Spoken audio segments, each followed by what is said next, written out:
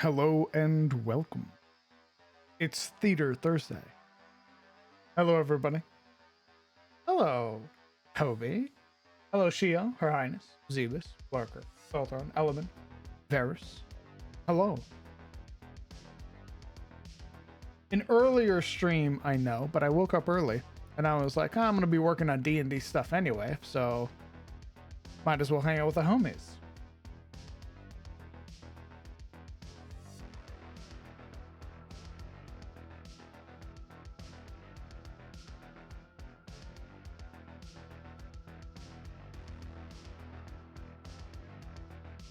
There we go.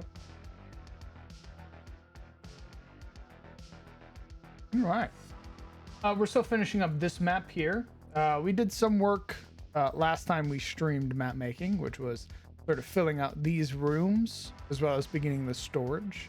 I did some work outside, sort of getting the approach more defined. So yeah, we're just gonna keep working on this. I'm just gonna sort of be like whittling away at it slowly but surely.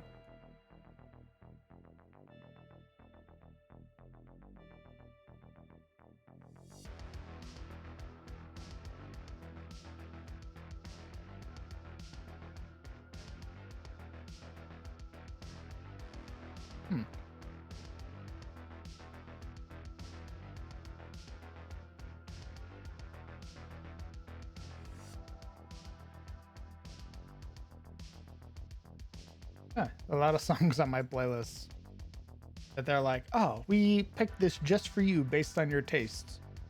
Like, no, you didn't.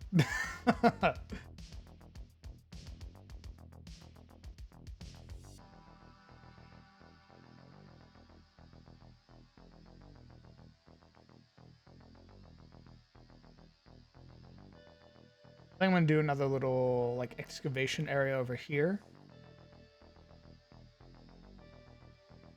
Oh, you know what I might do? I might have this tunnel sealed off.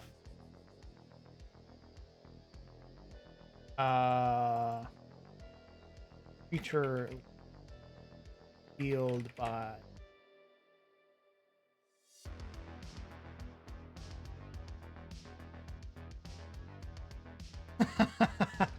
It is sort of like that, Toby.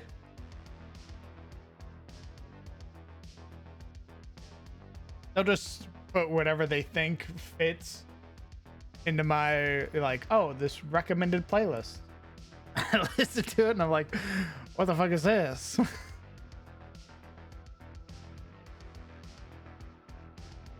I'm so really proud of this inner area. I really like its sort of design.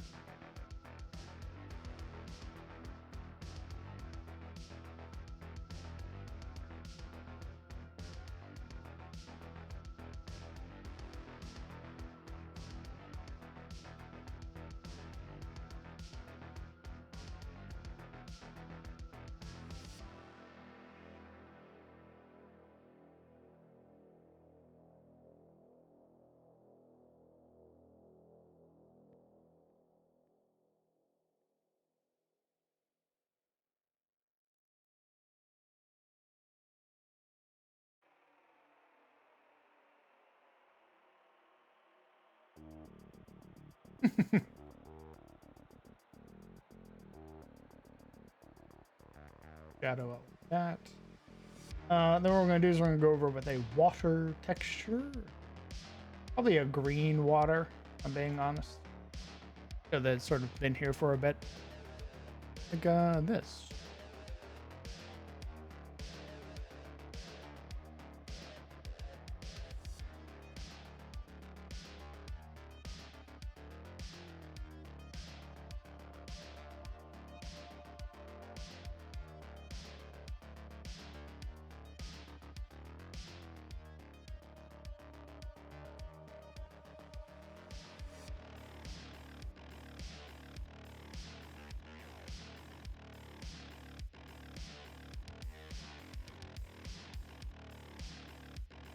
I think what I need to do is go.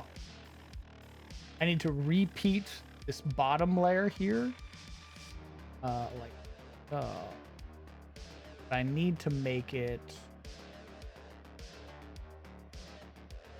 lower transparency.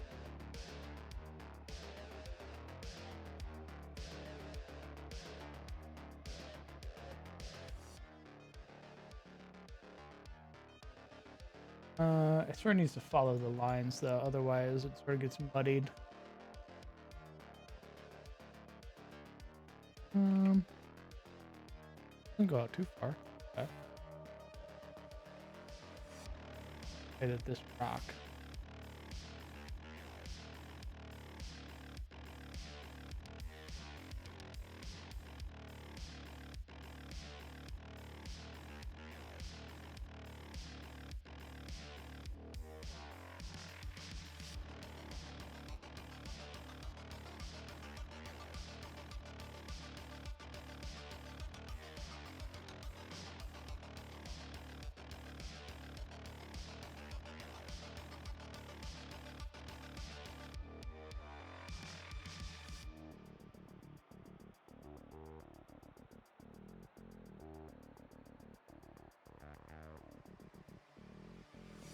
Put that one. So I have attention to detail. Thanks, brother. I appreciate that, man.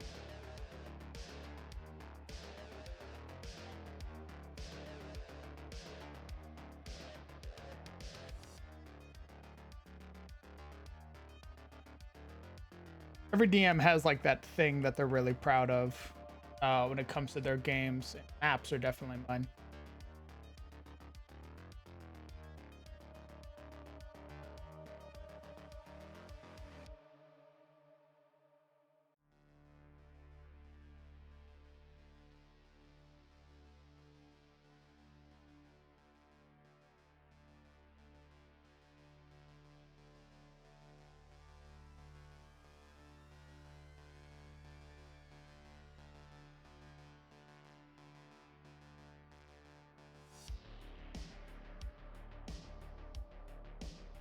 Ooh, that's what I need.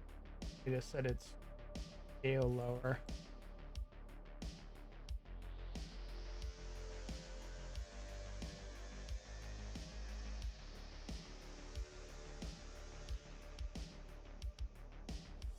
Actually, I bet I can make the water glow. What the fuck is this song?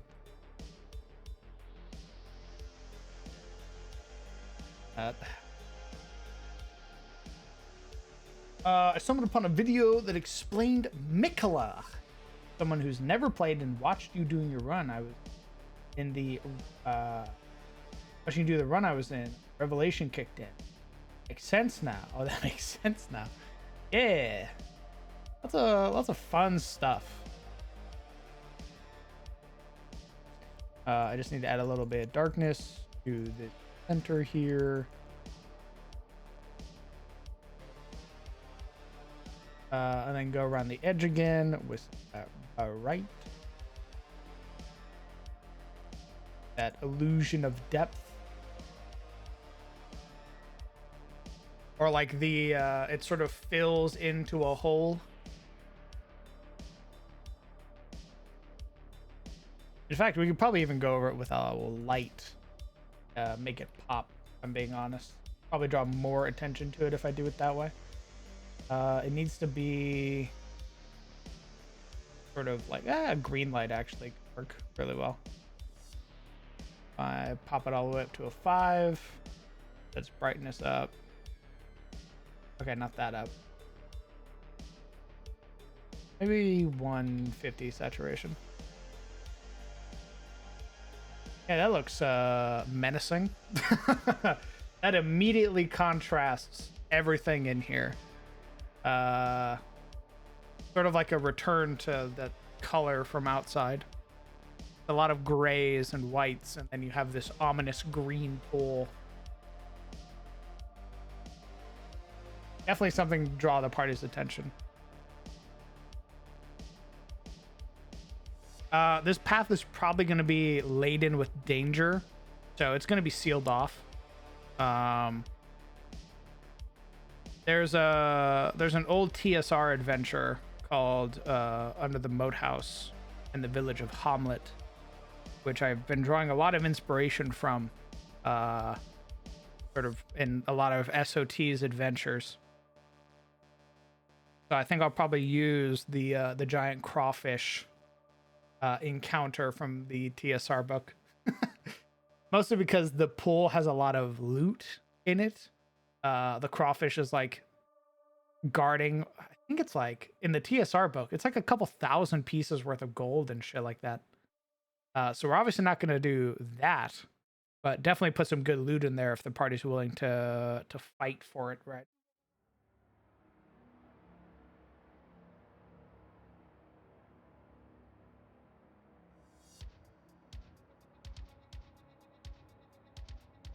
Then again, I understand why there was that much. TSR was all about like gold was like a 1-for-1 translation to EXP. So not only was there killing the giant crawfish, but there was also looting all of the gold in there. That should be good. That is like a nice contrast. I don't really want to add anything else to it. I could probably go a step further. Yeah. We'll have to do the same thing. Sort of set the opacity really low. Even lower, probably. I want my players to have to squint to see it.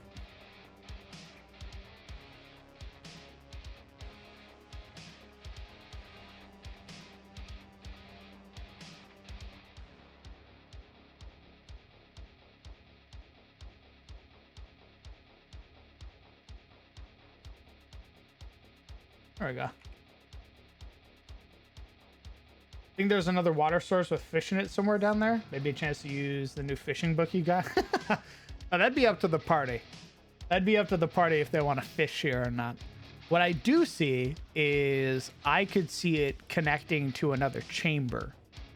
If the party is willing to like dive into the water and swim through the tunnel that's there, you would probably find the lair of the creature and probably get some more loot. Like that scene out of The Incredibles where he has to like dive underwater and he finds a little tunnel that Laser Vision or whatever his name was hiding in. I love shit like that. Very video gamey. But it's up to the party to take that risk, right? Like, okay, yeah, you're navigating this scary water. Are you taking that risk of diving into water that potentially has more fights in it?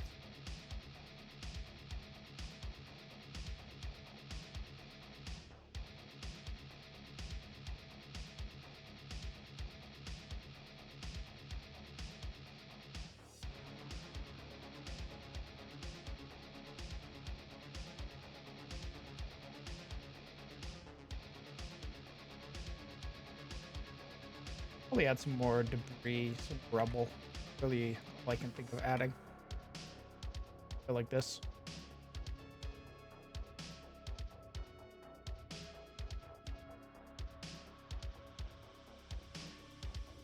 That's right, baby. I am nothing if not for the plethora of tropes I employ. And I employ a lot of them.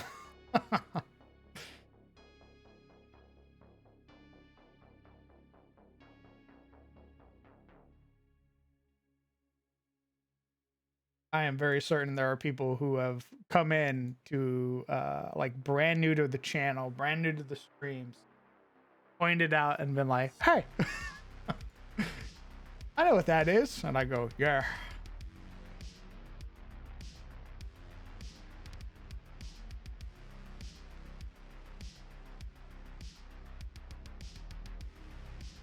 No judgment here. Very good. Why is this framed so low? This should not be that low. Why are you at a -5? You work.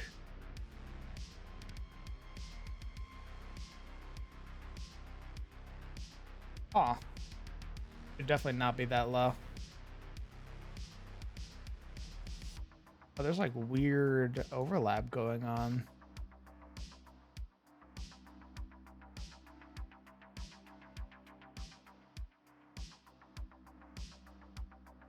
Ah. It doesn't look like there's any more. I lied. There is. Okay, there we go. There's some weird overlap. The silver standard, I'd risk going hands on for anything worth a gold piece. For 2 gold? Good to know, brother. Very good to know. We'll see if the party feels the same way. Right now, this party feels motivated by money, but I don't know if they're CTF levels of desperate, if that makes sense.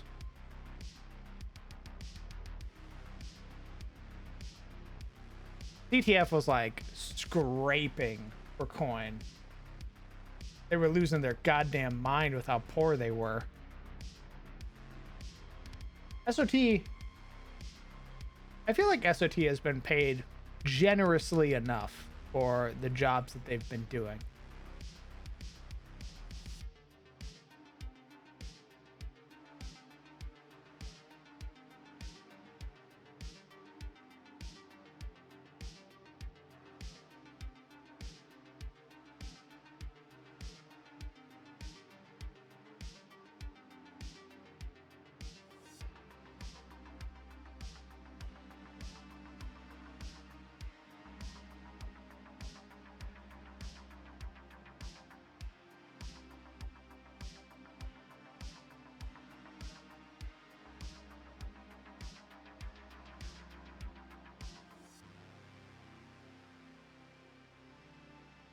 Do you use platinum in this setting? Platinum is reserved for things like guilds.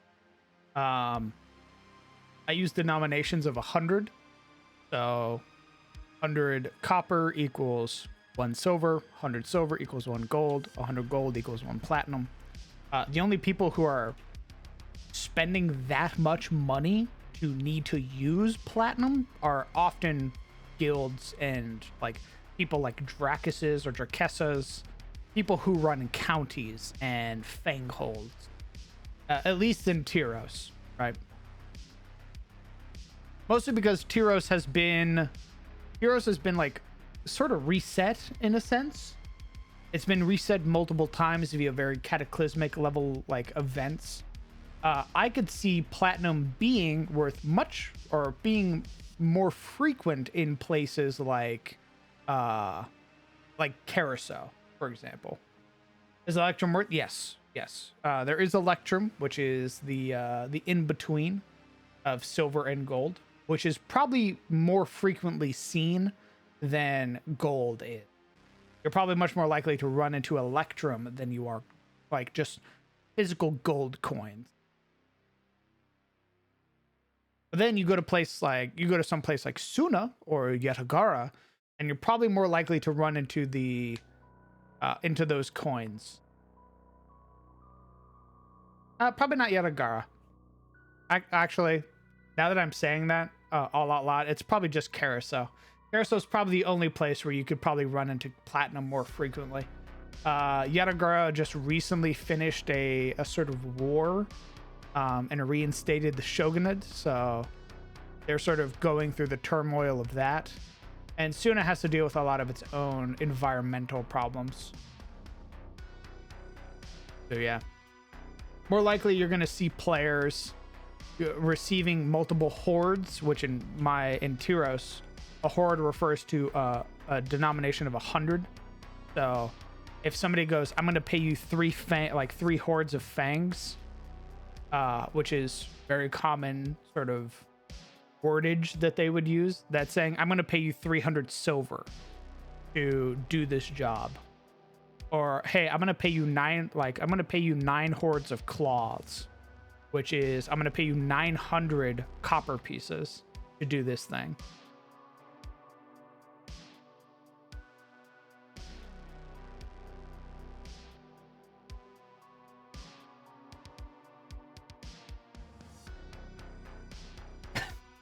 Hello, Ronish. Nowhere to be seen, I'm afraid, brother.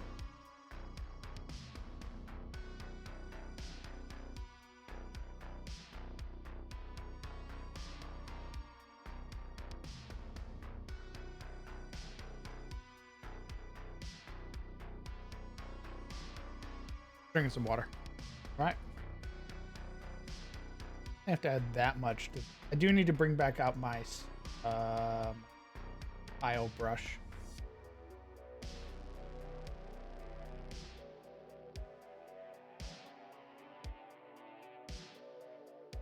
I used a...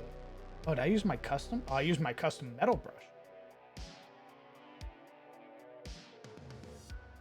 Love money in world building. All I can think about is the AO shirt saying, oh. Yeah, that's because... Okay, so that was my biggest gripe. And that was before I reworked my own currency. Yeah, I hate Electrum in Faerun. Electrum in Faerun is garbage.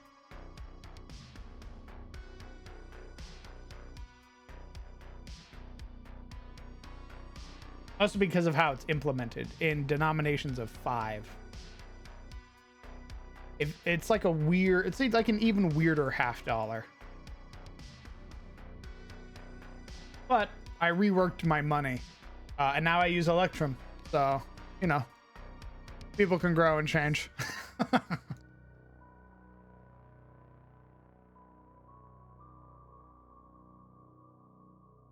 we go.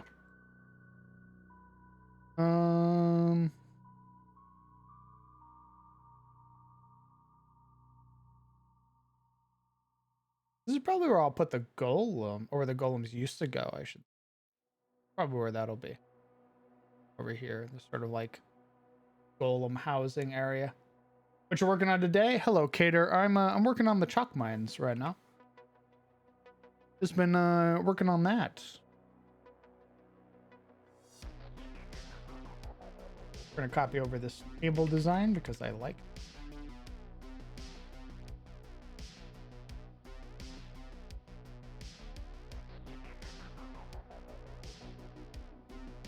Oh, I used 2 of them.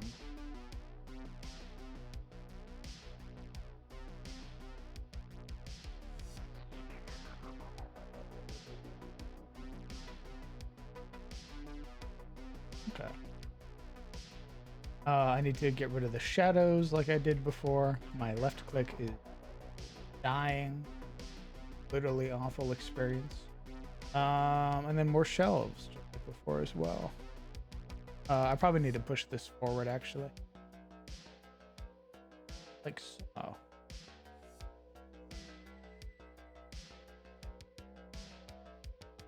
Okay. I grab this. Oh. Clicked on the thing.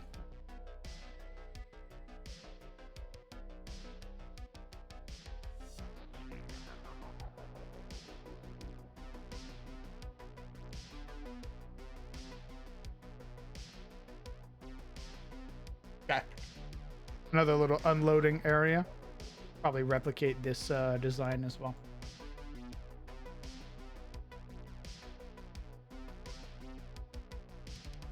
Left click. Copying.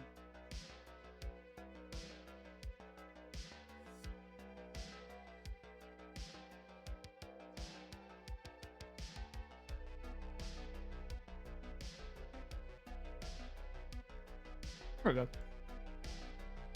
Go back on my grid as well.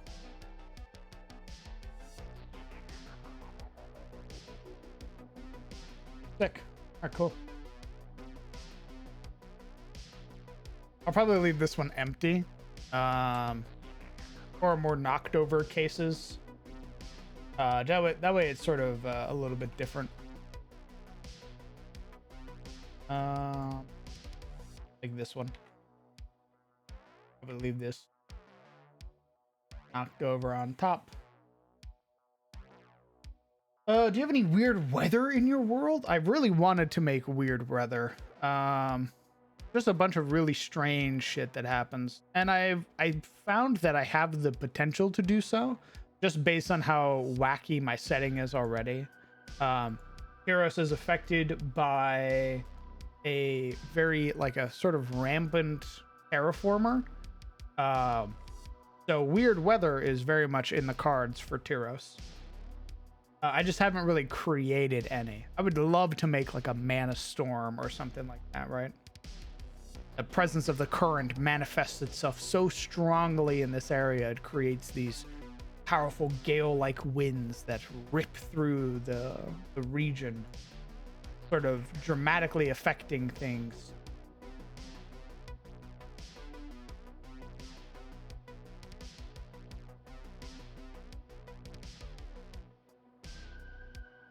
Where the fuck? Oh, I copied the shadow. God damn it. No, I don't want the shadow. I want my items, please. That's so funny.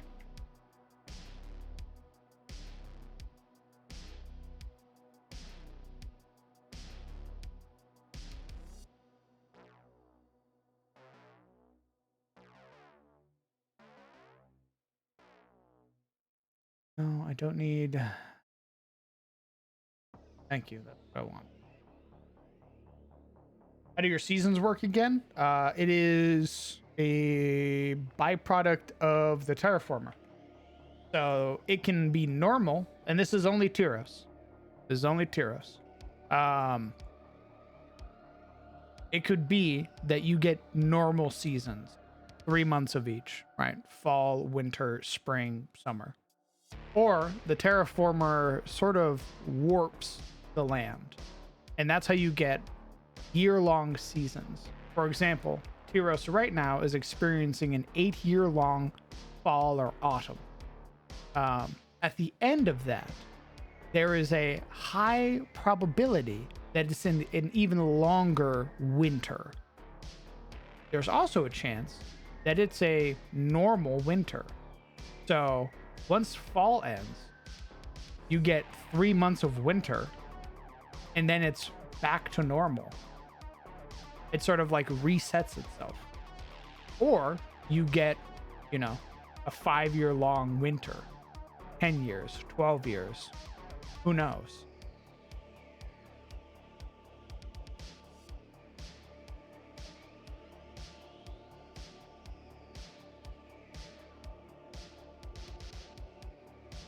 Like a naturally occurring version of the upside down rain? Yeah, that'd be fun. Made a video about it and I'd love to see more of it. Hell yeah.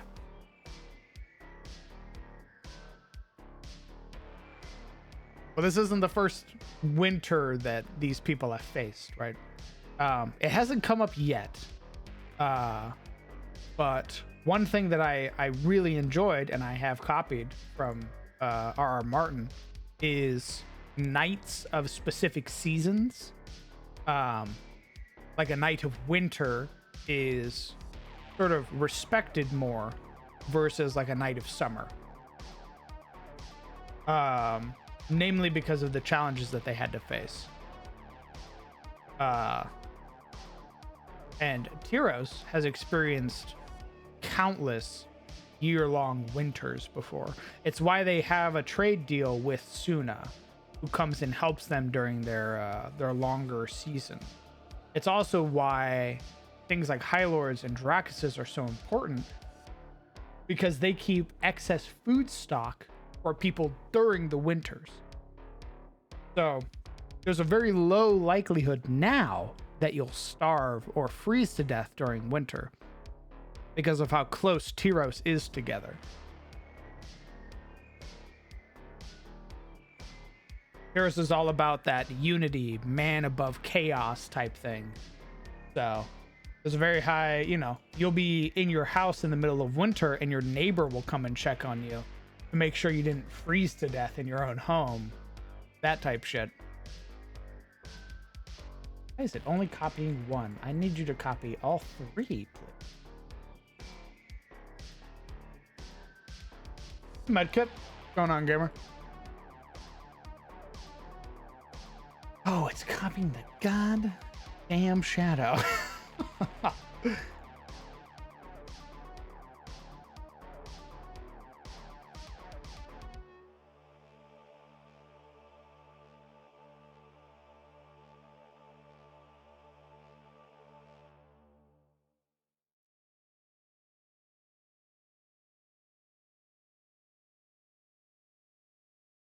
Please just let me drag everything. Mouse, I am begging you, my man. Thank you.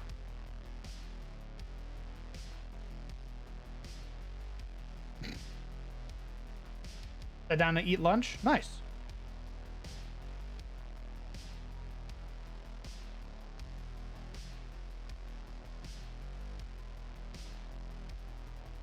I still need to create the nesting tree for weather or X crawling.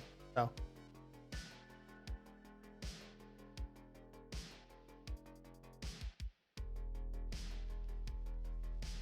maybe we'll add that one of these days when I get around to making that. I like to experience that. Oh, hey neighbor. No, I'm alive, thanks. Yeah, you know, it's a fantasy setting. I can be as wholesome as I want to be. Neighbors, checking in on neighbors. People caring about each other.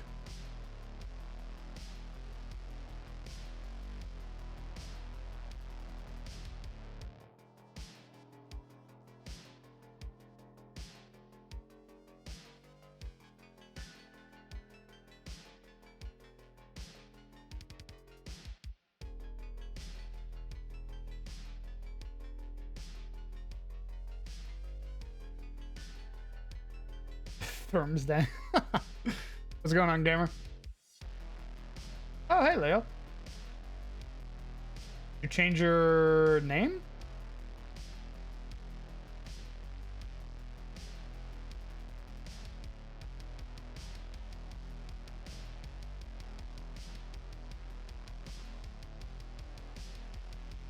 Oh, gotcha.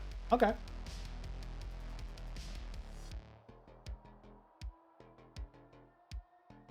What's up, Sparks? Okay, now I need to add lights.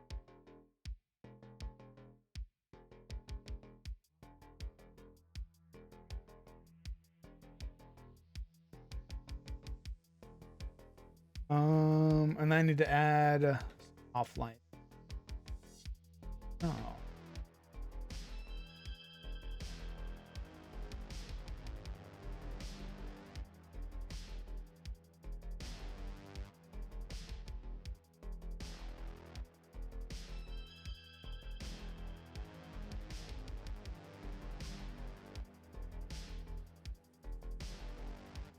I think everybody, no, not everybody in the party.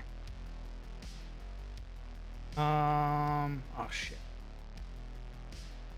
Hold on, I need to check everybody's character sheet real quick. I need to see if everybody has dark vision or not.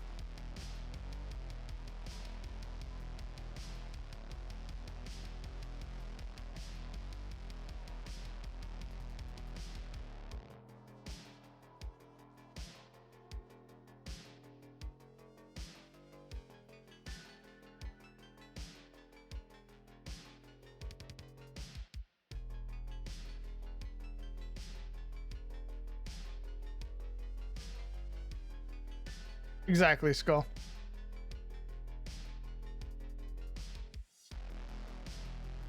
Um,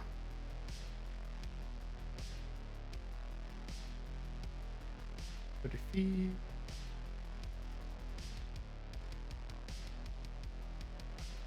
Oh no, he also doesn't have it. Okay, yeah, that's fine. I think only one person in the party has dark vision now that I think about it. I think it's only Ollie.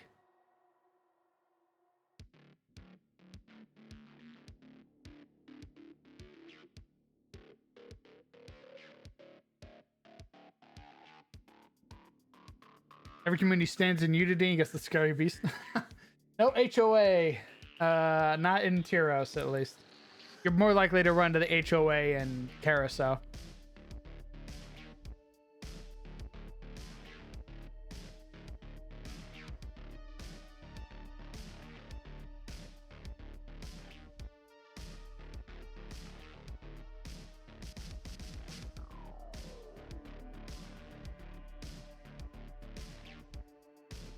Honestly, I should just leave these empty, if I'm being honest. I'll probably put like one knocked down one, and that's really it. I don't think I should put any more than that.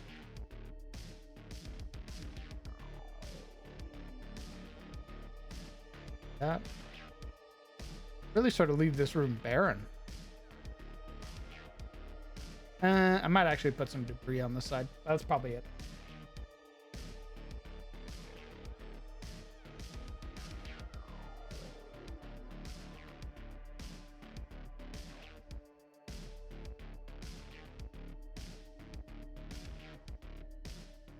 I also need to turn off the shadows on the trash piles. They're conflicting with too many things.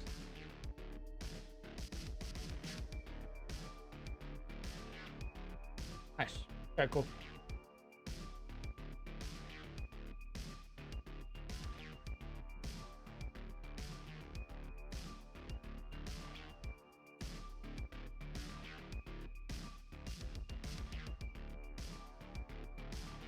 Nice. Nice and simple. Don't really need to do too much for this room. Because sometimes there needs to be empty rooms. There doesn't need to be, not every room needs to be full of something. Otherwise, it sort of takes away from the mystique.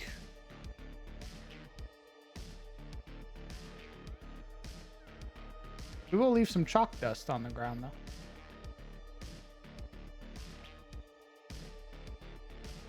Yeah, that looks great. Fuck, I might even put some cobwebs.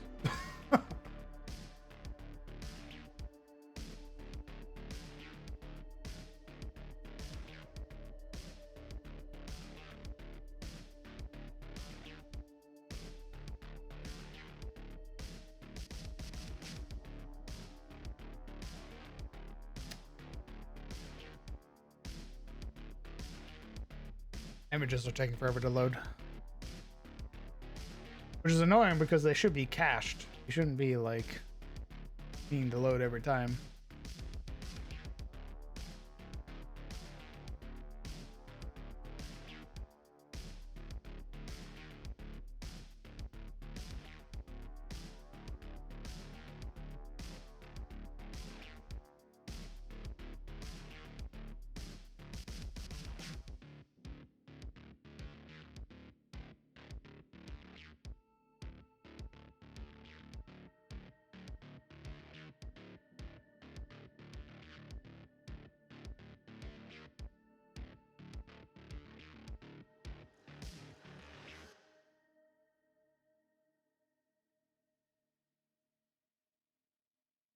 Nice.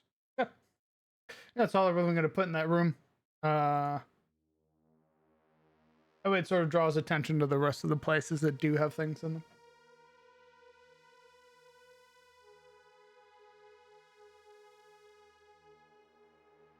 I think, yeah, I think the most complicated thing in this room is probably going to just be my brushes. Sort of making the floor look interesting. That is real simple. Just adding some cracks to the ground on. Show the wear and tear.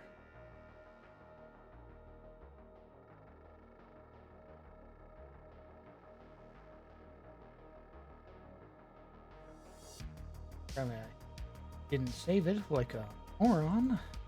Whatever.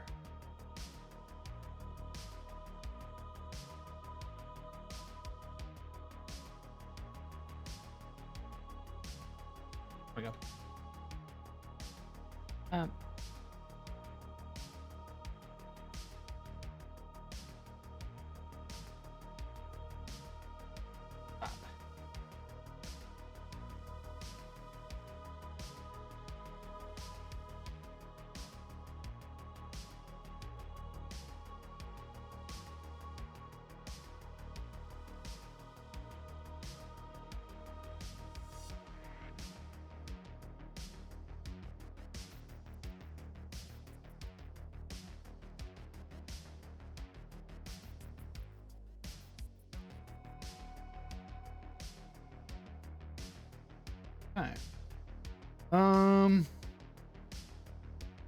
I think I really just need to figure out what to put in this room, and then I think this first map is done. Because these areas are... I might put like another little campsite or something over here. I need to add much.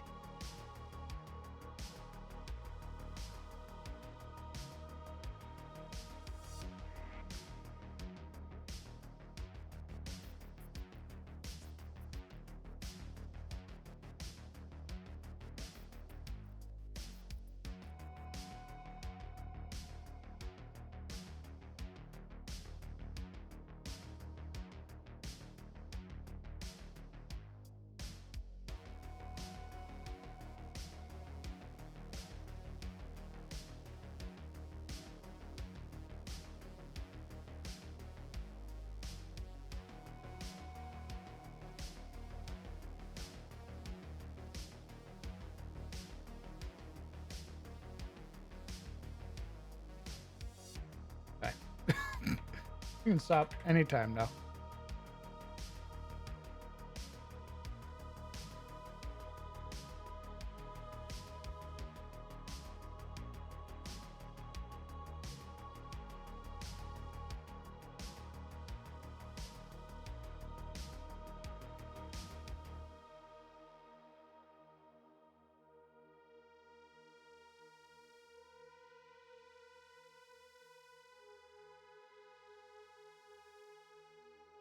Yeah, I like the size of everything. I need to grab my Yuri icon again. That way I can just keep a reference on how large everything is.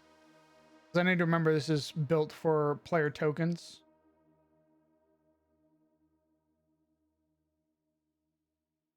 This is how big a player token's going to be here. They're in here. Oh, yeah. Nice. It all fits. Please click on that button. Dear Lord.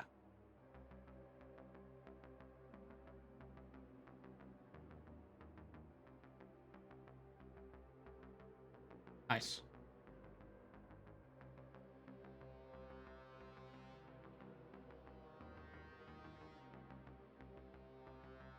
And the things that I'm going to be adding will be in post. So after I've made the map, I'll be putting a little blockade up here in Foundry. Like a little door. Basically show it's been blocked off. I've added some stalactites. Sort of give that illusion of a cliff. Or not a cliff, but a cave.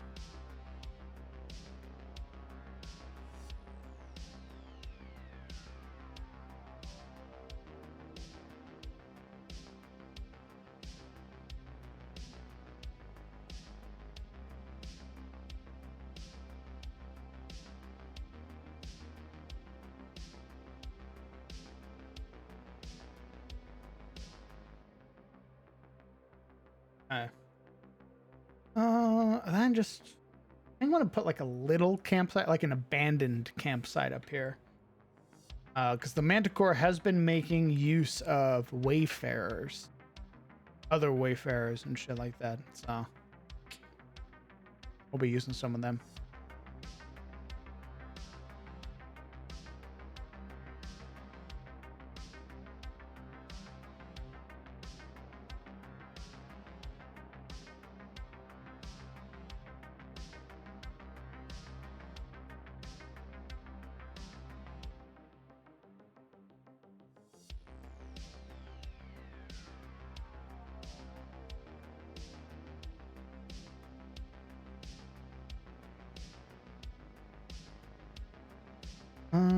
I wish there was like ruined bedroll.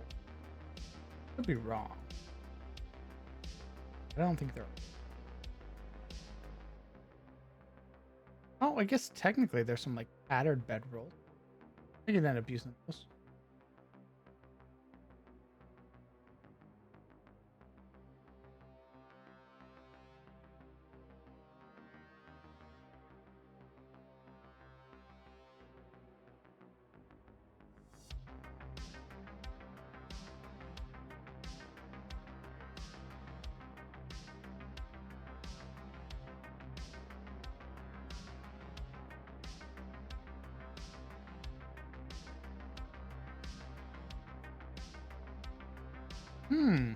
Okay. We'll leave like a pack.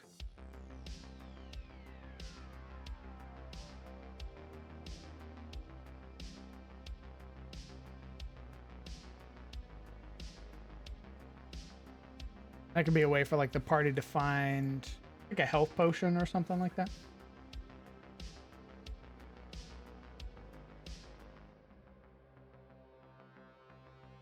Like looking at a piece of wonderful art and thinking what stories you and the gang will be telling that gets milk. That's very kind of you, Thighs. I appreciate that, brother. I very much look forward to what the party is going to be doing. I sort of see this being like the hurdle. Maybe not hurdle, but the sort of challenge arc, as it were. Like the thing that really will set them on that road to becoming like recognized heroes. It'll probably be...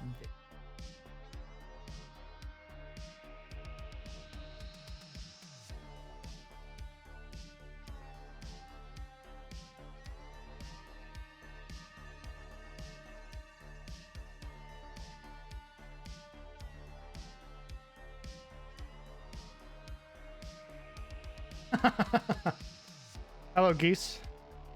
Welcome.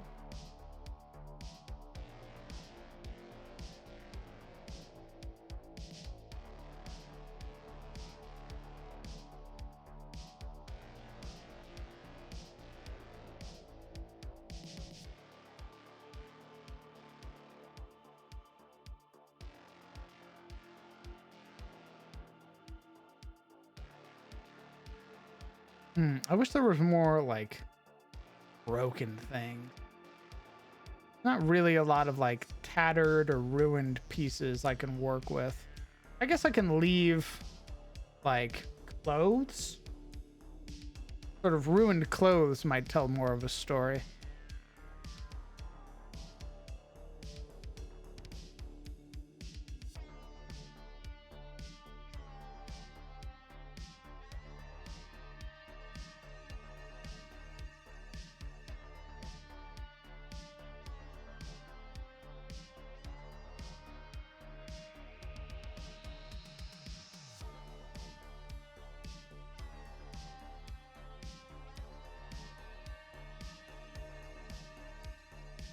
I'll probably put some really old blood, like bits and stains.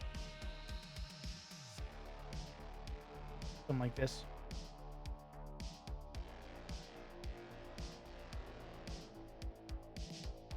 Probably needs to be a little bit darker. Yeah, give it that aged look.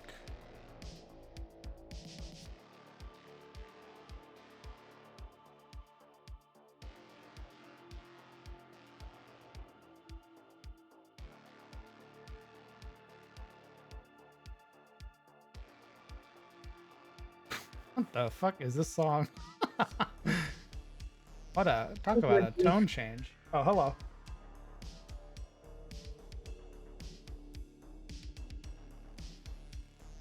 What's up, Gimmer? I'm working. Cool.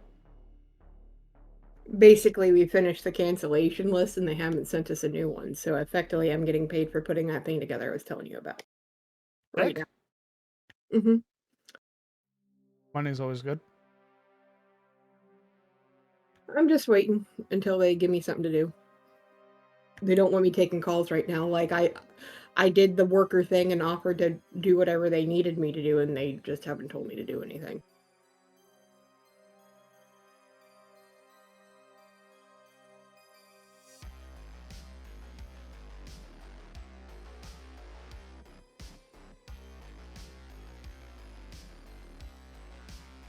Do I want to put a corpse?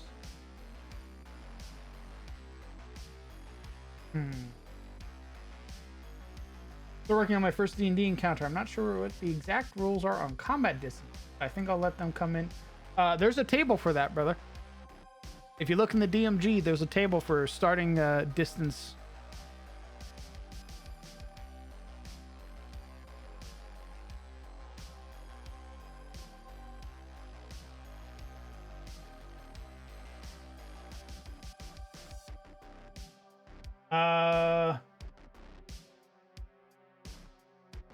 Oh, it's on the DM screen.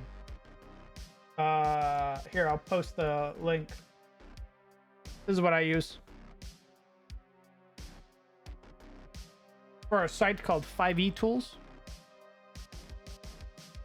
I think I will leave a corpse. There's probably going to be something that's keeping it from being animated. Actually, now that I think about it, because the tunnel's sealed, they wouldn't have gotten the corpse. So, never mind. That explains it right there. Mystic, thank you very much for 26 months. Welcome back, brother. Incredibly kind of you. Thanks for sticking around for so goddamn long.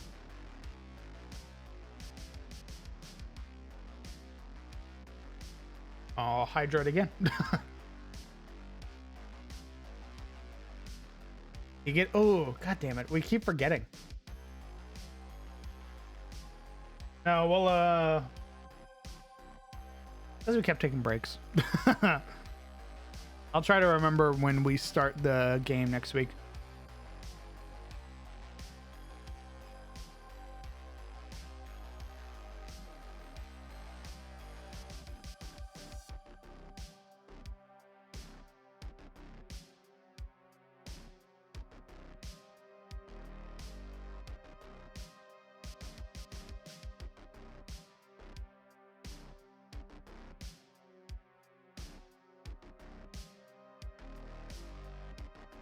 Nah, no corpse. It's more ominous when there's no corpse and instead just a little bit of blood.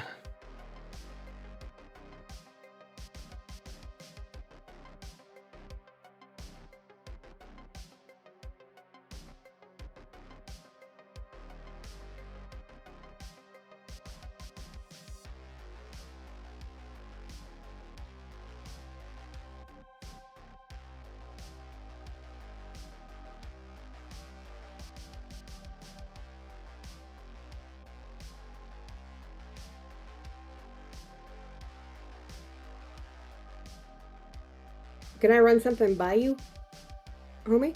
What's up? Synergy system. One more time? This is like the base explanation I have for what I'm doing, written down. Upon a character's creation, a character's overall experience and physicality through their life would blend into the part of the things they do.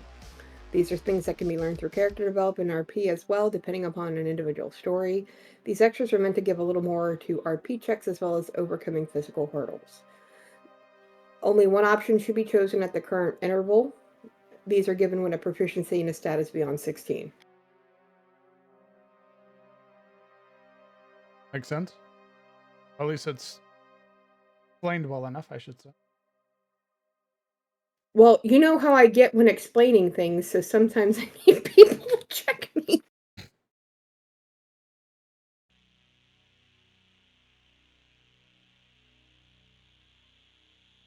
I need a like knocked over bucket or a dream sequence isn't a bad idea.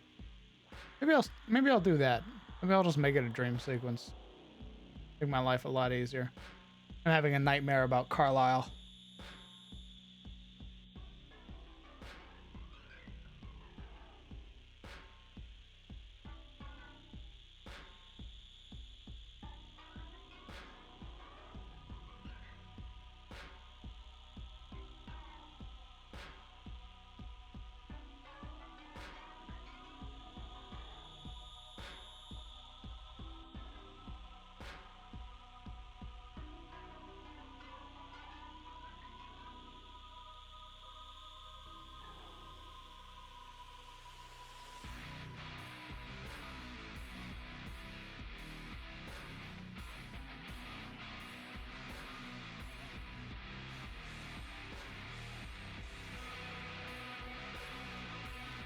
Scatter some weapons.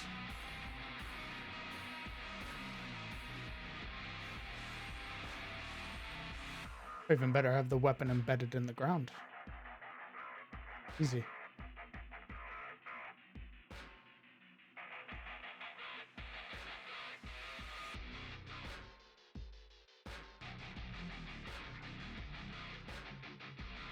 We're working on some stuff for a homebrew campaign. I'm debating adding trick weapons for my martial weapons. Here that also has a shield, weird umbrella mechanics, and so on. Yes, I have messed with trick weapons before. It was a very pivotal weapon for one of the players in a game called Secrets of Iris, which was also named Dawn of Enelure. Oberon had the threaded cane, the trick cane from Bloodborne. The way that I did it was I just made its bonus action property be how you switched or how you swapped between its various states. So normally it's a regular cane. Bonus action, he deploys the whip, so now he can Now his weapon gains reach. Now his weapon does slashing instead of bludgeoning. It was a lot of fun. I was actually debating recently putting trick weapons back. Just because of how sort of unique they were. They added a very distinct flow to a character.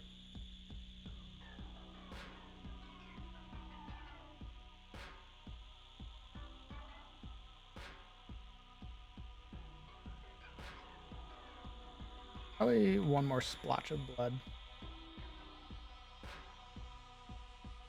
It was very easy to do, brother. The issue comes about if the player is very bonus action reliant. So for Oberon, wizards don't really have bonus actions all too much, aside from a couple of spells. So for him, a bonus action was nothing. When I attempted to employ a trick weapon onto somebody like Kellen, who is a ranger, who very frequently used their bonus actions for things like Hunter's Mark, it became very cumbersome for him, where he needed to deploy his weapon and then have to wait a turn to be able to then do his Hunter's Mark. So that was something that he initially was fine with, but as it prolonged, it became very tedious. So just be wary of who you're giving the weapon to.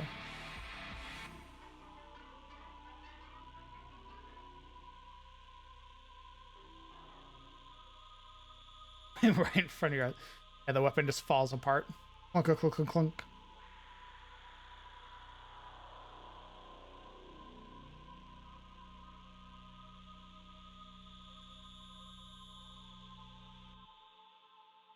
Yeah, brother. I look forward to hearing about any of your trick weapons you make, though.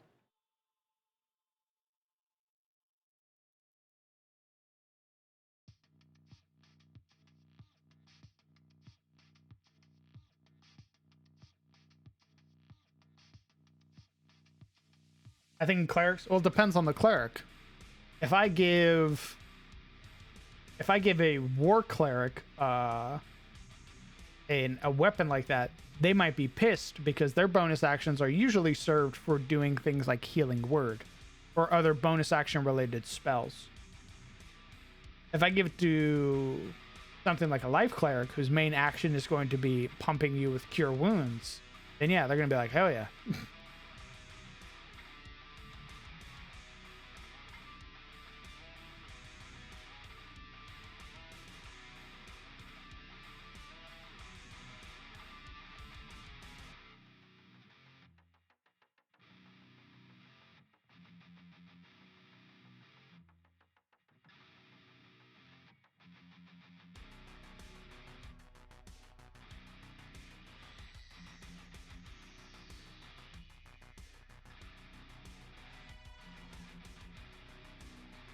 Hey, Soup. What's going on, gamer? Make an alternative action you do. That was something I had considered as well. I had talked about it recently on stream, the idea of versatile being a sort of change up. So weapons that might have a versatile property don't add more damage, but they let you do different stuff with the weapon, depending on how you're wielding it.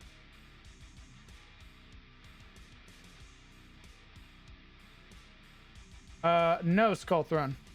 Are you referring to Joe Fudge?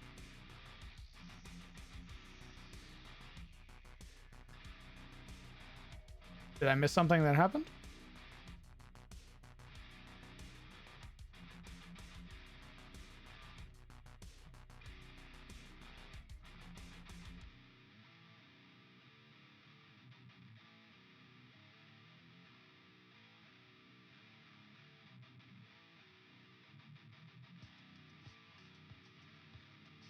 Yo mama, huh? It's been a while since I've heard a yo mama joke.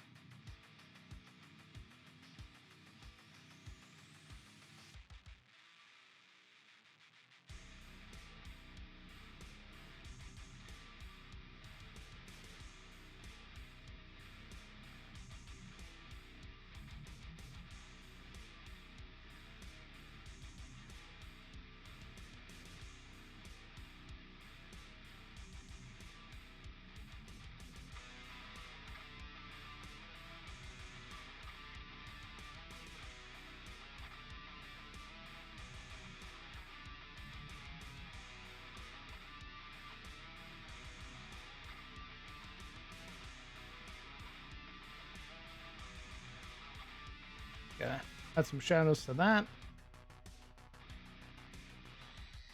I don't really need to add anything in here, but I'm gonna.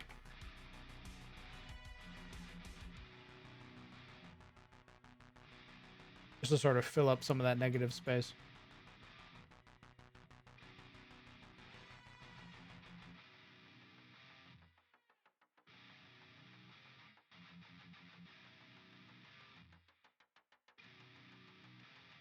Wish escape would actually deselect the things.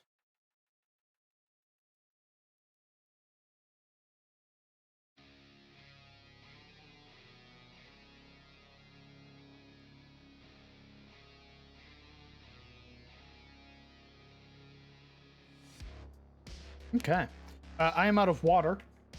I'm gonna get some water. And I'll be back. We'll continue. I think I just need to put in a couple more little details. Like this area. And then we'll be good. So then we'll start working on the other half of this map.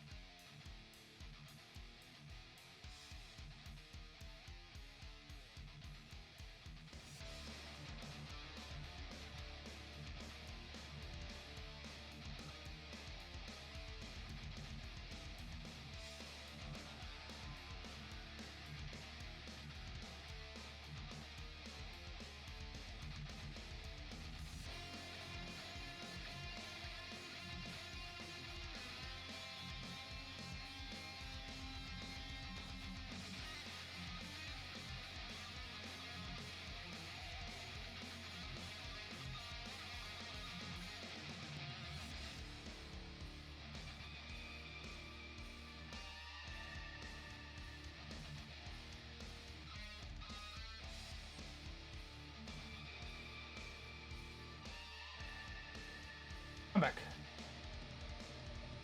Welcome back. Welcome back. Have you checked out Panic at the Dojo?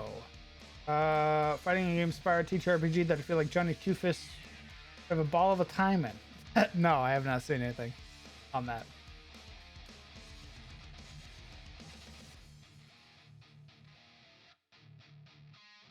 Although, actually, now that I think about it, I think somebody posted something dojo related in the Discord.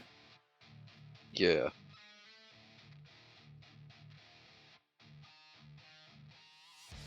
Where was that?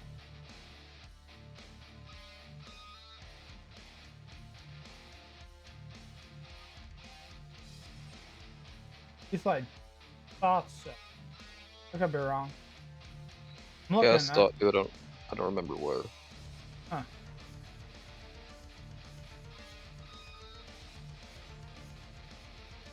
Well. It's a TTRPG talks. Ah.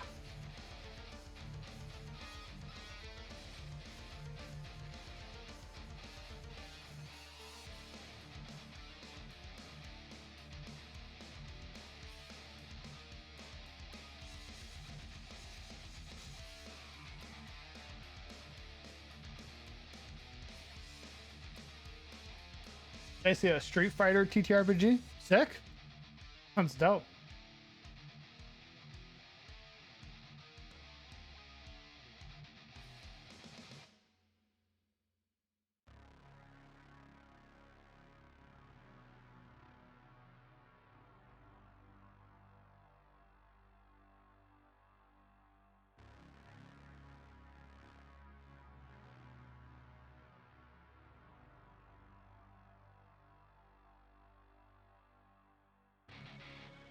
I'll have to send that to my friend. They fucking love fighting games. So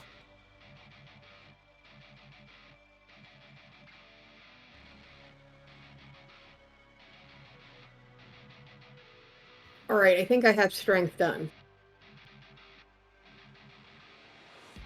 wanted to button.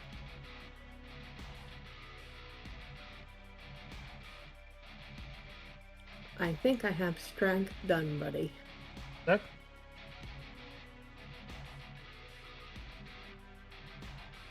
That's right. All right. So strength. I'm going to do 3 options for each stat. Strength, grace through force. As we're sometimes being lithe, deft, and agile as a call for course, never underestimate brute force. Upon choosing this synergy, a character may replace one dexterity-based attacks roll with strength as a modifier. This can be done equal to strength mod plus 1 per day. This allows strength characters to fire a bow. It doesn't add to their attack damage, but does allow them to hit in a dexterity situation. Okay. Forceful presence. As where words can be the best weapon in certain situations, never underestimate the effect of having muscle to back up your words. The player may add their strength mod to intimidation and persuasion checks should they have the proficiency. Too strong to fail. Tireless training and honing of the body has allowed the character to use their physical strength to compensate in times of some physical and mental weakness. Once per day, a character may supplement their strength mod in lieu of con or wisdom on a saving throw. That's funny.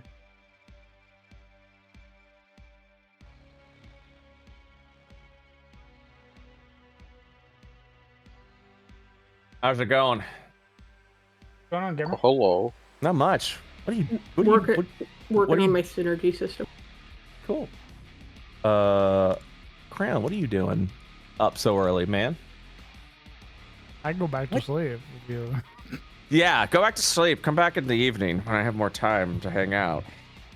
My plan is to stream for the day. The entire day. Don't put words in my mouth, but The all day. You gotta play some Elden Ring, aren't you? You sicko. You're like, I'm getting my work done. I got my work's done. And God, what am I gonna do for the rest of the stream? Oh, I know. I guess I could play a little thing called Elden Ring DLC. there is Elden Ring in the cards, but I need to work on this first. Good for you. Good for you. Hey man, Why am I the turtle pope? That's not who You know I why. am in this. In this. You know why. I'd like to be a raccoon again, please. Okay. Absolutely. What will you I give love in the turtle exchange? pope though. That's my Elden Ring form. It's my Elden Ring form. Is he actually changing it? Yes. Oh. Don't. Oh. Hey It's man, like a don't. second to do. Okay, all right, good. Because I'm gonna ask you to change it back when you go with Elden. We're done. It's. Oh yeah, go on, please. Oh god. What I've done for Elden Ring, I haven't done any DLC shit. I'm on Godfrey. And I basically finished all of Farum Azula. I've finished all of the Erdtree, so I beat Melania. So now it's just the last couple bosses for base game, and then all the leftovers for the DLC, which I didn't get to at all. Apparently, I've barely scraped the surface, which is really interesting. What do you mean? No, There's don't tell me. I A don't lot more know. I don't wanna- bosses is what I've been was told. like, I was like, what do you mean you haven't been playing the DLC? What the fuck are you talking about? All right, Oster. Homie, I know that the Souls games are like one of your favorite things. Mhm. I've been hearing a lot in regards to the DLC's bosses being too hard. What is your take on this? They're not. You want my take on it is? Everyone, people like to complain. Next question.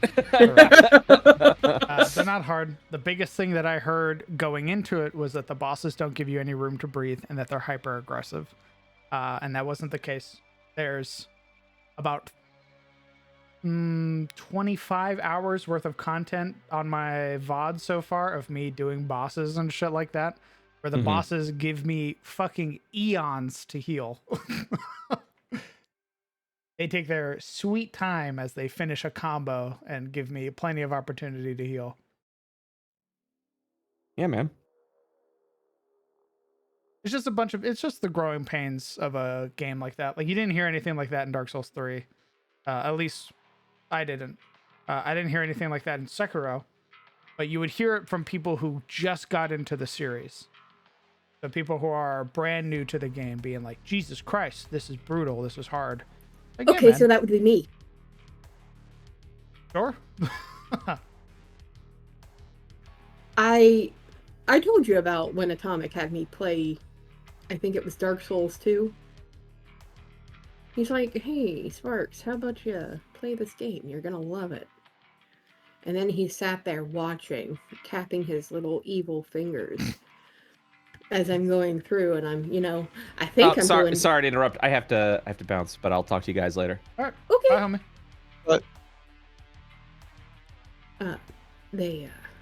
He was tapping his little fingers as somebody invaded my happy ass and killed me. And I was like, I don't think I'm going to play this game while pregnant because I'm probably going to pop a blood vessel.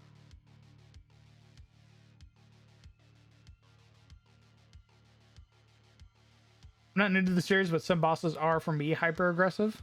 I mean, yeah, it's different for each person. So far, the bosses I fought haven't felt hyper aggressive to me.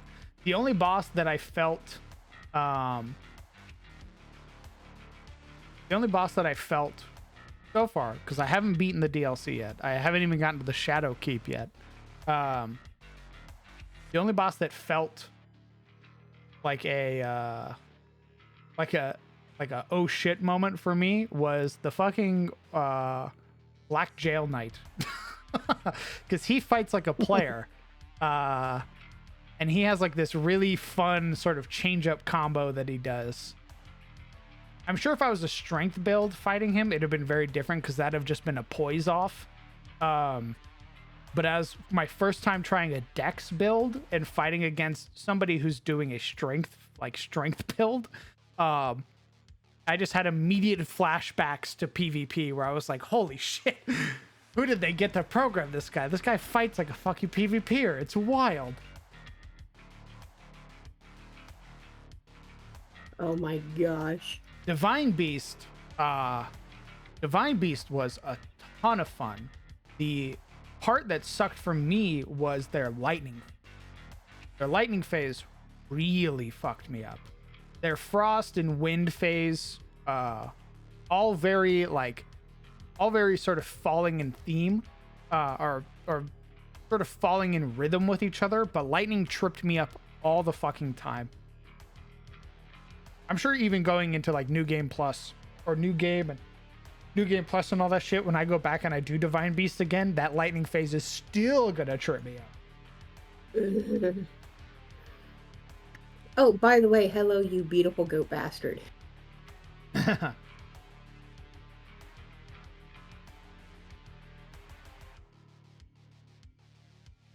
thought it was over leveled. I thought going in at 150. Oh god, Bale.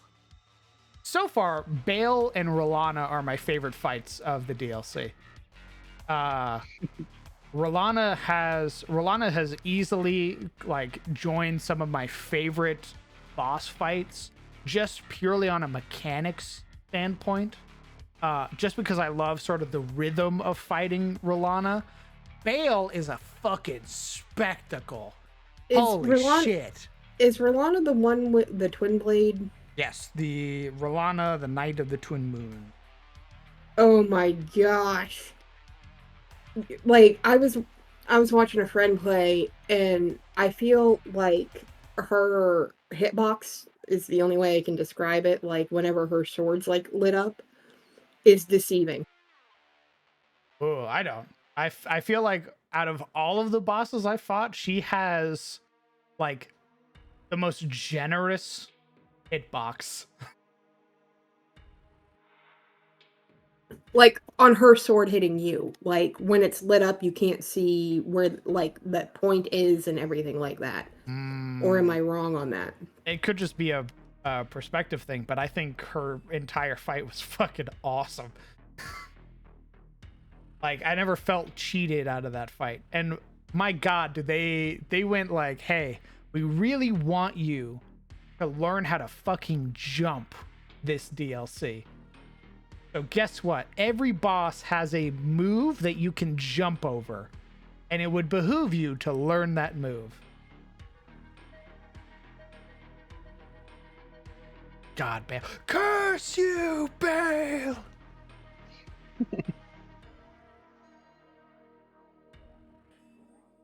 Behold, a true Drake warrior, and I, Egon, your fears made real.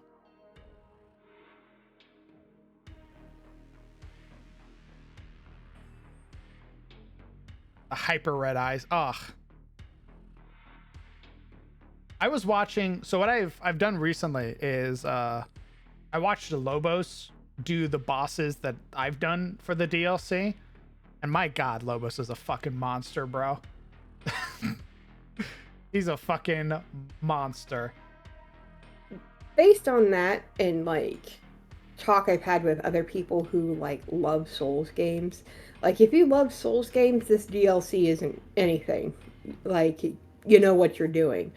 But people who don't appreciate the Souls games for what they are, I feel hate this game. Like, hate the DLC or find it too hard. But people who are like, it's a Souls game, improvise, adapt, overcome, they're fine. Again, it's just the growing pains of it being a very popular game. Like, Elden Ring is by far the most popular game that FromSoft has released, aside from maybe Armored Core, the most recent Fires of Rubicon, because both of them are like intro games to the series. Like, Armored Core and Elden Ring brought in a lot of people to the whole FromSoft genre. And I bet if those people went back and they played like Dark Souls 1, for example, they would be like, holy fuck, Dark Souls 1 is bullshit. I fucking hate this game. Because there are so many annoying things in Dark Souls 1 that if you're not like familiar with the game or the sort of like fuckery that the game employs, you're just gonna hate it. Is that a happy little trash pile that I see there? Yeah, they're everywhere. Hello, happy little trash pile. That's like your happy little tree. Armored Core brought me in. Armored Core, fucking phenomenal game. Rise of Rubicon also holds a very special place in my heart. And that's my first Armored Core game. I'm sure if I went back and I played the other Armored Cores, I'd get my shit rocked.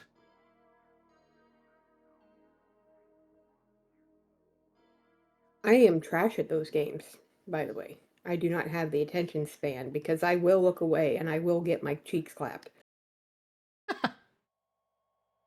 That's the reason I don't play those games is I know where my faults are with my ADHD. I know that eventually I will get distracted and I will get clapped and I will get frustrated to the point where the hormones take over and all logic is thrown out the window.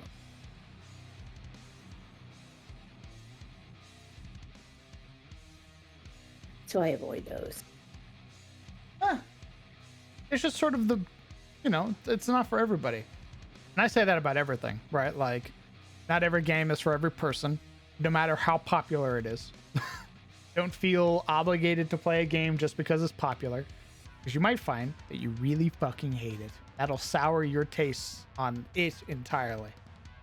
There are plenty of people who just enjoy watching the other people play the game. That sense of schadenfreude, watching somebody else like sort of suffer through something that you don't have to.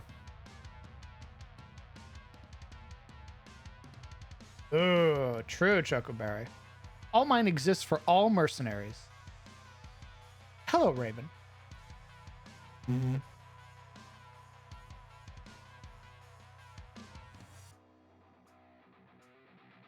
What the fuck is...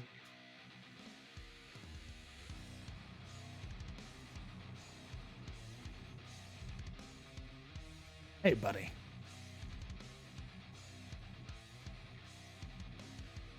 I've stolen so many Armored Core references from Arius.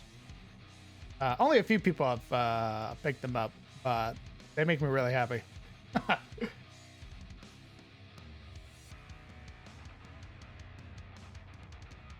I took my first step to inner peace, by the way.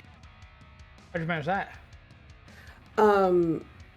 I have made a decision that when it comes to RP on online platforms, I will not be in any concept discords or anything like that because of the amount of... I want to leave RP in the game. I don't want to deal with it when I'm out of Conan or Red Dead or anything like that. I don't want to. You finally gotten to that point. Yes. Took you long enough. So I left all like the concept discords I was in. I don't want to hear people like salty about their RP not going their way when, you know, it's a two-way street. You have to give and take. And I've noticed that a lot of people don't like to give. Correct. So I've decided to leave that on the wayside. I'm going to just kind of do my own thing. I'm going to keep in character, and I'm going to do my own thing. Like solo concepts, things like that. If I get pulled in through the RP of it, great, but I still won't be joining that Discord. Mark? They can, yeah. It's led to an amazing amount of positivity. Wow, I've gotten rid of all the negative people in my life. My life is so much simpler now. Well, I wouldn't call them all negative people. It's just people get really, really passionate about the roleplay, especially on things like that. And I think... Don't mistake that for passion. Don't give them that out. It's not. It's them being a shithead. Again, I'm trying to remain positive in my life, Crown. So let me try and be positive. Save your sympathies for someone more deserving. I would never do a Soul Level 1 run because I've done runs like that in previous Souls games, and I'm not a Oh, same. like, I'm not a psycho enough to do a soul level 1 or a rune level 1 or these sort of like weird challenge. Like, I beat Elden Ring with bananas, and you're like, what? Like, those people are psychos. Great on you. Good on you, dog, for doing, like, going above and beyond on some crazy shit. I'm not gonna do that though. I've beaten the game like 6 fucking times now. Lord knows how many times I've beaten Dark Souls 3. And Dark Souls 1 for that matter, dear God. Like, I'll do like funny builds. Like Durok, or not Durok, whatever my shithead Dark Souls 1 character was, where he wore like the Smo armor and he had like a great club and shit. Like, I'll do funny stuff like that.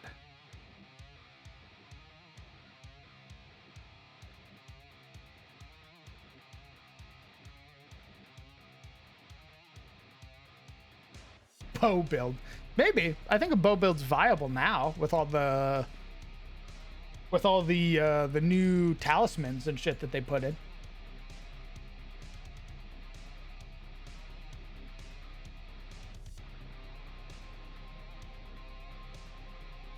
I think you'd have to play like a red main knight. Like the dude who has a great bow, and then you get in melee and he pulls out a great sword and a shield. Like, that's the dude you'd probably have to play. Like, start off with some heavy shots with your great bow, and then the moment that they get in range, it's swap to melee.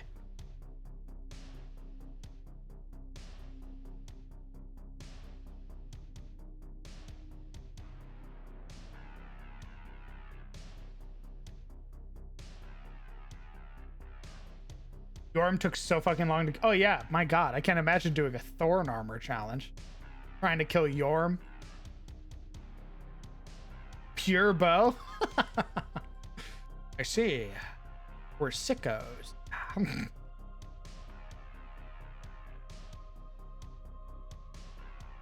I might be picking up PAX Day to play with my husband. Picking up what? New game, it's called PAX Day. Okay. He seems to be loving it. He's like, hey babe, you want to play? And I'm like, translation. Hey babe, do you want to farm a ridiculous amount of supplies? Because I know that you hoard things so that I can get keep getting my crafting up. Nice. I mean, at least he's honest. He's very honest because he knows that I will... Him and I have played a numerous amount of games before, and he knows that I have incredible ADHD when it comes to, ooh, look, a candy, when it comes to picking up things and, like, farming on my way.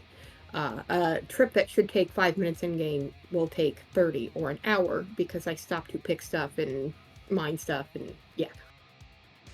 Nice. So he's like, I know you like, your happy place is actually farming stuff, which is truth. I like chopping trees and picking flowers and all the games. Like, I can mindlessly chop trees in New World for a very long time, which he loved. And I can pick flowers for, like, herbalism and stuff like that. And he's like, hey, you want to come do this? I'm like, what? Running around and farming and barely interacting with people? Bet. You're always so thoughtful. No, he knows that sometimes that's just the mood I'm in. First boss was the chaplains. Ooh, yeah. The oh god, what was that called? Deacons of the Deep. Yeah, Deacons of the Deep. Aldrich's Coffin. So I have another question for you. You gonna play retail when the new one comes out on WoW? Retail? Oh, Wars Within? Mm-hmm. I don't know. I haven't really kept up with that at all. And I'll be honest, the only people I know who play WoW are you and actually just you. Oh no, I haven't played for a while. I'll probably like hit War Within when it comes out late August because I know husband's playing and a few other of my friends are playing, but I quit playing frickin' I can't even think of the name of it right now. He's Undiscovered. Yeah. Like, somebody messaged me today being like, hey, Phase 4 just dropped. I'm like, yeah, about that. I don't know if I want to do this anymore because I don't get to keep anything on my main account. Did they finally reveal that they're like getting rid of Season of Discovery and shit like that? They just did Phase 4 today. Hmm. But I don't see like me being like, it doesn't go into my account that I share across everything. Does that make sense? I gotcha. Like I already have what I like to call my little I'm better than you trinkets, so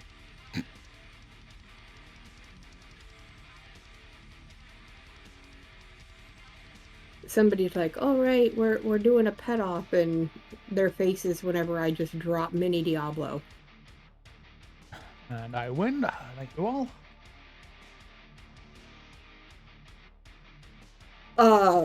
In one of the pet offs though, I did get smacked in the face. I dropped mini Diablo, took a bunch of people out, and then somebody dropped frickin' Tyrael. They went, oh yeah?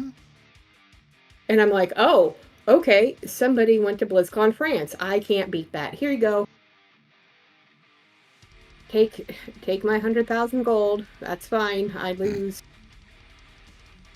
I wanted to get back into 14, but it's really hard. Like, it's really just the idea of getting back into MMOs is sort of like too time consuming now. Like, I already feel guilty playing Elden Ring, where I'm like, I should be doing D&D shit. I can't imagine playing catch up and then doing all like the FOMO shit in a MMO where it's like, oh, but I have to go grind tomestones and I have to do my Omnicrafts for the week and I have to do my turn-ins and I have to go do my hunts and then I have to do my alliance raids and then all of my roulettes. And it's just me fucking like just foaming at the mouth, laying on the ground trying to play catch up. When all I really want to do is just dress up my Warrior of Light and then roleplay.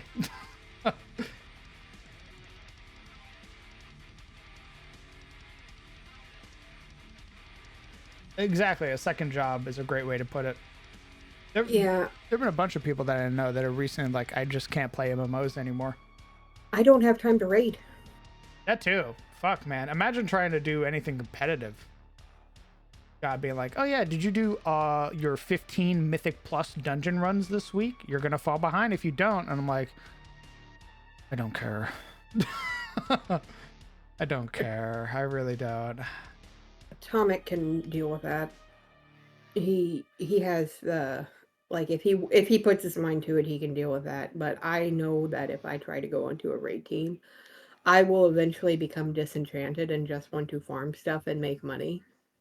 Because for some reason, that pixelated gold really, really, really hits my dopamine in a special kind of way. I feel that. I feel it's great being like a tycoon in a fantasy setting. Like I loved playing my paladin and having just a fuck ton of money like during phase 2. And dude, go on. No, it's just the feeling of having that fuck ton of money. Like even on Red Dead, I'm a nurse, but I have I think 7,000 in my bank account. Nice. The next person closest to me I think has 3. And they're like, why do you just continuously go out and like farm for money? I'm like, because when something comes out that I want it, I want to make sure that I get it. Yep. No questions asked. I was doing something. I was doing Black Fathom with the guild I was on my paladin, and they were like, "Are you wearing gloves of might?" I'm like, "Yeah, man, I bought them." And they're like, "Jesus, how much you pay for that?" I was like, "It was only like 150 gold or something like that." And they're like, "Only 150? Only? I've never even had 100 gold." And I'm like, "Brother, I'm sitting on 540 gold right now." What the fuck have you been doing this season? Was that Season of Discovery? Yeah. That's chump change. It was chump change. It wasn't chump change during season 2, shithead. Chump change.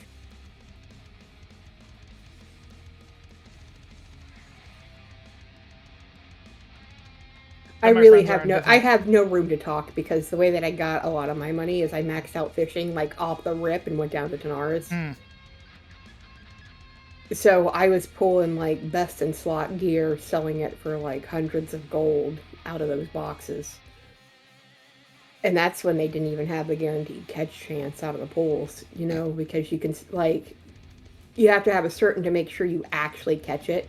Like there's a number to hit so that you can actually fish in the water, and then one to make sure you don't miss it.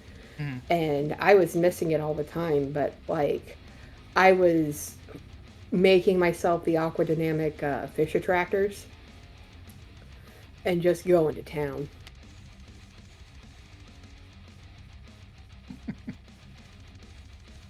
I like fishing. It's fun. Also really good money. I get competitive at it. The 7-time winner of the Stranglethorn Fishing Derby, sir. Everybody else, what the hell are you saying? On a PvP server. And yeah, Choco, I feel that a lot of my friends are on different time zones as well, which makes it pretty difficult to sort of do anything. I'm on the pre-old person sleep schedule, which is basically I stay up until 2, sleep until 8, rinse, repeat. Hmm. But anything past 2, I start feeling like I'm too late for work. So if I'm doing anything that's going to keep me up past 2, I always make sure to like take a power nap or something like that. Like if I have anything that I know is going to take me into the wee hours of the night. But I healthfully get anywhere from 4 to 8 hours of sleep.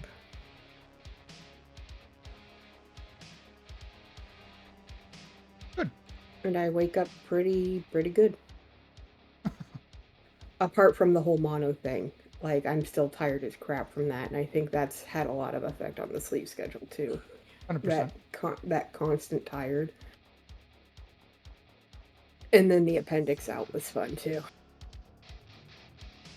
So, that has my sleep schedule shifted. What I need to do. Like, Get why your am I- appendix out, buddy, don't do that. No, shut up. That's not what I'm talking about. Just give me a hard time. I was like, I forgot that I don't need to put an item. I can just brush where it like cracks into the object. Show that it's broken. That's cool as hell.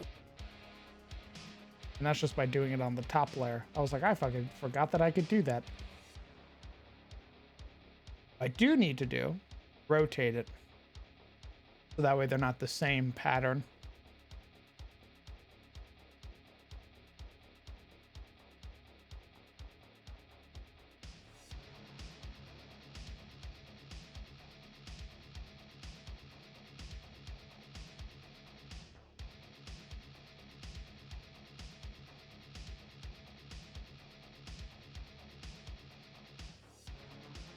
Appendix splitting. Oh, Soup also probably had to get their appendix removed. It almost killed them. That happened to Atomic. His burst, and he had to get it removed. They caught mine super early. They were doing blood work and doing a scan of my spleen to make sure it wasn't swelling for the mono. And they caught something in my blood work, so they took the scan of my spleen to a bigger scan. And they're like, yep, call your husband. You got to get it taken out. Get them in here. And I'm like, oh, okay. So I went in. It was like an hour surgery. They gave me good pain medication. Dilaudid is amazing for not remembering or feeling anything.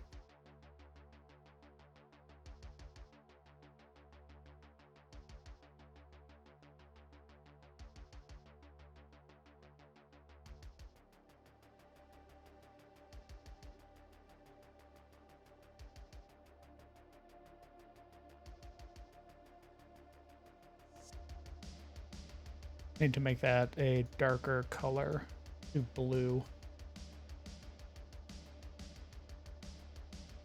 Yes. Yes. Nice. There. I agree. Pre-op and post-op drugs are good. Though I wasn't in pain for the pre-op, so they didn't really give me anything for pain. They just sedated my ass. Because they literally caught it before it started acting up and giving me issue. They're like, just taking out your appendix. I'm like, oh. They took my appendix. They took my ability to wear my belly button ring. Is Skull Throne here? I saw him earlier. Oh no, I wonder if he's still here.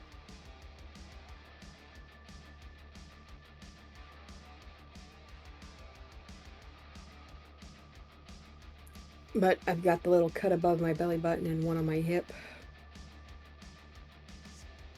They were kind enough to stack it with a pregnancy stretch mark so it doesn't really look off.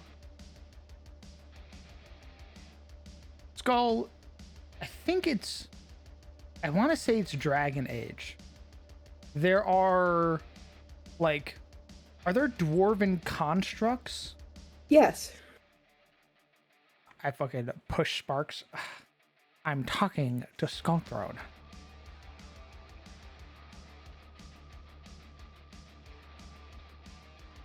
I just remember seeing a video of the main character helping out like a group of them, I think. They're like these big dwarven metal dudes. And at the end of it, after he's done helping them, one of them throws themselves into the lava.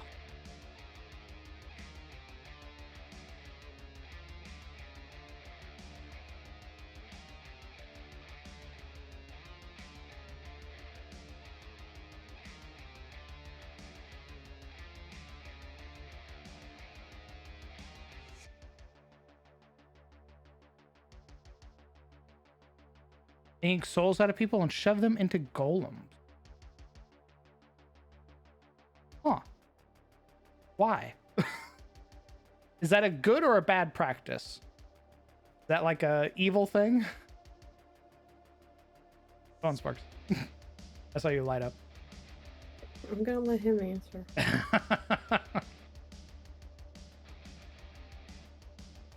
I love Dragon Age games. I can't wait to punch that egg-headed fuck in the face for breaking my heart.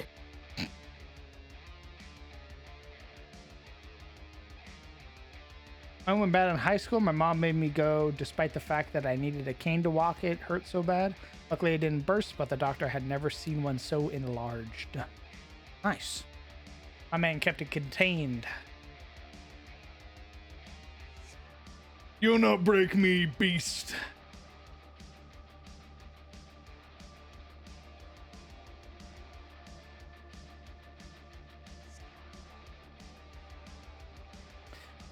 They gave me extra because the pain made me almost break my mom's hand. I was holding it too tight. Pretty sure there are a lot of women who have gone through labor who can relate to that, almost breaking their partner's hand and or the doctor. Kidney stone's worse than childbirth.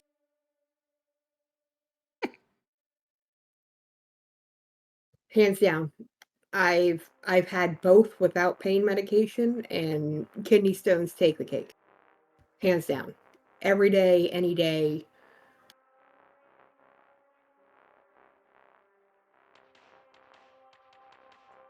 One of those things had me reenacting the scene on Hostel where the guy was in so much pain he threw up.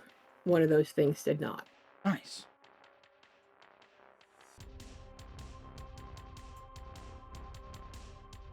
And then I got to see it from the outside with my husband.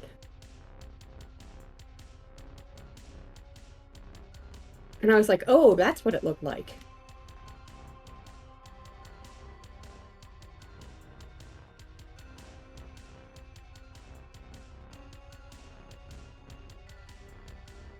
It was fine until it started using convicts and political enemies and generally all unwilling participants. It was the Forge Master who came up with golems. At first, it was a means to stop the Darkspawn from overwhelming them. At first, it stopped the flow, but in the end, they needed more and more golems. That means more and more people on the chopping block, which was bad because at first people volunteered to sacrifice themselves, but then people were being forced into them. The Forge Master tried to stop, but intern was forced into one. Oh, I see. But in turn, he was forced into one. Yeah. Damn. Shayla is one of my favorite characters. Who's that? One of those golems. Oh. Playable character on your party. It's a download contact from Dragon Age Origins.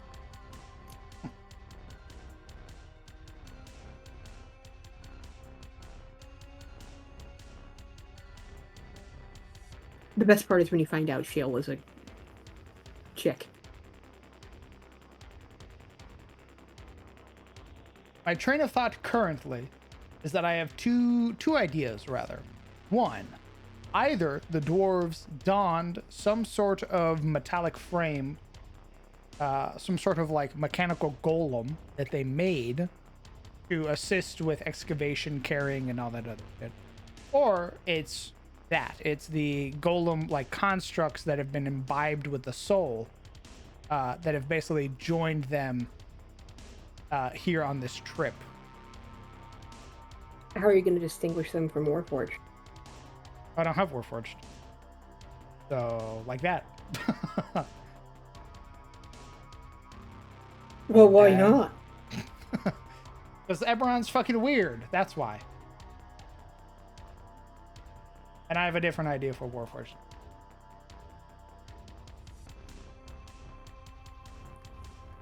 Atomic, when he had to deal with like somebody wanting to be a Warforged consistently, he made them exceedingly rare. There were literally 27 of them. And when the one tried to make it to where there can be more of them made, my character had to basically be like, propagation of a new race of people or the entire world getting destroyed. And she waited, and it took me about 5 seconds, and I crushed it without any party input.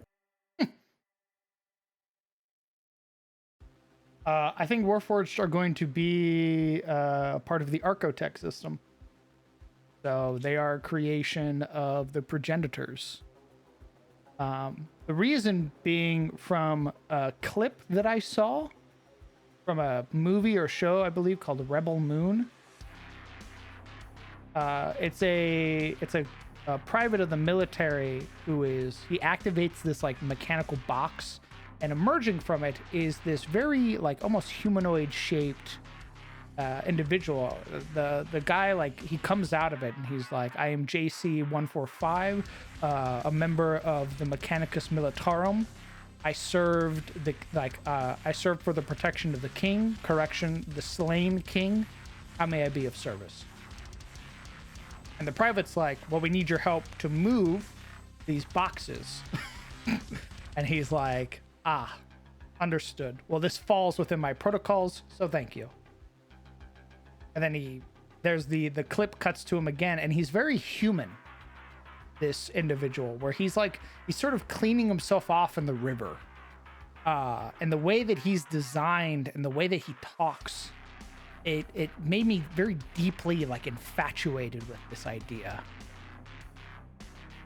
So I think they're going to be Archotech. I don't know if there'll ever be a playable race. But I love the idea of like one of them occupying a facility.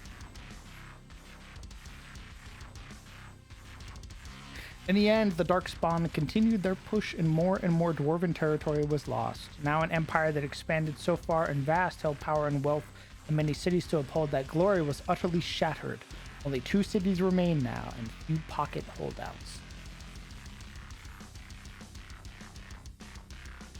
Let me see if I can find the clip. It literally was like, all it took was me watching it one time for me to be like, that's what I'm doing with Warforged.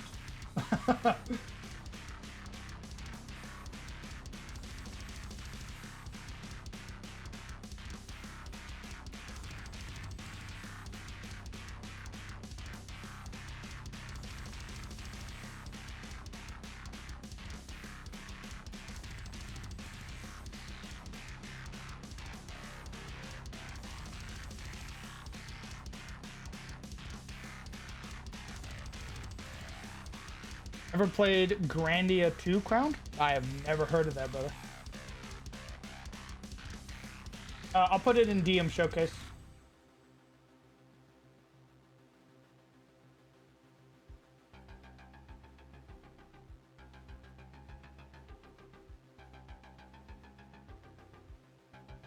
But I was thinking my main idea for this at least was that they had like suits, like they sort of got inside of golems to help with heavier lifting. So they would do all their normal stuff, but then if need be, they would go don one of the golems, and then the golem would assist them to carry like or move heavy objects and all that other stuff. And then once they were done with it, they would put the golem back into the machine or into it like it's sort of holding net. Oh, like the lifters from Aliens. Yeah, actually, that's great. That's probably where my brain pulled it from. Sorry, I didn't mean to like I just pictured Ellen Ripley in the freight mover thing. No, that's probably very correct. That wasn't like a yeah, fuck you, Sparks. That was like a oh, that's probably actually where my brain pulled that from.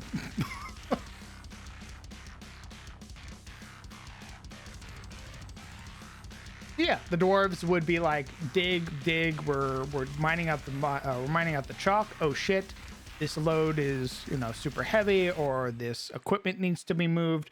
Hey, Bjorn, go don one of the suits.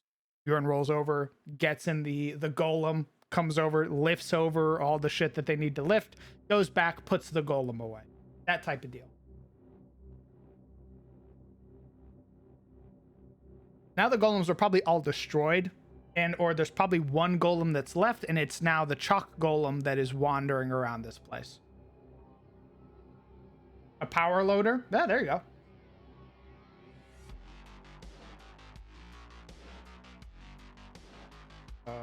What did you...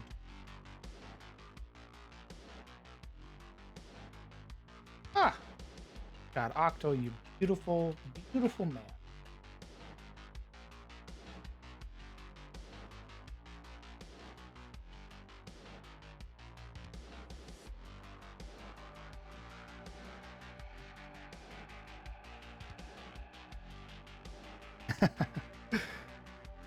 That's a great question.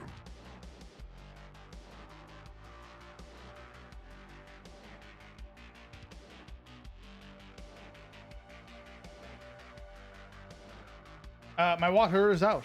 I'm gonna get some water. And then I think we're gonna move on to the second map. I think I'm done. Nice. I'll be back.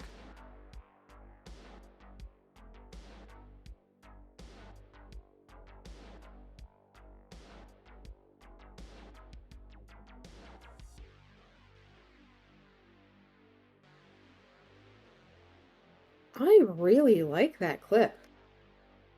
And like that take.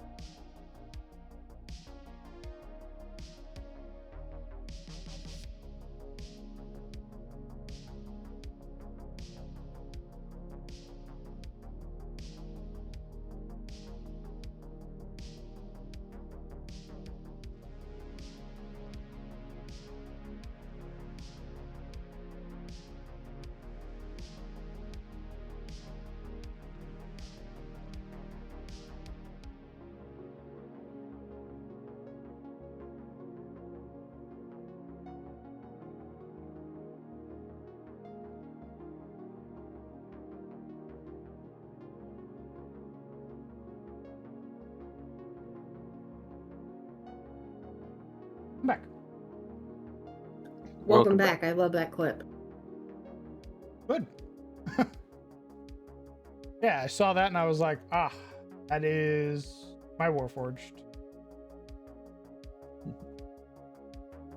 I couldn't come up with a better name for this first one I have for dexterity, so I just called it Feline Equilibrium. Just as Okay. the common house cat, you're able to make yourself easier or harder to move through manipulation of muscles in the body. Once per day, a creature can control the rigidity of their muscle movement, making them act as if they are one size category larger or smaller for 5 minutes. You know how cats can go liquid and you can't move them? Because, like, they somehow change their center of weight? Or they can be like, yeah, I weigh nothing. I took it based off of that.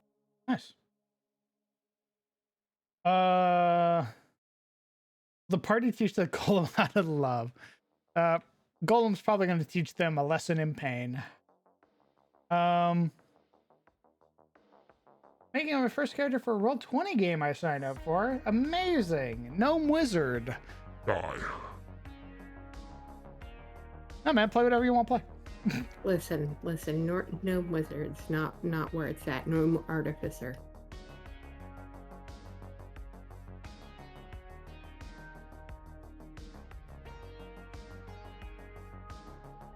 Be the gnome WoW wants you to be.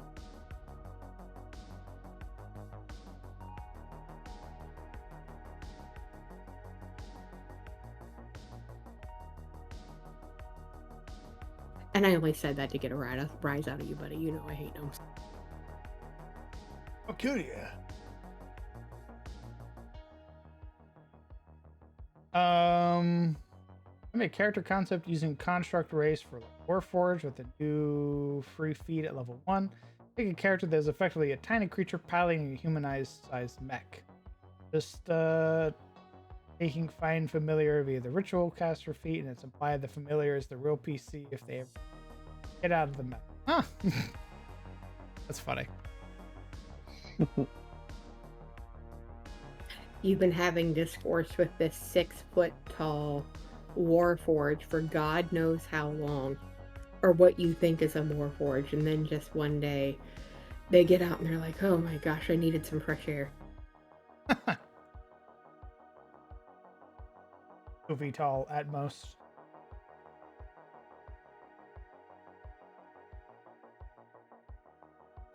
It's just this pixie that has had it so, like, had enough of nature that they've gone to the technocracy, and it's just this little pixie in a Warforged.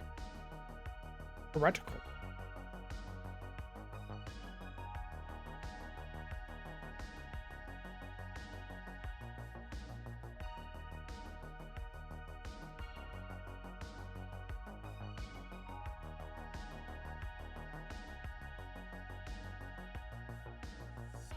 And now I'm picturing a pixie with power armor. Oh god.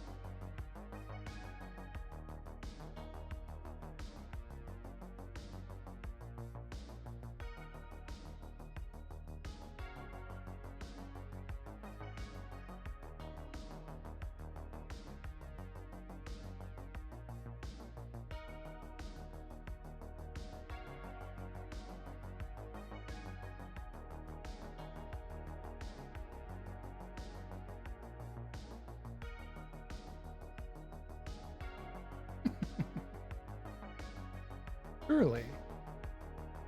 Light pointing and give it away.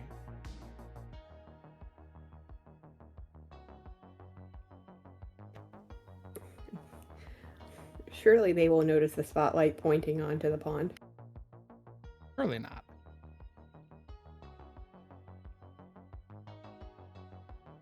Okay. That's... Is there anything else I should add? Chatters.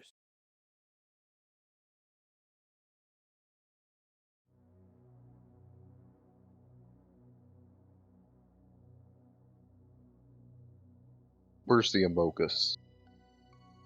Right in there.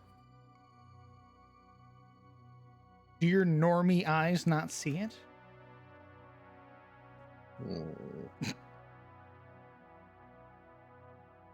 How pathetic. Really?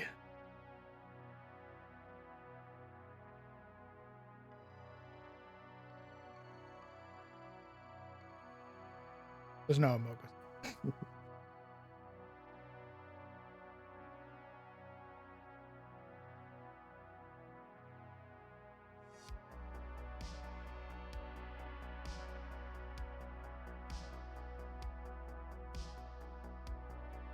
Alt version with multiple cave-ins. That's all going to be added in post, but I see what you're saying.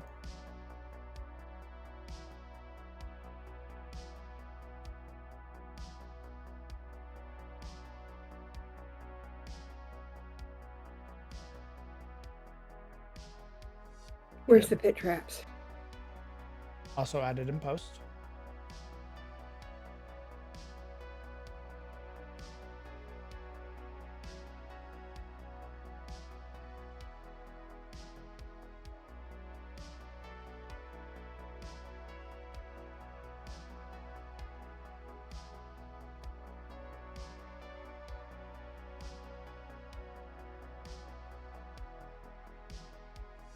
Crown, what's the weirdest golem you've ever seen? Like, made out of the weirdest stuff? Because you said chalk golem.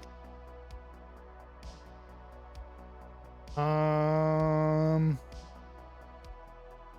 don't think I've seen many weird golems. Anything outside of like what you'd expect to see, honestly.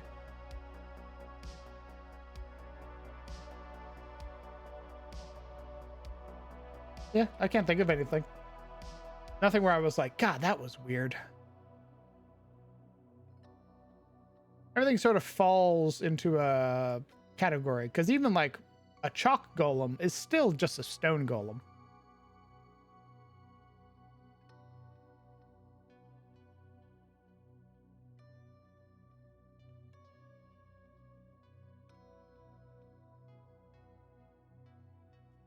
You have gemstone golems, right? Yeah, I used a gemstone golem in my first ever. Hey, you were fucking there. I was about to say you fought one. Yeah. Yeah, my brain's like, he's the one who threw the gemstone golem at me. Yeah. In Haynes Keep. My brain.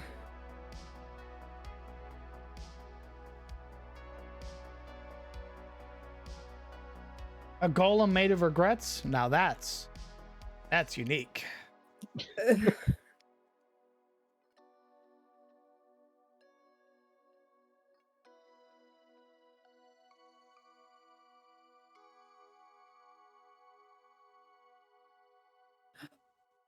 Oh, that would be horrible. My brain just went to a horrible place. Nice. If anyone here has ever played League and is familiar with Fiddlesticks, a golem with latent psychic abilities that hits you with screeched and horrible intonations, your biggest regrets or failures. What if I told you that there's already a scarecrow that has a psychic ability?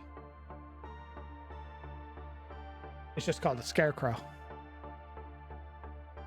And it's a medium construct, chaotic evil.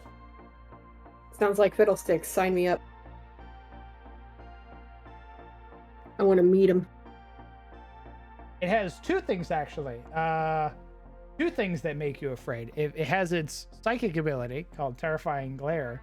And then it also, if it hits you with its sickles, you have to make wisdom saves. And if you fail, you become frightened.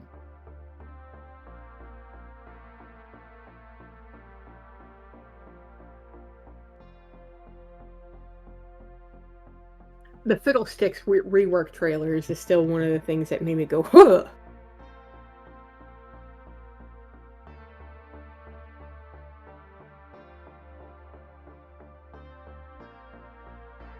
That guy from Batman.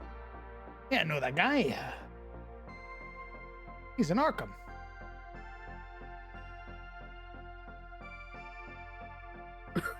Yeah, weird variations of flesh golems. Yeah, that's all the same thing. Like, I mean, theoretically, a flesh golem should be the most disturbing thing because it's like cadavers stitched together to make an entity, a creature. That should be the most disturbing, is to see something with like a face that's stretched and it I've- makes up like its left pectoral and shit like that. That's body horror crap. I hate that. That's some of the most, like, I watched way too much Cronenberg to ever be able to not picture a flesh golem horrifically.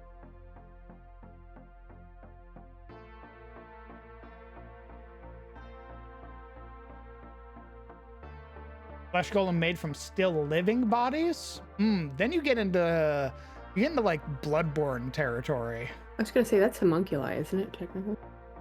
Ish. I think a homunculi is just one entity. He's talking like there's a ooh. Oh, let me grab the picture. I Let me grab the picture- picture. I use this to great effect in my first ever campaign. My brain. Have you ever seen the movie Slither? Nathan Fillion. It's a gun film. I have not, but I like Nathan Fillion. Well, Nathan Fillion's the main in it, and then of course it's got I'm trying to think of his name. Frickin' Yondu.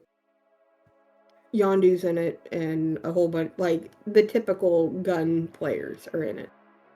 And it's pretty good, because I think of that now when I think of multiple bodies creating one body, still living.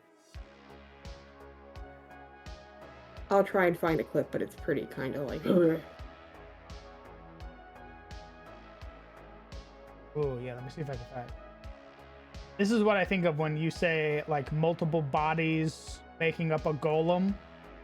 I use this as an actual flesh golem. I'm gonna post it in the Discord. I'm gonna blur it in DM Showcase because it is body horror.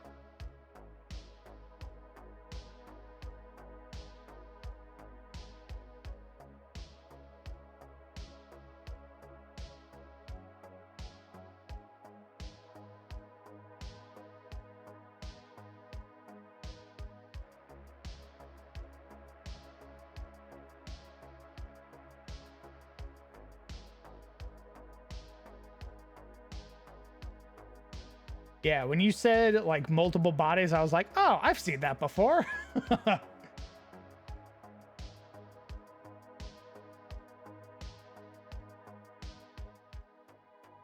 Oh, a paper golem, like an origami. That'd be unique. I'd have never have seen that before.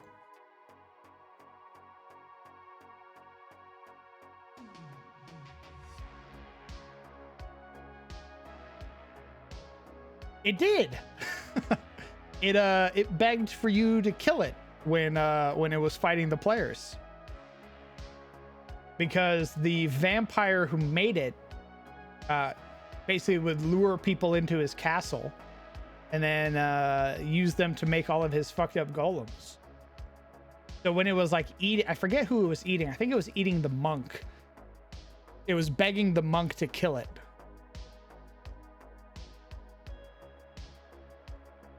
As Leah said, Ward.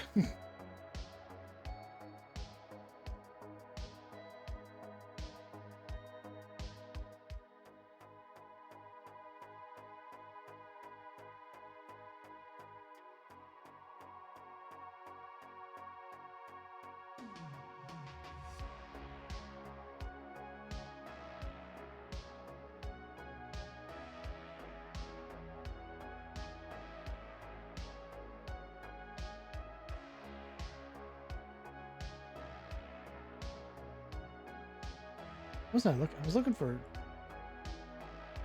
I look.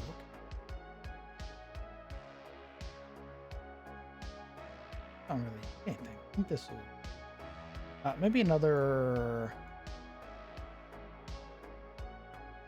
Ah, that looks awesome. The zoomed out view like that. That slaps. Hell yeah.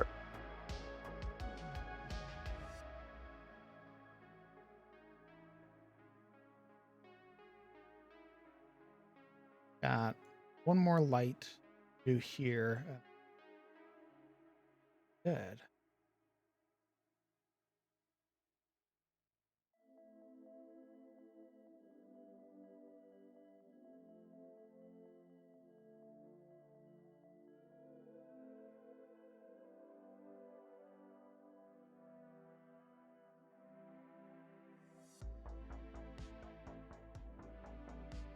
That's the scene. I'm gonna take it out of where I put it though.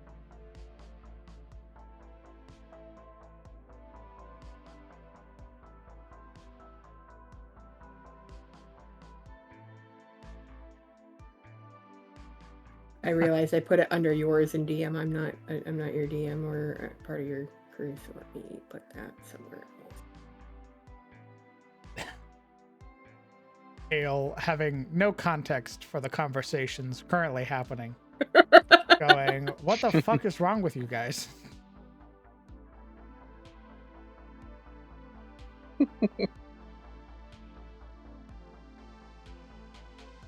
I'm gonna put this bad boy in inspiration. Yeah, just make sure you tagged it the way you did. What do you think would happen if someone was inside a golem and accidentally mined into a pocket of the weave? I don't know. Well, the weave, if you're talking Faerun, I could see it having some horrific consequences for the person who did it. I don't know if the current can manifest into like pockets like that. Like I've always had it as like a supernatural phenomena, like things that exist beyond our perception, aside from like a few people, like sorcerers. I don't know. I think it would take a very unique tool to be able to do something.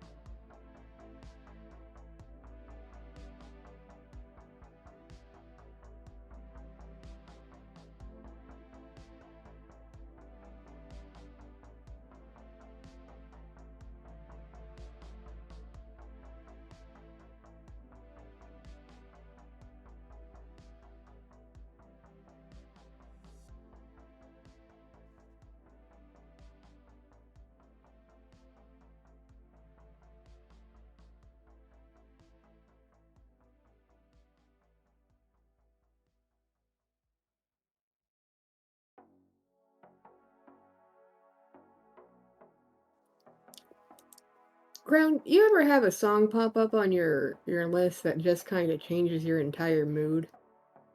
Yes, that is frequently what I put in my playlists. Like, I just have YouTube playing randomly, and Crosby, Stills, Nash, Helplessly Hoping popped on. I'm like, oh, I feel relaxed and happy. My goodness. The world's gonna be okay. It's just the, like, harmonies and stuff are always a good way to win me over. Like, when I hear singing in harmony, my brain still separates out the parts. Because I was in choir for so long, like, I can hear the individual parts. And that's how my brain breaks down music. So, like, if a part of a song has, like, a really good, like, breakdown or something like that, where, like, the music intermixing can elicit an emotion out of me, it usually ends up on my playlist. Even if the rest of the song is crap. I just need the one part. Do you think I won't put that on loop? You're wrong. I will listen to a musical piece over and be like, okay, this is where this is going, this is where this is going. I'm not as musically talented as my husband. He can play like 15 different instruments compared to me, but he was just like that band and orchestra kid, you know? Mm-hmm. Who also played football.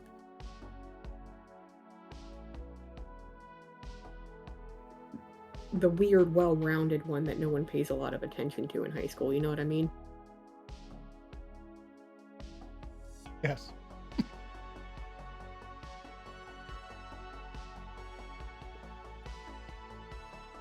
Only instrument I can play is cello.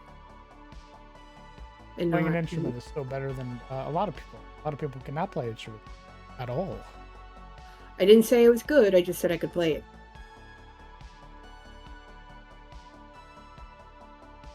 Like I'm casually working still on that Irish flute thing. Which I've gotten better at. Nice. Which ironically enough, the Irish flute calls my cat. Like, if I start playing it, she jumps up on her little cat tree beside me and lays down. It's like, hello, my ancestors.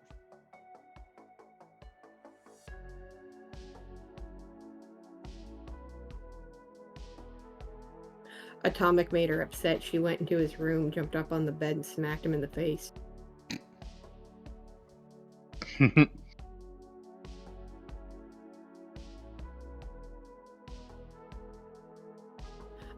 Translation. She tried getting my attention and she can't wake me up. Wake her up now. Pretty much. That's what she wanted. Ooh, I have talked about the terraformer having like creating like magical ecological dead zones before. So yeah, I could see that. I could see somebody going through a region and then 6 months later coming back and the terraformer has warped that area so no magic exists in that area. Hello, Hale. Thank you very much for 8 months, brother. Welcome back. I have arrived to obtain context. We were talking about weird golems, and the subject of flesh golems were brought up, and I was like, flesh golems should be terrifying. That should be like the weirdest type of golem. And then I was like, oh yeah, I forgot I made like a really fucked up flesh golem in my first ever game. And then I showed that picture because that was the reference for that golem.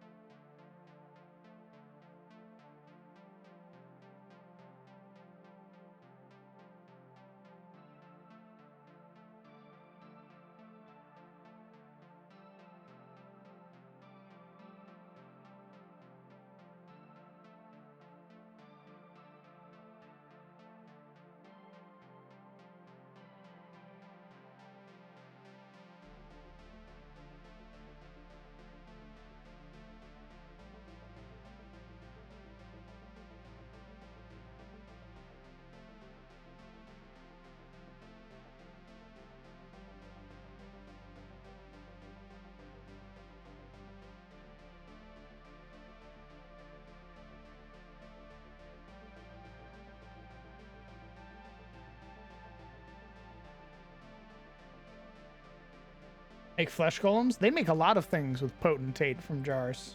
The Jarlds.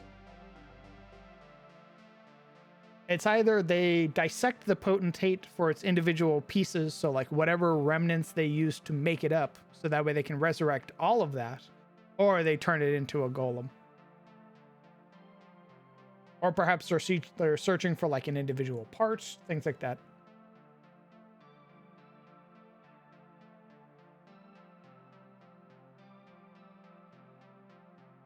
Have it come up like this.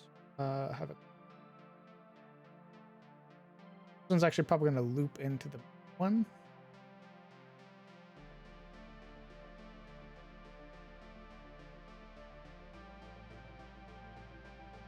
Yeah, these two are probably going to be connected, like several points.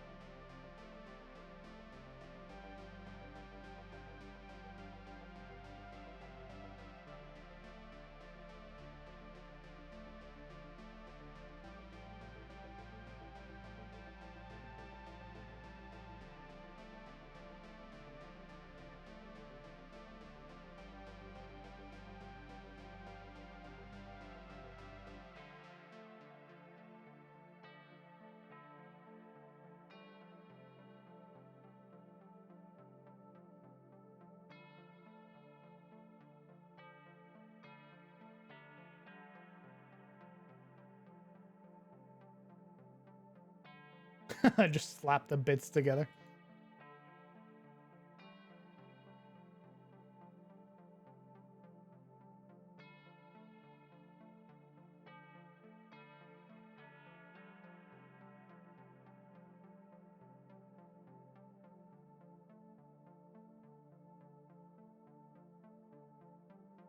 I think I'm actually going to narrow this down to a 5x5.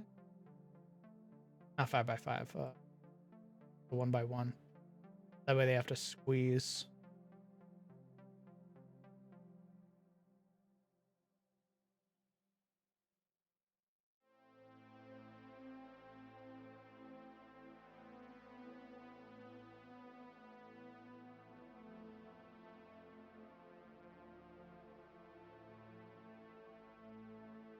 Yeah, like that.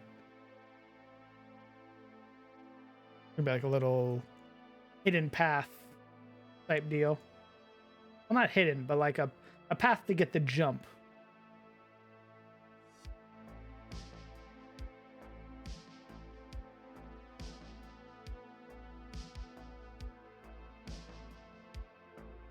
Although I have yet to see this party employ any modicum of stealth, so might be wishful thinking.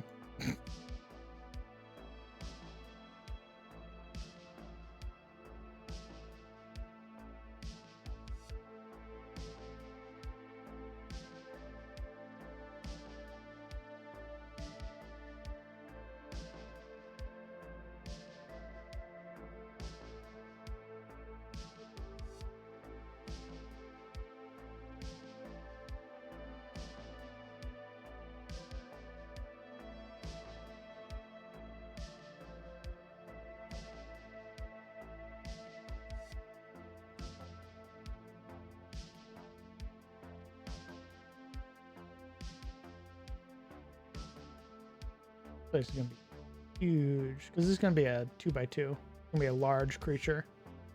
There's gonna be plenty of places for him to move around and for the party to move around. Nice. Yeah. It's a spoiler for Curse of Strahd. Brother, I played Strahd. I played through all of Curse of Strahd.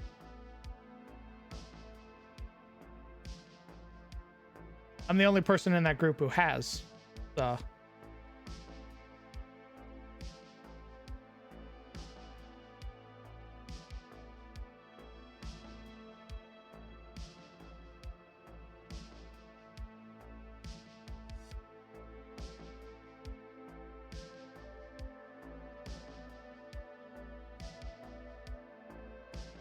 Unless you're saying it for the people who haven't like played or want to watch the game, then I understand.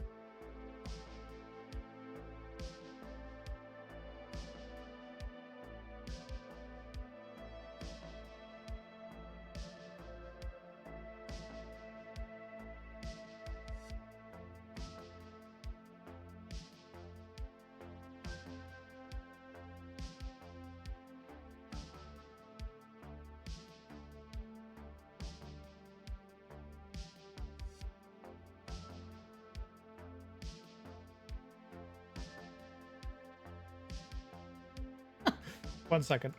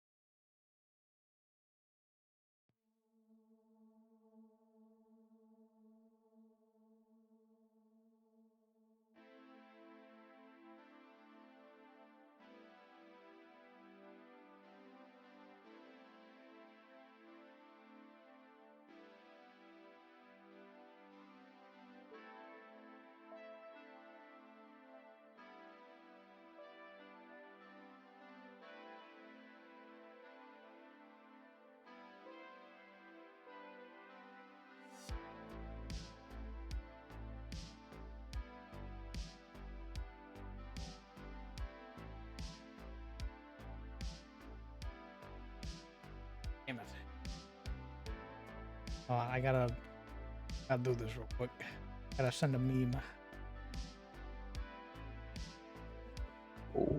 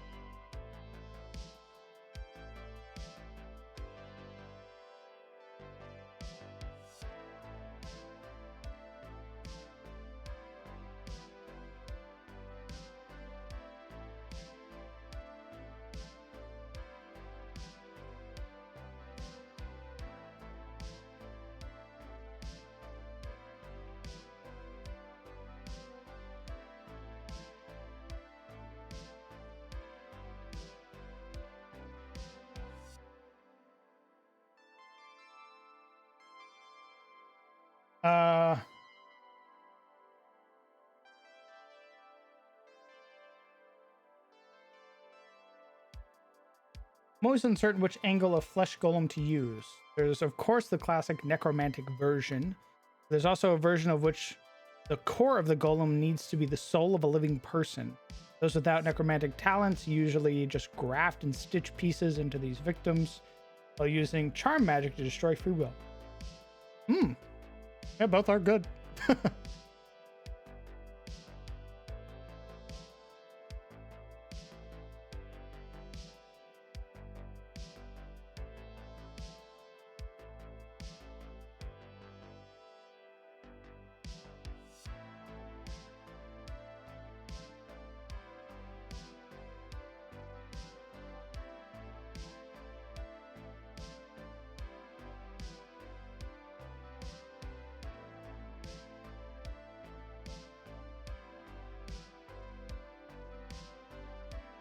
Well, I'll have it link through here, maybe? Question mark?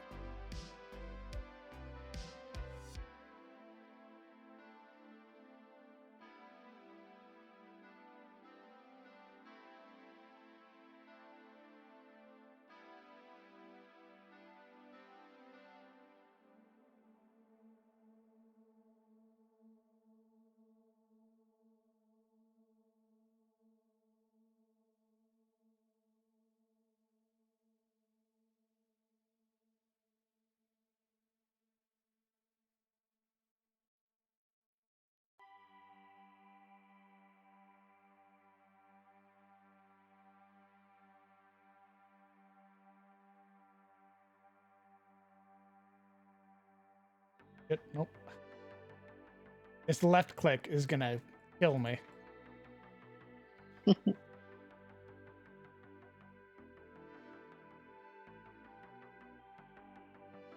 just need to... Alright, so this is gonna loop over this way. And then it'll loop again up here. So there will be... Yeah. There'll be 2 intersections.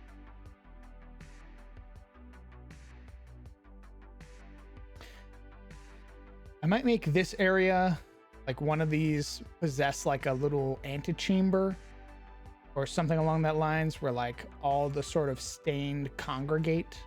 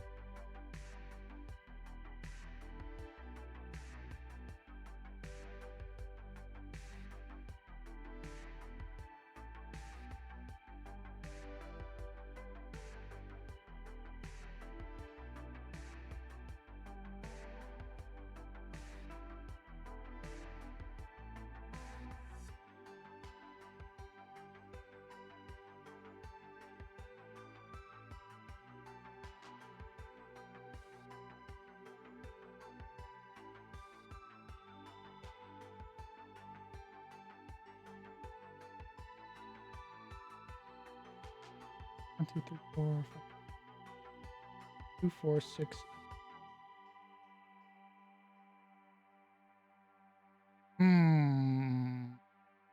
Yeah, I could see them sort of like stood pressed together, sort of like shambling idly until a command is given. I could see some fucked up imagery like that. Like what we saw fighting the necromancer in Phandalin, where all the zombies were like congregated into a tower, not moving.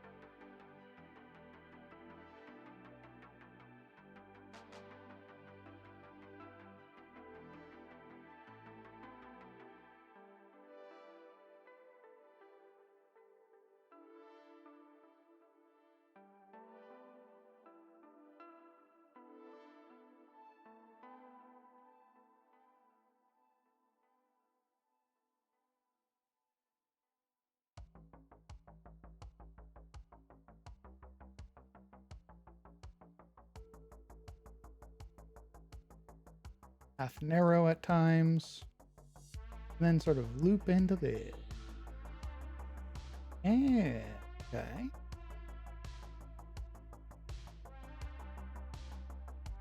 Little. Grab this piece. There we go.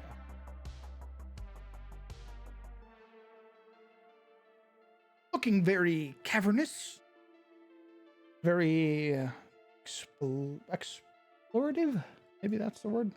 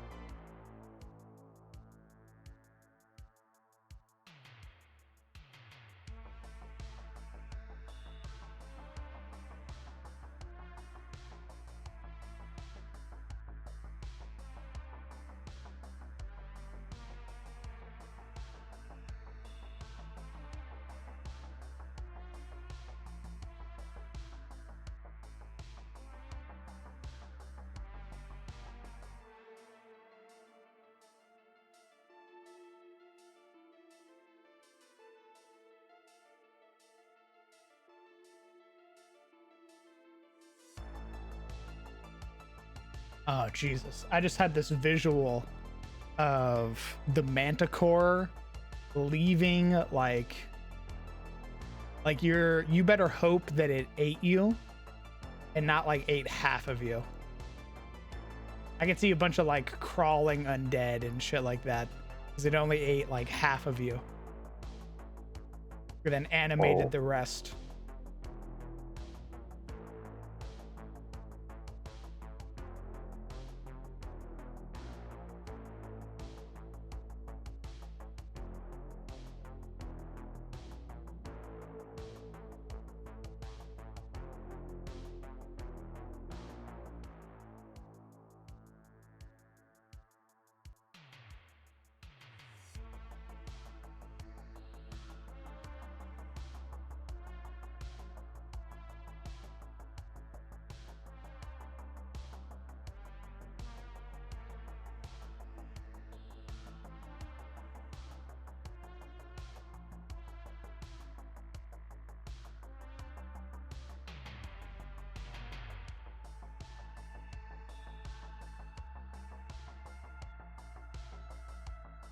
That's right, Hale.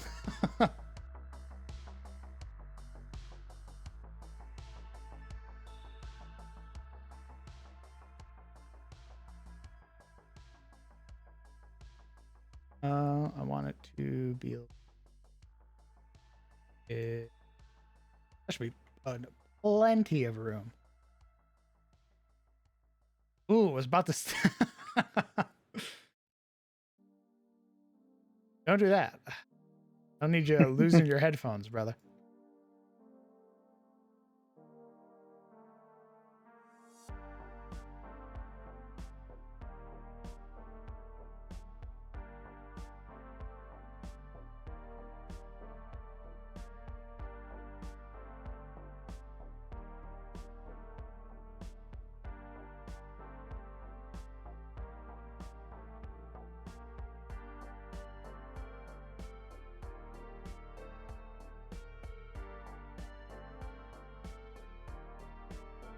Loop it around.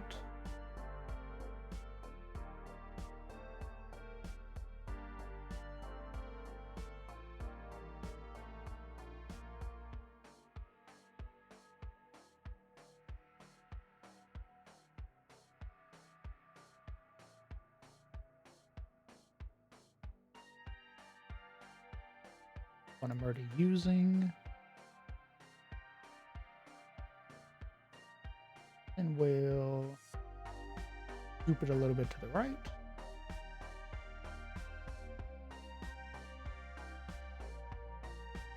Oh god. I'm gonna have to watch it. I have to watch what? They're releasing a new fairy tale Fairy tale? anime. Ah. What the hell are you talking about? Making up words.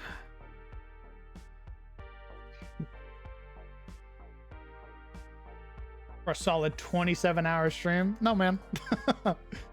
Just until my inspiration's gone. Brother, he's going for 72 hours, okay?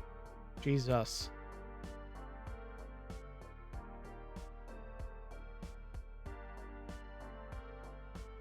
Okay. This is the main shape of the Manticore's lair. It's fairly large. 5, 10, 15, 20, 25, 30, 35, 40, 45, 50, 55, 60, 65, 70, 75, 80, 100. 110, about 115 feet across at its widest parts. So plenty of room, given that the creature is going to be a large creature. I plan on there being perches or little like ledges that it's going to be able to cling to or stand on. That it's going to like fire its like spines and spells from.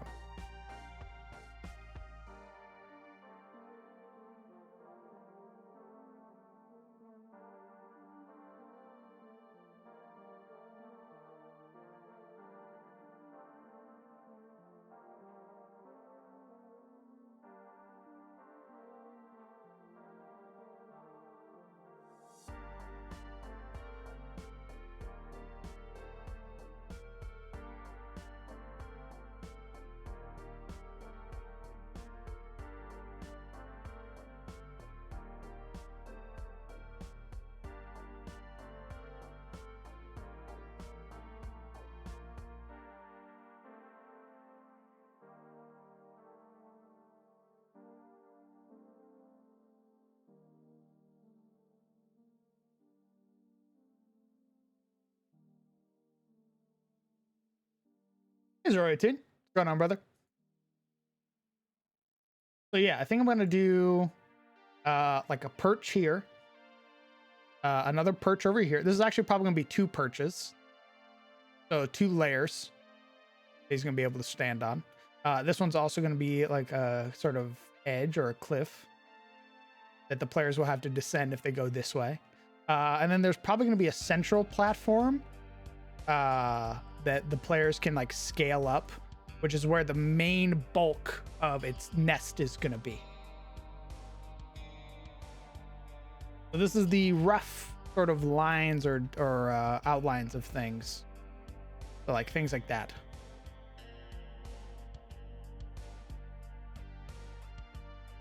I'm doing great, brother. I'm hanging out right now. We're streaming, working on this map. working on the second map, I should say, because we finished the first one. Oh, I gotta snip this real quick.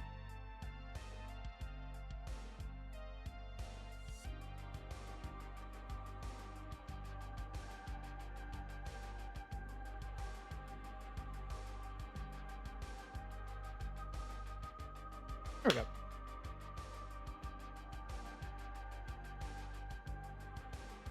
Okay.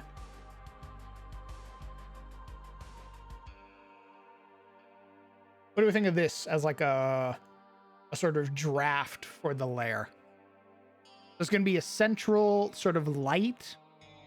I'll probably have to make two versions of this map, nighttime and daytime. But the version I'm thinking of has like a clearing at the top. Like this room's probably really big. And it's probably like 50 or 60 feet tall, like a dome. And the top of the dome has an opening that leads out through a hill. So there's going to be like rays of light peeking through. It will pull it up.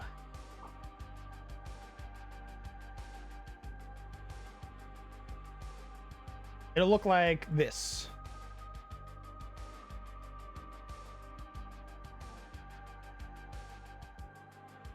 Brad, thank you very much for a year, brother. Incredibly kind of you. A year already. That's right, my man. And it's been a pleasure to have you. Hell yeah. This is what I'm going to do with the lighting and have it sort of shine through from the top.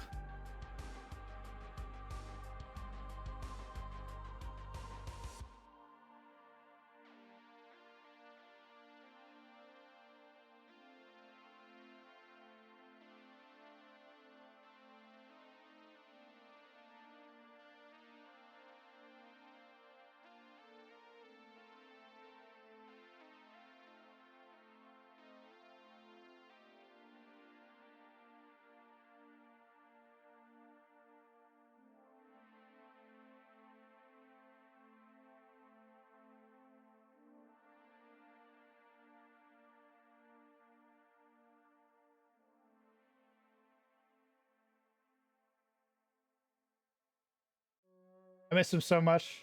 As well from UK time, but love your work and emotes. Hell yeah, my man.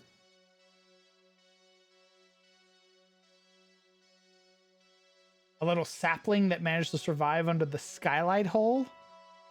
Interesting. I don't know if the Manticore would sort of let that live, but maybe. Maybe it's like guarding it, or maybe it thinks it's some like my divine right.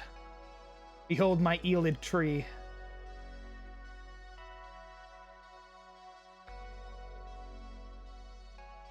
What I had was that it's guarding The second power cell.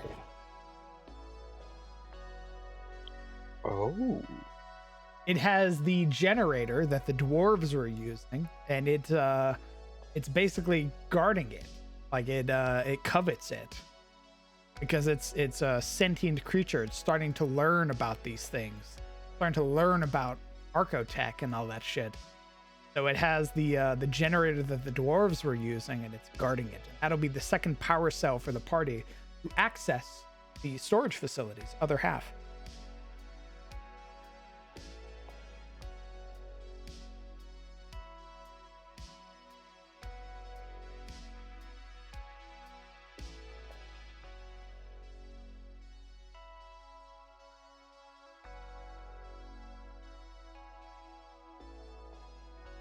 If the dwarves don't have a deep rock galactor reference, I'm malding. Well, all the dwarves are dead, brother. So I don't think there's gonna be any. I don't think there's gonna be any references made.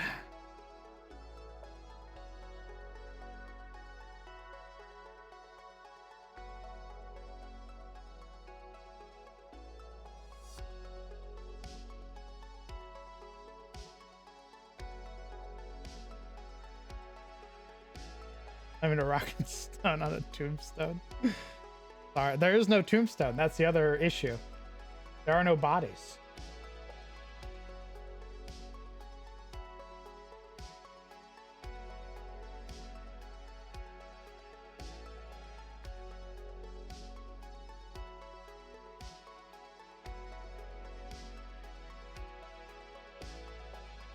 apathy to the tree. Oh, like it doesn't care that it's there. That this thing has just been sort of growing despite all the tumult, the chaos. Maybe we can do that. Maybe the lair is like very verdant. It's very green.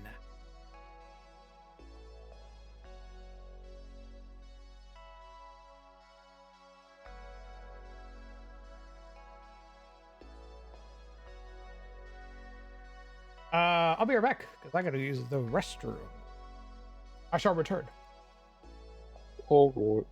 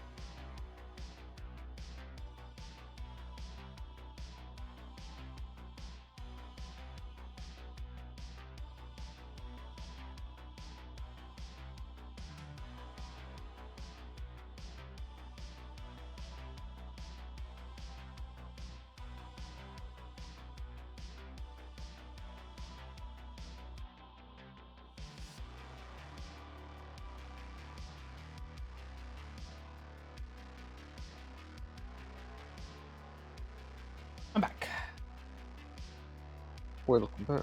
Thank you. They sow death and thus fertilize their domain. I mean, plants do gobble up decay. I could see some of the zombies having fungus or cave plants growing out of them. Hmm.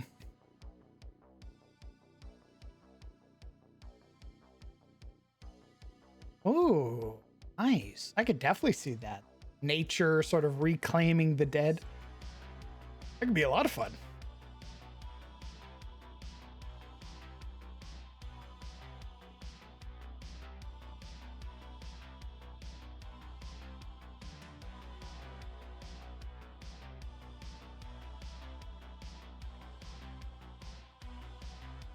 Nature is healing as the manticore rips you in half.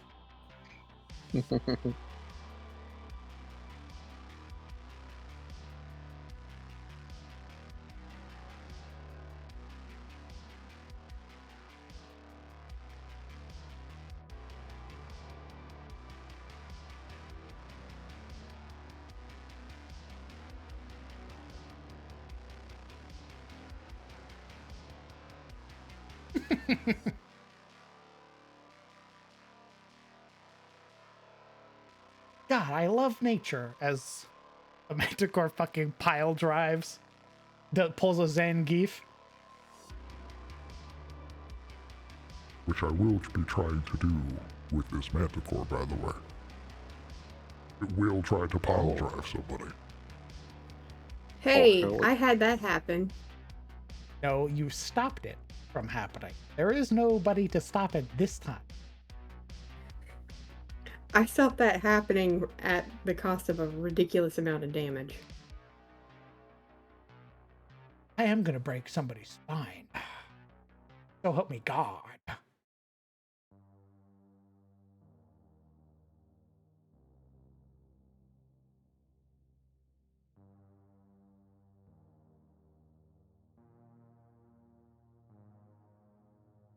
It uproots itself. Oh, good heavens! Oh my goodness.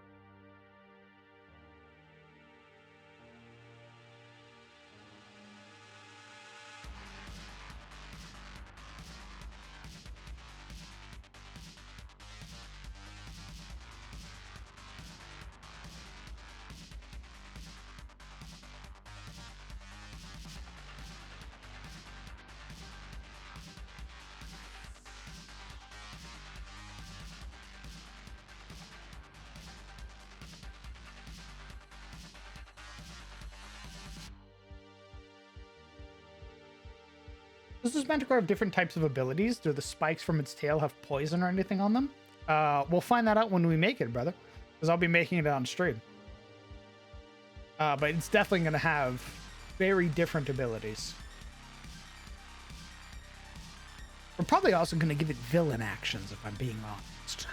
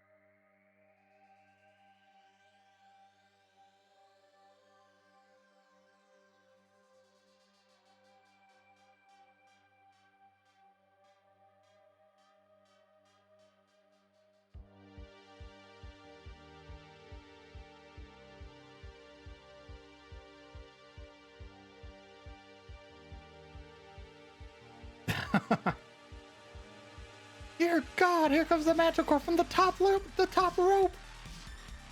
Fucking obliterates Oliver's head with an elbow drop. all of the undead reacting like oh god, what's this fucking name? Joe Rogan on the sideline.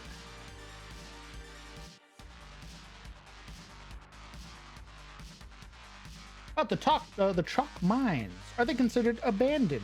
Who has the rights to the mines? When if the party clears it, can the party earn the right to own the mine? Technically, it would belong to the families of the dwarves,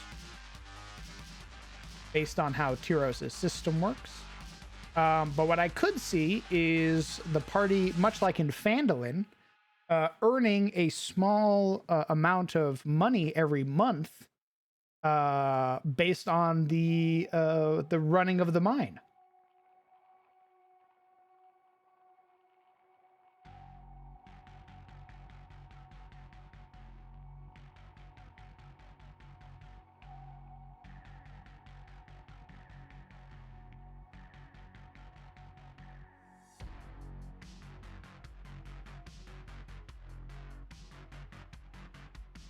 Yeah, they get shares in the company. That's right.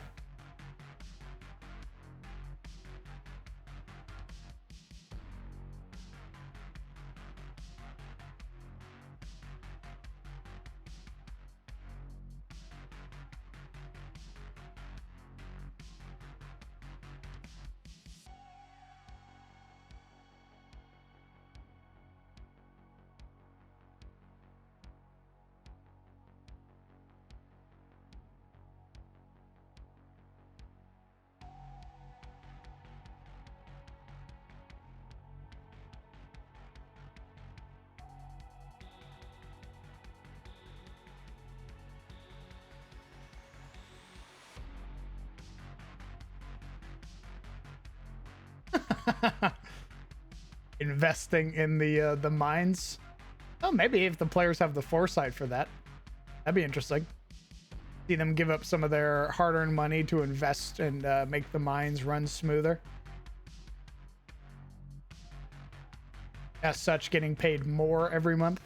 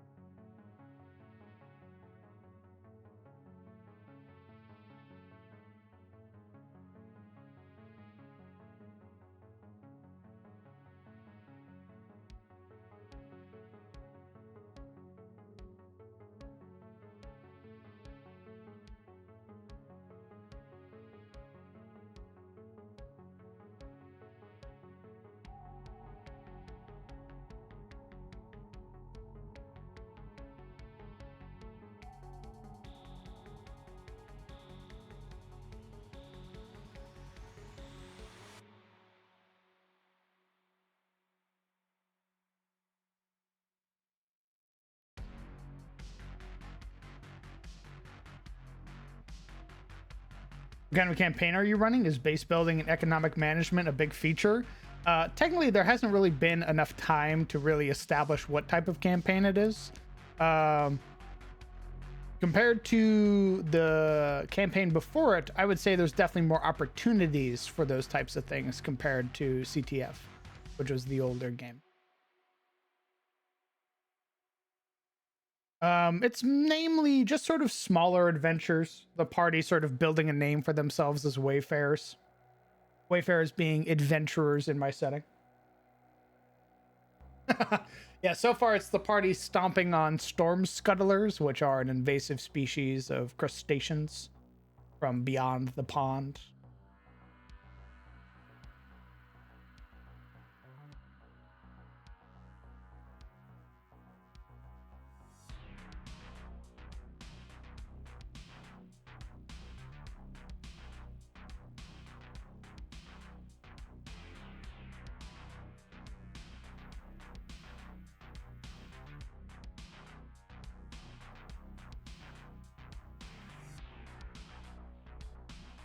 I guess I would say economics has a decent part of it because they have been sort of driven by monetary gain.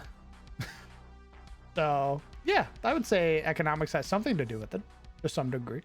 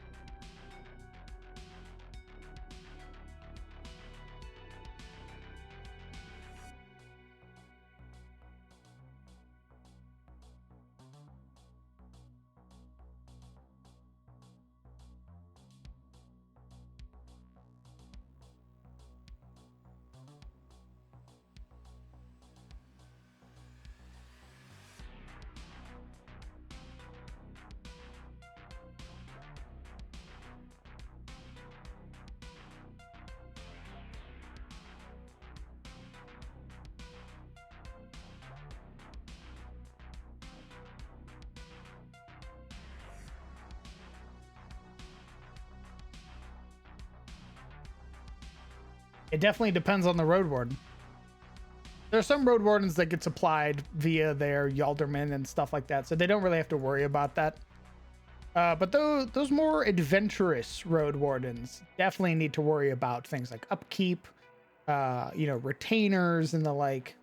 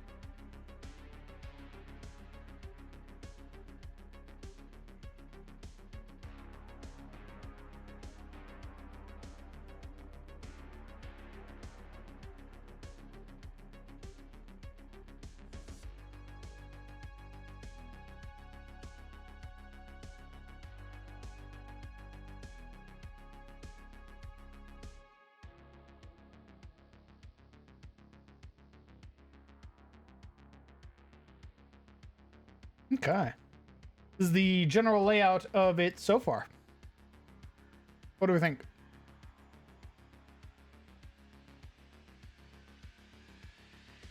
Yeah, I like it.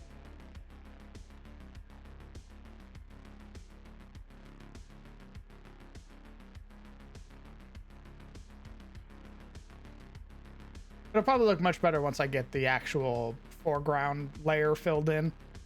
Right now we're building over the skeleton of the previous map. So I think if I'll be back. I gotta go separate fighting children. have fun. Ooh, good luck.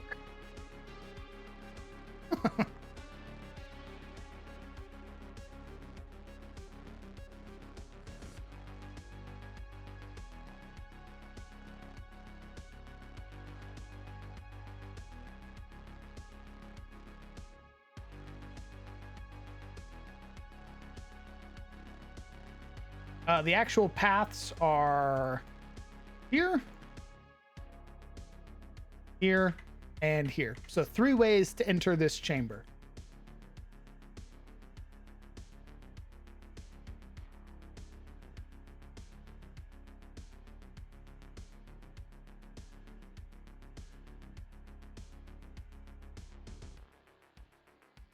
The paths go down. So you follow this one, takes you down. You follow this one, sort of sneak through, and then you can follow this one and sneak down. It also connects here at this point. So they all lead to this central chamber.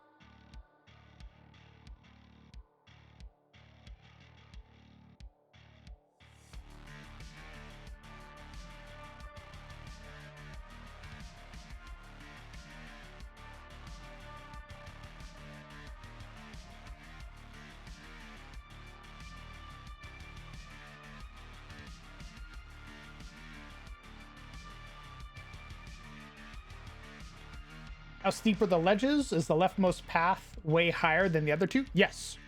Yes, it is. As denoted by these 2 cliff faces here, or these edges here. So this path starting out is probably going to be about 10 or 15 feet off the ground. So yeah, about 15 feet off the ground.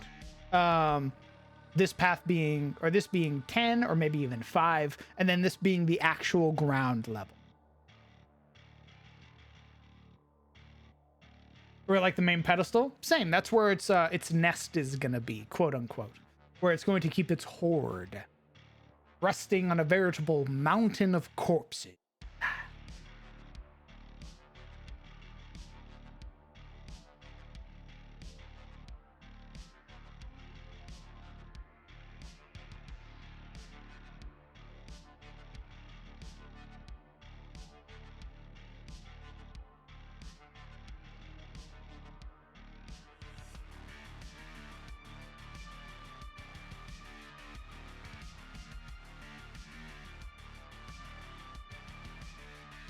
Yeah, that's what. Dash of Thumb Metallica. Ooh.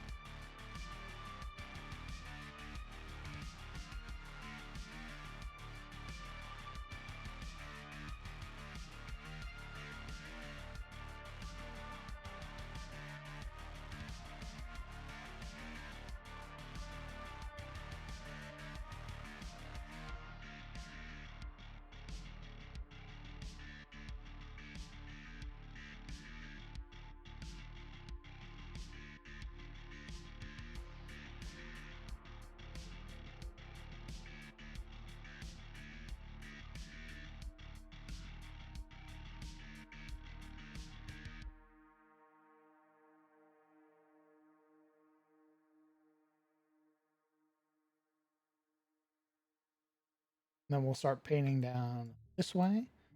Or then this way. This map's probably going to be very white. Just because of all the cliff rocks I'm going to be using here to fill in the background layer. Not to mention the foreground's also going to have a lot of like white brush strokes throughout it, just to sort of show that chalk. Oh, but I think once we get into the actual layer, we'll see this very vibrant pop of green. I think that'd be really cool. Have that like contrast of green.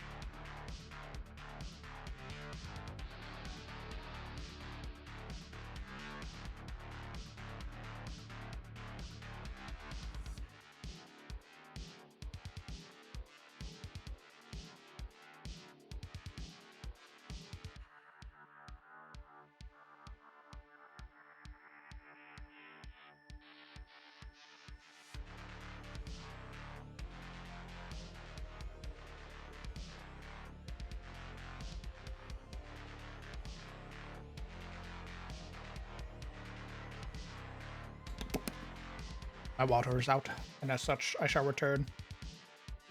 Alrighty.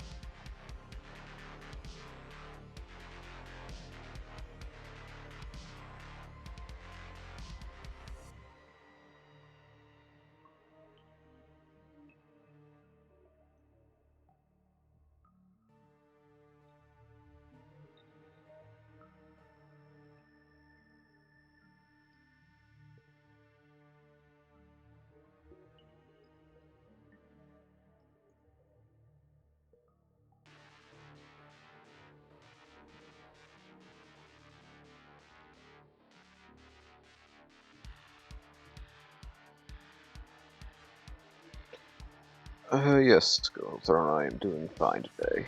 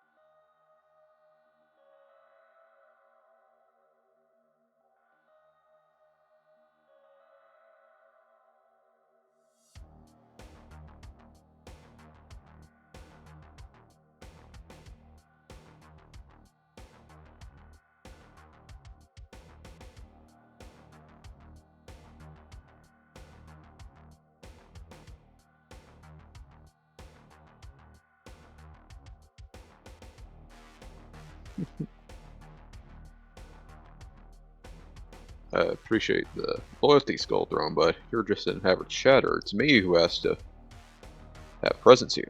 You can go to bed whenever you want.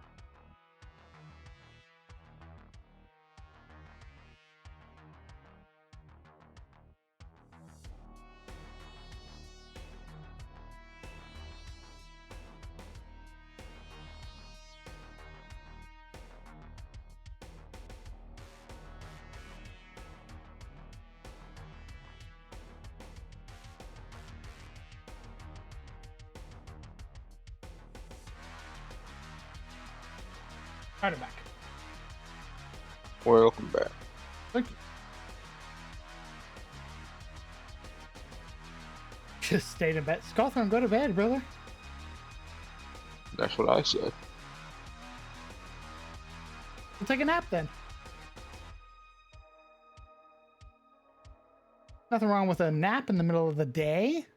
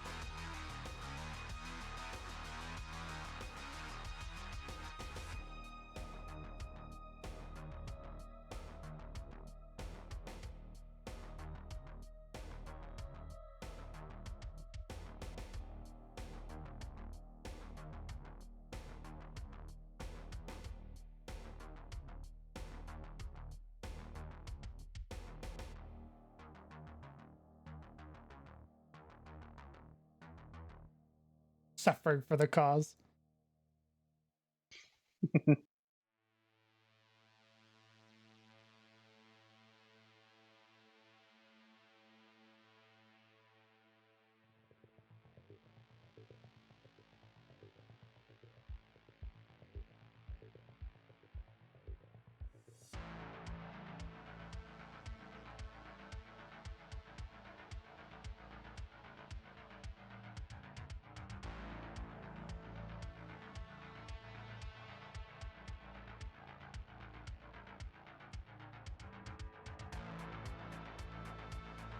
Sort of fill out.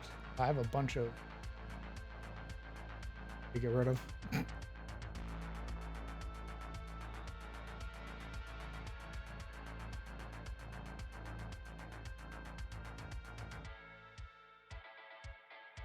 Right. That should hopefully get rid of all of the top layer brushes.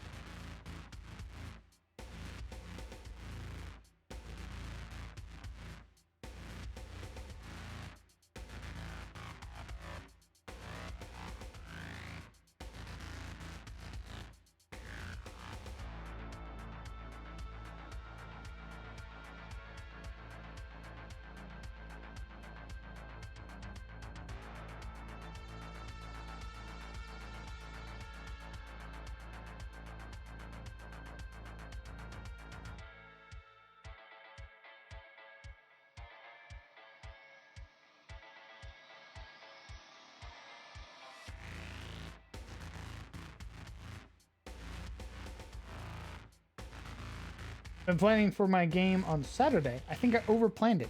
Oh, interesting. What do you mean you think you overplan?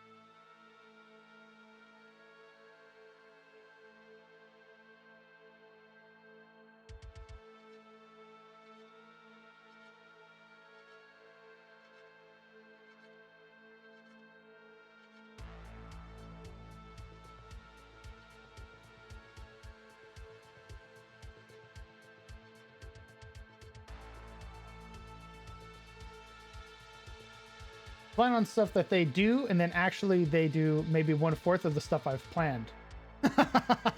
Oh, yes. Yes, my friend. Welcome to the DM's conundrum. You should only ever look at that as a boon, because that means you don't have to do anything the next X amount of times that you play. I cannot tell you.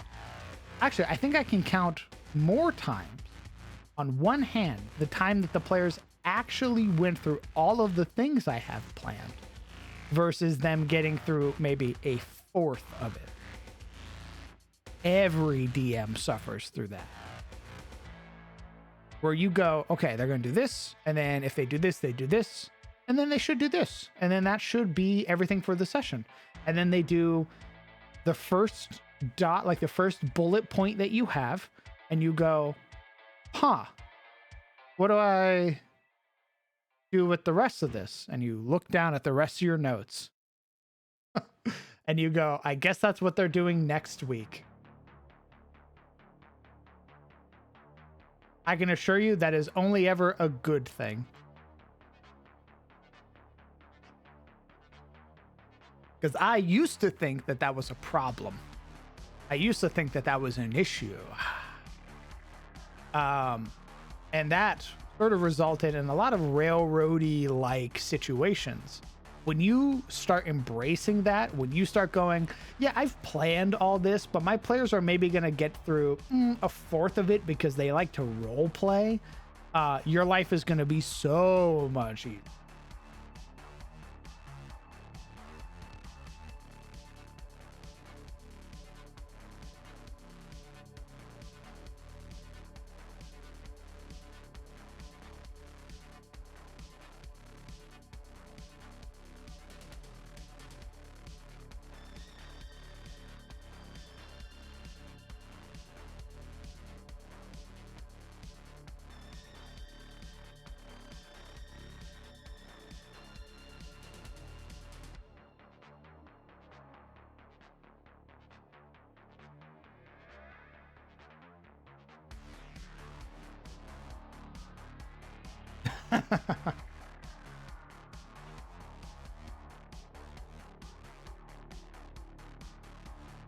We're gonna grab all the Hellcliffs now. Or give them a shadow.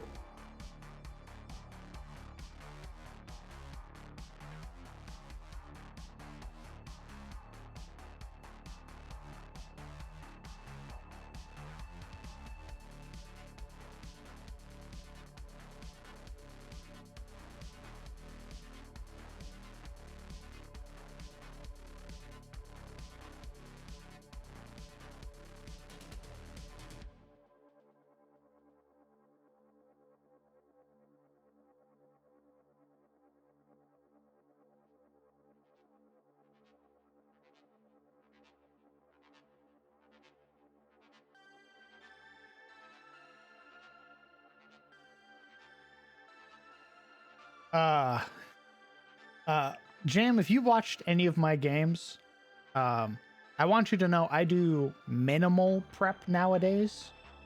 What I'll do is I'll create bullet points, like points of interest and things like that during a session. Almost the entire session is improv.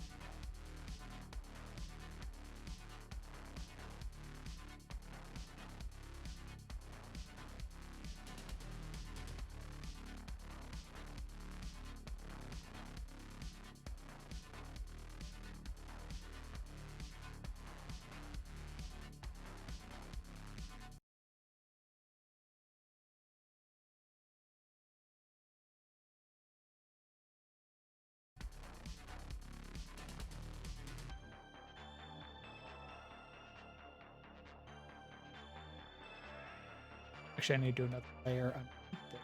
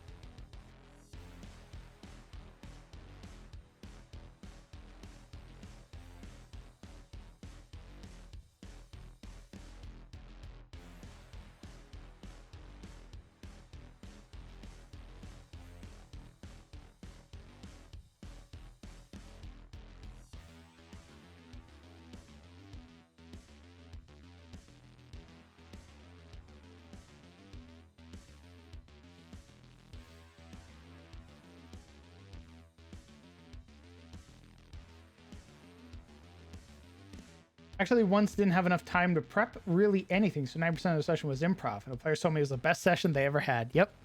That's how it goes, brother. That's how it goes.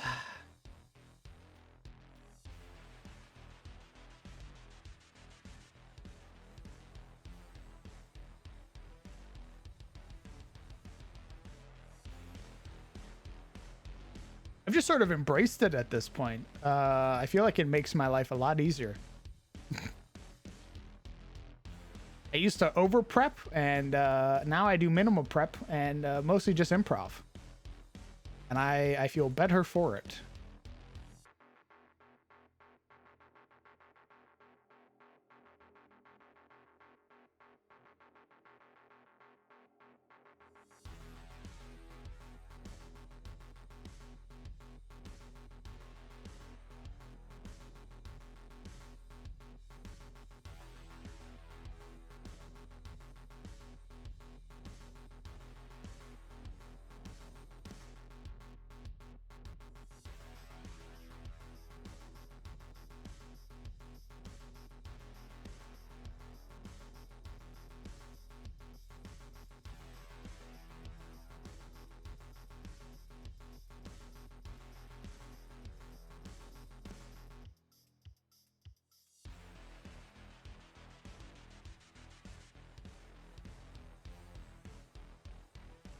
No worries, Jem.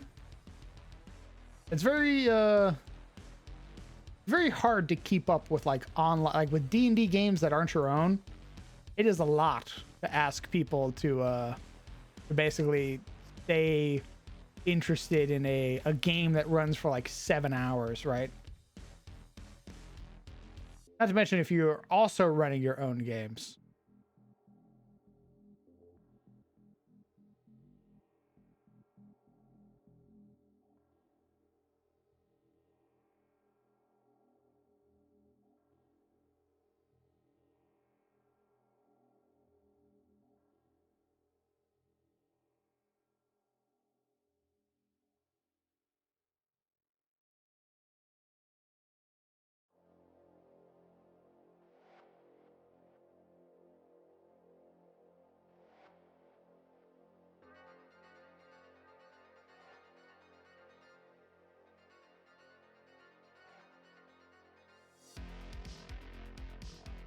I'm watching D&D campaigns online as research.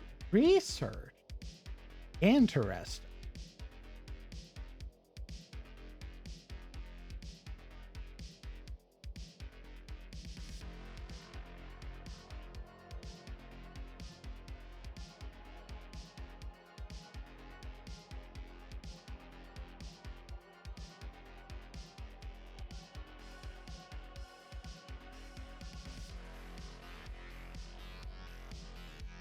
Go ahead and change that.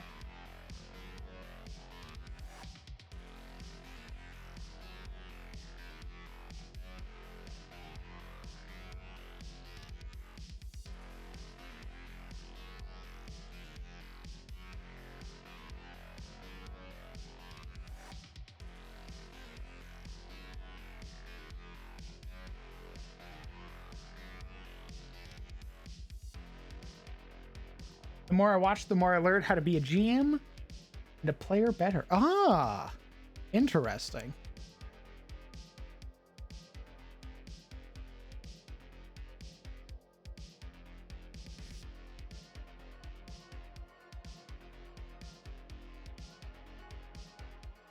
The one I'm watching now is Hardcore Strahd and Hardcore Fandover. Nice. Yeah, man, sometimes life just gets in the way. That's just how it be.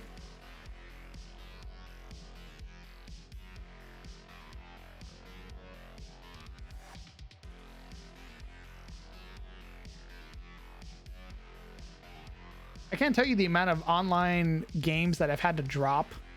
Not out of like wanting to drop them, but just because my schedule didn't really allow for like watching those games, because they take up a lot of time. If I want to be able to do D&D stuff, which D&D is my job, which is a wild statement, by the way, you know, I sort of need to dedicate time to that.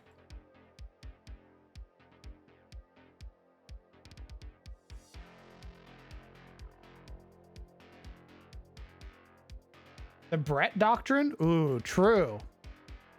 I can tell you the amount of times Brett has like influenced my games. Like playing in Brett's games, I believe have made my games much better.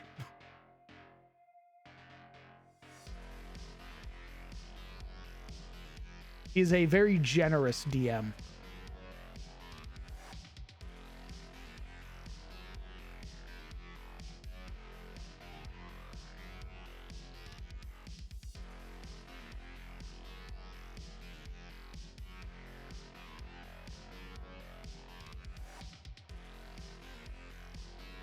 How long has D&D been your job? How long did it take you to get there? So here's the thing. I am incredibly blessed. Before this, I was a Navy vet that was working at a gas station. Oh God. Okay, so I've told this story a bunch. Before anything, I was in the Navy. I was a hospital corpsman in the Navy. I did my time. I got out. Afterwards, I moved in with my friend. I moved to Oregon. And there, I met somebody online who introduced me to TTRPGs. They introduced me to Dungeons and Dragons. I beforehand had never heard of Dungeons and Dragons in my life before that, or TTRPGs in general. They got me into it. They got me into the idea of making my own world because they knew I was a writer. So I start making my own world. I start watching things like Critical Role, like the campaign 1, which was still happening at the time. I find Matthew Colville and his Running the Game series, and I'm like, holy shit, D&D sounds fucking awesome. I then, one day, go down to the local Chevron, which is maybe like a block away from my apartment.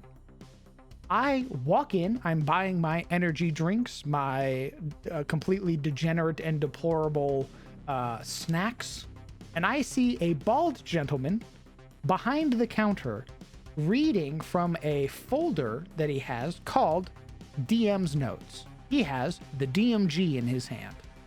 And I point at it and I go, holy shit, that's Dungeons and Dragons. And he looks at me and he goes, yes, it is. Would you like to play Dungeons and Dragons with me? And I go, holy shit. Yeah, that sounds fucking awesome. So he then takes me to the subway across the street during his lunch and we roll up my first character, Orin Bloodforge. I then play in this campaign with them for a couple years, maybe I think 2 years. My character gets to level 20. It's an amazing campaign. It is a game that I have nothing but fond memories about. It's a shame that the Dungeon Master, after suffering from a heart attack, was a very chill dude before that, became kind of very mean afterwards, to the point of pushing people away. which really sucked. But before that, had an amazing time. It got me deeply invested in Dungeons & Dragons, where I start running my own games. I run my first ever games with my friends whom I've known for a very long time now. And that is, you know them if you've been watching the games or a part of the Discord. Well, one of them is Rylan. The other one is Isolde or Necro Sister. They played in my first ever D&D games. Eventually, we get more people to come join us. We play the game for a while. It eventually peters out, as some D&D campaigns do, and I take a break. I start working at Chevron. A lot of my free time is getting eaten up. Eventually, circa 2020, during the height of the pandemic, I want to run Dungeons & Dragons again. And I start running a game called Secrets of Eurist. And this is just for my friends. It's an offline game. We're meeting up every weekend. We're meeting up at fucking horrific hours in the middle of the night to play because of my weird work schedule. I eventually invite Momo. Momo is a friend of mine who I met in Conan. And we hit it off and we were friends. And I invite her to come play Dungeons & Dragons because I've wanted to play D&D with her, but our schedules didn't really line up. And she comes and plays. And we play a couple of games about a month or two before she proposes the idea of streaming the game. And I go, okay, sure, let's stream the game. I've never done anything like that. I don't think people are going to want to watch my games because my games are, it's very obvious where I draw a lot of my inspiration from. Things like any of the Souls games. And at that time, for that campaign, it was the most egregious of my soul inspirations. We start streaming it. And Momo, being a very kind and considerate person that she is, she's paying me for the games. She's taking the revenue that she's getting from that game while streaming it and is paying it to me. And it's paying more than what my job is paying. And I'm like, holy shit, wait a minute. Can I do this instead of work? And this keeps happening. We keep playing the game. And eventually the idea of starting my own stream is proposed to me. And I'm like, I don't know. Like, it would just really be like me doing map making and stuff like that. I don't really know if people are going to want to watch map making. And Momo is like the biggest fucking hype man there is like, yes, people are going to want to watch you make your maps and make your monsters and run your games. And eventually at some point we transition from SOE DOA to running my first ever game, which was Cometh the Fall on my game or on my stream. And that's when I started my Twitch account. But again, with Momo backing me, basically walking me into the club, we had affiliate in the first day, and then we hit partner like sub 2 years, which is crazy, by the way. In terms of people who join Twitch, getting partner is an actual grind. I, having known people, am incredibly lucky. Momo backed me up, and then eventually I met Brett through Momo, and Brett backed me up. Brett is also a fucking huge hype man. Basically comes in and just rallies chat, rallies people to come and watch my games and stuff like that. He's an insane dude, basically uplifting the D&D community here on Twitch. So for me, I've had it lucky. I don't even really think that I've I've built a community, but in terms of like other people, I've not worked nearly as hard as some people. A lot of doors were opened for me. What's up? Speak of the devil. Hello. What do you mean, speak of the devil? I was literally just talking about you. My ears were on fire. Like, I was trying to drive home after getting some gas, and I was like, why is my head burning. So thanks for that, man. Yeah, man. What were you talking about? Kickstart. What do you, good things, I hope? Literally nothing but good things, in fact. Oh. Can confirm. Somebody had asked me how long D&D has been my job and everything like that, and I went through the explanation of how I got here, how I got partner and everything like that, and I told them, I was like, it's due in part a lot to the people I know. If it wasn't for Momo and people like Brett, I don't think I'd be here. Or I don't think I'd be given the opportunities that I've been given. Okay. In part, I would say opportunities definitely builds success, but it takes more than just opportunities, my guy. And then I poke your little tummy, and it's all you, man. It's all you. I did say that yes, I've built a community, but again, in part, a lot of the struggles that other streamers go through, like the partner grind, I didn't really have to do. No, I felt like you've always handled the partner grind with grace personally, so like it was never going to be a challenge for you. That's right, kind of. You're Thanks, brother. You're not the individual to toil when viewership is down and be like, well, it's official. I suck as a person. I clearly. That would be an awful way to live your life. Hey man, points at me. It's struggles I've been going through for several years now, What are you brother. talking about, dog? You are, like, aside from what? I'm just saying, that's just how brains work. It makes. I know.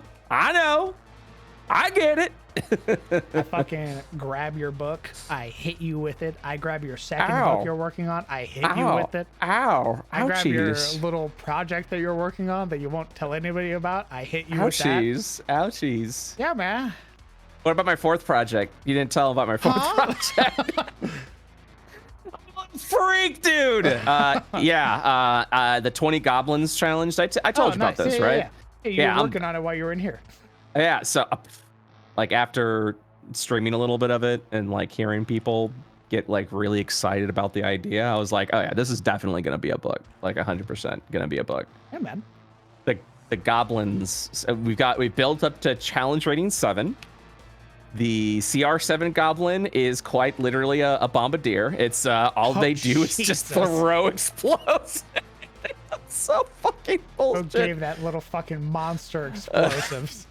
Here's the fucking. He's like a Black Ops goblin. Oh my god. So one of the things. I won't go too heavy into this because I don't want to make it about me. But it's one of it. So he can throw one of 3 types of bombs. Just the concussive explosive that deals a shit ton of damage in an AoE effect and can knock you prone if you fail to save.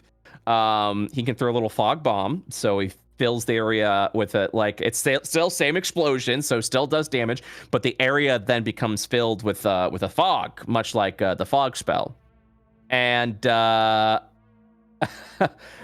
cool thing about it is he has a feature that allows him to see through hindered area. He's wearing goggles, so he can see through that fog. So while everyone's like, what? Like, where the fuck is everyone? And everyone's like heavily obscured by the mist. This little fucker can actually see through it.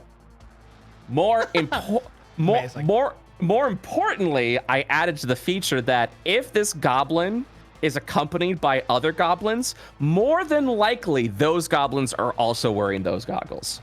So he's kind of got a little. He's fucking Captain Price. Yeah, he's got a little. So yeah, if you got like, your basic CR 4th goblins, like if it's this bombardier and like 6 other goblins, more than likely those 6 goblins also shares the same feature because he's one. All right, goggles up, boys. Fucking lights them up. His goggles down. Robo 6. Yep. Going dog. Yeah. Throws the fog bomb, explodes. Everyone's like, what the fuck? And then he just goes. Fucking explodes you. Yep. I love him already. It's just, that's our CR7 goblin. It's Nice. this little guy. Yeah. I love Captain Price. Great character. Yeah. Can't wait to see him born again as a goblin. Hey, going, dog. Stop. Oh, Good shit. Perfect. What Yeah, so the CR1 goblin is just a whelp. It's just a goblin with more hit points. That's all it is. The CR2 goblin, if I remember, is a bricklayer. It's a goblin mason. Oh. So he doesn't have nimble escape. Instead, all he does, so he's considered a siege monster. So he can actually fucking head in. Yeah, so he does. He bludges. Not only that, he has his bonus action when he activates it, adds a passive fire damage effect to his both his sling and his hammer. Jesus. The CR3 is the most goblin to ever goblin. It is a goblin. I called it a goblin scout. The longbow asshole. Yeah, yep. People were like, well, actually, since he's small, he can't actually equip the long. I'm like, fine, then it's a goblin big bow. That's what they call it. Literally, it's as simple as that. Yeah.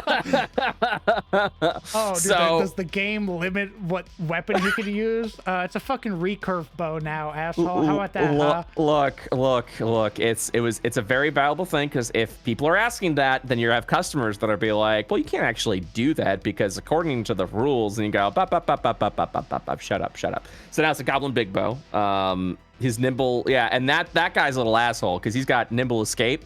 So all he does is just pew pew and then get the fuck out. And then if he's in melee, he's like, nope, I'm out.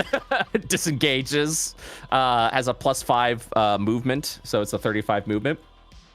I forget. Oh no, the CR4 was effectively a goblin like warrior, like a goblin thug. So essentially he's another strength goblin kind of charged in there. Our CR5, so I told chat, every 5 CRs is going to be a legendary goblin. So it's a named goblin with legendary actions. This one quite literally is a goblin assassin. It's one of his legendary actions is this motherfucker hides. It just goes, here I go. I've turned invisible. Yeah.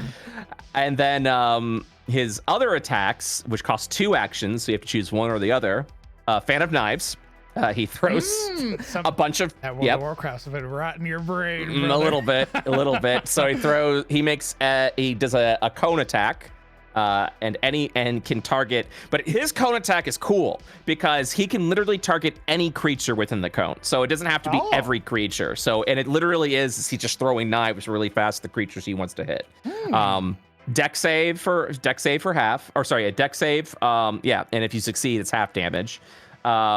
His dagger, by the way, returning dagger. So whenever he throws it at you, it just returns back to his hand. Absolutely. Or this one's my favorite.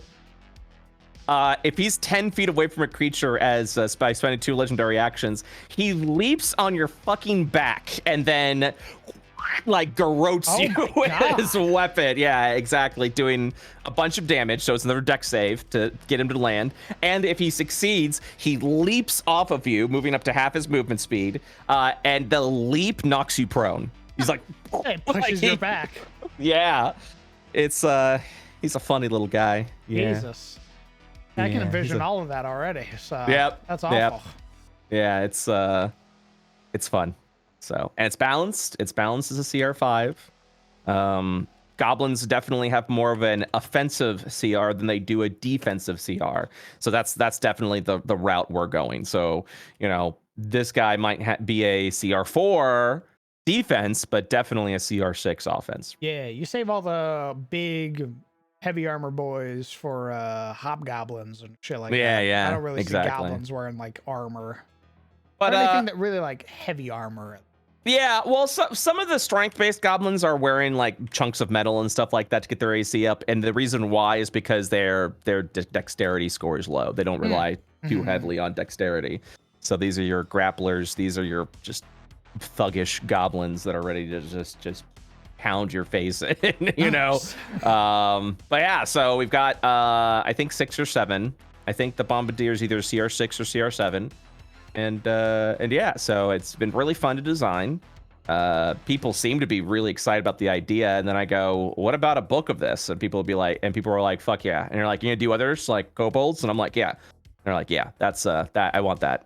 So I told the writers, I was like, I need 4 echelon of goblin societies. Is anyone interested in that? I had 3 immediately be like, I fucking love goblins, give me that shit. So now they're all pitching ideas for what these goblin societies are. Nice. And yeah. So that's another project in the future. But needless to say, things are happening. That's also to say I suck, I'm terrible, god awful. Everyone hates me. I believe it. Yep. It's my brain, man. My brain's all fizzy wizzy. What can I say? I'm working on it. Yeah, that brain chemical, the fucking stupid ass bag of electricity in your head. That's what I'm saying, man. It's like I don't want that to be, but just sometimes that's just the way it is. Yeah.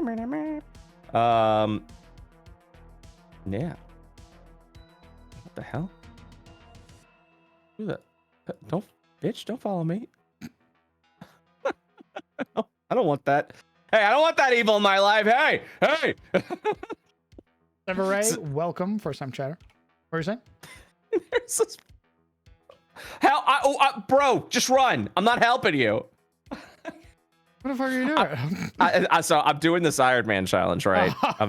I'm doing this Iron Man challenge. This fucking night elf runs up to me and is like, help me. And there's like 3 dwarves chasing her. And I'm like, fuck no. You're on your own, girl. I don't know what you thought I was going to do, but I'm level 40. Yeah, I'm level 40. I'm not dying right now, okay? My build's finally coming together. I got some cool shadow abilities. Like, the fuck? Hey, help. They walked up, white text, help. And I'm like, no, fuck Perish. no. What do you...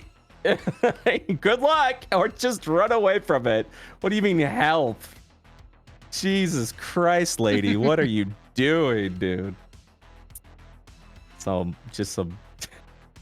sure she's going to be like, why the fuck did you help me? And I'll be like, I didn't want to die. I can't help you, dude. I don't know what I'm looking at. That's the most reasonable answer. Yeah. To be like, I'm literally doing I'm doing a fucking Iron Man challenge, man. What do You could want no. from me, dog? I literally, if you select my token, there's literally a buff on me that says Iron Man. This steadfast adventure is going solo and has only a single life. Meanwhile, Night Elf with her, I'm assuming cosmetic bot mount, went help to me, level 57. I'm like, no, you're on your own. And that's also the funny thing, because everything scales with you. As a level 57, I see level 40s, and I'm like, you got this. And I'm like, I know they're thumbs up. You can do it. You could do it. They're only 40, man. You're good. I've had a couple of people now come to me like, hey, help me with this, and I'll help you. So, okay. And I started tagging. They're like, hey, I can't attack your thing if you tag it. I'm like, what the fuck? Then what am I doing here? Like, what do you want from me, bro? Insane, dude. Insane. Bunch of psychos. Bunch of psychos, I say. Iron Man challenge. I mean, it's easy. Everything's kind of easy enough. Although there's been a couple of times I've definitely almost died. And then I went, fuck it. Yeah, I'll be fine. I could do it again. I mean, I haven't died. Level 40. I got a burr with me in case I need it. Or mag. Oh my gosh. Oh, I see you rare son of a bitch. Oh yeah. Sorry. Anyways, how's your map coming along? We're working on the second half. We're working on the layer. Gotcha. Now when I see the silver border, I'm like, oh, Gotta kill. I gotta kill that. Give me that loot. Ingrain it into your brain. I gotta kill that. Well, also considering the fact that this is, not official servers, everything just has a higher drop rate, which means, we can actually get some good drops from rares. What do you mean? You don't like your white quality cloak at level, what was that, like fucking 30 when you kill a rare that you fought fucking tooth and nail for? That's so crazy. I don't like that. I know it's a hot topic, but yeah, man. Call me crazy. I don't want that. It's not something I enjoy. Yeah, I don't. Nuh-uh. And yet, every time, without fail, I go. Is that a rare? I mean, I sprinting across the field. I gotta kill that. Yeah, I gotta assassinate that thing. Oh yeah, it's all coming together, baby. Nice Pinor boulders, brother. If a Pinor you've seen in your life looks like that, see a doctor. What's a Pinor? Where you see a Pinor, huh? What Penis. Pinor? Where? That's what I'm asking. Are you fucking Where? kidding me? Jesus. Point it out to me. Chat is We'll obsessed. circumcise her right now. Yeah, chat is obsessed with the male genitalia. Like, it's insane, dude. Standard chatlet response. All I'm saying. I pull out my knife. Point it out. It is. I've dealt with that too. I've dealt with the thing where I'm like, you know, a shading kind of looks a little like penile shaped a little bit, and I have made the mistake of being like, nah, I don't think that's what's happening. I think I'm just looking too much into that. And sure, without fail, someone goes, penis, I'm looking at a penis, right? It's like literally how the lighting is cast upon, like, you know, like the foundry walls and stuff. Oh, yeah. Yeah. You're like, oh, it's a little round on the top and kind of shafty in the rest of it. And I'm like, are you? I've definitely heard Bloody point at something on your map and go, cock. And I'm like, yeah, man. What? Okay. It looked like that 15 minutes ago. Okay. Before I fixed it. But we want to go ahead and call it out now. Okay, no, that's cool, man. I called it out now because I didn't read chat. That was on me. Okay. I thought the argument was, hey, 15 minutes ago you made something that looked like a penis. I just wanted to call it out now. That would be. So I was like, I mean, that would be a standard chat move. Hey, Ooh, baby. I didn't want to alarm you at the time. Definitely a cock there. Yeah, you missed it. big veiny cock over on your thing. Now, okay, so here's a cool thing about this the server that I'm on, because it's the seasonal server. Creatures will drop cards, talent cards, ability cards, things like that, that you can then use to make as part of your build. Some of these cards only drop from rare mobs, specifically a talent or an ability that they have, and then you learn it and you go, that's my ability now. That's pretty So yeah, so this one's called Here Comes the Big One. Every fourth use of Bloodthirst now deals 150% increased damage. Don't know what Bloodthirst is. I had no idea. So that sounds neat, though, if I do that. Also, all these cards are server bound, so you can create a character and still learn these abilities if you want. Just neat shit I wish WoW would do, you know? Yeah, man. I get it. Sounds dope. I just wish, you know... I do think the season discovery is in the right is a step in the right direction. Yeah, Sparks was saying that they just dropped season 4. Oh yeah, that I don't know if it's dropped or is it going to drop. I saw a video for it. I was told it, like, I got message today, season 4 drops today. Nice. All right. And I'm like, I don't know if I have the will to play Season of Discovery anymore. They so yeah, they actually had a PTR this time for it. Oh. Yeah. That's what goes against what they had said. Yeah, well, I mean, it's Blizzard. I mean, they kind of just go against what they say all the time, really. Damn. I'd be more surprised if they didn't do that. You know what I mean? Damn. Oh, this rare. So I fought 2 rares. This one's called I Have the High Ground. Ooh, what's that all about? All right, you fucking Star Wars reference. Hey, I'm down. Down for it. Oh, and also they had a vanity item. Specifically a pet, the Sigil of Magosh. So this rare, it was a Trog rare. And I just got a rare, I guess, pet drop where I summon him as a pet and go, hey. That's pretty cool. You're with me now. Let's go. You don't get a choice. You will kill your family. I want you to kill your family. Why? EXP. Has a chance to. Oh yeah, yeah. From Magosh, specifically the boss. Nice. Very cool. Yes, Jam. Sorry, I my eyes glazed over there for a second. Yes, games usually go for like 5 to 6 hours, sometimes 7 if we're feeling froggy.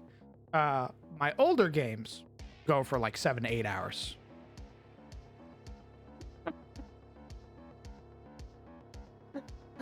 What the hell? Wow. I'll show you. Okay.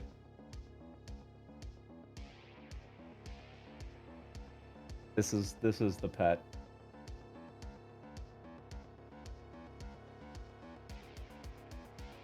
He's just a little guy.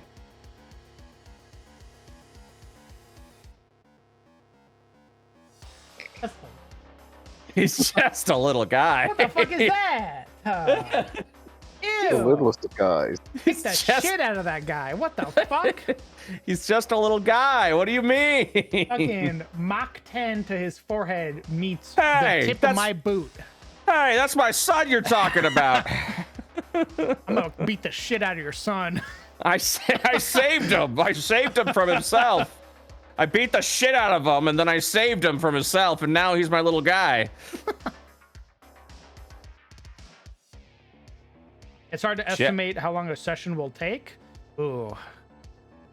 Dude, I can't do 6 or 7 hour sessions. That's just not in my DNA anymore, brother. Yeah, man, I think everybody gets to that point, though.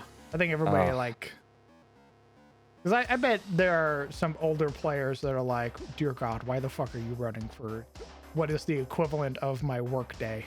I mean, that was Lost Minds. In the beginning, we were like, let's just go until we can't anymore, man. Let's just go, because I thought that's what people wanted. Then, folks were like, hey, I'm kind of getting tired. I'm a little sleepy. Listen, 4 hours for sleep, 8 hours for work, 10 hours for D&D is how I used to roll. And we played in person. God, oh my God. Yeah, if you think my 8-hour games are long, our in-person games, fucking all I day. used to do that. I used to do that all the time too. It'd just be like, yeah, all night we're gonna play. We would order some pizza, we'd eat, and then we'd play D&D all night until it was like 2, 3 in the morning. Like, I gotta get back before the werewolves come out. Oh, I miss. I mean, I miss it too. I mean, I definitely do miss it. What I miss the most is one of our players was the resident cook. Oh. Without a doubt, every game was a delicious homemade meal, plus whatever else they brought, whatever other plethora of snacks. Mm-hmm. And dear God, was it amazing every single time. That's I miss what Heidi with my entire fucking person. That's what I do for our in-person games. Like, we'll make the decision, hey, are we ordering or do you want me to cook?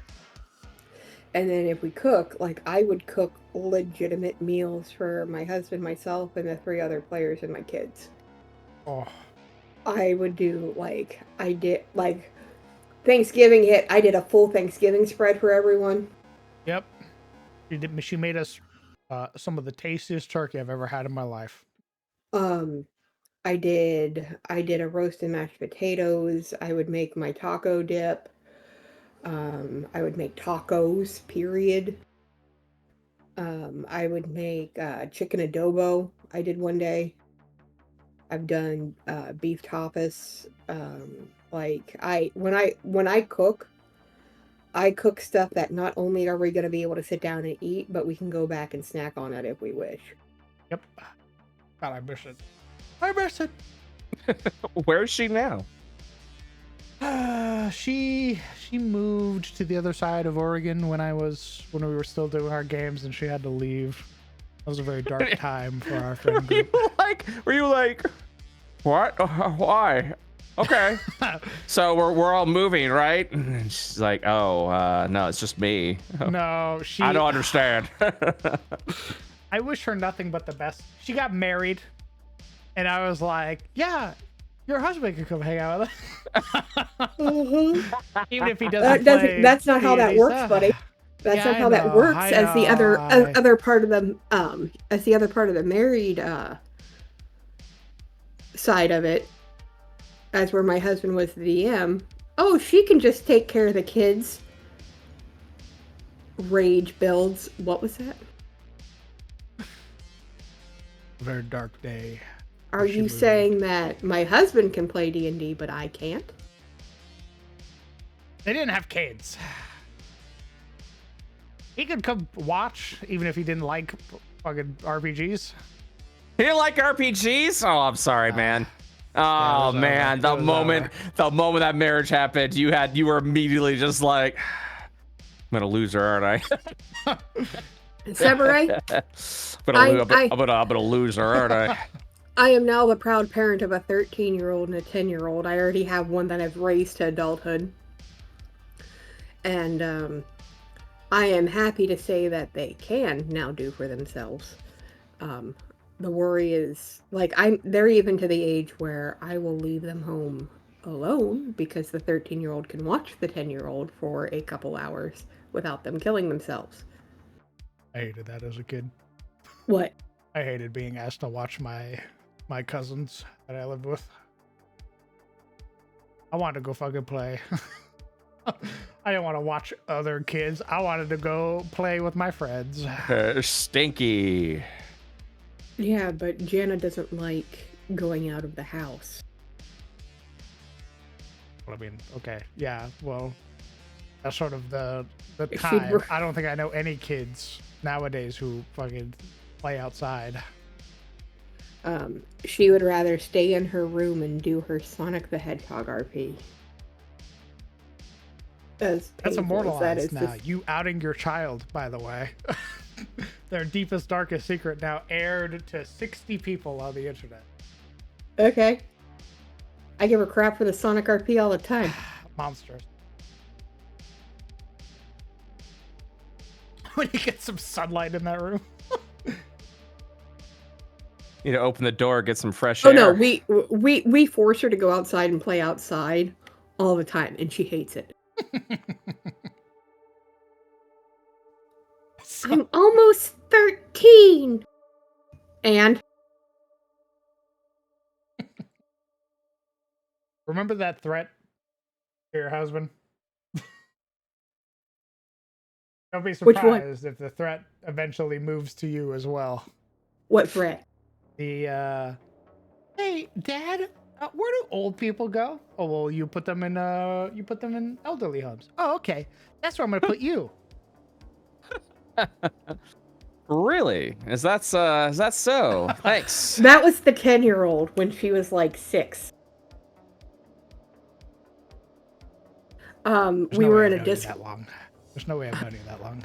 There's no way I've known you long enough for your children to grow into the double digits. 2020, buddy.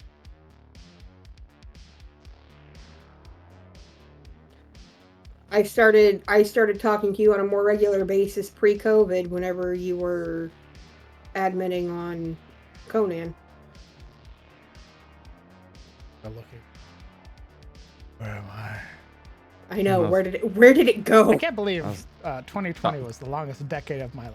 It really just wild, honestly. It's time to kill everything. But in actual context from my kid, she was meaning that in the I'm going to make sure you're taken care of sense, not the I'm going to ship you off as soon as you're no longer a use sense. I also want to think of the good in children as well, and not the malignity and maliciousness that children often have. Maddie, as long as you're not playing her in a game, is the sweetest girl you've ever met. She will give you the shirt off her back. She will share her Twinkie, whatever. But if you're playing her in a video game, all alliances are off. all familial connection. In that moment, you are her adversary. Psycho. Competitive.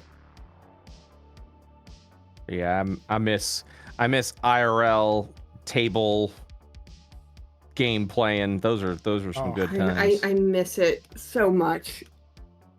But one of the drawbacks of being the older set of adults in our friend group is we procreated and our kids got big quicker. Our best friend is currently in the throes of toddlerdom. He has one. Oh, no. He has a 2-year-old, and now he has a set of twin boys that he just had. Jesus. Yeah. Weakest pull-out game in the East. No, that goes to Atomic's dad. Oh yeah, I forgot Atomic comes from like a family of like 92 or something like. He's one of 9. Close enough.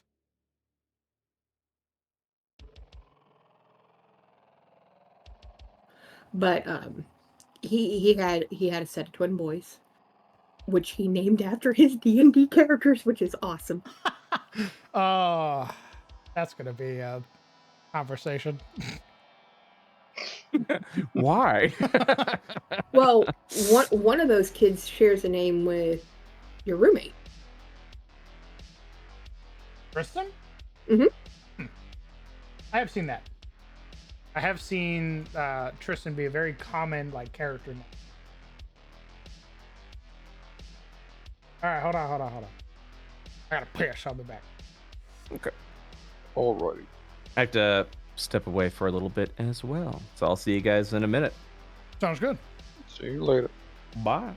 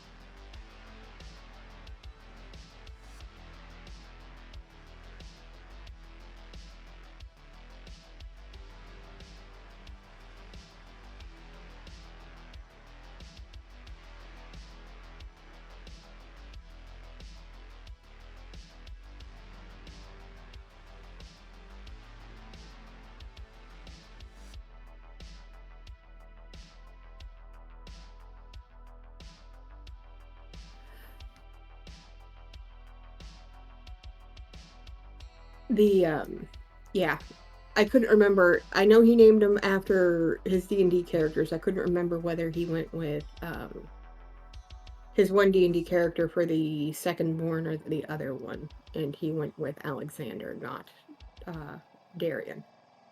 So, but Tristan's like his go-to D&D character name. Like, that's his original D&D character. You know how everybody has that one D&D character that they equivalent, like, that they're attached to? Like, this was my first, that was his.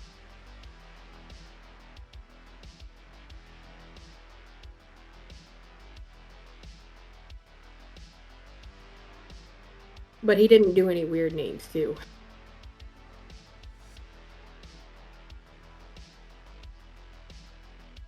Like, he's always had relatively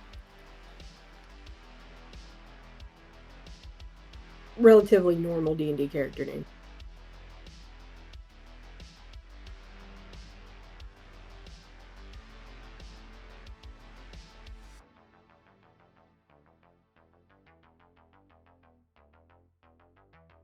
I ain't naming kids after any of my D&D characters. I'm sorry.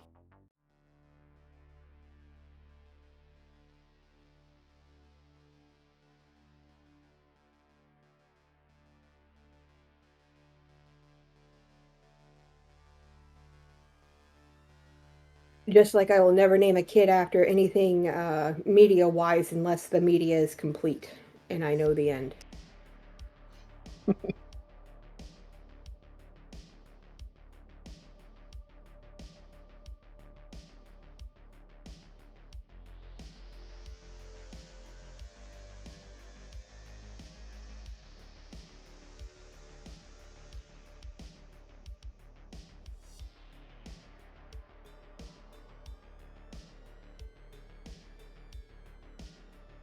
Hey, we got a raid.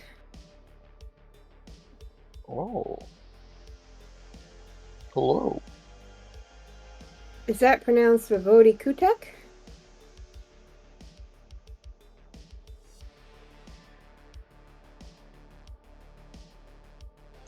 Hello, Raiders. The streamer is currently AFK.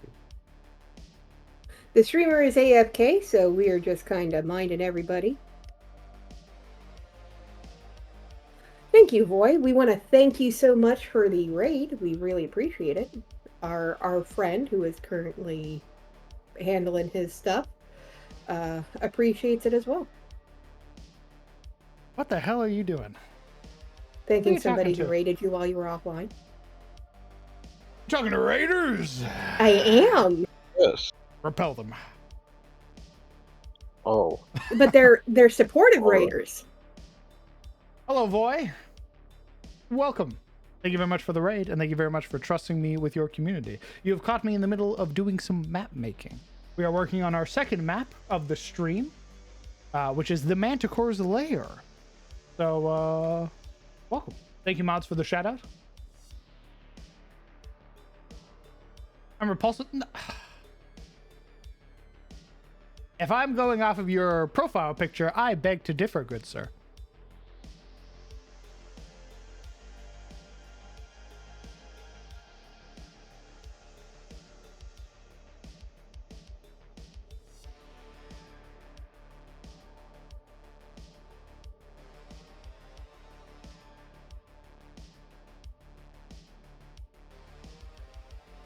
I have leaned fully into the stubborn Scottish cow motif that has been developed for me. By the way. Well, brother, we're all monster lovers here. So, if you got a monster under that skin, we love you just as much, if not more, in fact. I do like Ashilda as a name, but I couldn't in good conscience give my kid a fantasy name knowing that it could risk them getting made fun of mercilessly during certain years of their life. Oh, man. That's why, you just say it's like Welsh or something like that, and people will be like, oh, sick. Are your parents, are they from Wales? And you go, no. They go, oh, are you from Wales? And you go, no. No. They go, huh. Why'd you pick the name? And you go, Dungeons and Dragons. But I'm really glad that when we were deciding on naming our 14-year-old, when we were having our first together, we were thinking about going off of media, and I was like, no, I don't want to name anything off the media. We don't know where the story's going to go. They could, commit atrocities. And I'm glad, because one of the names we were considering was Arya.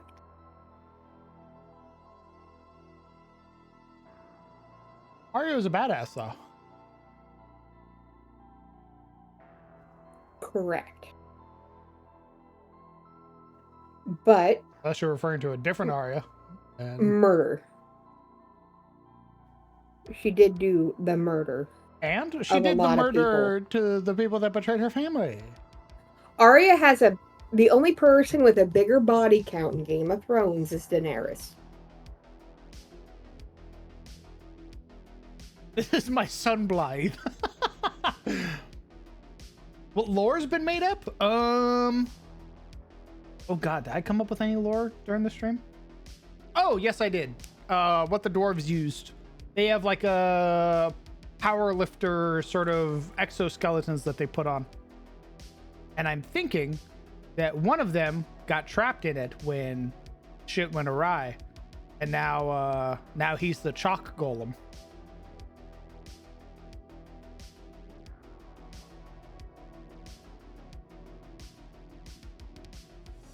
If he's trapped in there and they get him out, is he just going to be like the equivalent of a pot boy? He's Because he's been in there so long? Yeah, he's basically mush. He's not even a person anymore.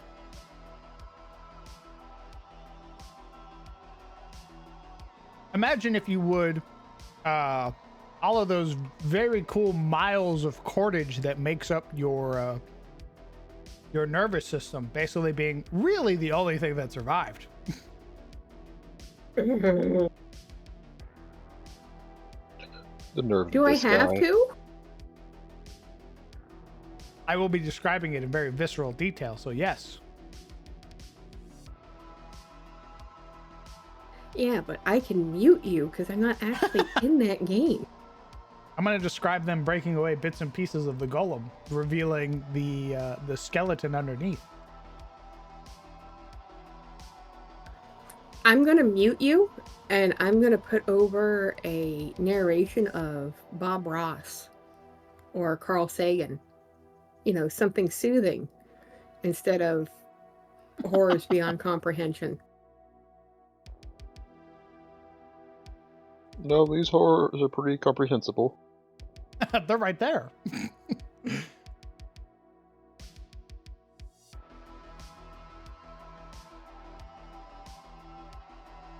All right. What do we think so far? Now that I've put all the walls up.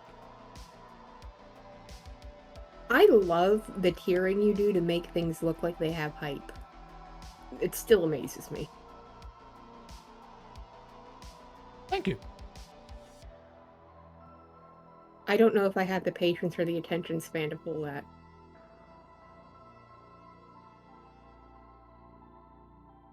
My secret is just mashing it all together.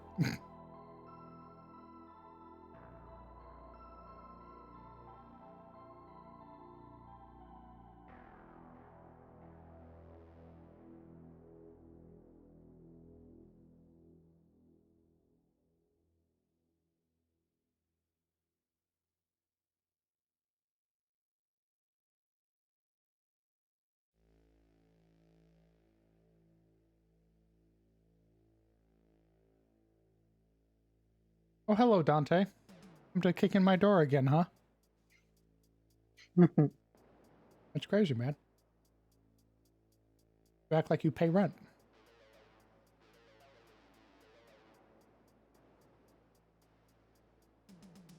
The god rays to indicate important details is still my favorite element design. So this cave, this chamber in particular, is like a dome with an opening that leads out. That opening has caused a sort of rebirth in the area, if that makes sense. We're going to be making this inner cave very lush and very green.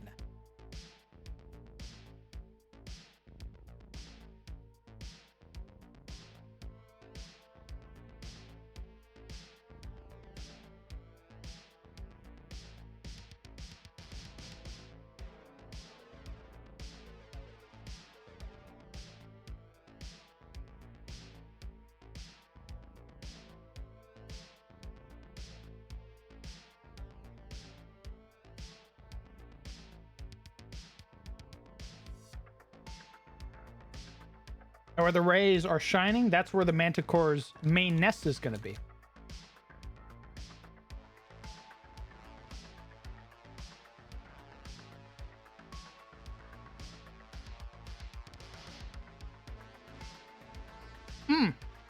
I had another thing as well.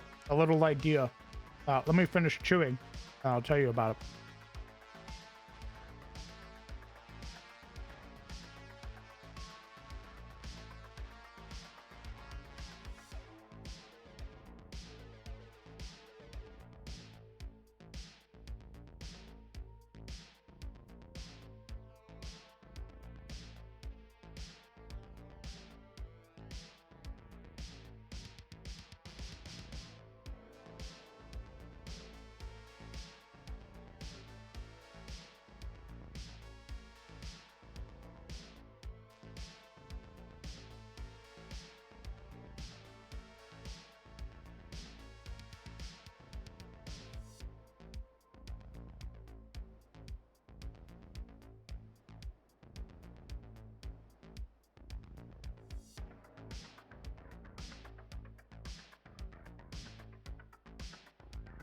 Soup? Soup, are you here?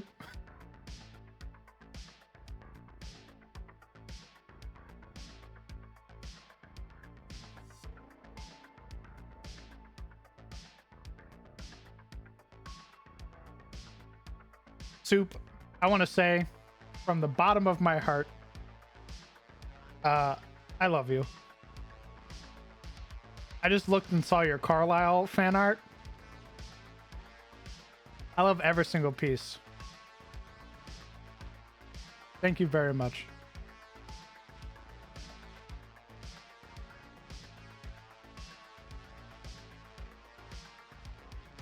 So, if I ever won the lottery, how much would I have to pay you for you to DM me? I'll pay you a day's wages if I win the lottery. I don't even know what a day's wages is. I'll pay you. I'll pay. Listen, I'll pay you $25 an hour to DM me if I ever win the lottery. I'll support my husband's mistress this way. Nice.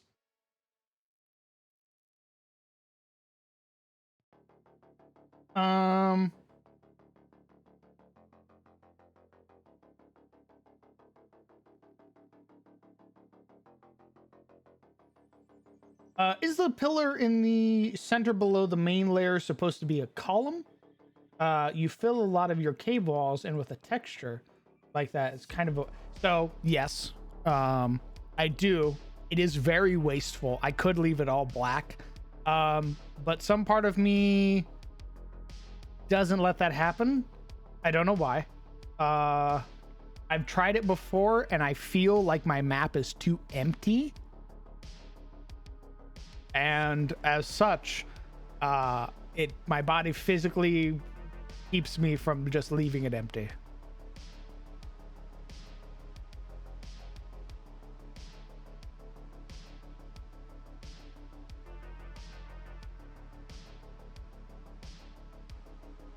Soup, have you played Endwalker?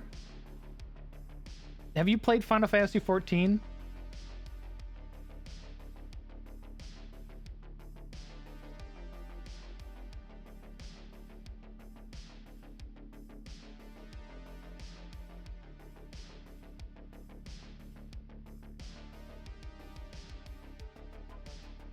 That final picture with Ollie and Carlisle eating ice cream, and Carlisle's in like that black robe, gives me such like the Asians before they were Asians vibes.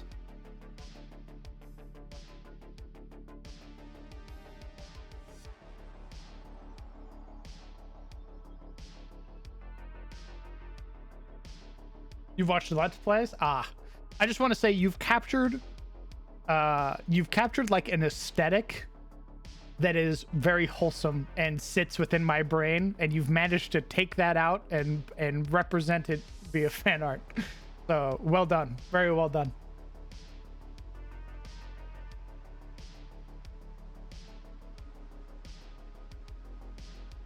Not to give you more work, but might be a good practice to make a separate layer or black tile as alt/performance version. Oh, interesting. I will, I'll pull it for the patrons. I'll probably end up doing that because this is going to be the maps this month is the chalk mines. So I'll pull it for the patrons, and if they're down, then we'll make like a black tile version.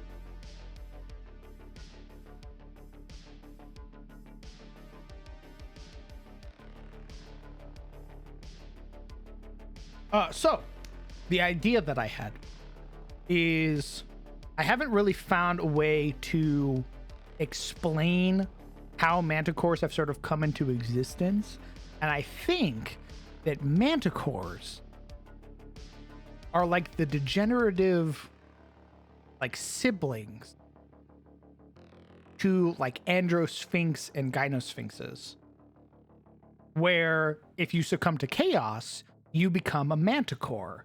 If you follow order, you become an androsphinx or a gynosphinx.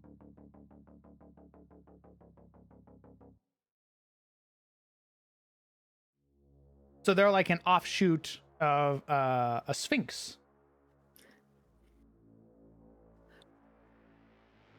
That makes me think back, like to one of my pre-husband's DMs, who had this like home lore that sphinxes came into being anytime a new question was asked.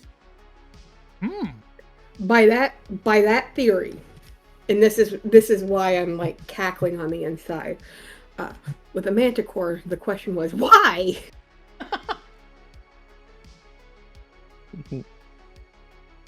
It's exactly like the Night Maidens.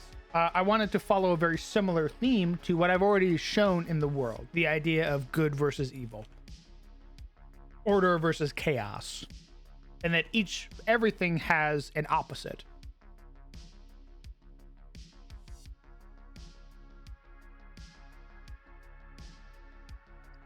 Alright, I'm gonna see what those chuckleheads are doing. I'll see y'all later. See you later. All right. Fine. Go on, get. What? What do you mean? What do you mean by that? Go on, get. Go hang out with all those cool people down there. Yes, because I hung out with all you cool people up here. Yeah. Go on. I want to make sure I'm hanging out with all the I cool fucking people. grab you. I throw you into the other VC. Go on, get. Ah! I told you what I'm getting my husband for his birthday here in a month, right? No, you didn't. I already have it. I've been paying on it. I got him an acoustic bass. Oh, shit. That's pretty dope. Why? Because he likes playing guitar.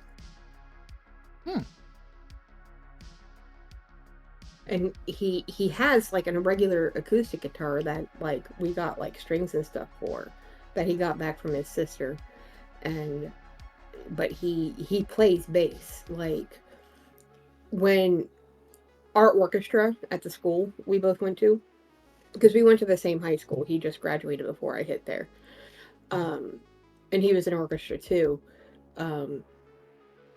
He did the work because you have to start off on either violin, viol, or cello, and then whenever you hit high school, you move to bass. He was able to start on bass in 8th grade, which is the last year of middle school here. So like he loves bass. Like he could play all four. When it comes to reading music, he's still ridiculously good.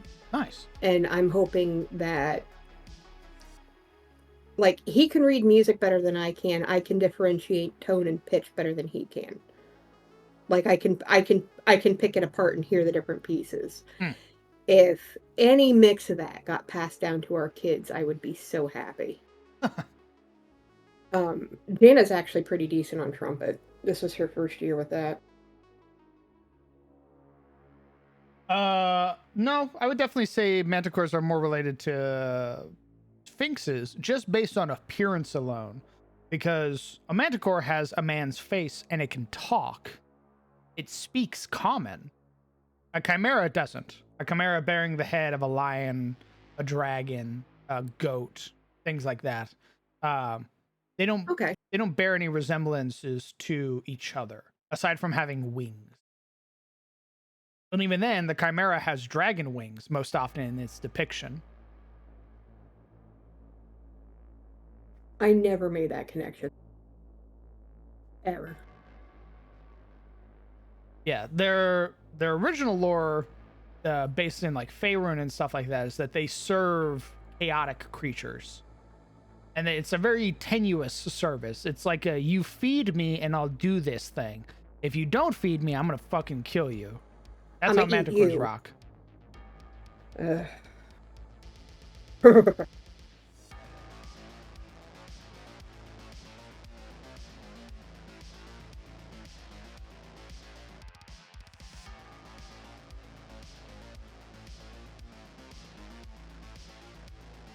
It's sort of like the spirit / guardian naga dichotomy.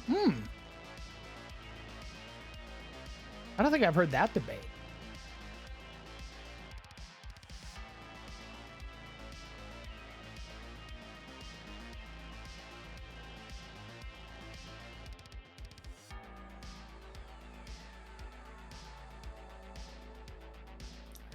Did you, you know how they're dropping all these class changes? Mm-hmm. Did you see what they did to monks? Yeah, Brett and I talked about it. They made monks fucking cool again. Uh-huh. It's actually been, it was actually wild to hear him talking about it, because I was like, wow, they they did it. They went back to their roots. They made it cool.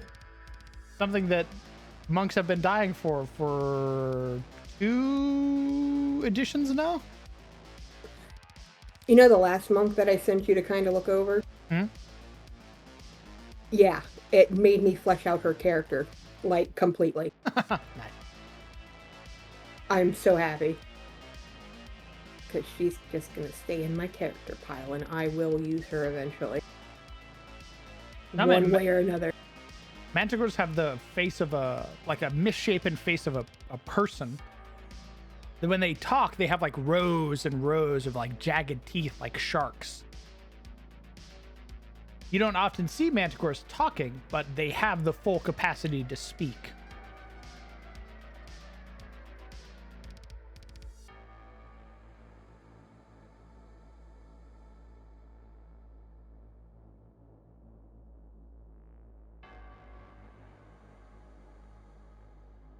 Further abyss / Morin corrupted ascended manticores turn into chimeras? No, because a chimera, you sort of lose that human aspect that manticores have. Because again, manticores can talk. They have humanoid faces. When you talk to one, it's talking to you. And it's a sapient creature. It is fully able to understand like right and wrong and shit like that. A chimera loses that. Now, we could make a new version of like a further corrupted manticore. But I already think of manticore as like what happens when you side with chaos. Or when you start, straying from the knowing mistress's guidance and teachings.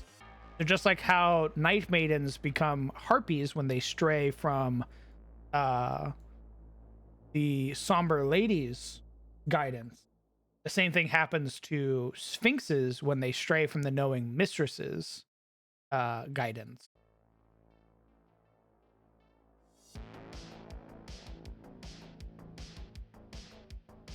Guardian Nagas are the default good aligned, and the spirit ones are chaotic and violent corrupted ones, or servants of evil gods. And Nagas are also supposed to have human... Oh yeah, they do.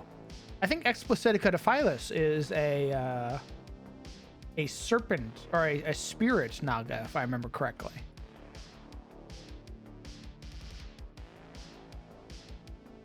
One of the greatest named bad guys in all of D&D.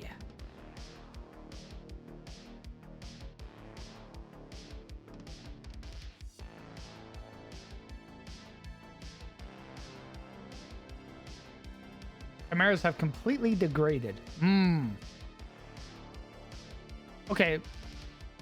I mean, I can sort of see what you're going for in like how they are violently transformed, especially by picking somebody like Morin, who's all about twisting and warping creatures.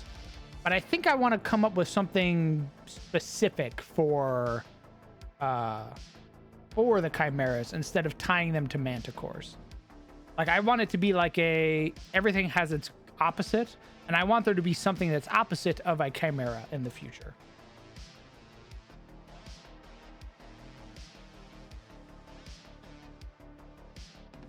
Did they make Rangers worse, Nick? I thought they just said, yeah, you use Tasha's now.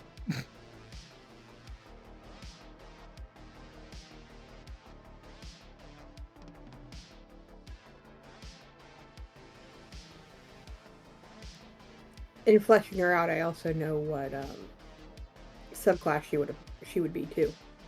Oh, Because I was torn between the two. She'd be Long Death. Jesus.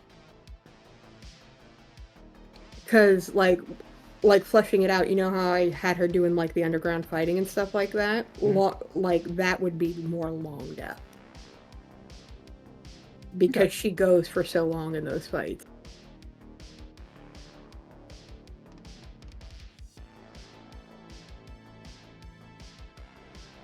I want royal manticores in particular to be like, to basically be the elevated version of that, right? So like you have a Sphinx, which is like just your bare bones, generic, order aligned Sphinx. Manticore, generic, chaos aligned Manticore. A royal Manticore is one who has basically earned the favor of chaos. Has basically become like an apostle.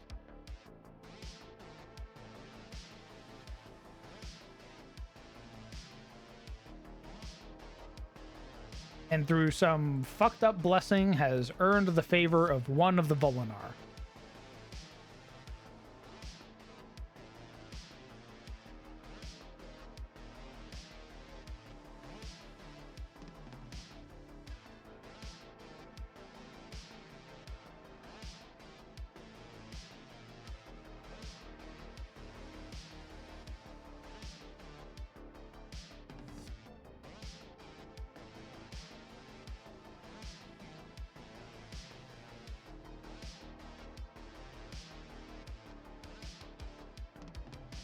Well, I'm actually really fucking with the design.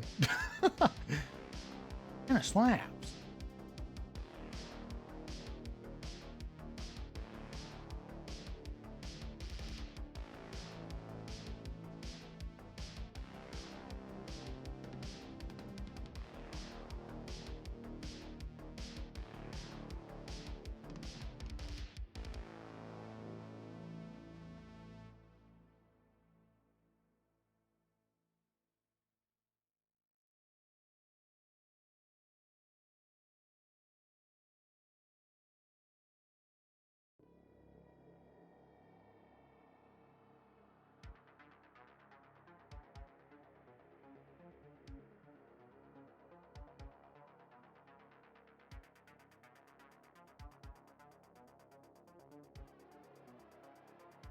Oh, I bet I can put like vine, not vine, maybe vine. Sort of growing out through all.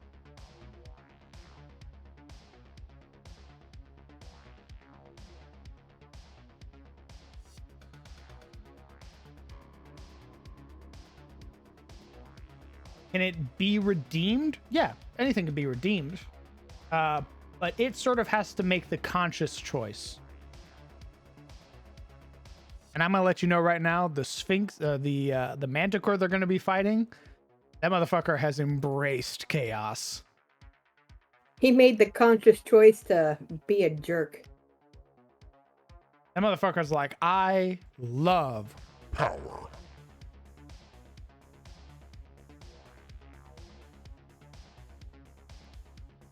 Got a question. Is there an equivalent to Gabriel who you played in my campaign in your world? very shrewd businessman.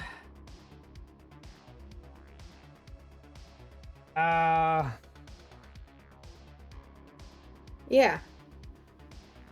I literally turned what CE meant in my brain from chaotic evil to capitalistic evil, thanks to you.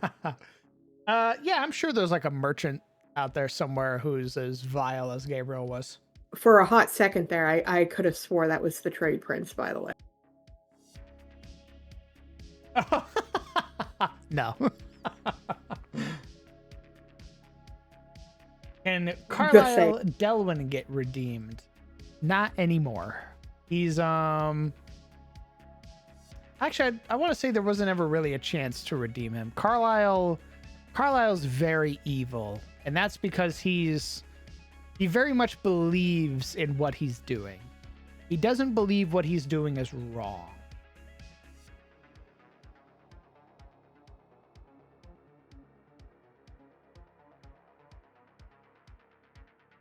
I mean, the guy tortured people. He killed people.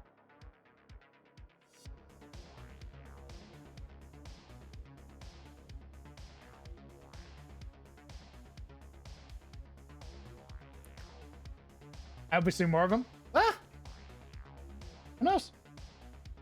I was really surprised that Oliver wanted to go see him. I thought that was basically it. I thought that was the end of Mr. Delwood there.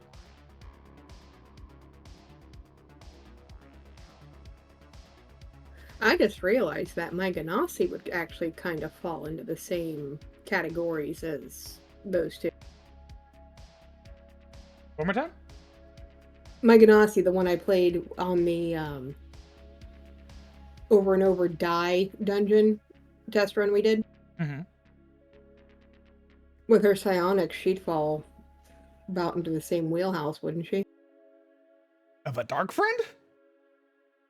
A lot of the dark friends are psionic, aren't they? No, no. If that's the case, Oliver's a fucking dark friend. Yes! No. Okay. As I showed with Carlisle believes that the power that they have can only be used for killing. Like, he looked at the powers that he had and was like, I can't use this for good. What can I do with this? I can't mend people's wounds. I'm not a cleric. I can't soothe a person's aches. I'm not a bard. I can't even smite the undead with this. This is unnatural, whatever this thing is. But I know what it's good for. I can kill with this. The only thing this power is good for. It serves no other purpose. I'm here on this world to kill. Yeah, Vesper doesn't think she's just there to kill, but she is very proficient at it. He can do cool party tricks. Certainly.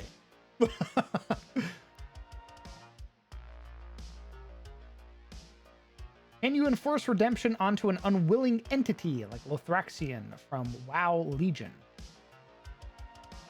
Oh, I don't think that was unwilling. I think you're talking about the Dreadlord or the Nathrazim, who is a light touched Nathrazim, right?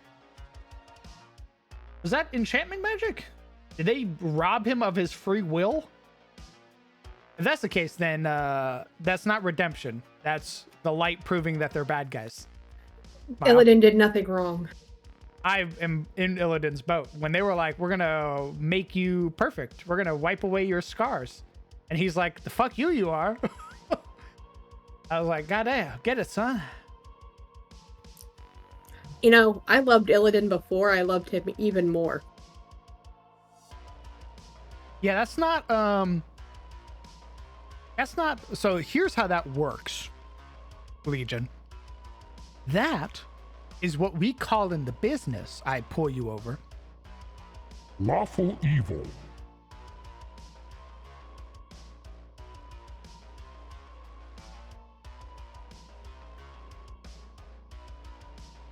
somebody who's lawful evil is very much along the lines of the light.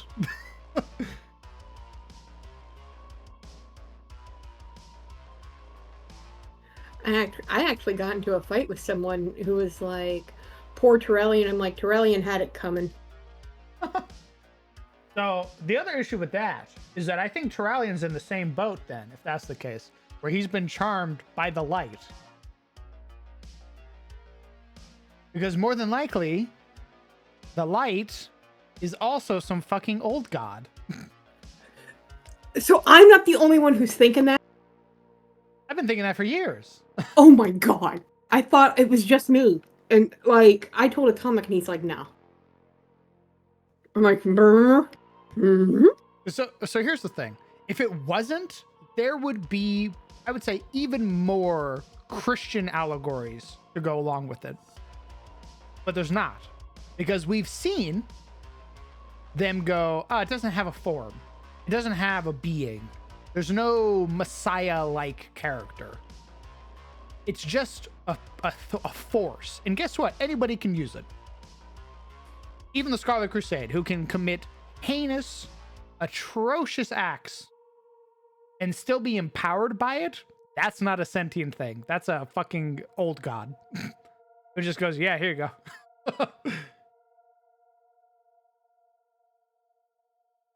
Elune's the only thing close to a deity, isn't she? She's a world soul. That's what I thought. I thought they proved that in Shadowlands or whatever the fuck it was called. I don't know if they so much prove that she is a world soul as she is something else. I just know that she was responsible for deaths getting like funneled into the jailer or whatever. Like she basically tricked Tyrande. Like Elune ends up being like this big shitter.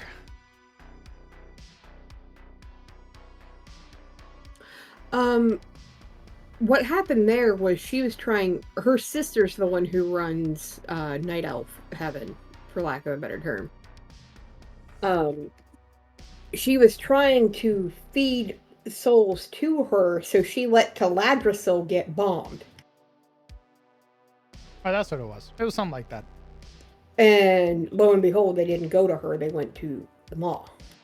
I will say, Legion, that there are things like that in my world. There are lawful evil, order-aligned individuals who use their power to basically sway people and creatures to their side.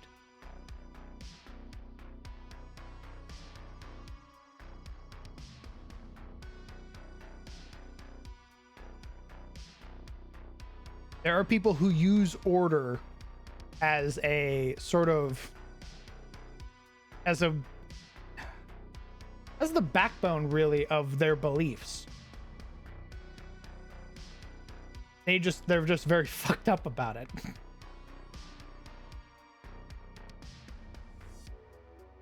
Just like there's chaotic good individuals who believe in a lot of what chaos embodies.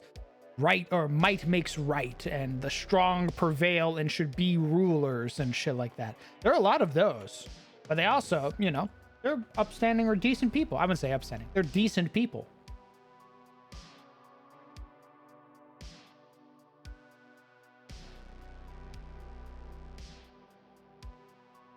They will make the world a better place no matter what. Exactly. Yeah, that's that lawful evil. Order overall. Not gonna lie, dog. I just like genuine, irredeemable villains be turned into good guys, override the old personality with a decent one. Oh, so you just when that happened in Marvel, evil. We got Onslaught. That's still you didn't change anything. You just perpetuated evil in a different form. Speaking of Onslaught, I just want to say the newer X-Men series that picked up off the one on my childhood slaps, and I can't wait for next season. Nice. I haven't watched any of it. Aside from, I think it was that's the one where they made Magneto a DILF. Yeah, that's really all I've seen is people thirsting over Magneto. They really did. I also love the fact that he macked on Rogue. I'm like, yeah. He out-gambited Gambit. Amazing. I think Gambit. I don't think I've seen a single Gambit W. I think in every iteration and adaptation he gets shit on. No, he's actually married to her in the current canon. Yeah, the comics, right? Yeah. Yeah, I'm talking about every iteration that has been shown, like cartoon or show. I'm fairly certain he gets shit on. I think he only gets the dubs in the comic. Trying to think here. No, he's got a pretty decent relationship with her in the one show. Did nothing wrong? Allianz should have. Okay. All right, Legion. You're a psycho. God. Oh my god. You will serve as he fucking robs them of their free will again. Trades one tyrant for another. Listen, I like Celebrimbor as well, but that motherfucker is evil.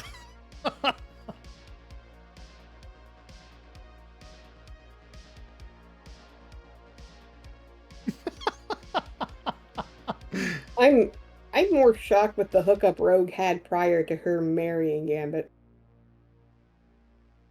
Who was that with? Deadpool. Oh god.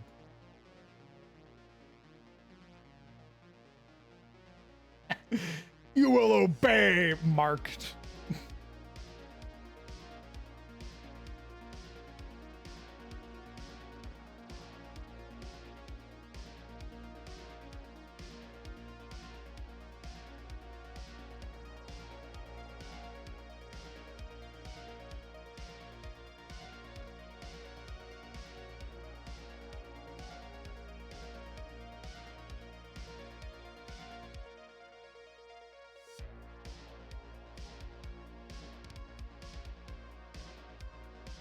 Over evil autonomy.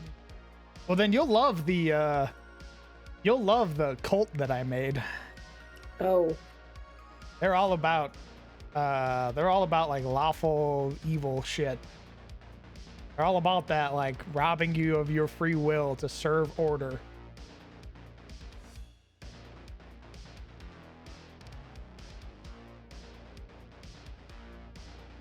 Because I'm bringing back another iconic villain into my setting from old TSR adventures.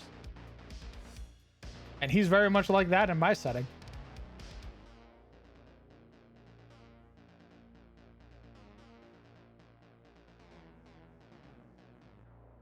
Meet Lareth the Beautiful. Lareth the Beautiful is in charge of a cult. They're very much all about that using order to get what they want. Overriding your personality to serve order and law.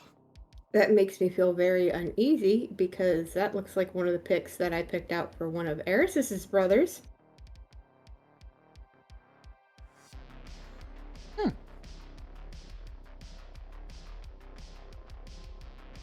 You don't have to worry. Lareth the Beautiful has his own story going on. I'm really ripping it from the TSR adventure. No, I'm just saying. Pretty dark hair.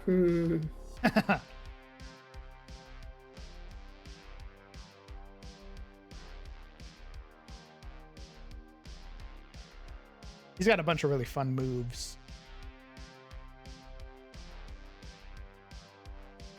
He's got an ability called Too Pretty to Bleed. Oh my god. Where he heals himself. He's all about his voice too. He uses his voice to command people. Curse of Blindness, commanding voice. A lot of his things are yelling and talking. That's where I use my handy dandy monk tactic of always keeping a piece of fruit on me for a perfect reason. Grapple, pin, shove. Well, you'd have to get close. And to get close, you'd have to touch him. And he does not like people touching him. He has actions to keep you from touching him. Because you are beneath him. Hopefully later with a face like that. Ho! Couldn't help it. It's a case-by-case dealio. Plus, think about it. Would you rather have an evil corpse or a new mind-dominated good guy? Jesus.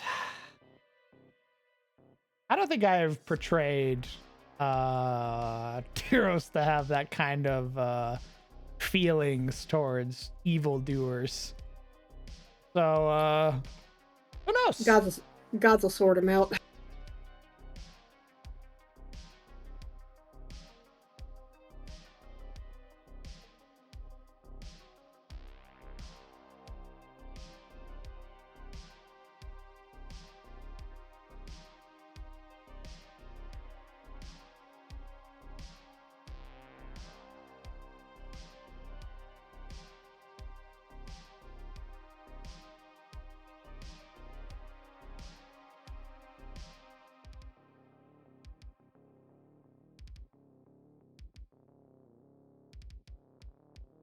Redemption by all means. Holy fuck.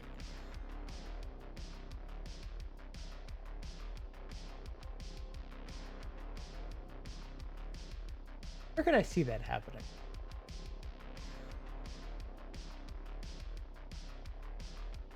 I know where I could see that happening, and it ain't Tyros. Yeah. The only real place I could see that happening, that specifically, redemption by all means, none shall fall to darkness. I could only really see that in Carousel. Mm-hmm. Where they basically mind wipe you. Like, you don't get an opportunity to be anybody else aside from a servant to the Emperor. Where they basically turn you into a servitor. That's really the only place in Adis I could see that happening.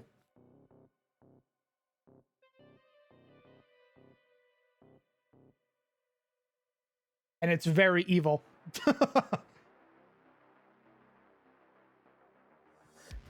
Like after everything that happened, I also don't see Erisys going home.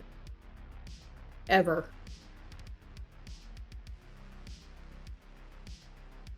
I don't blame her. She got a taste of that freedom, and she has access to the song creation. Free will, baby. What's up? Up, handsome. Not much, man. How's the cave coming along?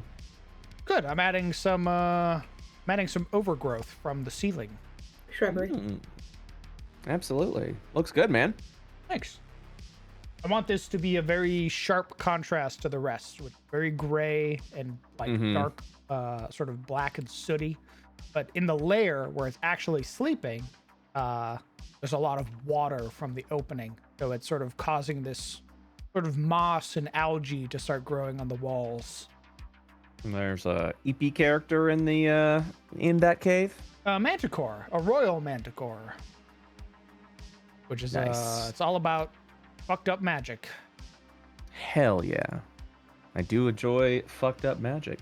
I'm saying. Even if Carlisle dies, I hope in my heart that he keeps haunting Oliver / the party somehow. Guys, I don't know when we're ever going to have another bad guy, and I really like drawing him. He's so evil. Carlisle was a lot of fun. He is also, like, unapologetically evil, so... There's always one. Like, I feel like everybody likes Carlisle, and in CTF, everybody loved Hane.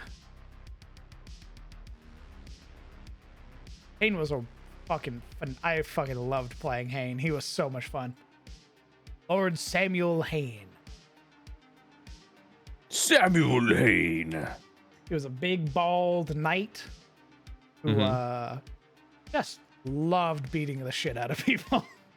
He had a gladiatorial like ring where he made people fight to the death. It was one of those moments where you really just have to like, you stand back and you look at like Gorgonoth, the destroyer of worlds and shit like that, and your players are like, oh, that's fun. Yeah, he's a big scary beholder and all that other stuff. But then you just put a person in front of them. And for some reason, they really just resonate with the person. They go, God, I love to hate this guy. That's always the best. You're like, whoa, this guy? This guy sucks. Yeah, fuck this guy. I fucking hate this guy. I love that shit. Is this? Yeah, you're not. You're off this week, right? Yes. Players are all busy with real life obligations. Plus, one of the roommates is celebrating their birthday, so this Sunday we're probably gonna go out. Oh. What are you gonna do? Where are you gonna go? Give me an exact address. Any sort of landmarks that are by your home. I think they want to go get barbecue. Pretty sick. Oh. Your household's a big barbecue household, I feel like. Yeah, and I'm very glad for it. Makes me a very happy person. Which is interesting because I don't, you know, not outing you, but like I don't think you live in a barbecue heavy state, right? Like you're not in Texas proper where you're like barbecue every other way. I live in a very red state, so. Oh, okay. Yeah, that sounds right. Yeah, I was about to say it still feels very like in Oregon. I think we were the only person who had a grill in like a 4-mile radius. You're like, what's that? A grill? Yeah, our neighbors complained at first when we got it, but then once just in general. Well, they hated the smoke.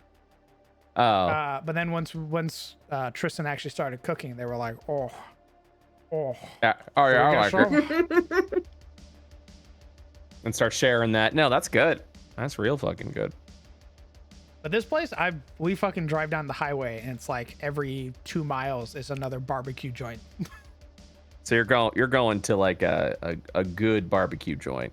Oh yeah, it was the place Momo took me to when I first got here. Oh. And she was just like welcome, and then took you to yeah, this beautiful barbecue joint. It was amazing. We are barbecue, and like street taco trucks are like huge around here. Like Hispanic street food is like a big thing. Food trucks were mega popular in Oregon. I remember going downtown, and there was just like blocks of food trucks. It was great. I do love food trucks. We have the oddest mix of food because it's Amish and Hispanic.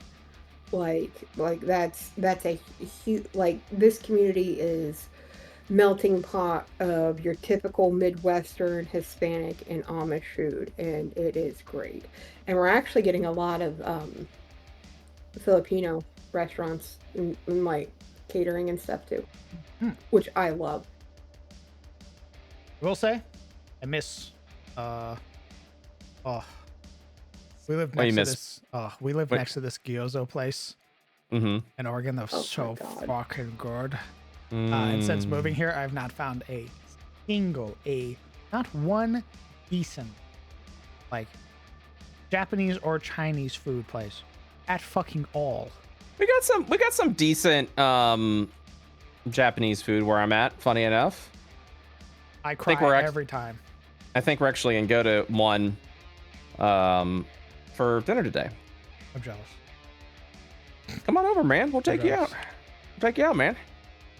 It's how it goes. It's like I leave Arizona, I can never find good Mexican food again. I leave North Carolina. Well, actually, that's a lie, because when I got here, the barbecue far surpassed North Carolina's. For a while, it was I can never find good barbecue again. I go to Oregon, can never find good Asian food again. Even the fucking Vietnamese food over there was bomb, and I had never had Vietnamese food before. Oh shit. Yeah, we around here, like, I don't know what happened, but like we got Korean barbecue that's really fucking good. We went to this this Asian restaurant that was like a combination of Chinese, Korean, Vietnamese, like Japanese, like all that shit. I was like, I don't know if that's gonna be any good if you're like, you know, got such a wide array of menus like that. And then we went with my family, and I was like, oh, no, they do it all very well. And I got so good. I got a bibimbap that was so fucking good. I remember you coming in talking about that bibimbap. Oh, it was good. Yeah, I got a bibimbap for lunch, and then I had leftovers, so then I had a little bit for lunch the next day. Then I finished it off the night. Yeah, the leftovers itself was like still slapped. I love food. What can I say? Hot take. Oh, I just love it. Oh, so tasty. Fuck. So fucking good. Now, Caruso prosecutes and kills. I put in air quotes. What happens is you get black bagged, you get taken to rehabilitation against your will, and then you get mind controlled because you're gonna serve in the penal legion. That's your purpose now. You don't get a choice anymore. Oh, do you conspire against the Empire? Are you an enemy of the Emperor? Guess where you're going. No, we're good. With these lore updates, I'd be, I'd have been more for working for Wolf. God. Yeah. Wolf was an interesting situation because it comes down to a person's morals and if they think he's in the right or not. Because he's been wronged by the institution. He was robbed and basically threatened with violence for asking for what it should be his. He served, did his time, did everything that was asked of him, and when he was asked to be paid, they said, no, LMAO. I'm sorry. What did you want? Nah. And he's like, but we had a deal. And they're like, deals change. He got the good old Stormwind stonemason treatment. He's like, well, we're not leaving until you pay us. And they're like, well, we'll just kill you then.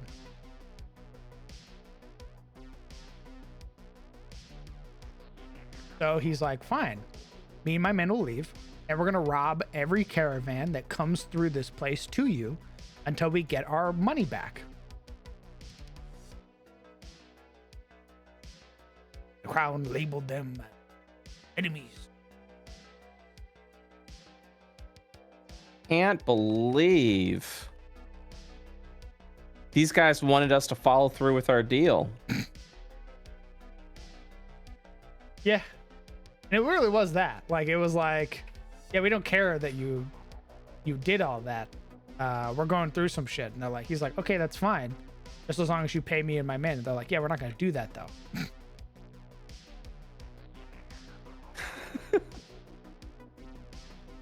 I'm quite literally in both ends, just like, it sounds very familiar. Yeah, it's meant to be. Wait a minute.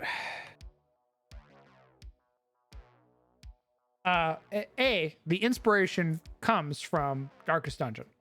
I was using the mercenaries. Wolf, the leader of the brigands, who was hired by the ancestor to basically quell the civil war that was happening in the hamlet. He does so, and then the ancestor goes, yeah, I'm not fucking paying you. They're like, but why? And Wolf goes, what the fuck? And he's like, yeah, what are you gonna do about it, idiot? So then he starts to robbing the road. And then of course, is that the guy we killed? Wolf, yeah. You when it's wolves at the door, that's the guy you kill. He fights you with his barrel of bombs. And all the brigands you kill are all of Wolf's men, the green cloaks. Oh Jesus. Yeah, you kill a bunch of people that were wronged, and now they're trying to get they're basically what they're owed. Like, hey, guess what? You're also an asshole now. Yeah. Hey, asshole.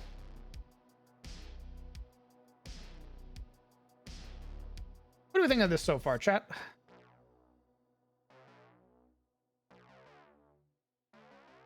I'm dying. If I didn't like it, I'd tell you.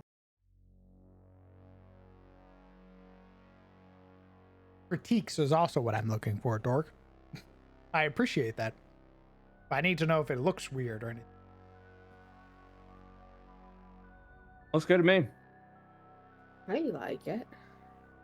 I like the shrubbery and the roots and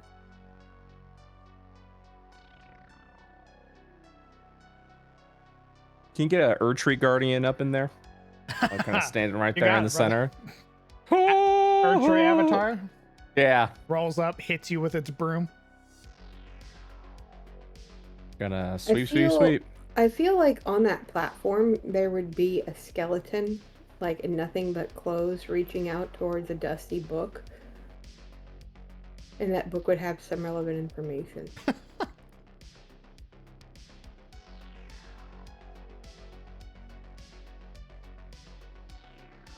Yeah, but does the rock face look like a penis? Chat wants to know. And if not, how come? Are you Great a coward? Yep, I am. Yes, Legion. I do actually plan on putting small pools of water on the ground as well. Sort of around the base of these sort of larger roots to show water having like flowed from the top or having collected due to things like humidity and shit like that. And eventually like dripping down into the pools. What the fuck? Get in. We're getting barbecue. Click. No, it's my alarm for when I sleep like a degenerate. Hey, if you're hearing this alarm and you're just waking up going,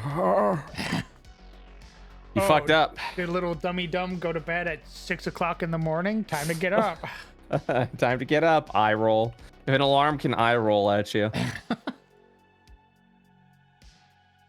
All right, sleepyhead. Come on over. Oh, what time is it? Too late, idiot. Get up. Yeah. Time for you to wake the fuck up. Boy, you know that Trog zone in Dunmorrow? Or Yeah. the lock or whatever? Yeah. Having a great time. They suck at level 41. Yeah, man. They I can't tell you the amount of times I got my shit rocked because they just crit you. Yeah. Classic. Everyone's casting lightning. I don't know how to get the fuck out of here. Yep. I'm gonna have to get off my mount to heal myself here in a second.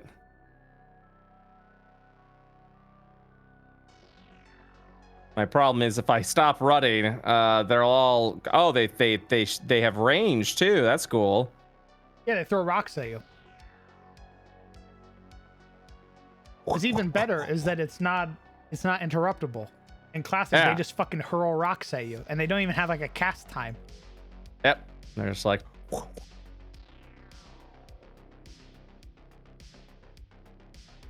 How fun? How fun was that?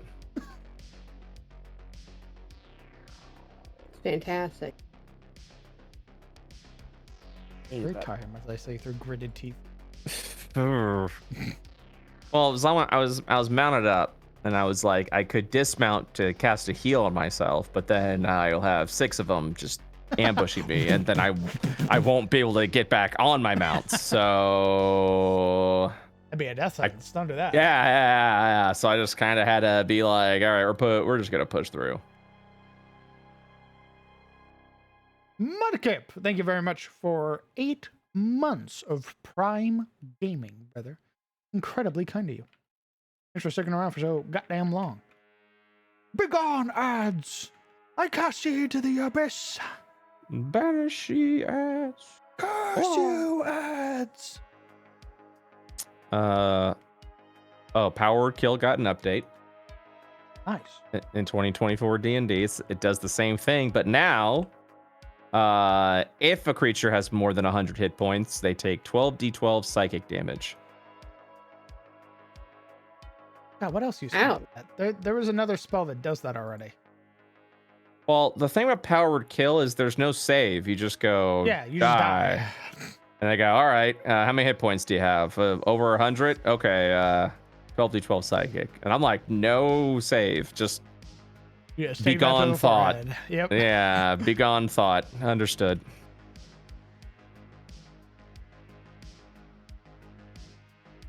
I like power word kill, namely for very powerful creatures. It's not a spell you should use at all. Because it just goes, Hello, player agency. Bye-bye now. You're dead. There's nothing you could do about it. Bye. but my God, do I love the shock factor of a bad guy being like, I'm so powerful.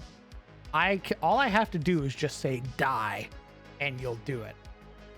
So it's a bit of a double-edged sword, because you sort of have to be in a scenario where your players are like, okay, can I come back from this? And you go, yeah.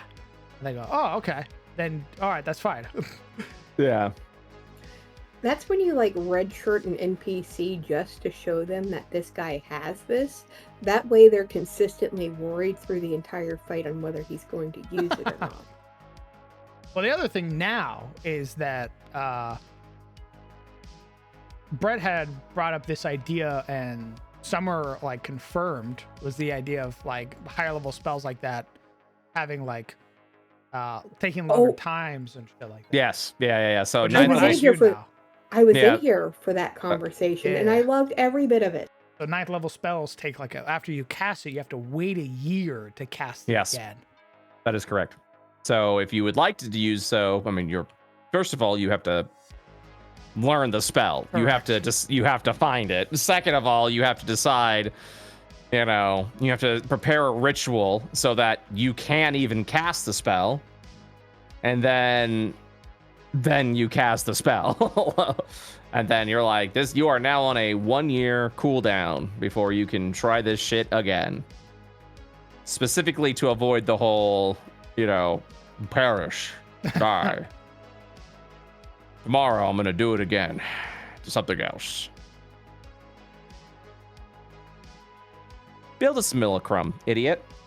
Do it. Go on. I'm waiting. Yeah, go for it. What is that? 7th level spell? You can cast it once a week. Boom. I think Simulacrum should be a higher level spell. Just saying. Yeah, we had talked about the idea of having to move spells around because there are some that just don't belong where they are. Yeah. And that's don't get me started about high level play. I feel like high level play in D&D was not planned, was not thought out, was just kind of an afterthought. Like, I mean, if you get this far, planned for like earlier editions. Yeah, different editions. I'm talking about 5th specifically. Yeah, I do not think that high level play should have been something that carried over from older editions. Man, I feel like 5th edition especially had this thing where they got to level 12 and was like, I don't know what we're doing anymore. What it should have been is you get to 12. This 12 is where you see a lot of their efforts stop.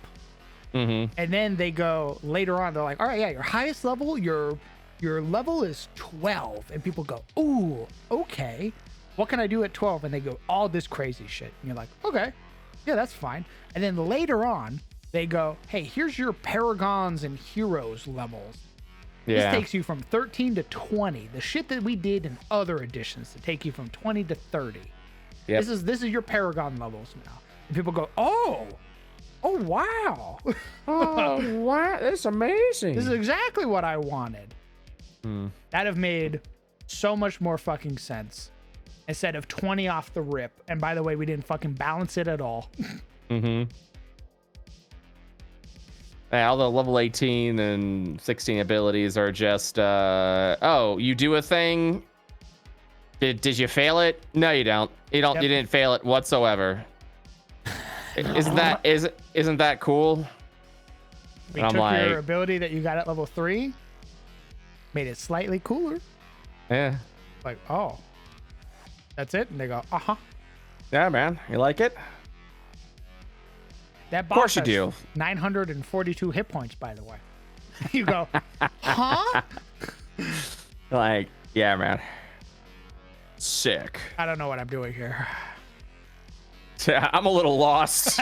I'm looking for my mommy. Anyway, like, good luck. yeah, they're like, all right, man. Jesus, dude. Yeah, I don't know what they were trying with this. So all the capstone abilities for the classes, for the most part, are pretty cool. Cleric's Divine Intervention at 20th level is just them casting Wish. So, you know, fun things like that. I go, God, make it happen, and God goes, Just Okay. for you, baby girl. Yeah, so that's 2024 D&D Cleric, by the way. That was a new thing they added. At level 20, you talk to God and go, I want this to happen, and they go, done, and it's the same effect as a wish spell. oh. Yeah. And you're like, okay, cool. Rangers. Oh, level 20. What do you got? You're like, your Hunter's Mark now does 1d10 damage. And I'm like, are you shitting me? What? Why did you? What? It's so fucking That's some insane. shit I would give to like a level 5 ranger I know. who's been using their I know. ability. I'd be like, Caps- hey man, Yeah. you've been using Hunter Mark so much and you've been role playing it perfectly. I've Yeah. increased your damage on your Hunter's Mark. level fucking 20 ranger. They're like, oh boy, level 20. What do I get? You're like, it does 1d10 now. And I'm like, you're fucking shitting me, right? You're like, by the way, concentration still fully applies to this in everything that you do. So good luck. You're I like, point over what? at the paladin. He becomes an avatar of his god, by the way.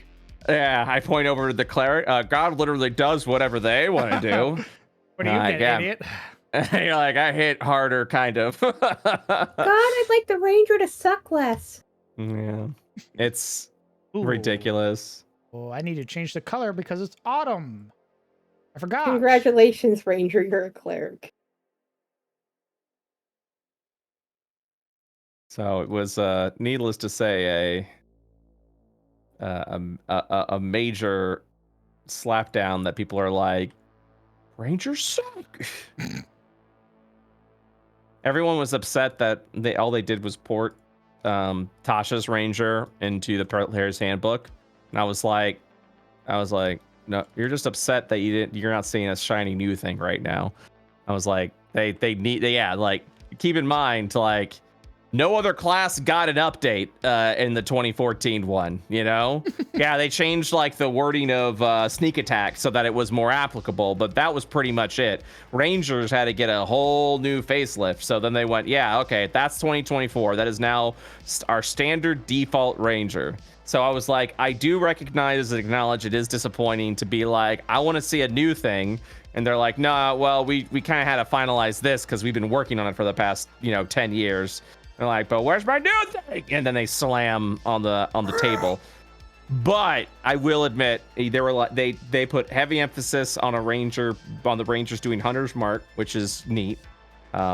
They said, Hunter's Mark concentration, by the way. And you're like, oh, cool. So, and not for me though, right? And they're like, yeah, for you. And I'm like, why do all my abilities rely on a spell that I have to maintain concentration on? That like shuts me out of a bunch of like other magical spells I could be doing. And then they kind of went, I don't know, but Figure it out. play another class, I guess. And I was like, oh, okay. It's the same thing with Bard today. I was like, oh, I wonder how they're handling the spells because they're not doing the primal, arcane, or divine spell groupings anymore. It's now based off of class. Yeah, they did that. So it's based off of class again. Every classes have their own spell list as before.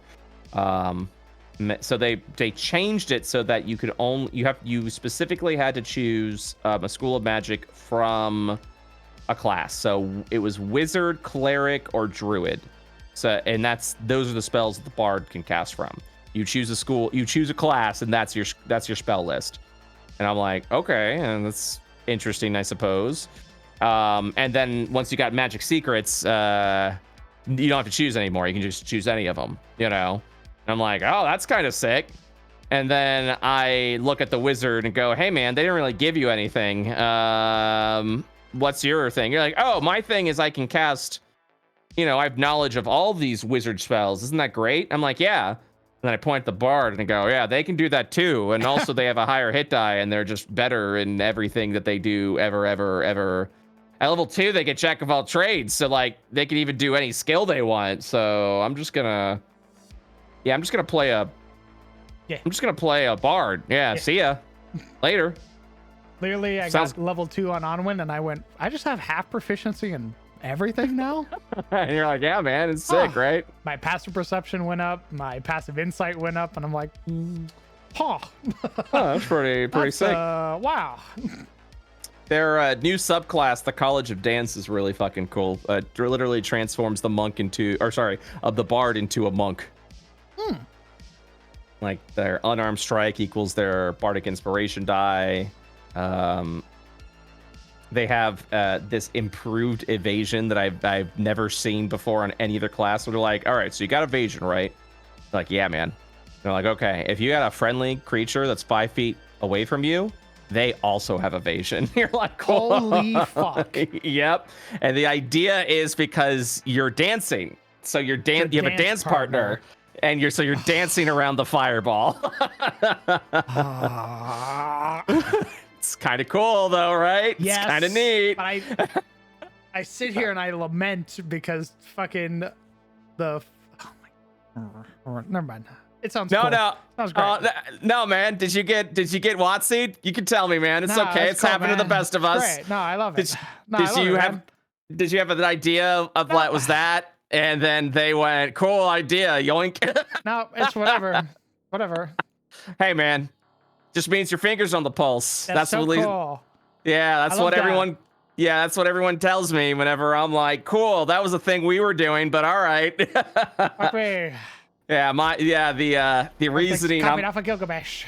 Yeah, the reason we always get told is just like, oh yeah, well, hey, that just means your finger's on the pulse. I'm like, imagine if you would. You make a thing, you're really excited about a thing, a bigger company with deeper pockets than you, then 6 months to a year later also does that same thing. And I go, oh, okay, that's cool. And the only thing you hear is like, yeah, your finger's on the pulse. Isn't it neat? You're doing design stuff that they're doing. Meanwhile, if the role was reverse, Watsy'd be suing my ass right now. So, and yeah, they don't get the, oh, isn't it cool? They're doing the thing that you're doing. Isn't that neat? And they're making millions of dollars on it. Isn't that cool? I'm just like, come on, man. Vibrating in place. I'm like, yeah. Is that the takeaway? I should just be thankful that Watsy's just doing the shit that I was doing. I should just be thankful. All right, yeah, sounds great, man. That thing I could have sold for some money, you know, and maybe made like $1,000 off, and now they get to do and probably make millions of dollars on. I just have to be cool with that. Okay, yeah, that's great, man. I say through gritted teeth. Fantastic job. Yeah, glad my finger is on the pulse, as you say. Wow. So that when I make another thing in the future and then they just do it, I get to say that again. Like, yeah, man. Finger on the pulse. Very, very pog. Wow. It was the same thing when we released our Circle of the Tides druid in our fishing book, and then they went, oh yeah, we're also announcing a new subclass for druid. It's called Circle of the Sea. It pretty much does what you're doing, and I'm like, you can go fuck off, just fuck off. Like, yeah, now you could also pick swimming. Okay, I'm like, shut up, shut. Stop talking to me. I fucking start throwing hands. Stop talking to me. I will say our subclass is better than their subclass, like substantially. So nice. Call me. That's hot. Call me a little guy, but it's I think we did it better. I gotta make sure they didn't take the key our capstone ability though. That I have to see. If they did, I'm going to be very sad. Our capstone ability is that creatures with a swim speed also get a fly speed equal to that. So they effectively are swimming in the air. That's pretty cool. And they don't. And they can breathe out of water. They're able to breathe oxygen, all that shit. It's fun little stuff like that. And then they were like, "Yeah, man, we also did that." And you're like, "Shut up, shut up, shut up." Like hell you did. So it's whatever. You know, our fingers on the pulse. It's great, man. It's really cool. Yeah, man. Awesome. I mean, they even acknowledged, they were like, "Oh yeah, we saw what people were doing with this, so we decided to implement it in our games as well." Like Jeremy literally said that today, and I was like, I know you fuckers are watching other games and going, "That's pretty neat. We should also do that," and then make that the main thing of their rules. Again, if I did that, I'm gonna get sued to oblivion. If you do that, it's just kind of a neat, quirky thing you get to do, you know, and that's the beauty of the OGL is like, hey man, yeah, make whatever you want. It's cool. We'll also probably just kind of do the same thing. And if you've got an issue with it, no, you fucking don't. I dare you. I dare you to have an issue with it. Yeah. What are you gonna do? What possibly are you gonna do? Like, nothing. There's nothing you can do. It's just you go, yep. That's cool. Like when they made potions are now bonus actions to drink a potion, like legally in the rules. Fucking running house rule for forever. Yes, that is. Well, that was everyone's fucking house rule forever, and because it was everyone's house rule forever, Watsy went and then went, okay, we're doing it too. Well, we did it. Yeah, we're doing it. We're doing it officially now. And you go, cool, man. Where'd you get that from? And they're like, huh? Great idea, man. Yeah. We're also doing that. And you're like, no, you're not. What do you mean, dude? Did you realize after however many fucking years that action drinking doesn't really work? Is that what you realized? That's crazy, man. So quirky. So they did move everything to like bonus action, which on paper sounds good, but now you're gonna have a problem with bonus actions, you know? So I hesitate to say it. So what I might end up doing as an experiment, as long as people are cool, that if I take it away the moment I go, we can't do that. You can now sacrifice your action to take a bonus action. Huh?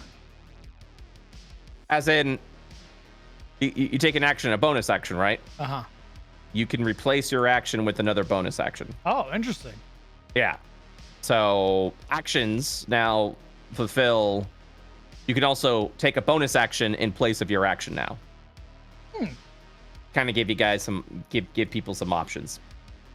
We'll see how it plays out. I mean, that's kind of how it was in the old day, and then they made it so that you couldn't do that anymore. But now that everything is a fucking bonus action, I'm like, what if we just try this and see what happens? You know? Okay. See what happens. I'm interested to see what comes of it. Yeah, same. That way you got plenty of options. I mean, I'm already going to have to go in with some of the other classes and like rework them once that comes out. Like the Paladin's Divine Smite bonus action. Like, I'm not gonna make it a bonus action. It's gonna be a once a turn ability, but I'm not gonna make it a bonus action. It'll just be, do you hit, you can smite, and then do that once a turn, and that's what we're gonna do with that. Nice. And then if a ranger casts Hunter's Mark, you don't have to maintain concentration, but you can only hold a Hunter's Mark on one target at a time. Makes sense. So that, yeah. So just these are things that I don't really foresee being problematic. But we'll see. We'll fucking see, man. We'll see what happens. But I don't know all that. I'm on vacation. Yes, sir. I'm on vacation right now. I don't know anything about that. Nice. Gotta stop talking about work. Now that I've added some sort of fallen leaves to sort of contrast everything, how does it look now? Looks good. I love the fallen leaves, especially that fall look that really reflect. I think one of my favorite things about the piece is the lights that you've got on Thanks. there. That's also That's my a- favorite part. that's a very nice touch, and adds some really good depth to it. I think you can honestly go do more leaves personally, directly underneath the trees. I think there would be leaves scattering about there. I kind of like where you have these leaves in the center. I definitely think there should be more around the walls, because the leaves aren't just it's not gonna be clean underneath those overhanging leaves, right? Like if it's fall and shit's falling off, and that shit's gonna be everywhere, Okay. including directly underneath it. Let me see. Something to consider. We'll do another run through this layer, because they would be on this floor level. Absolutely. I'm just saying there probably would be some like directly underneath it as well. It wouldn't be, even if it's so like not as heavy as like on the floor level, right? There still would be some kind of scattered there.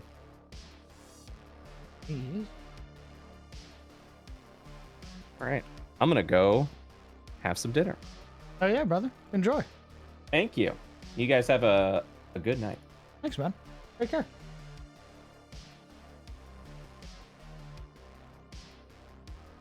Forgot how much I love this song.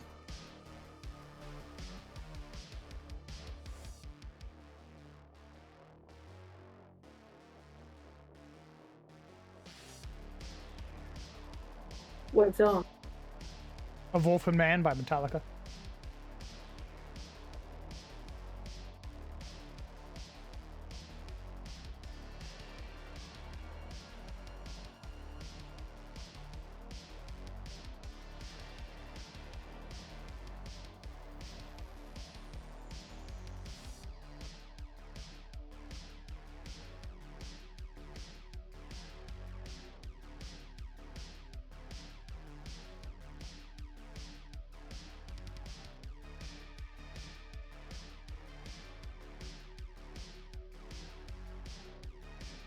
God, I'm starting to really like this. This, God, you can definitely fucking tell I've been playing Elden Ring. Do you hyperfixate on songs? Yes. To the point where I can't, like, there have been so many times where I'm like, oh, I could probably like cut the audio so that way chat can listen to the music with me. And then I'll just delete the VOD or whatever. So that way the chat can like hear whatever the fuck I'm listening to at the same time while I'm working. But there have been so many times where I've listened to the same song for like 8 fucking hours while I'm streaming. I'm like, chat will lose their goddamn mind if they listen to me. If they if they are listening to me talk and they're also listening to me listen to like fucking Nickelback in the background or something like that.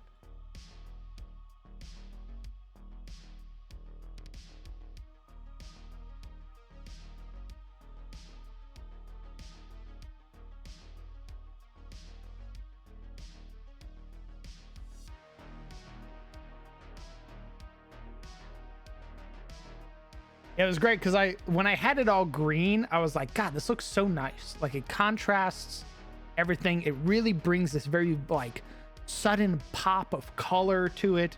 But then I was like, oh shit, but it's autumn. It's autumn in Tyros. It wouldn't be green. It would be yellow or orange. And then I started, the moment I turned it yellow, I was like, God fucking damn it, it's Elden Ring.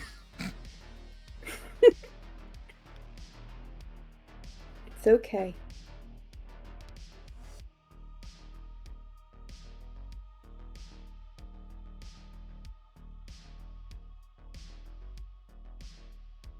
God, that light, when it was just the light and there was nothing else around it, it was just very bland. But now that it has like a color behind it and it's causing that color to really pop, the light, it's so fucking good. It's insane.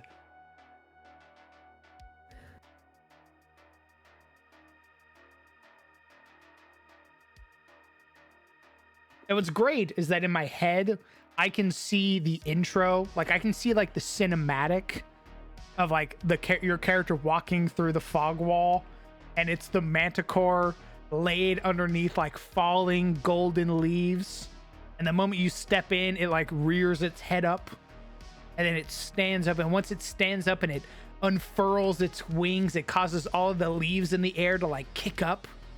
And then when it roars, it causes all of the leaves in the arena to rise.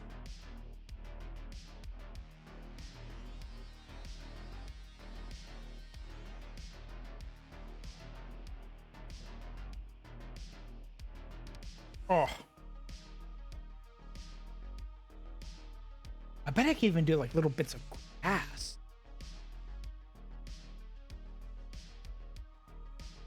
Where that light hits and it's brightest, I expect there to be like a chest or something there. Even if it's inane, I want it to feel like it's important to the point where they take it.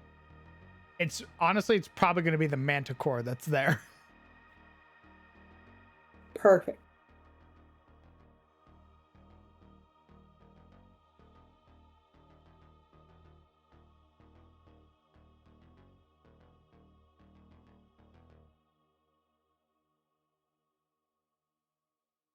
Yeah, I've had certain songs on repeat consistently as they live rent free in my head.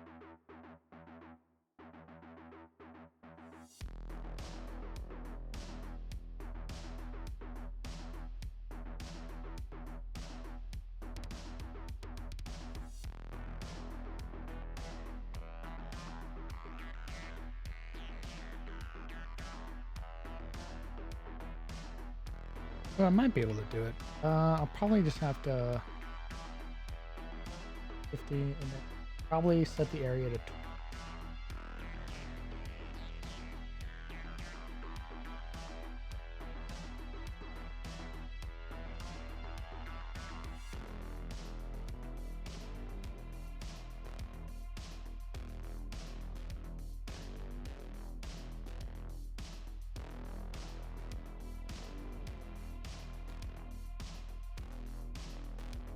Can you make it an 18 or does it got to be even?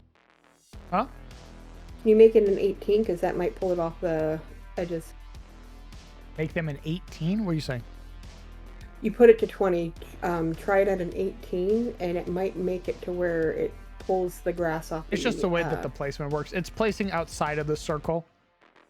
So even at like, you see where my my cursor's at? It'll sometimes just place outside of the circle. What I more than likely have to do is I have to make the grass even smaller to make it fit, because right now the grass is too big. So something like this.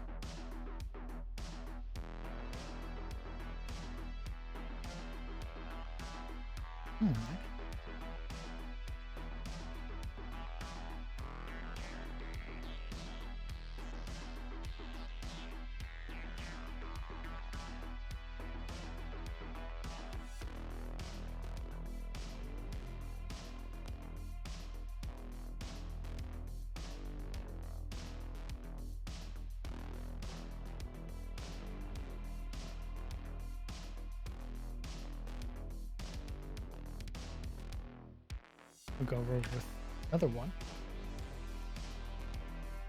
You need to be on.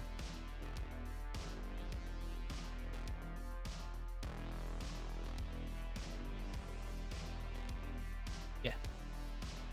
Oh.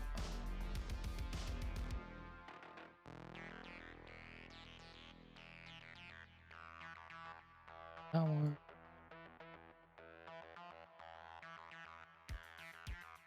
That one. Okay. And what I do is I that and do this. Of it random.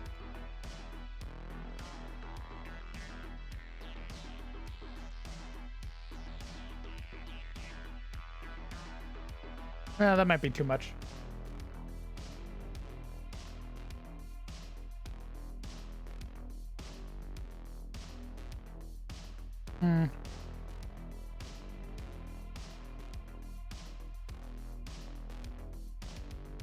Yeah, that's too much. I might have to do just little tiny patches. What I might do is I'm gonna go get some water, and I'm also gonna go to the restroom. So I'll be back. Okie dokie.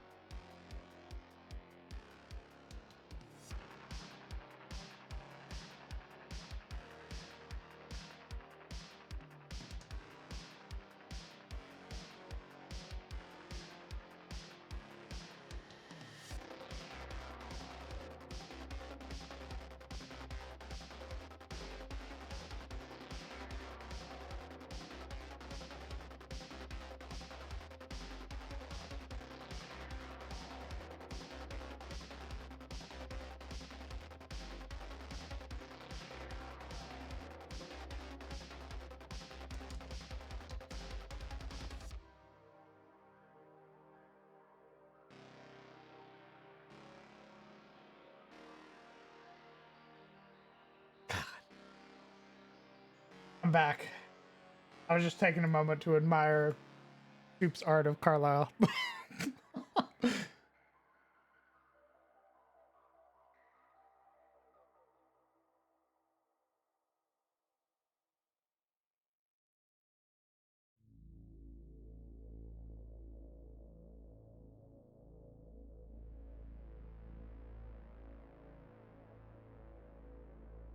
I return.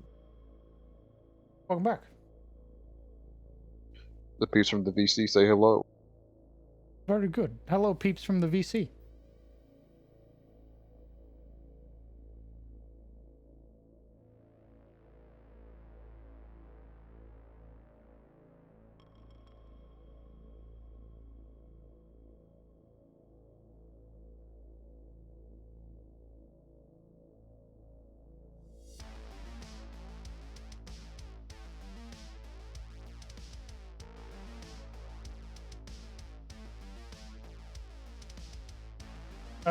Do you see Soup's art of Eva Oliver? Yes, I did.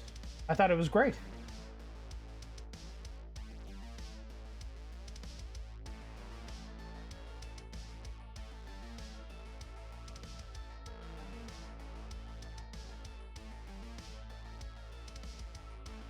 Beasts from the VC.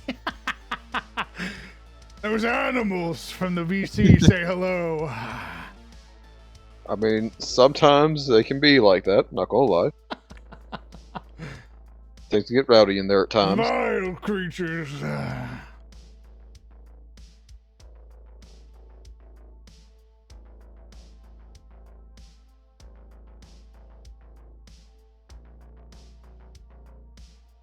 I'm doing good, demigod. How about yourself, brother?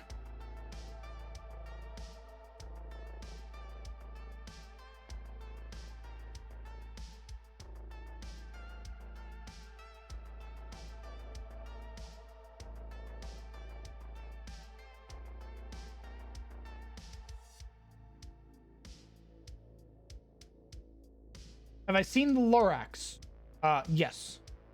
Are you calling him the Onceler? Is that what you're calling him right now? Because I don't see that resemblance, brother.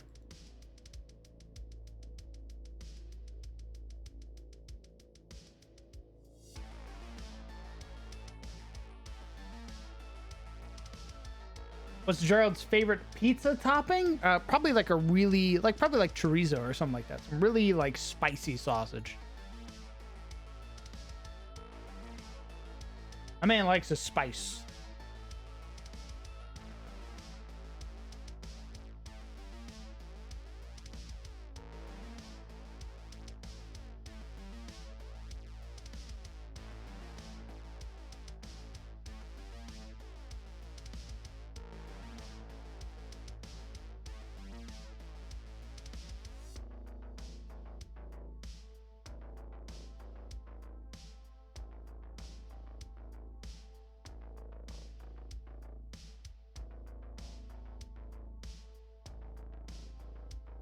Oh, wait. Oh, shit. Hold on. There's a grass brush now. Stand by. Hold up. Wait a minute. If I scale it down to, I don't know, 30. And then we...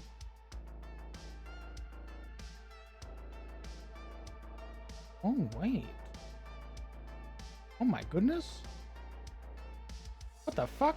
Are you telling me I don't have to do grass anymore? This fucking thing will do grass for me?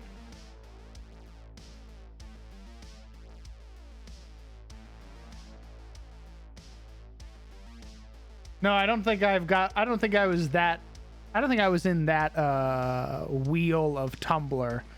I was in the Final Fantasy wheel of Tumblr, so we operated at different levels, I see. Yeah, look at that. Fucking, it's just grass. They just do the grass for you now. Oh, hell yeah. No! Oh, I thought automation was good. I learned so... Oh, no! I've been robbed. All of Yeah, that... the machines are gonna come in and take your job. Isn't that good? All that I learned is taken from me.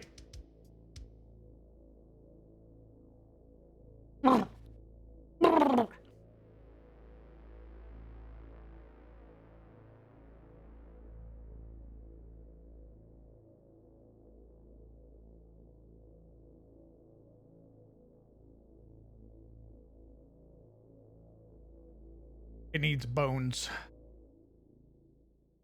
Whoa.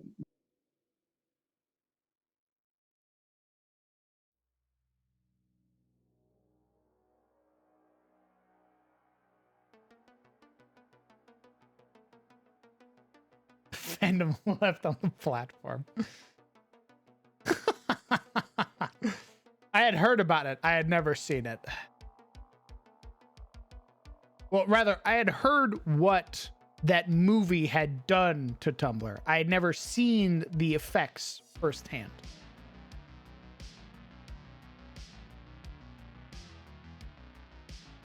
Where are the bones? Oh, there they are.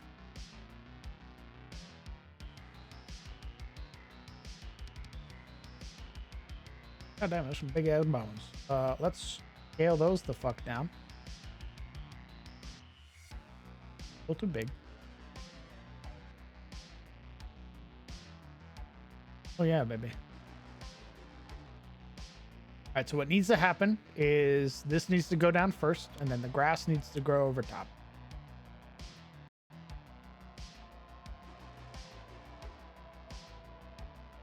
Telling of the story. Arise now, ye tarnished.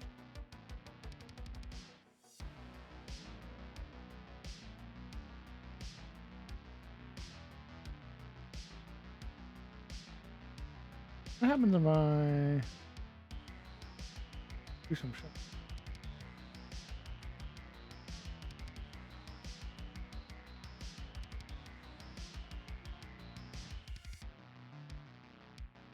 Oh, that's nothing was fucking changing. I'm like, wow, the brush doesn't hit this area at all? That's wild.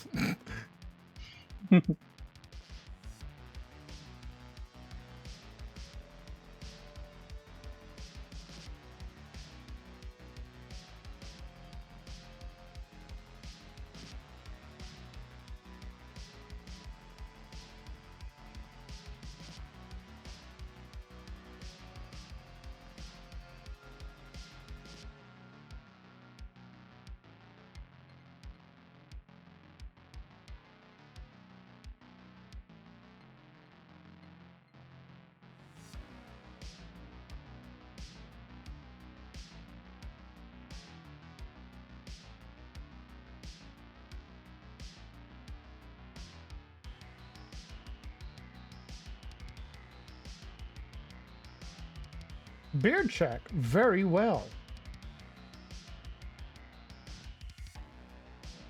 Why not some chalk dustings on some of the leaves? Probably not in the center, because there's no, like, chalk. But probably on the outer reaches, on the outer edges. Also, with the bones, it's kind of hard to differentiate between bone and chalk at that point, because there are smatterings of white dust sort of throughout if you look at it.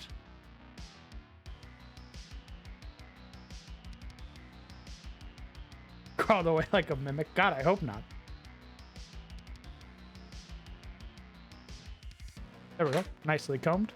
Are you playing ZZZ? No, I'm not playing it. I have seen Twitter explode, though. So, I did see the giant bear man. I aspire very much. That's my dream bod.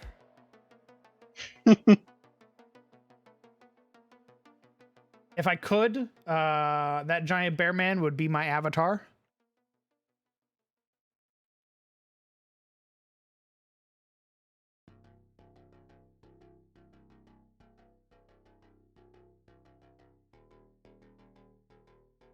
To chalk dust.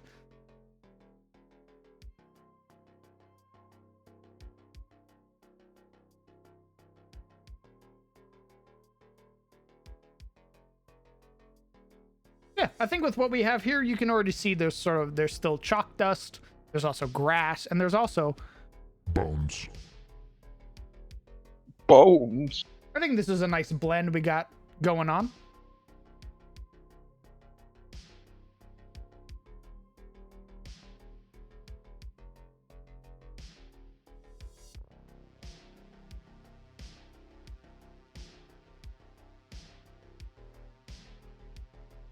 We pan out. I'm probably gonna keep this sort of look here, sort of on the lower floor, and then it sort of thins out on these higher levels.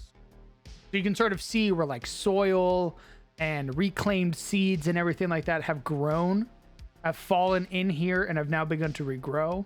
And then where there's sort of that like carved appearance, like this creature is making its lair actively bigger.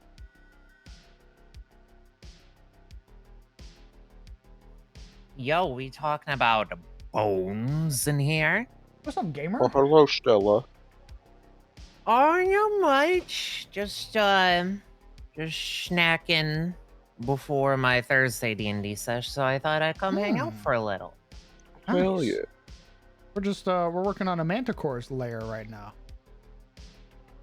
Oh, that would explain the bones. Gotcha. Yeah.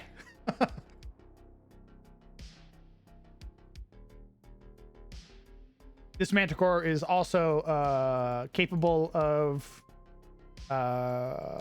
necromancy. So Oh boy. Ah, I see. yeah. Known as a royal manticore.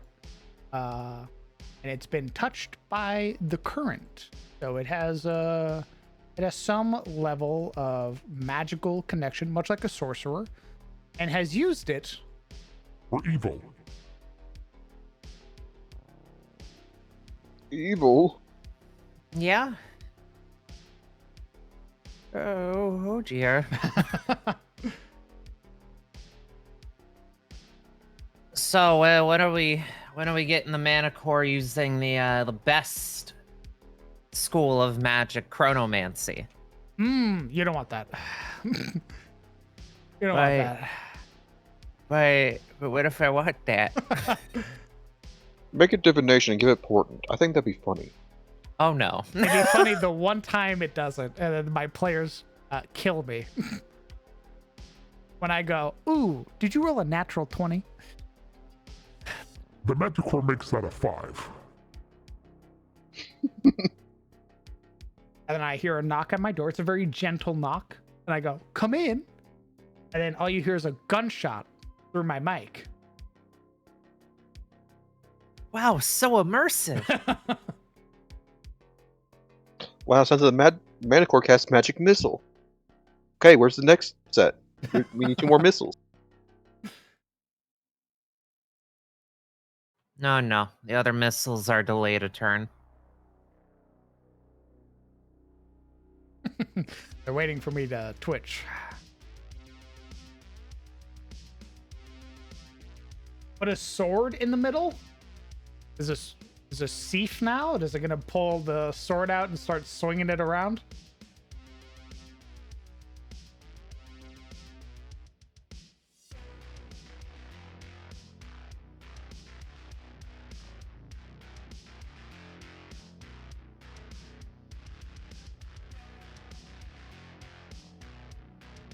Oh yeah? I'll remember that for next time, Legion. How thoughtful of you. Thank you.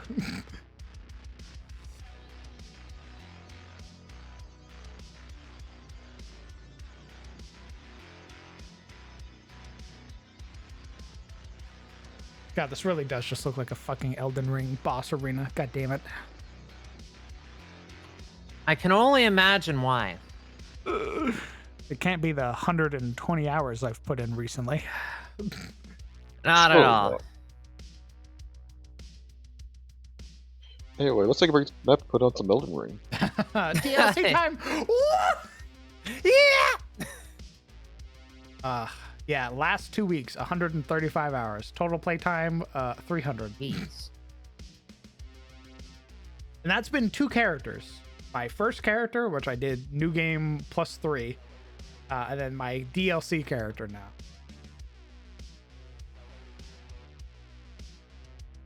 Oh, it's been worth it though. It really has. I'm not even at the end of the fucking DLC yet. Yep. I'm about to go into the Shadow Keep that I've Ooh. basically been foaming at the mouth, but I'm like, I have to wait to stream it. Can't. You're gonna get there, and I dare not say a word. Oh god. I think I'm not even fucking done with the place yet. I've heard that's where the a lot of the length of the DLC comes from, is the Shadow Keep, because it's when the story like really picks up. Mm-hmm. It is a girthy keep. Nice.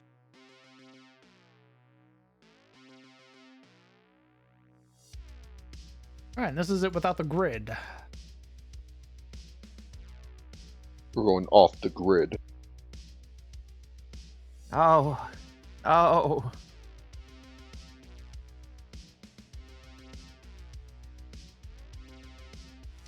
I love that it even highlights the bones.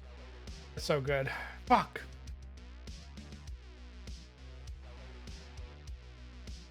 What's up, Legion?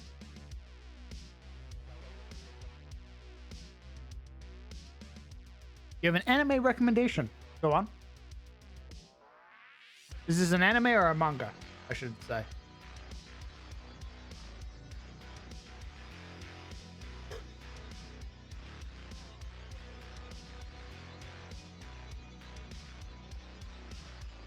Ah. Or Yatagara inspiration. Interesting.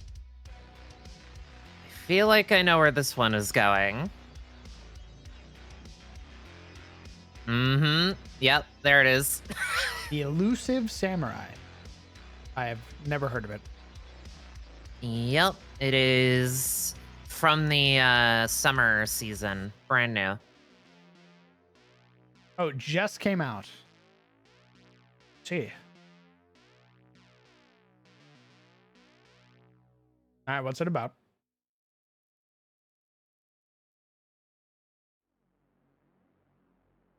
I'm gonna bring up the synopsis. What I saw from the trailer was gorgeous, honestly.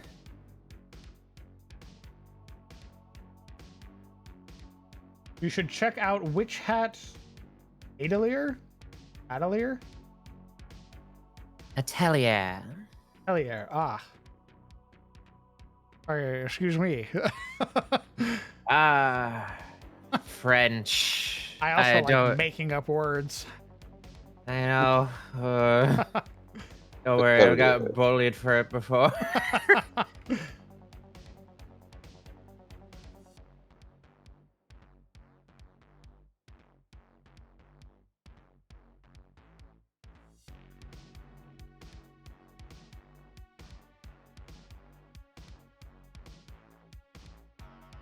What is Elusive Samurai about?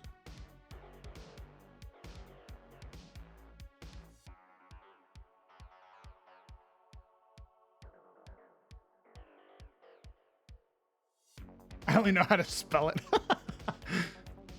Fair. Very fair.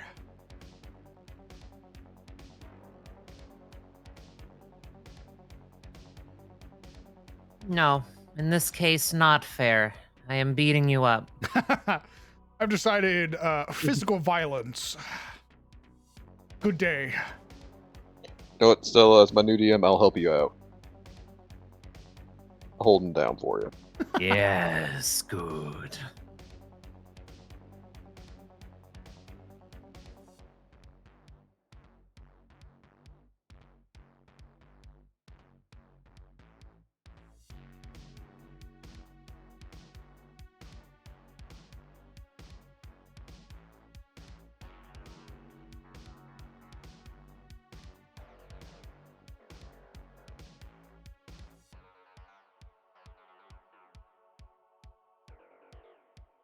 Oh, it's like okay, so it's like a timepiece then?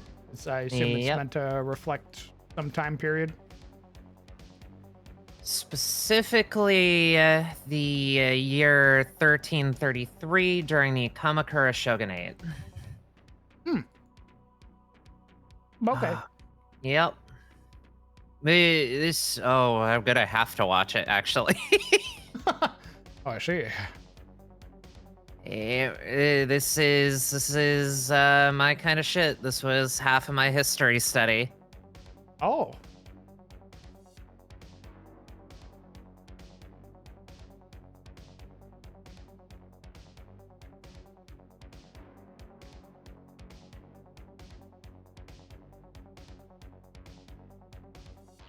I don't really think I have to do anything else for this area.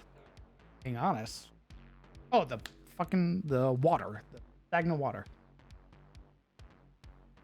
Standing water. Ooh, I can repurpose blood.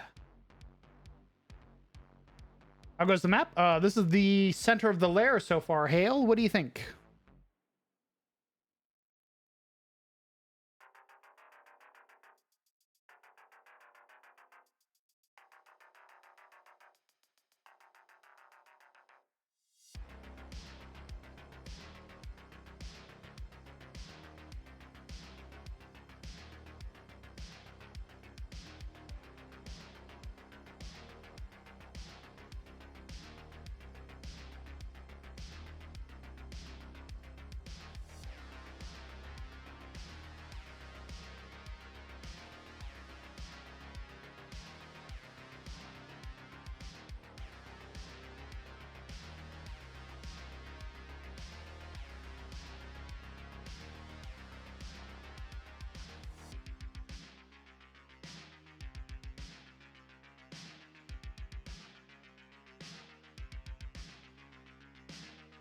I'd add some more festering corpses. Well, if we zoom in, we see our veritable mountain of bone. We could add some corpses though. I think I might add that in post, because if that's the case, that'll be things that they animate during the fight.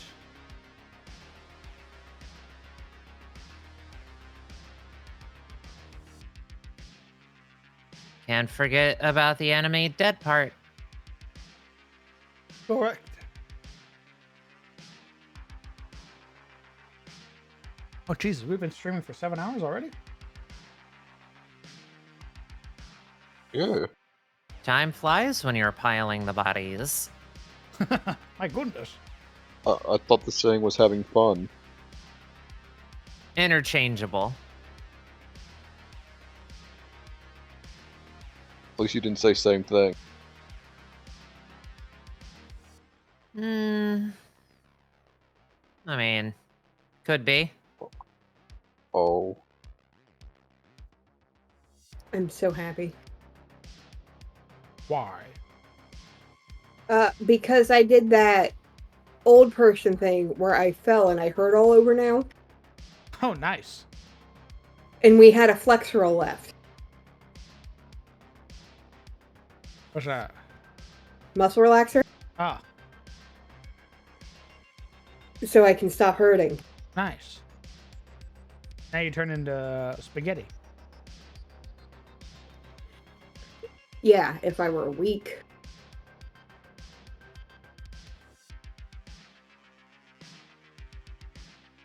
Giant rock in the center isn't totally a rockle. No, it's where the manticore resides. It's their perch. They sleep bathed in sunlight.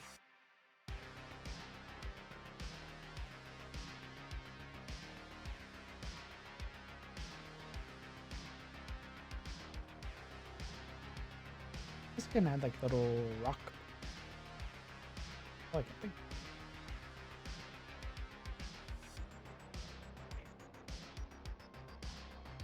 Can't also be a column friend.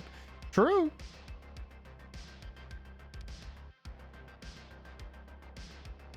Oh. Oh. Huh.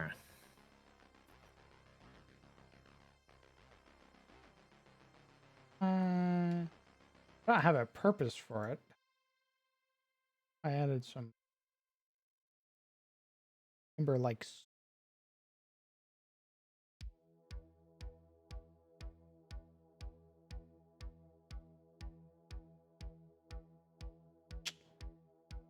What purpose could I have?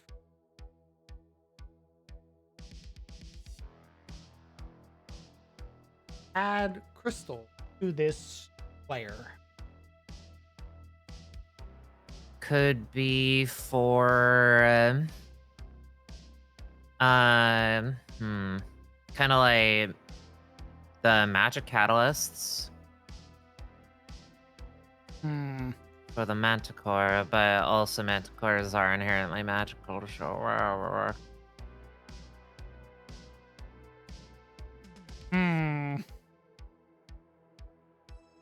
wonder if I can just get away with it being DM fiat. I'm just going, I made it because it looks cool. If I could deal with it. You know what? Fair enough. Go off, King. Thanks. You're valid.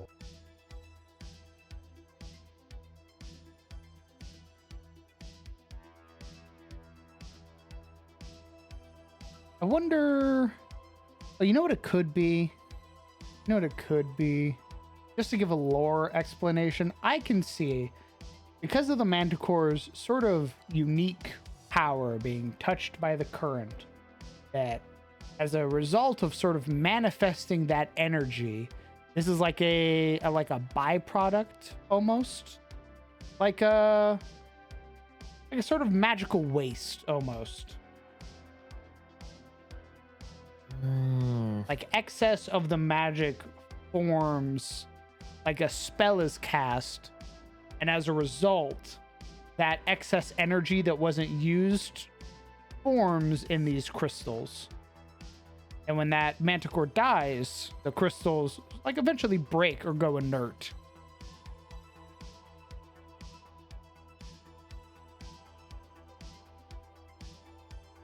kind of like the general lair effects of other creatures. Like a dragon's flow from their body into the world around them.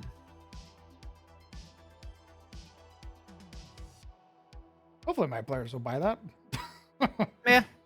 And they go, why are the crystals there, DM? And I go, because it looked nice. What do you want from me? I'm a simple man.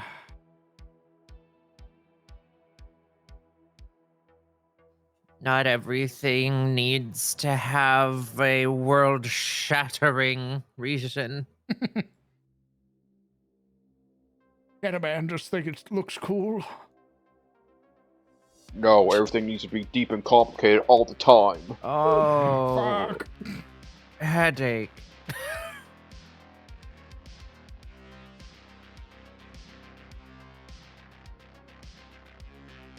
That's the part where you just drop some storm scuttlers in on the encounter. Oh yeah, I fucking throw a monster on him. Fucking get hit, idiot. Not advisable.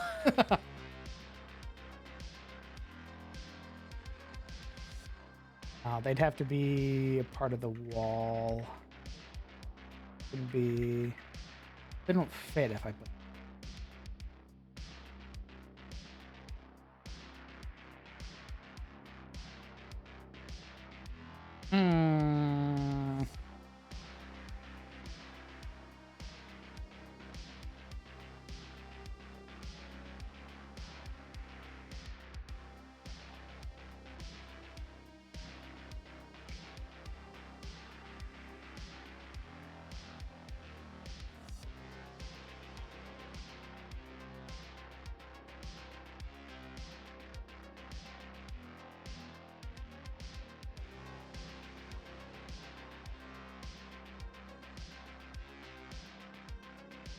No gems. I decided against.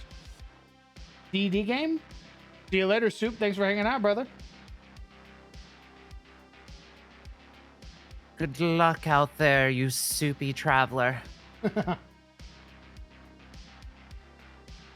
May your contents remain in your bowl.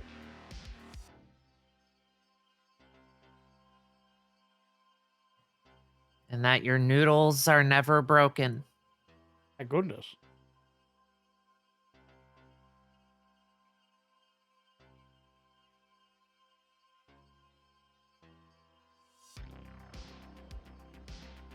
I want candy. What kind of candy? I want some like Starburst or something. Oh. Oh. Skittles? I don't know, something fruity.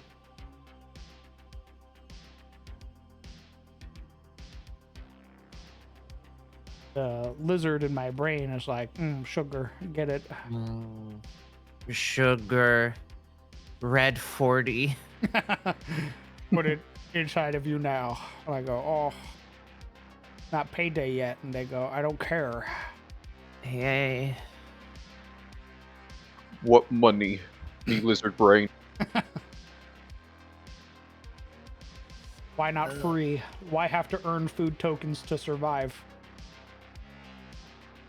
I go, I don't know, man. Yeah, capitalist hellscape, you know?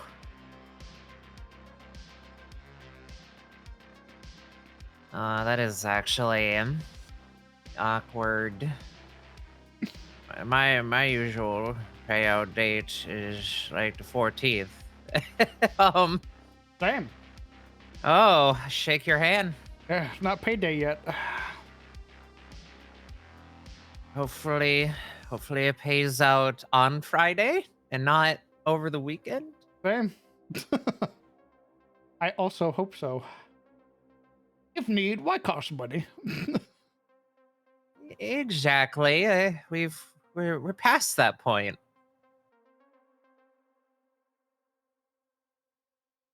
If machine do work, why I need pay? Who am I paying? Machine? I think not. No, we can't. Well, what machine use money for? Machine no need eat. Explain. Machine America, explain. Yeah. Hang on, let me call up America. Oh, Me it's buy paying machine for once, Netflix. or me pay employee repeatedly.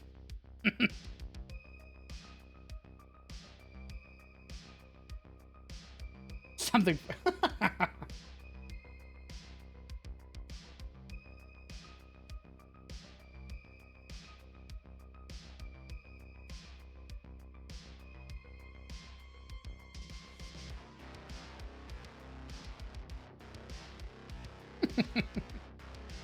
America, explain.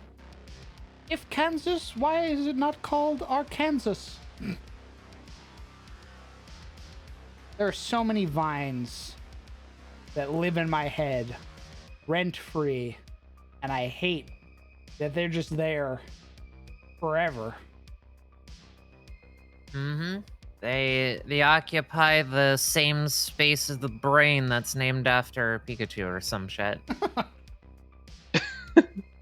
I found my baddies. Oh my god. Yeah, there's just like a neat little like C drive in my head that's like 500 gigabytes of Vine videos. And it's filled out. Just brain rot. Yep. My brain trying to learn a new skill and it goes, yeah, we don't have any room, dog. And I'm like, oh, damn. What do we get rid of? And it looks at the brain rot C drive and it goes, oh, do you need to know algebra? I go, not really. It's gotta be the first thing to go. It can't be free Shavakadu. What? Oh, hello, Bacon. Greetings. Oh, it's bacon man / woman. Welcome I don't know home what from avatar work. he's using. Oh, thanks, honey. I kiss you on the Oh, mouth. thank God. Where's my dinner? Well, Where is it? about that. I don't know how to cook. This marriage is over. I got you Wendy's. All right, it's back on. We love it when the relationship is food motivated. What do you think of the lair? Cute. Where's the bear? No rune bear. No room. This looks exactly like the Skyrim map that has at least 4 bears in it. No, it's the Manticore's lair. Oh, where's the blood? No blood here. Blood's elsewhere. Blood's used to fertilize the grass. I see. Understood. The blood is inside. Manticore's gonna be I right hope here. so. And then you're gonna walk in, and then the boss bar appears. Oh. It's gonna roar, and all the leaves are gonna get kicked up. I'm gonna turn it into an Elden Ring boss. I shouldn't be surprised. You should have seen this before. It was all green, and I was like, oh yeah, like this looks great. Like it contrasts, it pops. This is perfect. And then about like halfway through putting down the like foliage, I went, fuck, it's fall. And then I made it gold, and I went, fuck, it's Elden Ring. God damn it. Yeah, it's definitely got big Shadow of the Erdtree vibes. I'm not gonna lie. Yeah, well, 135 hours recently will do that to a man. Yeah. Yeah, I suppose it will. What is a man? Curse you, bad!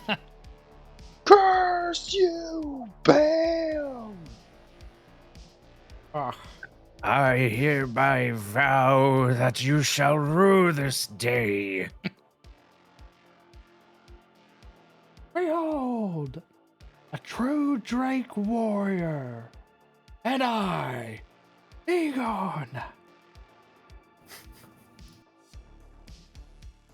What a great guy. Classic. He really does deserve So the world. good. Classic. He should have been the Elden Lord, TBH. Yeah. I'll riddle your rotten hide with a hail of harpoons. There's always one FromSoft character that just captures everybody immediately because they're weird. It really is.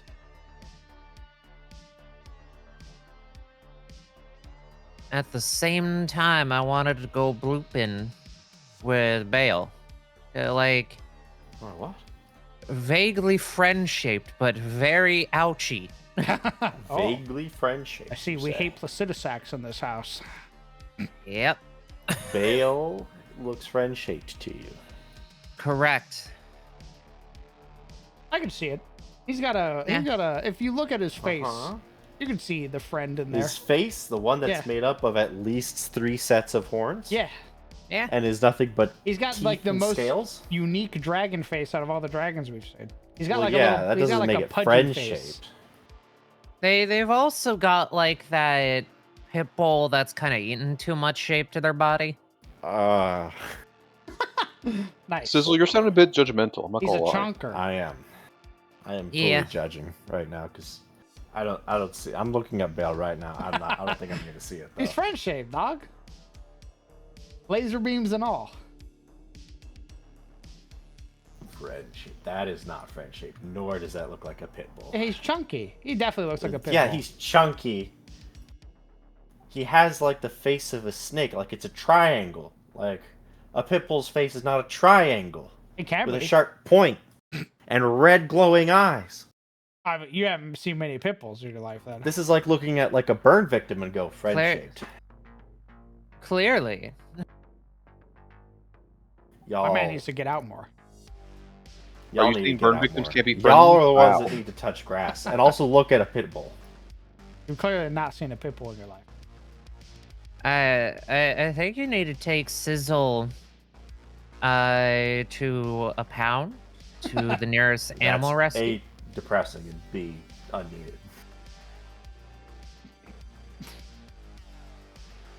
Also, Bale. What? Bale's a wyvern. Okay. I'm actually now noticing. Yeah, he's they call him drakes, Right. which is great because you can. It's really interesting. Their sort of differentiation in Elden Ring.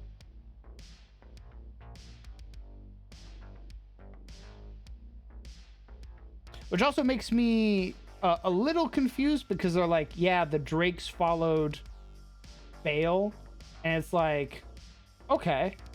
Why all these dragons here then?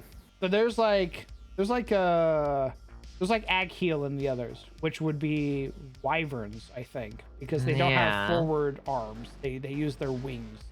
I'm like, okay, so those are the ones that followed Bale. Because Bale is the same way. Then they're leading up to that fight. You fight actual dragons. Yeah, that seems a little odd. And I'm like, wait, aren't these the guys that sided with Placidusax? Like, aren't the dragons on Placidusax's side? They probably are. My guess is that they were left behind. Yeah. They're just chilling in a mountain. Because I- there is a lot of dead drakes and dragons in that area. I think you're just looking at the remains of a war zone. Yeah, that makes more sense. I was initially confused when I found it out because I was like, okay, Yeah. I could get that they're beefing, but why are they both there? Because I think they're just... much like the Radon fight scene, you're kind of just seeing what's left over. Or, Caelid as a whole. Like, why are there Rot Knights in Caelid? Because they fought there. And those are the ones left over. Oh, huh. This is actually interesting, looking at some of their notes. Obviously, Bale and Placidusax fought, and on Bale's back, there are two of Placidusax's heads.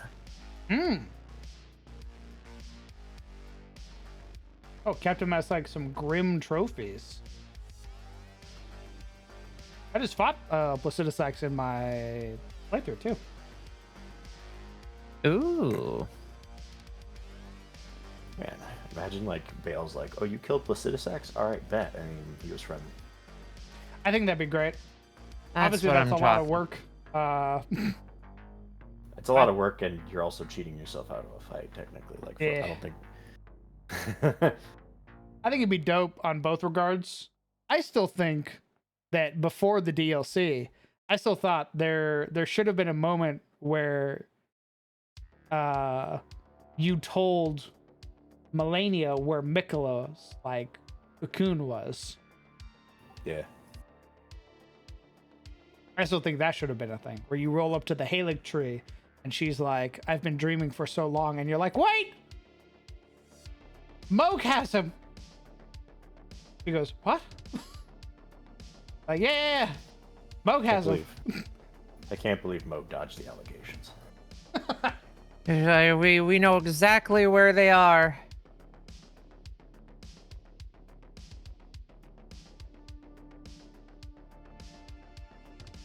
Please do not bend me in half.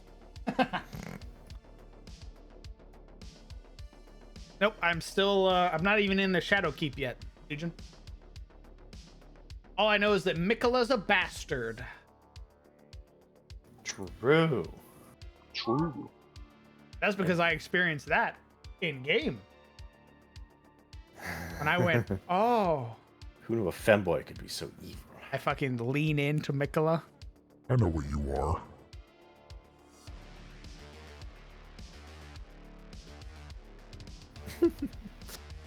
He isn't, though? Yeah, he's not a fucking enchantment wizard. Yeah, how come Leda, the moment that the enchantment broke, she went, I'm still gonna fucking kill people. I fucking love Miquella. Oh. The others, not worthy. And even the others are like, damn. That's kind of fucked. I need to figure some shit out. Leda's like, that fucking horn scent? I'm gonna fucking kill that guy. And you're like, whoa, whoa. I have an intense craving for blood. yo, let her chill the fuck out, dog. She's like, no. Bye-bye. Who to purge today? Letta really is the toxic, like, paladin PC who really just picked paladin as an excuse to Conquest Paladin, baby. be racist. He's a Wizard King? Yes. Letta's The like, first one. oh, kindly Mikola put an enchantment on all of us so we can all work together. And I go, yeah? Wow. That's crazy. So it's broken now. She's like, yep. And you're like, okay, so you're gonna stop. And she's like, Like, nope. I fucking love that guy. I I loved let him him. before the enchantment.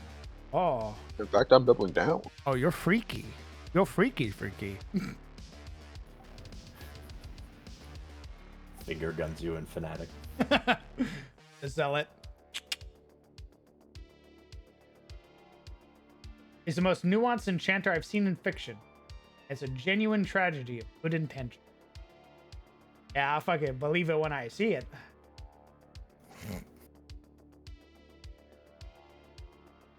My favorite was the revelation with Onspec. Yeah. Oh. Where Onspec's like, holy fuck. Yo. What the fuck did he do to me, dog? Righteous tarnished. He's a great character. I wanna see more of him. Mostly because I like his voice actor. Yeah. I haven't seen him and oh god, the other guy that was with him is Moore, right? Yeah, more the merchant. Yeah. I haven't seen them since the charm broke. I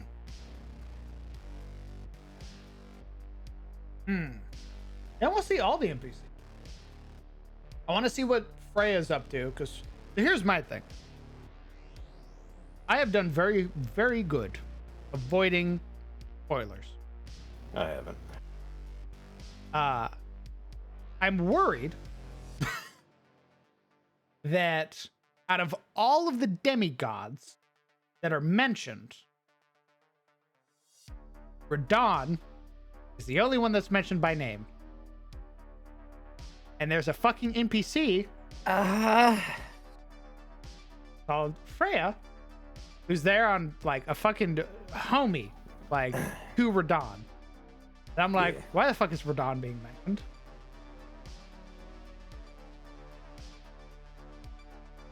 That's not true. Onspec mentions Moog, but he's also like, he doesn't talk about him the way that Freya does.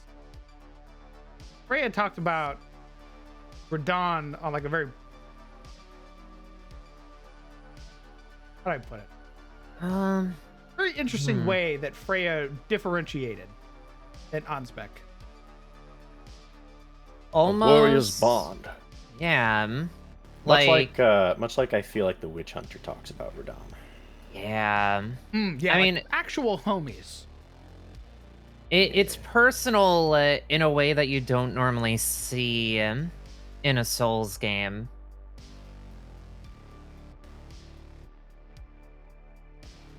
Oh, the other character I'm really interested in learning more about is Theolir. I unfortunately cannot tell you anything because I think I bungled his questline. Nah. Oh, Oopsies. It's bound to happen. how'd you manage that? You fucking hit him on the forehead with a greatsword? He I was doing seamless with friends. I'm not gonna say a whole lot. Outside of the fact that he evaded me. Oh. I see. Evaded you, huh? Say invaded or evaded? Well, if it was modern day, it would be evaded because he's an e-boy coded little guy right there. What? But He's just a He- peepee boy. He's just such an tired. easy boy. But no, he invaded me, and well, I see. I know for certain, without any shadow of a doubt, that I'm gonna have to fight Letta at some point. There's no fucking way. No, There's come no on. fucking way that In the that Dark Souls psychopath game? isn't gonna show up at some point again to be like, "You were never here for kindly Mikola." Ooh. Time to die. Either she's Yeah. going to Again. invade me or she's going to be a boss. Because they've made it a fucking point now that almost half of the bosses that I fought in this goddamn DLC have been people and not gigantic monsters. It's been people. So I'm suspecting I'm gonna have to fight her at some point. Yeah, it's a lot of Mesmer's old folk. a lot of Mesmer's old circle. Bunch of jerks. Bunch of circle jerks. Thoughts on So Moore? you get it. I like Moore because Hee. he's an interesting take on the pests. The Rotkin from Caelid, who basically worship the outer god of rot. You meet Love those guys.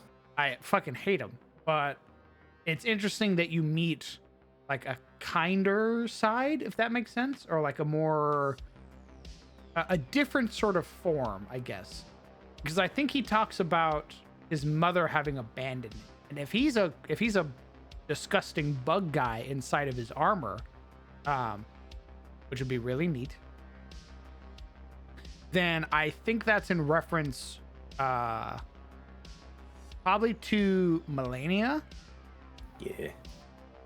because Melania fucking hates the pests, hates the rotkin.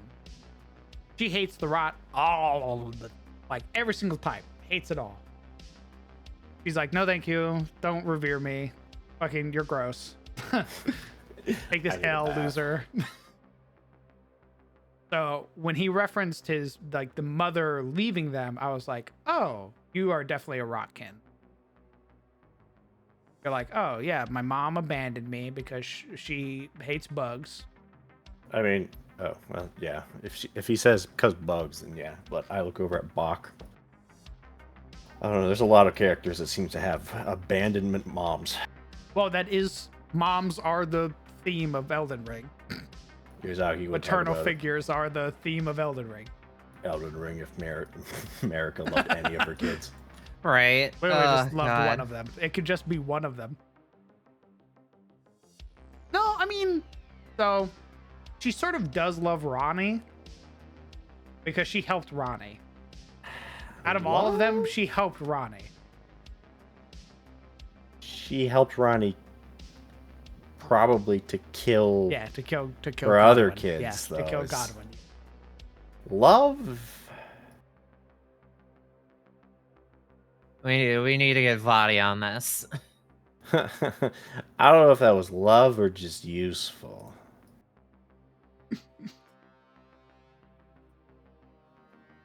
To that end, I'm excited to see you go through Shadowkeep. True. Godwin was probably kind of an ass. I don't know. Everything we heard about Godwin Godwin did not was seem that he like was a an asshole. badass.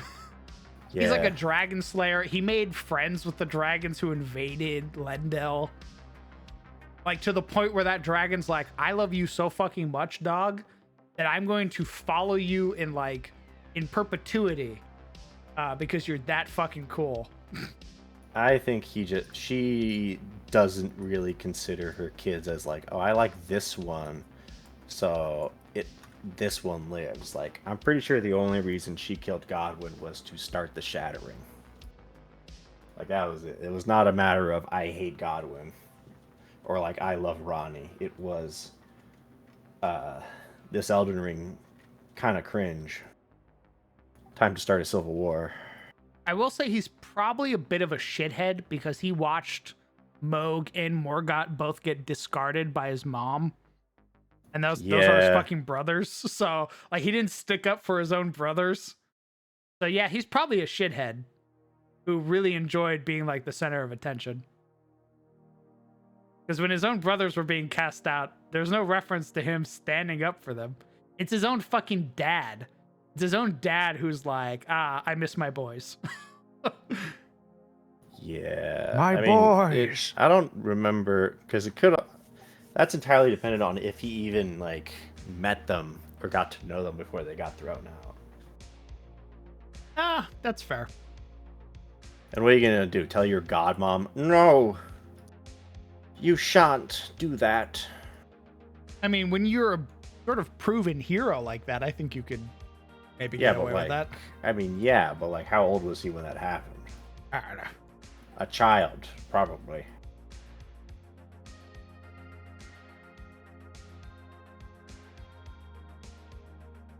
Being a god's avatar is just like an internal prison for her. I imagine embodying order probably takes away a lot of your compassion.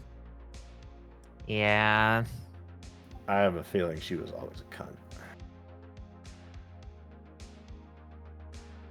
Interesting. Not gonna lie. I don't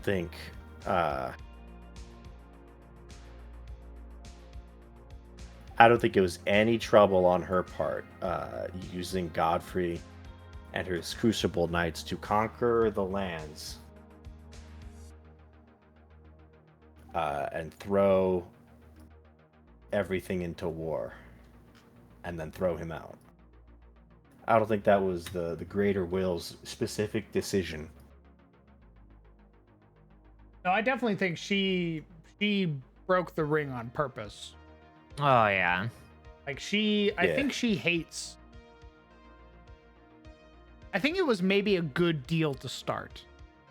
Like bringing the order and seeing what the Golden Order was able to provide and shit like that, and sort of taking in all of these different things probably was really good at the beginning. And then she saw it start to wane. And because she's the avatar of order, you probably can't say no. So I imagine she probably watched it be like, no omens. Discard your children. And basically had to like cast out her own kids because order deemed it so. Out of fear. And eventually was like, you know what? Fuck this shit. All right, children, go crazy. Go crazy. Go stupid. Go sicko mode. I don't imagine she was expecting the repercussions she got, though, for breaking it. It's like, how could you anticipate all of that in world? I also imagine that the reason she becomes Radigan at the end is because that's her avatar of order. And True. It's not her doing it. It's the golden order basically saying, all right, you don't get to play anymore. Nope, there's a fucking tarnished in here, which we don't like. How the fuck did you get in here? Who unlocked the door? And then it looks around and sees the trees burning. And goes, God damn it. Fuck. So it probably like assumed her body against her will because that's how it's been doing it. It was like, all right, Radigan, time to come out and play. Yeah, I definitely think at that point, she was basically dead. Yeah, I think she's Yeah. been dead for a while. And then it was the Greater Will that was like, oh shit. Hey, oh, not the Greater Will. Sorry, it was the Elden Beast. The Yeah, the avatar Greater of the Will. Greater Will. I'm pretty sure when we were told at the beginning that the Greater Will has abandoned these lands, that is true. Even if the two fingers are like, no, it has not. Well, you learn from Gideon, like reading Gideon's like little spells and quest lines and shit like that, or even reading his like bell bearing. Yeah. He's like, yeah, he learned from the moment he talked to the two fingers that those motherfuckers were lying. Yeah. Those motherfuckers have just been basically spouting out shit that they believe would be okay. The fingers. The fingers. Finger The butthole. fingers. Yep. Mm-hmm.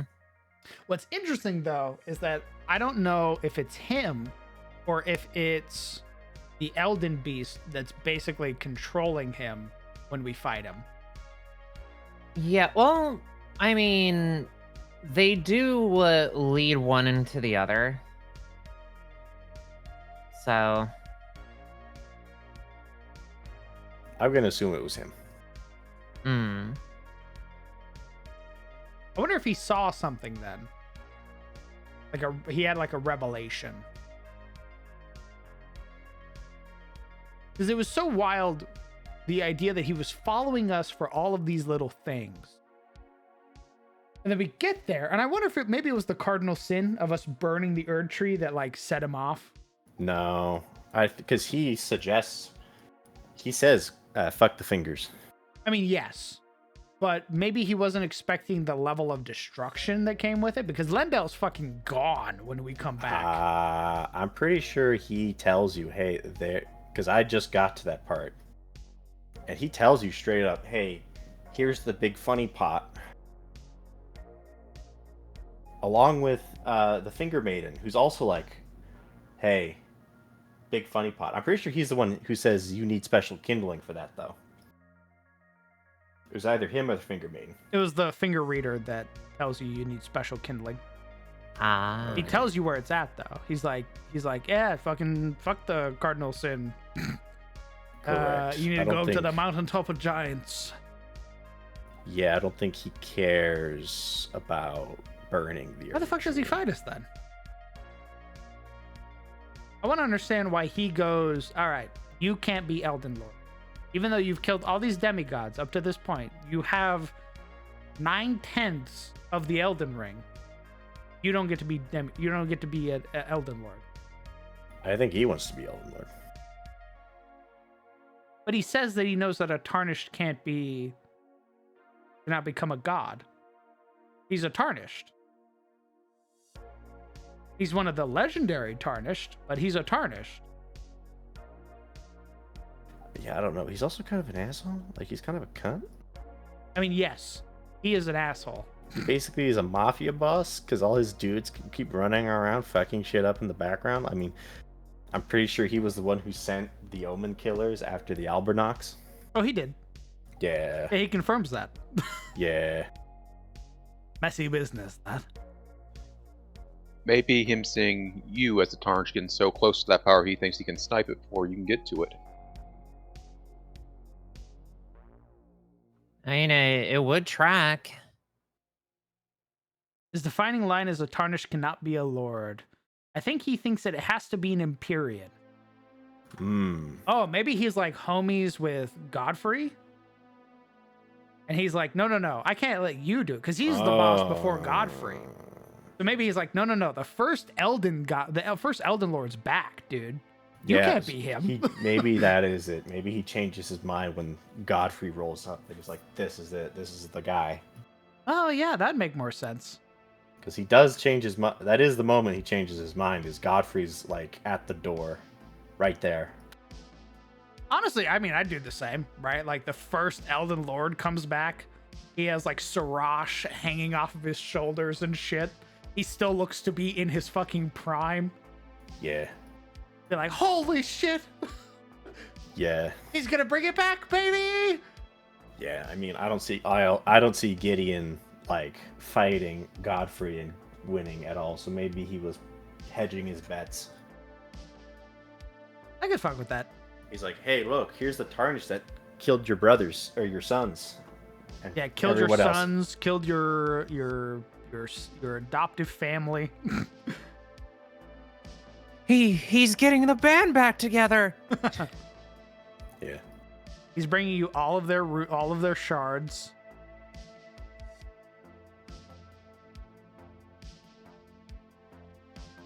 and now I've returned. On my name is Godfrey, the first Elden Lord. Actually, isn't The baddie daddy of the Badlands. isn't Godfrey technically tarnished?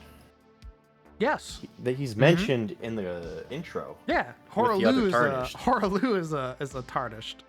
Yeah. It's great. Yeah, he's from the Badlands. He's from the same fucking clan as Nefele.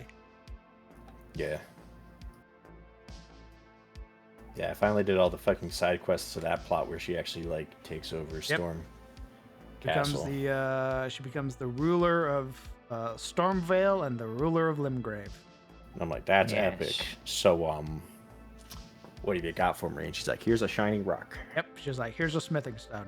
And I was like, oh, okay. Well, you know, it was a lot of steps to get you here with your She's friends like, and stuff. don't worry, that guy will also sell you a smithing stone. Holy 2 shit. smithing stones. We love Whoa. shiny I'll never do rock. this quest again. I will always do that quest. I love rock. All right. Rock, my beloved. No, it's to talk to a girl, pretty Oh, woman. I Oh, see. Oh, that's fair. Oh, my favorite Yeah. is that Kenneth is like, I'll elevate you to knighthood at my fort. Never gonna do that, by the way. Yeah, I fucking lied. he never does do that. And I'm like, my brother in Christ. I just clap my hands together. I'm already better than a knight, dog, but I appreciate it. I show him my 3 great runes that I have at this point. Yeah, but you're just a tarnished. Classic. Ill tarnished. I mean, what can you really do? You should be thankful I'm giving you knighthood. Oh, thanks, man. The great Ah. Kenneth Height. Wonderful. Ha ha ha. Dragonclaw. Wow, that's so crazy, man. I fucking charging up my too. So do you have a shiny rock for me? Oh, you don't? He does. He has a golden seed if you kill him. Oh. Oh, Yeah. One of the another way to get a very early golden seed. It's great. You can just slaughter him. fantastic. Also, you don't need him for the last quest. Nefeli will just take it if you do her quest line.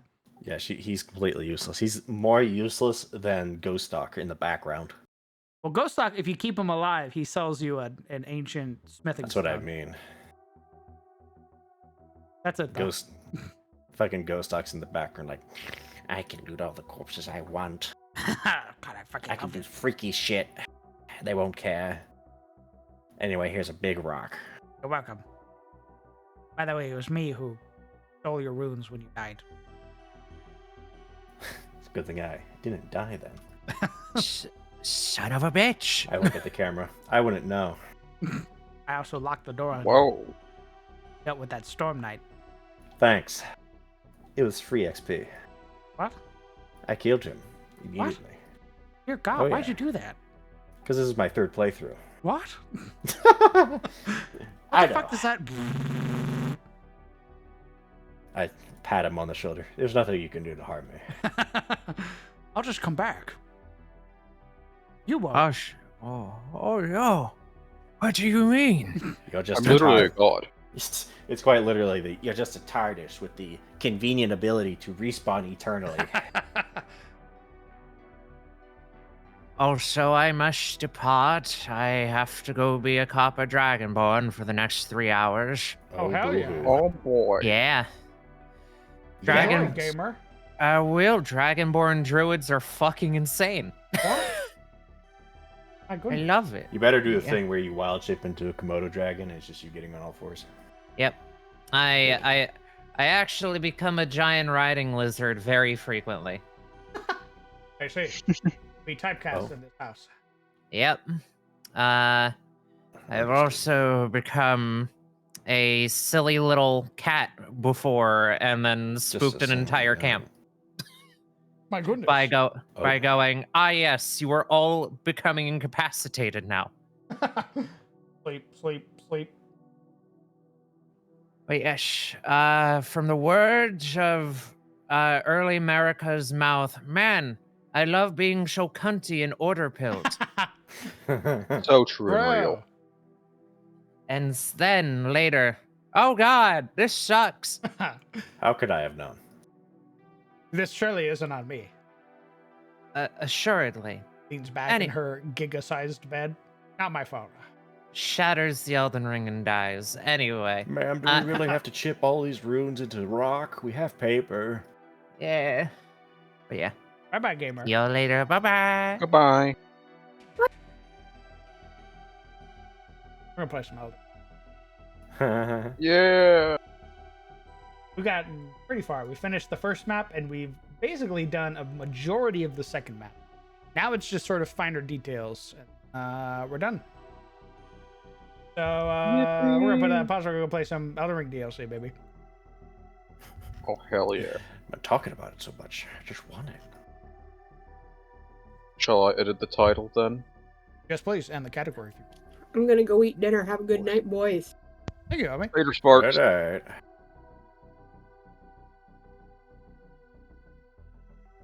Before you do, how does this look? What are you sending me? I'm gonna put in text chat. It's an updated map. Oh my goodness. I have this giant map. I'm still not sure where the actual campaign would take place. If I can snip it.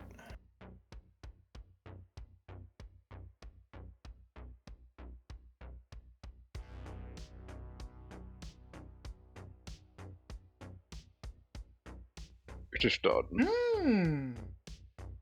God damn, that whale is huge. Yeah, look, man. It's a map. What do you want? What do you want, man? Listen, man, I love Bismarck. What do you want from me? What do you want? I want a bigger whale. Jeez. This fucking guy. I want to go hunt that whale. You want to go hunt that? Curse you, whale! You're gonna show up at that exact spot, and then I'm gonna tell you, hey, chuckle fuck, it was a drawing. What? Huh? It wasn't real. It was Tell me never that's not real time? Fill your lungs with blood and thunder! Anyway, here's the crack. Yes! The party. But, I'm I like, need okay, to turn on my fine. music. Fuck. Fine. Overlapping with the Elden Ring. I guess there's a crack. Whatever. I guess. Alright, gamers. So, what we've done so far. Giga aimers. I am level 191. I have killed everything up to Godfrey. I went and killed Godfrey's Placidusax. I Wait, went and is this killed NG+1? Melania. Huh? Oh no, this isn't NG, is it? No. Okay. This is the new character I made for the DLC. Gotcha. We killed the All-Knowing. We got Melania's Great Rune. Killed Malekith, obviously. No. I did Bach's quest line. We saved Bach. I did Millicent's quest line. We helped Millicent fight her sisters.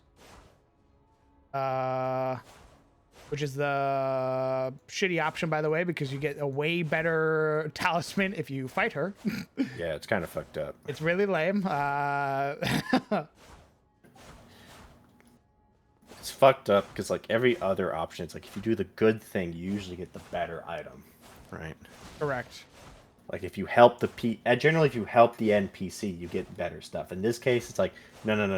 You only get the good shit if you completely fuck this character over. Yeah, this character who's been nothing but nice to you, by the way, has helped you through several bosses. Good luck. Goes, oh yeah, if you kill her, you get a better version of the trinket if you had helped her. It also boosts your Smile. dexterity. Like, oh, what the fuck? Even like Selin, who like turns herself into a giant nutsack, like you get better shit helping her than. Yep. If you go with the fucking witch hunter. Yeah. What else have I done?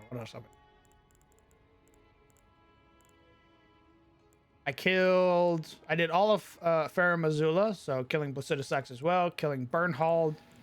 Missoula, my balls. Got the Drake Knight armor. Cleared the whole Erdtree. Did a bunch of the little side dungeons. Fox quest, Millicent's quest. Oh, we did Alexander's quest. We got Alexander's shard. It was a very sad fight because I staggered the shit out of him with Milady.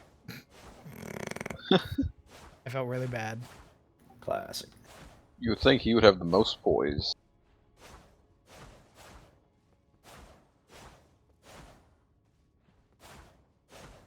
Well, doesn't the prosthesis, not only does it give you dex, but it also gives you the insignia bonus of successful attacks increases attack power?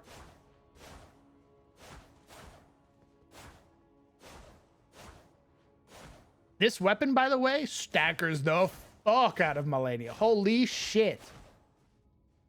This weapon fucking, I can't tell you the amount of times I knocked her down to be able to visceral her. It was insane. Nice. I had to remind myself like halfway through the fight, I was like, oh yeah, I'm using a fucking greatsword. Nice. Yeah, I want to do like a Twin Moons build with Renala's, or Relena's dual swords, but it looks like it's very stat dependent, so I don't know how that... It is. I also leveled my int so I could even use these. But it has a really fun moveset, and I leveled them up to +10. Oh, yeah, it looks super fun, but it's like you got faith and magic, and I'm gonna assume that one sword does more faith damage and the other one does more int damage. So it's... I think I heard that the fire has the better scaling. Okay. Yeah, but I think it's lame to just stat yourself into one of them and then just spam that one over and over. Like... Well, I mean, you need 70, I think it's like 70 something fucking intelligence to even use the Twin Moon ability or the Twin Moon spell. Oh, the spell. Yeah, that makes sense. Yeah. Piece of shit. My Crucible Knight's been doing pretty well. Crucible Knight cosplay is pretty powerful, guys. Oh yeah, man. It's like the fashionable man's Unga Bunga. True. I unga, therefore I bunga. No, that's the I got to +9. the Erdtree Club, which is like the faith club. That thing will rock people's world. That's the Unga for God. These are our current talismans. We're rocking the Erdtree's Favor +2. We're rocking it. Dragon Crest Great Shield Talisman, which gives us 20% physical damage negation. We're rocking the Pearl Drake +2 Talisman, and then the two-headed Turtle Talisman. I swap the Pearl Drake out every now and then for others. Usually, the two-handed Sword Talisman is what I'll change it out for from time to time. And then sometimes Alexander's, depending on if I'm doing the weapon art for this. This also staggers the fuck out of people usually. Oh my god, this ability, by the way, I really should have streamed it. This ability makes Melania's fight so fucking sick. Can you like jump over her shit? Yes. Nice. There are so many moves that she does, like her like she does like the sweep in front of her. And this move, the little jump over, you basically negate all of it and stagger her. It's also cinematic as fuck.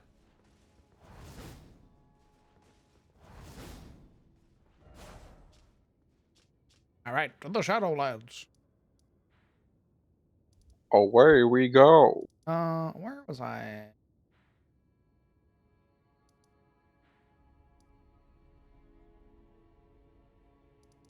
I think. Oh, we're doing the Bonnie jail. We're doing the jar jail.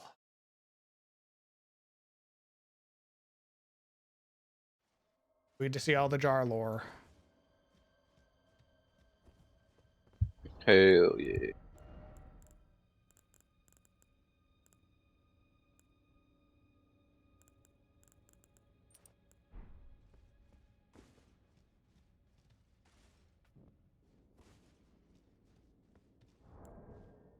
It turn off one music.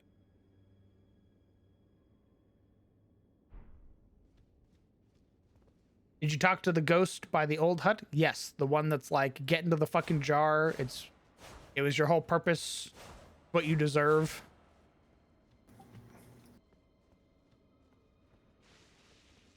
Hello, Potentate. Weep not.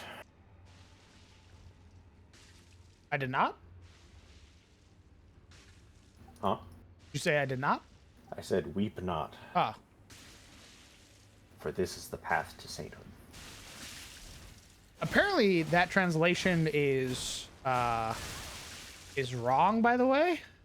What? Yeah, apparently if I saw it right, that translation makes it sound like they're sort of respecting them.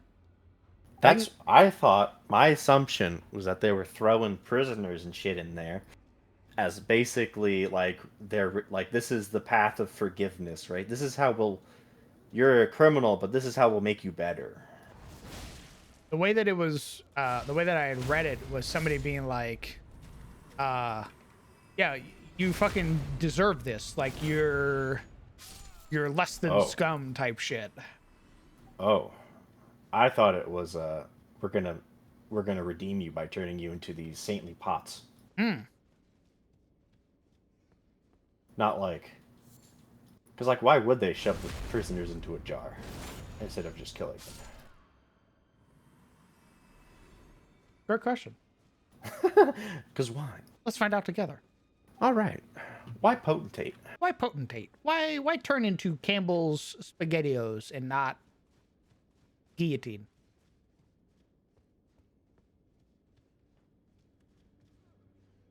Potentate, I know you're here. Greasy fuck, where are you at?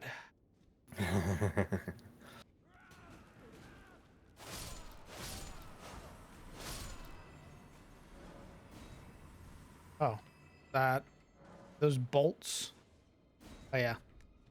I went to Calais and I bought 600 arrows and 600 bolts. That way I never have to worry about them again. Because it costs like 12k runes or something like that, and you basically have a full stock forever. Nice. Also, so I could farm four-toed foul feet for increased drops. I was trying to farm the horn scent armor. Oh, do I have to jump in the pit? Do I gotta? I gotta jump in the pit? That seems like a lot. Back to the pit. Very excessive, if I'm being honest. Get in the hole. See. Right in the pit. No ambush? Wow. So gracious. How kind of you, Miyazaki. That's crazy. Nothing waiting to fucking blow my back out the moment I land? No. We've done that so many times. Why would we do that again? It's not funny the 100th time. It's only funny the 99th time and below. Next time, though. I'll get you next time. Now the 101st time, whew, that's a real knee slapper. Big rat. What the fuck? Why are you doing that to them? Because they have a chance of dropping rune arcs. But they're friend. Yeah, but rune arcs. But friend. Oh, so the bears dropped rune arcs, you wouldn't attack them? If the bears dropped rune arcs, I'd farm their ass. Okay, as long as there's consistency. That's all that matters. Just invade people for rune arcs. I can get fucking obliterated. I'm not good at PvP, dog. What the hell?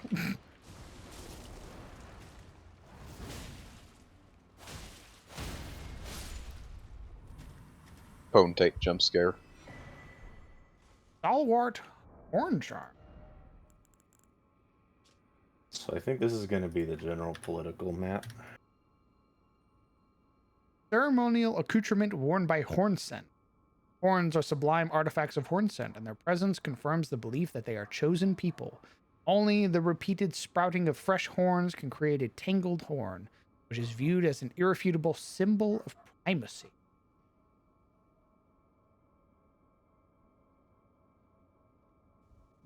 The anti-rivers of blood and frost step charm. What am I looking at politically wise? So the yellow is Vampville. Oh. Or That's less. the Empire. That's the Empire. Well, the green is essentially a hegemony of the yellow. Oh, okay. Correct. Because basically vampires don't rule that area, but they still tell them what to do. Because they're at, quote, peace, quote unquote. And then the dark gray at the north and the islands are basically unclaimed territory. That's like discovery shit.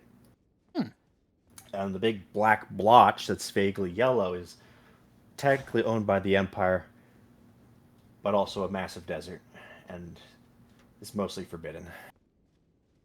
Why is it forbidden? Is that where God is at? No, that's not where God is at. I'm gonna go in there and see if I can find God in there. Find out NRP. I see. I'll let you know it has something to do with the big crater that's on the map. Oh. Correct. Oh, yeah, that would make sense. I just saw where the big crater was at. Yeah. What the fuck is this? Have to stand on it? I think you just sent the jar away. Well, it went away the moment I got off of it.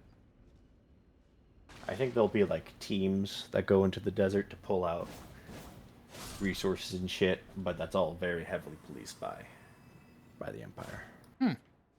Not that won't stop a black market from, you know. True, and real. Because like, Who's gonna stop them? it is a big desert.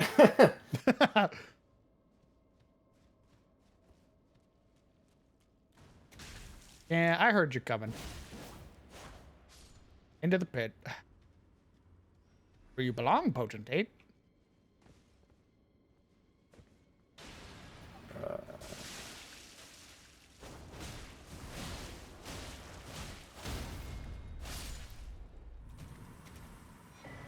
That hit me, but I didn't take any damage. That was weird.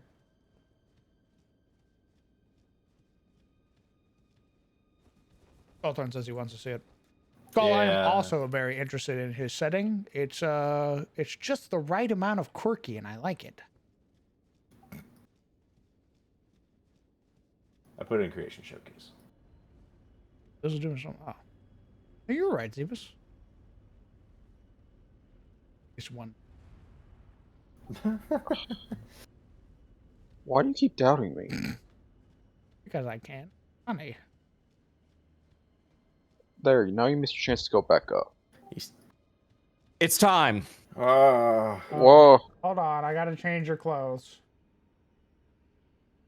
Is it turtle time? Yeah, it's turtle time. Get in the shell. That's me being jammed in the turtle shell. Put him in the jar. Get in there, Grandpa. He's in there. We put him in the turtle jar.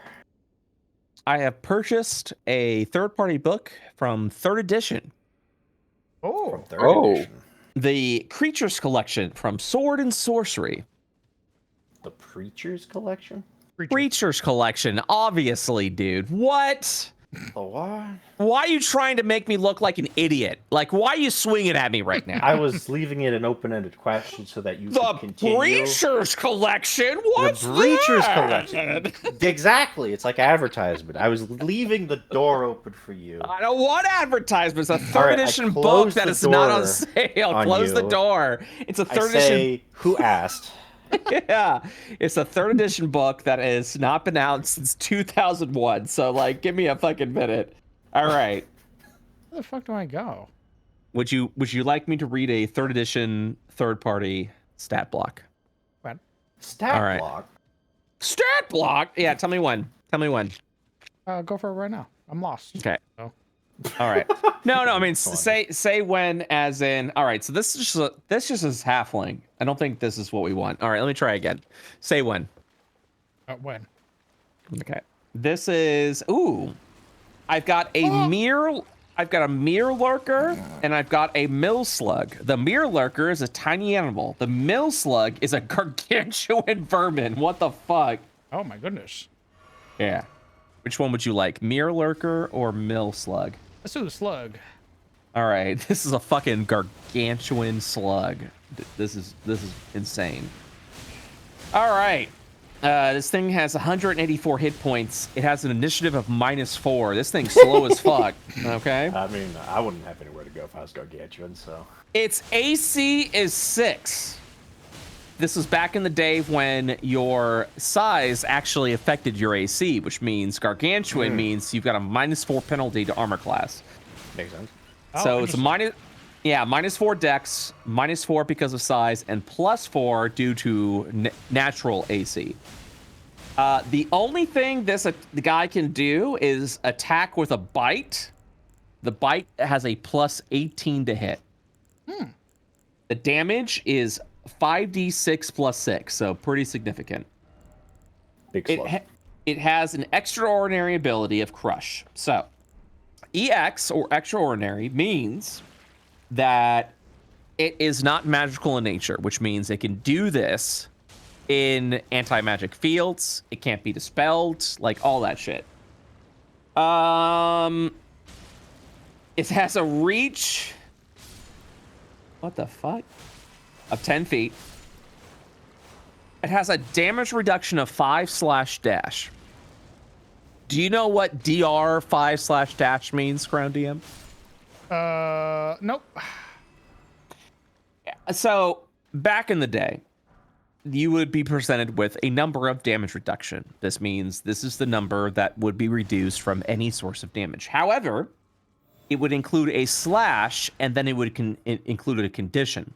So if it says, for example, 5/silvered, it means it will reduce 5 damage from any source unless it comes from a silvered weapon. And then it will deal the full amount of damage. If a creature has 5/dash, that means no matter what, its damage is reduced by 5 points. Oh, okay. So that's what that means. Okay, so fourth Yes. edition simplified that then, because they just went with resistance 5, 10, 15, whatever. Correct. That is correct. Its saves. So back in the day, saves were fortitude, reflex, will. Nowadays, you would compare that to constitution, dexterity, and wisdom. So for saves, it has a fortitude of +17, which means this thing's hardy as fuck. But its reflex and will is only a +1, which means it can't dodge shit, and you can pretty much like control its mind if you need to. For ability scores, it has a strength of 22, a dexterity of 3, a constitution of 25. It has no intelligence. Not a 0 intelligence. It has an intelligence slash, which means, hey, we're not worried about it on this creature. This thing doesn't deal with that. Wisdom 3, charisma 10. For skills, it has a listen of +2 and a spot of +4, aka perception. Perception became listen and spot combined into one. No feats. Climate and terrain. Something you don't see in 5th edition. Creatures used to have a climate terrain stat, which lets you know where you would find these creatures. Specifically for the mill slug, you'll find this in temperate and warm coastal land. Organization. This is a tab that we seem to have excluded from D&D, which I wish we could have brought it back. Organization says solitary, which means this thing is on its own always. Sometimes in the organization stat, you'll actually see like miscellaneous creatures associated with it. It gives the DM some options when encountering this creature. This one is a solo creature. There's a CR of 9. Treasure. There is a treasure tab that tells the DM what to award its players. Finally. I missed 3rd edition. Finally, it's 2000. We were doing it 20 years ago. Finally. Treasure, none. This thing's a fucking slug. There's no treasure associated with this. Nothing in his hands. The Nothing up my sleeve. Mm-hmm. Alignment, neutral, and now, Round, you're gonna love this. Advancement range, aka, what if you want to make this guy stronger? What if you want to make this guy weaker? Here are some options for you. So this creature has 16 hit dice. Its advancement range states that if you'd like to give this instead 6 to 10 hit dice, you can shrink it all the way down to a large creature instead of being gargantuan. Between 11 and 15 hit dice, it's considered a huge creature. From the 17 to 20 range, you can maintain its gargantuan size. And also a new size category that was not in 5th edition, colossal. A size bigger than gargantuan. Between 21 and 30 hit dice, you can make this a colossal creature. I miss 3rd edition stat blocks. Because as you can see, there is so much information that you can get from a 3rd edition stat block that is just so beautiful and fucking amazing and so good. And yeah, it's God, amazing. So yeah, the only extraordinary ability, like we mentioned, is Crush, and here is how that works. Although male slugs have a small range of movement and turn slowly, anyone rash enough to attack them from the front risks ending up underneath the slug. Although their bodies are soft, they are also thick-skinned and unbelievably heavy. Anyone in front of the slug, when it moves, must make a reflex save DC 15 or be crushed under the slug's massive body. AKA, this is a creature that, if it moves over you, you activate its crush ability. Trample, but in D&D. The slug's weight, combined with the smothering slime that finds its way down the throats and into the lungs, cause 3d12 points of damage each round. Hungry slugs stop on top of their victims, waiting for the slime to smother them. Jesus. I miss 3rd edition stat blocks. The flavor, dude, that you get. Yeah. As a DM, I'm like, yeah, the slug just is slowly inching towards you. It's got a 20-foot movement speed. It moves 20 feet. It stops. You get in front of it. You slash. You're like, come get me. And then it keeps moving over you. Yeah, man. And it don't stop coming. It don't stop coming. Like, God, I miss this shit. God damn. How much I miss this shit. Oh, I'm break. 3rd edition had some great stat blocks. Let's be real. Had some beautiful stat blocks. All right, I want to do one more. Can I do one more? Are you guys okay if I do one more? Yes. However, wait, because I gotta piss. So I'll be right back. All right. He's pissing. All right. He's pissing. Just piss. Straight pissing. Homie, why don't you got a piss jar? True. There's no way he walked away that fast. I'm gonna be real with you with the way this man hobbles. There's no way. That's fucked up. He's ignoring me. I know he is. I said immediately, it's fucked up, but it's true. Am I wrong in thinking that he went, I deal with this, I gotta pee, and then he puts his headphones away. He hobbles up the stairs to why does this man not have a bathroom in his basement? That's what I want to know. He does. It's like right next door. What the fuck? Why does he gotta go upstairs to pee then? I don't know. I think he just said that, so it's an excuse for him to take his time. Motherfucker. Mother goddamn fucker.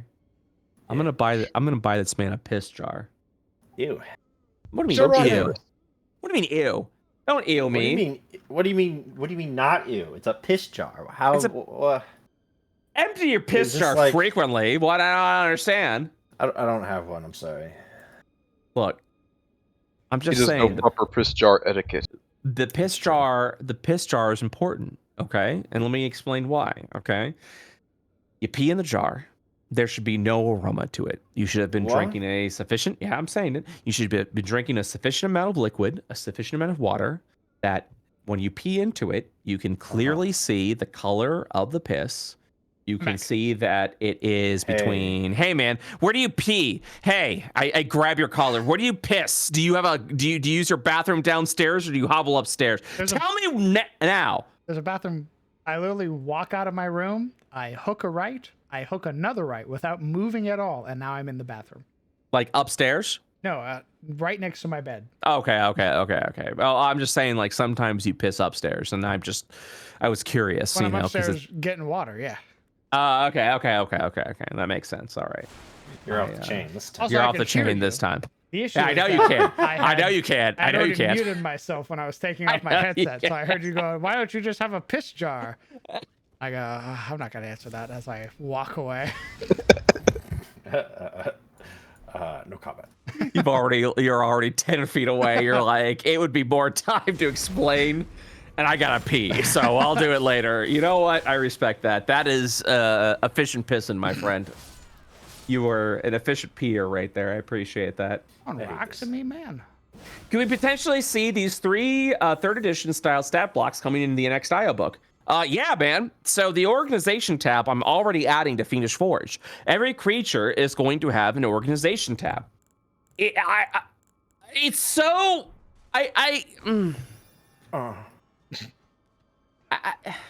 There's so much shit that 5th edition did that I was like, but 3rd edition does think... For example, okay, so 3rd edition, or sorry, 5th edition, when you look at the spell list, right? It's just a list of spell names. That's it. No more, no less.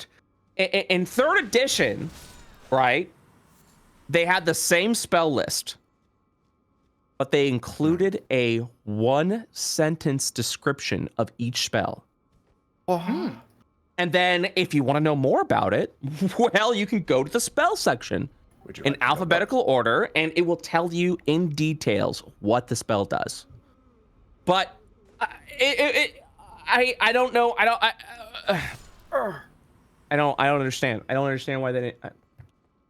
I don't know, man. It's just, I don't know, man. I'm losing my fucking mind.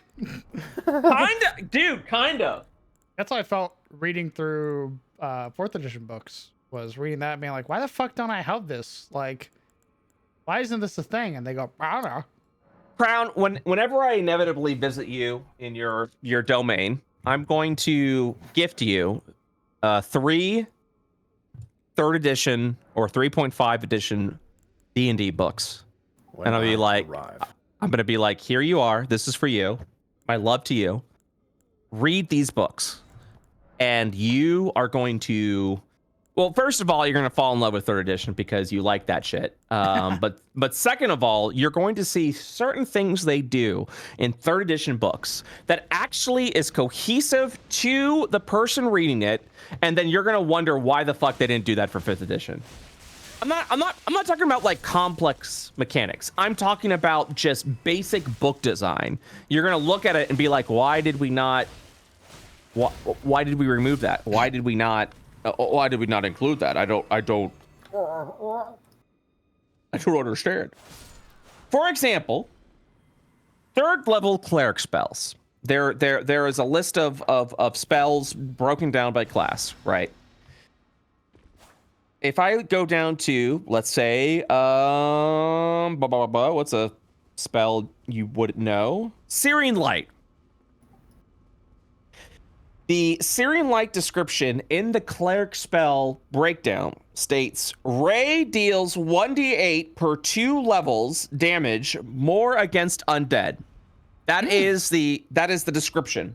So you already know from that brief sentence what this spell is supposed to do. And I go, okay, well, let me scroll forward to the spell section, the spell chapter, and go to Searing Light. All these spells are in alphabetical order. So let me go ahead and go over to Searing Light. And if I go to Searing Light, I'm at Shatter Sepia Snake Sigil. Let me go over here. Searing Light. It states that Searing Light is evocation. And also, here's another thing. Like, fucking 2024 D&D is like, good news. We've included the where the spell, like who can cast the spell and what level. Something new we've added to this. Bitch, they've been doing this 3rd edition. Searing Light is a 3rd level cleric spell, but also if you're part of the Sun Domain, it is a 3rd level Sun Domain spell. Components VS, so verbal and somatic. Casting time 1 standard action. Range medium. Medium is 100 feet plus 10 feet per level. But oh my god, I forgot this. Your range scaled based off of your level. So as you leveled up, the range of your spell increased. So the base range is you can aim this at a target 100 feet away, plus 10 feet per level, which means if you are a 5th level cleric, your range is 150 feet. Just cool shit like that. Effect, Ray. They specifically state earlier in the book what a Ray spell consists of. Duration, instantaneous. A spell that happens immediately upon cast. Saving throw, none. No saving throw. Spell resistance, yes, which means if a creature has SR or spell resistance, it applies to this spell. Spell resistance was essentially armor class for spells, and some creatures rarely had it. If you encountered a creature with an SR or spell resistance, you had to beat the SR if you wanted the spell to go off effectively against that creature. And then Searing Light says, focusing divine power, like a ray of the sun, you project a blast of light from your open palm. You must succeed on a ranged touch attack. Ranged touch meant touch. Oh my god. So there were different types. Sorry, I know it's complicated, but I love this shit. You actually had multiple different types of AC. Touch AC meant it was 10 plus your dex mod. You didn't add armor class. You didn't add the armor you were wearing to it, because effectively what you're trying to do is touch the person. It doesn't matter if you couldn't break through their armor class. You just need to touch them. You must succeed at a ranged touch attack to strike your target. A creature struck by this ray light takes 1d8 points of damage per 2 caster levels, which means if I am a 10th level cleric, this 3rd level spell, deals 5d8 points of damage. It even states the maximum is 5d8. So if I'm a 20th level, it still caps at 5d8. An undead creature takes 1d6 points of damage per caster level in addition to that. So maximum 10d6. And an undead creature particularly vulnerable to bright light, such as vampires, takes an additional 1d8 point of damage. So in other words, this thing murders vampires. And just flat out, it's like, here's the damage for just being alive, or just existing. Here's the damage if you're undead, and here's the damage if you are vulnerable to light, specifically. Maximum 10d8. A construct or inanimate object takes only 1d6 points of damage per 2 caster levels. So, I mean, it breaks everything down. Ultimately, love 3rd edition. Oh, I miss it. I miss it so much.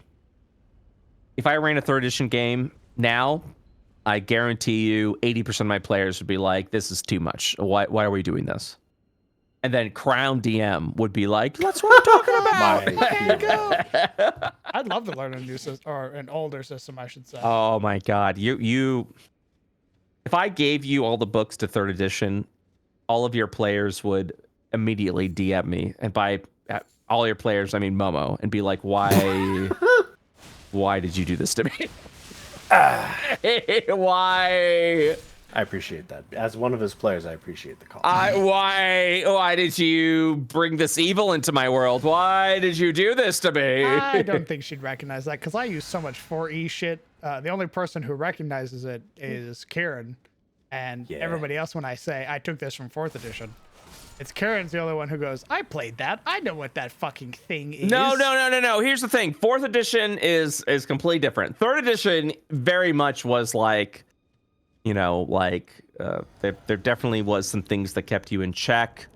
There definitely were some penalties. Like, you could lose levels in 3rd edition depending on what you were doing. There was actually a system called negative levels.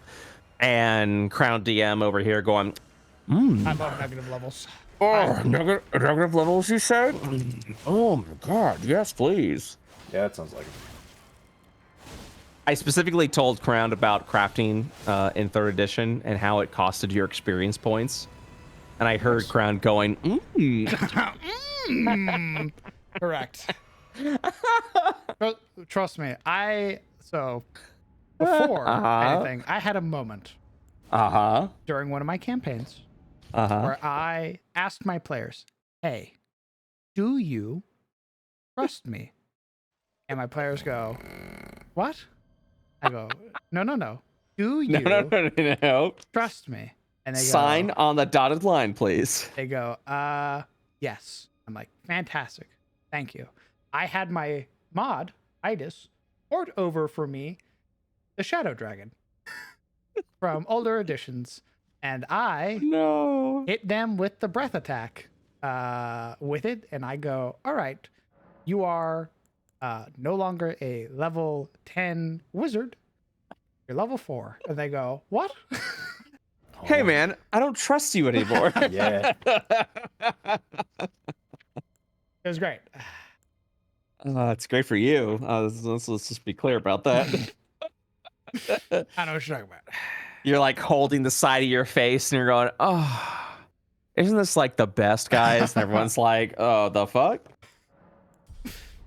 10 out of 10. Would do again. I think negative levels are fun if they're not permanent.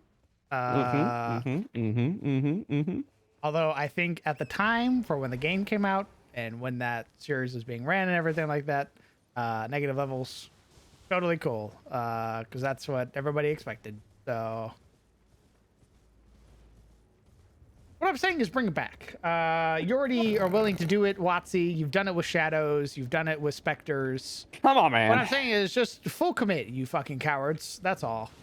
Let's talk about Raise Dead. You restore life to a deceased creature. You can raise a creature that has been dead for no longer than 1 day per caster level. In addition, the subject's soul must be free and willing to return. If the subject's soul is not willing to return, the spell does not work. So this was an important clarification. Specifically, if someone was like, Raise Dead, we got to bring our friend back. The player could totally be like, nope, don't want it. I have a new idea. I don't want that. Yeah. They go, I'm not willing, and then the spell fails. So I'm good here. It absolutely could do that. Coming back from the dead is an ordeal. The subject of the spell loses 1 level. Resurrection, baby, you level down immediately. You want to come back? You are down 1 level lower because of it. When it's raised, just as if it had lost a level or a hit dice to an energy draining creature. If the subject is 1st level, it loses 2 points of constitution instead. This level per hit dice loss of constitution loss cannot be repaired by any means. Let's see here. A character who died with spells prepared has a 50% chance of losing any given spells upon being raised, in addition to losing spells for losing a level. A spellcrafting creature that doesn't prepare spells, such as a sorcerer, has a 50% chance of losing any given unused spell slot, as if it had been used to cast a spell, in addition to losing spell slots for losing a level. A raised creature has a number of hit points equal to its current hit dice. Any ability score damages to 0 are raised to 1, which means, hey, did you die because your ability score dropped to 0? You're not out of the woods yet. It is now 1. Yep. Normal fighting chance. Yep. And normal poisons and normal diseases are cured in the process of raising the subject. Magical diseases and curses are not undone.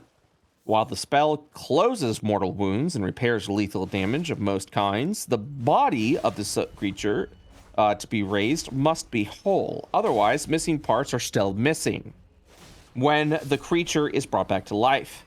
None of the dead creature's equipment or possessions are affected in any way by the spell. A creature who has been turned into an undead creature or killed by a death effect can't be raised by the spell. Oh. Construct elementals, outsiders, which was the name for like fiends and celestials and stuff like that, and undead creatures can't be raised, which means you gotta be, if you're a construct, an elemental, an outsider, so an angel or devil, or an undead creature, just can't be raised, period. You're done. The spell cannot bring back a creature that has died of old age. The material component, ooh, baby! And this is a 5th level spell, by the way. I think Raise Dead is actually the earliest version of Revive in 3rd edition. Reviving a character was serious fucking business. It was a serious issue. Diamonds worth a total of at least 5,000. Oh, goodness. Gold pieces. Oh, goodness. Crown says, salivating to himself. 5,000, you say? 5,000. Oh, my God. With 3 zeros? My goodness. We should, you're saying we should fear death. That's what you're trying to say to me? Delicious. That's definitely a, how important is that fucking character? Yep. How good were your stats again? Oh, yeah. How much money did we pay for your armor? Oh, my God. And that's why So, 3rd edition, I miss death in 3rd edition because it was present. In 5th edition, it's so hard to kill somebody. In 3rd edition, it was very easy. So in third edition, the way death or dying worked was that if you were knocked down below 0 hit points, you went into the negatives. You had negative hit points. That is how that worked. Which means if someone healed you, you got back up above 0. If you got to -10 or lower, you died. That's it. No death saving throws, none of that shit. If you got to -10 or lower on your hit points, you're dead. You are congratulations. You have met your demise. So, especially in later levels when things were doing so much fucking damage to you, that if you just don't get to 0 hit points. If you got to 0 hit points, there's a chance you were going to be knocked down to the negative amount. Death saves obviously made it so that you can survive more frequently, but yeah.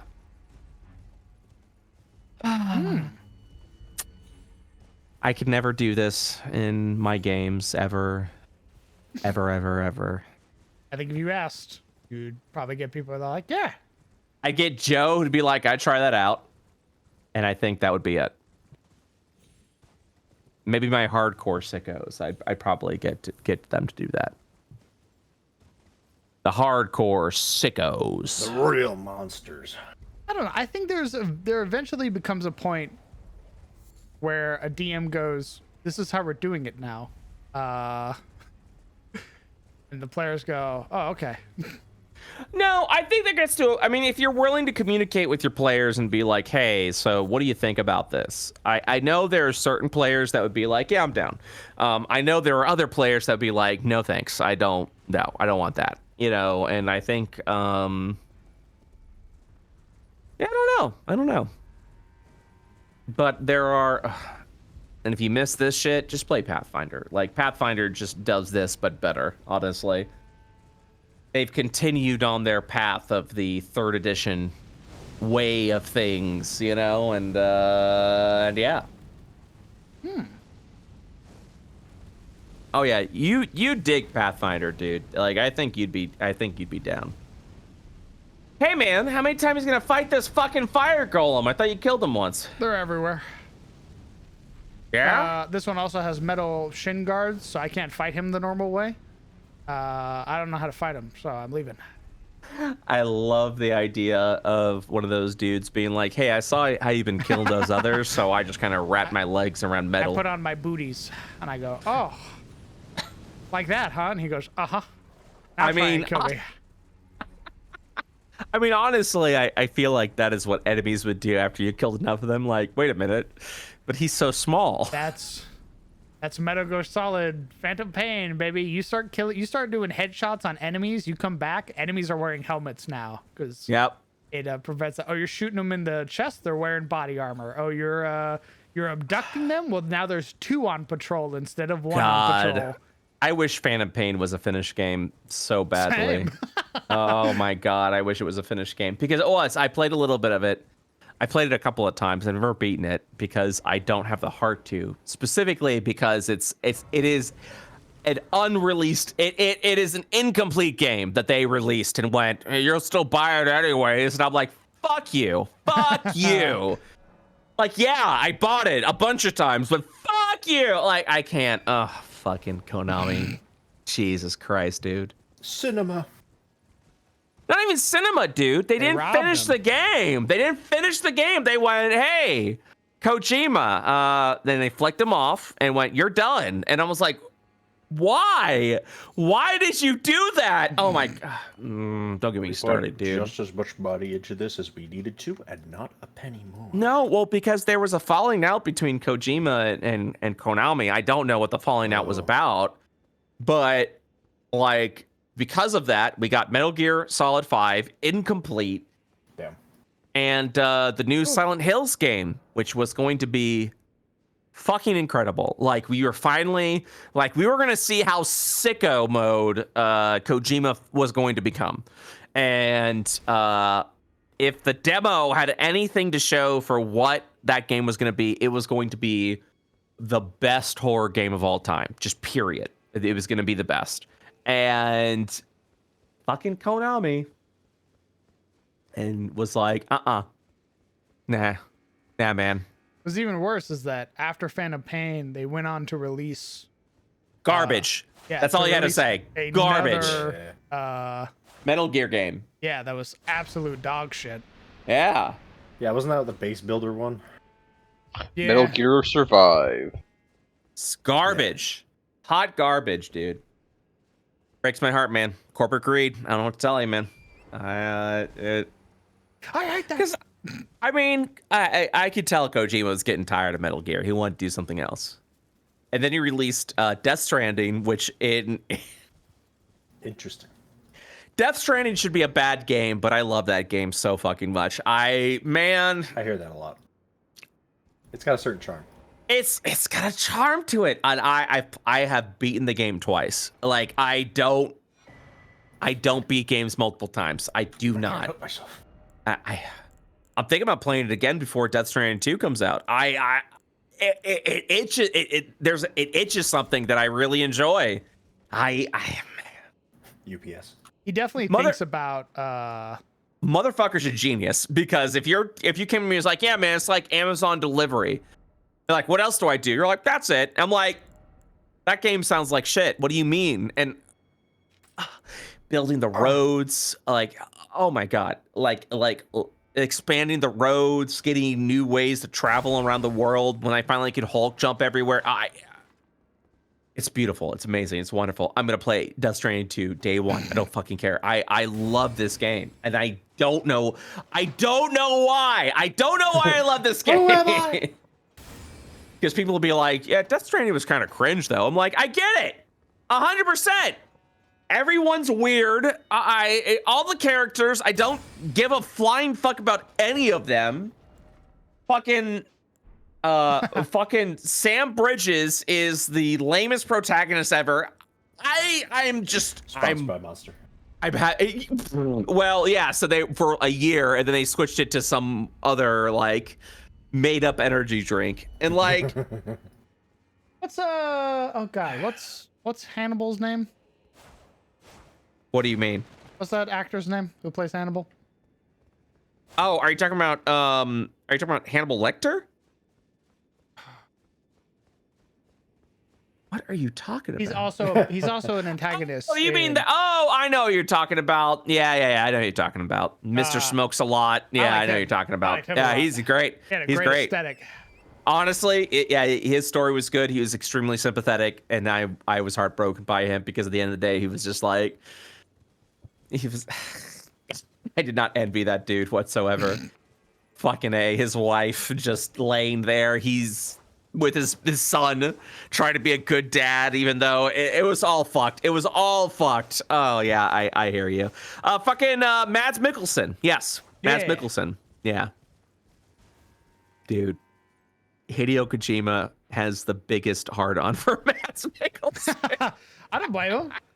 I don't blame him either, but I'm just saying, like, when you look at his pictures, like, he'll take pictures of Mads, and Mads will be smoking and Go to his fucking... Twitter, dog. He's fucking everywhere. Yeah, and Hideo's just like, God, I love smoking. Like, Hideo romanticized smoking like no one else. Like, everyone else is like, guys, I don't think we should have smoking. Smoking kills, a bad influence. And Hideo's like, It's smoking... so cool. Yeah, Hideo Kojima's like, smoking is the sexiest thing in the world, and I want it more in my games. So- Always. So there is something to be said. It's horrific. Smoking's terrible. Yes. However, it does... you give a femme fatale a cigarette, and that's immediately elevated.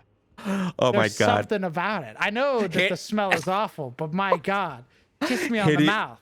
Hideo Kojima has such a fucking kink towards smoking. I don't know what it is, but Hideo Kojima's like, hey man, you smoking? Can I take a picture and post it on Twitter?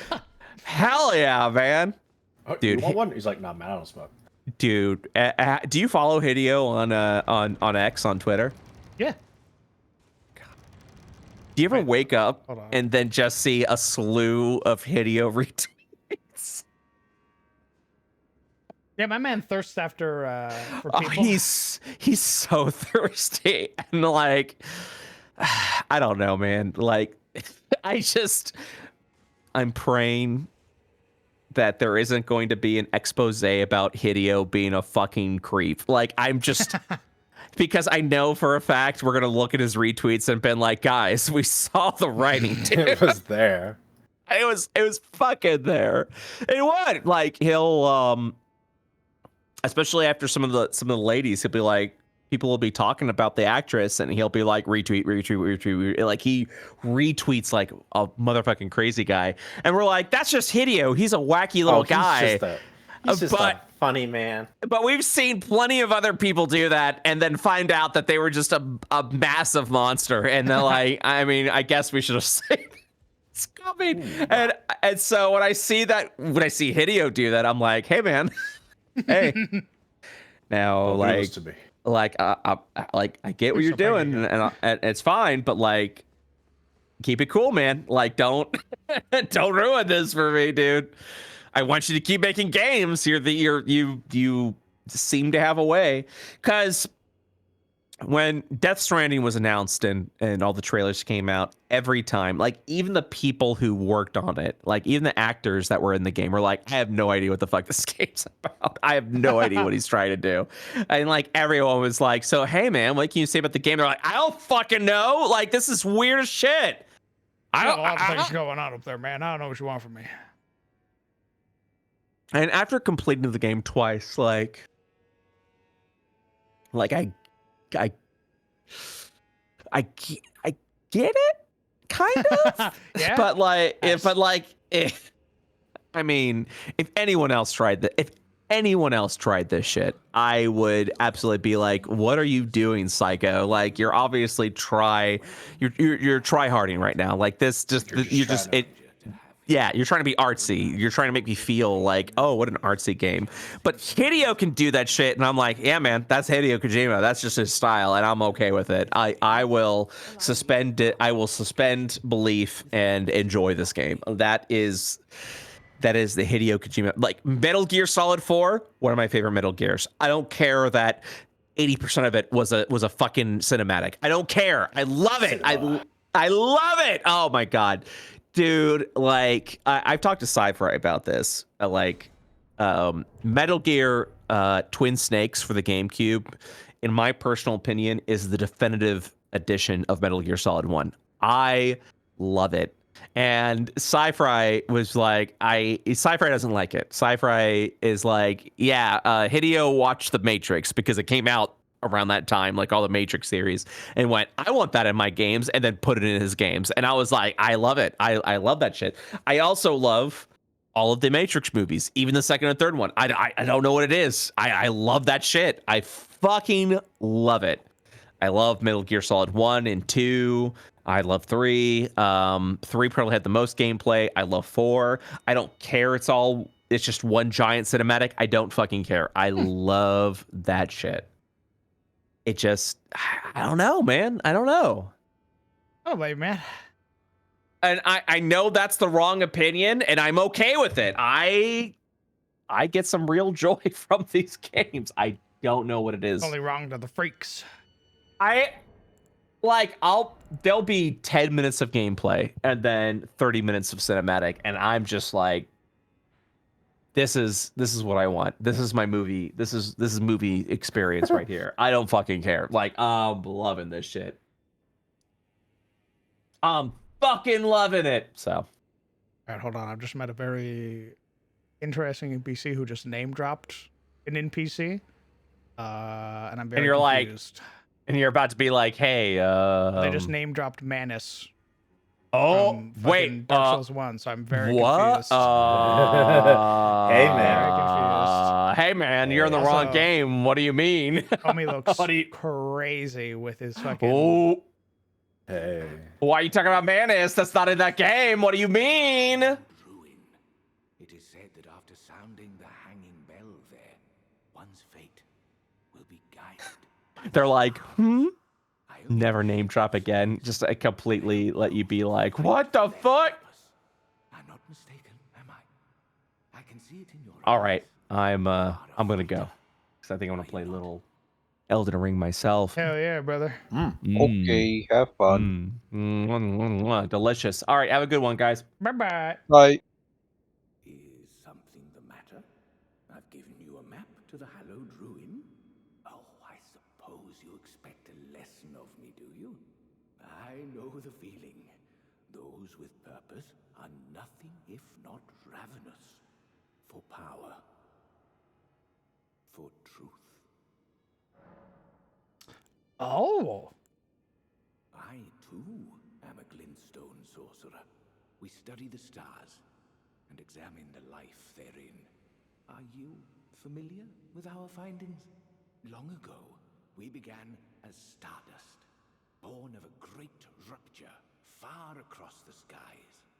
We, too, are children of the greater will. Is that not divine? Is that not sublime? And yet, none can fathom its implications. Its utter brilliance. Ah.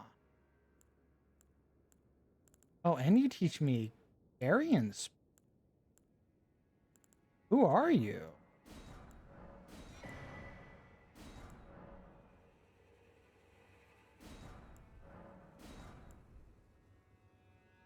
You please left click, dear God. Oh, yes. Do mind your feet around the church. You wouldn't want to hurt the little boy. What? Huh? Whom? Mind your feet around the church. You wouldn't want to hurt the little boy. What fucking where?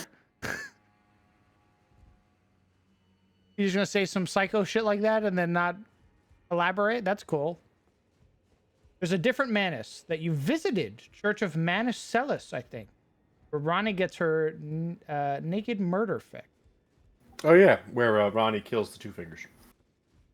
Oh There's yeah, a- the church on top of the mountain. Yeah. Over here. Oh yeah, Cathedral of Manus Celis, and it's surrounded by starlight shards. And Glintstone Dragons, another bullshit. There's like 4 of those fuckers up there. Yeah, there are. And then there's the big boy. Yeah. Mind the boy. I haven't met another NPC.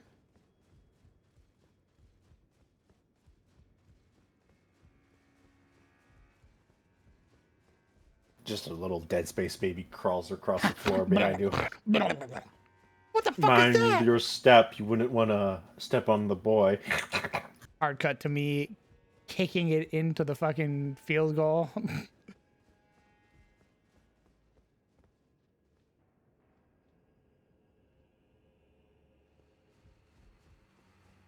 Huh. Okay. Okay. As a DLC, it's been fantastic so far. I've put 130 something hours into this character already. And I want to say about 25 of it is exploring the DLC. I've barely just scratched the surface, or so I've been told. It's very dark in there. My goodness.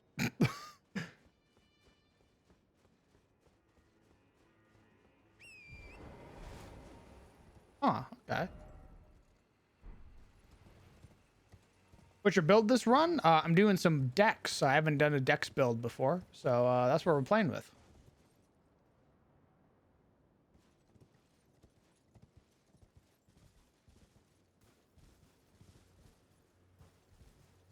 Huh.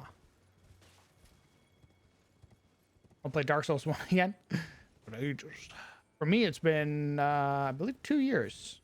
We did Dark Souls 1 when, very early on in the, Twitch. I just fucking don't pass an item. God damn it. Yeah, you were playing fucking the asshole. Yeah. A big unga bunga Yo, a dog. smoke wearing asshole. Yeah.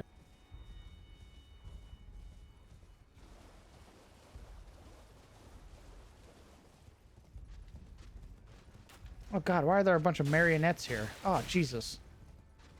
You can't escape them. Minting nail. Oh, it's an item you can make. Oh, and there's a finger reader to duplicate. My oh my oh my. Oh, just sitting there, huh? Just laying out in the water, huh? So Gucci hanging out? That's crazy. Huh? What's that? What's up? Why'd you say that? Say what? It's just hanging out there? I mean, he is. After that.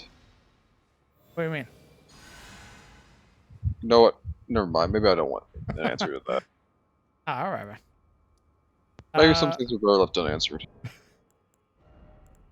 This map, faded map acquired from Count Emir, High Priest.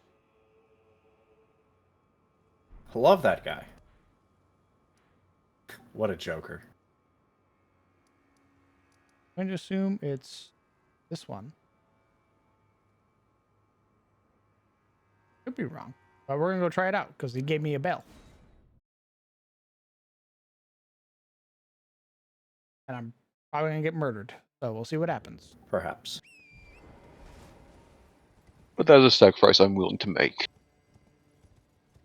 I changed my dual axe cleric to a Dex Int Spellblade of Glint. I can't beat the DLC. I have heard that the last boss is very tough.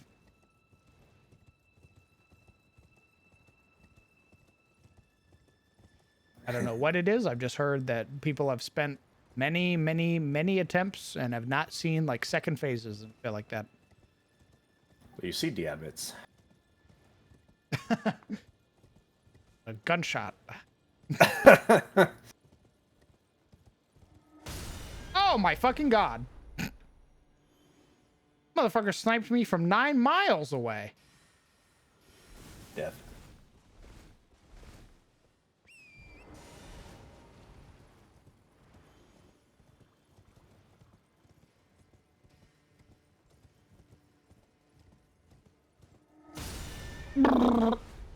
From where? I don't even see you. Oh my god. He missed. So did I. Oh my god, a snake. Yeah, Through these the head. tapeworms. Jesus. These tapeworms are getting out of control. I just want the Taco Bell. Me eating my Wembies, I look up. Oh. Yo, man, you gonna share some of that? Grabs you. Oh. Time to ring the bell. Ding-a-ling-a-ling. Oh, yeah, here we go. Yo, Bill.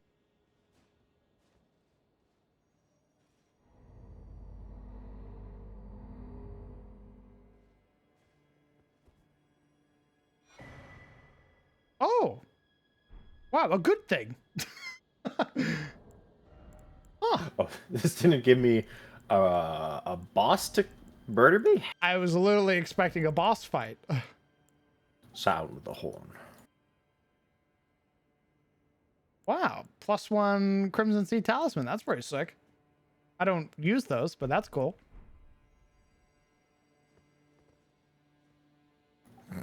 Neat. Huh. That's a very big area. I was really expecting a boss. Huh. What the fuck is over here then? How merciful. All right, well, I'll go back and tell him. Hey, man, thanks for the item. That was very nice of you. Maybe it's because he knows I'm cool with Ronnie.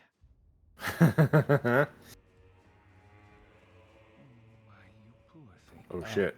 Another bad dream, Yuri. Yo, you don't right? Yo, damn up. That tangled mess can't hurt you. He's swaddling the baby. Oh my god. Mind the baby. Look right, right. I'm looking right. What? What's right? I said mind the baby. That look right. Oh, Inkly screaming look right. I'm looking right. Other right. Friend, am I blind? Oh, woman. Pillow. Oh, my goodness. Hello, ma'am. Oh, you look fucking really cool. I just got your armor. Are you wielding like a shadow katana? Jesus Christ, that is the edgiest thing I have ever Oh seen in my my god. life. Hello, ma'am. What? Interest in small talk. Fucking My only pull concerns Rudd's are the hand things through of hair. California, and you are not among them. Wow, that is the single edgiest thing Oh. I think I've seen out of fucking FromSoft. Jesus. Jesus Hello. Christ, that puts Yuri to shame, dog. Hello. Only, there is one thing I will say. Count Emir's kindness is a gift. Should you cross Get the him, bouquet weapon you out will and sorely kneel. regret it. Wait, hold on. Be gone. There is nothing more to. First off, love that. Your chest plate looks really familiar. Where have I seen that symbol before? Do I have it? Okay. Fucking, What is that symbol? she looks like a fucking Chukari from fucking Total War.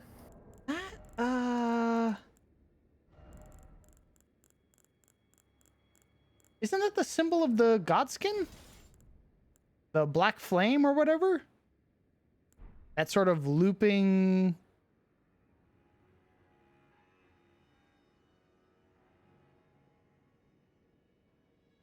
Oh. Don't they worship like the Gloamless Queen or some shit like that? The Gloam Wow. Queen or whatever? They are apostles and you are in a church. She is literally wielding a black flame, so. Yeah, I can see it. Gloam-eyed Queen. Mm. Many thoughts to ponder. Your helmet is crazy. That is. Yeah, that's probably the blackest armor I've ever seen in a FromSoft game. It does not match any of the other black armor you get. Like, even the Knight Cavalry set is, like, gray by comparison. And her katana is literally dripping shadow. Oh, it's a hand. Oh. Oh! Yuri's a hand. Oh. Oh my god. So this is where the hands come from. Wow. Oh my god. Why didn't you point that out sooner, Count Emir? I totally wouldn't have kicked your baby into a fucking wall. Oh, there you are. The exalted timbre of the bell. It really did skid her across the ground, probably. Mine. Gracious, the starry sky is wondrous tonight indeed. Only your fate shines brighter. Now, these are for you. Beloved Stardust. Think nothing of it. I have made my decision to be of help. Hey man, you want some freaky finger shit? There you go. Evermore.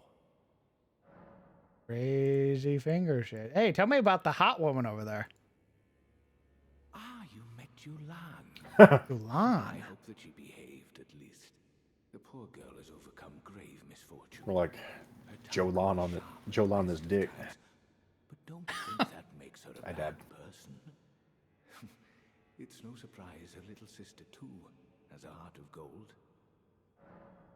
Jolan on my junk till I become a I gloam. fear that you have borne witness to the Loud and incorrect buzzer. the conceits, the hypocrisy of the world built upon the Erdtree. The follies of Oh. men, their bitter suffering. Is there no hope for redemption? The answer, sadly, is clear. There never was any hope. They were each of them defective, unhinged from the start. Marika herself, and the fingers that guided her. And this is what troubles me. No matter our efforts, if the roots are rotten, then we have little recourse. Oh God. Okay. Ever young Mikola saw things for what they were. He knew that his bloodline was tainted, his roots mired in madness.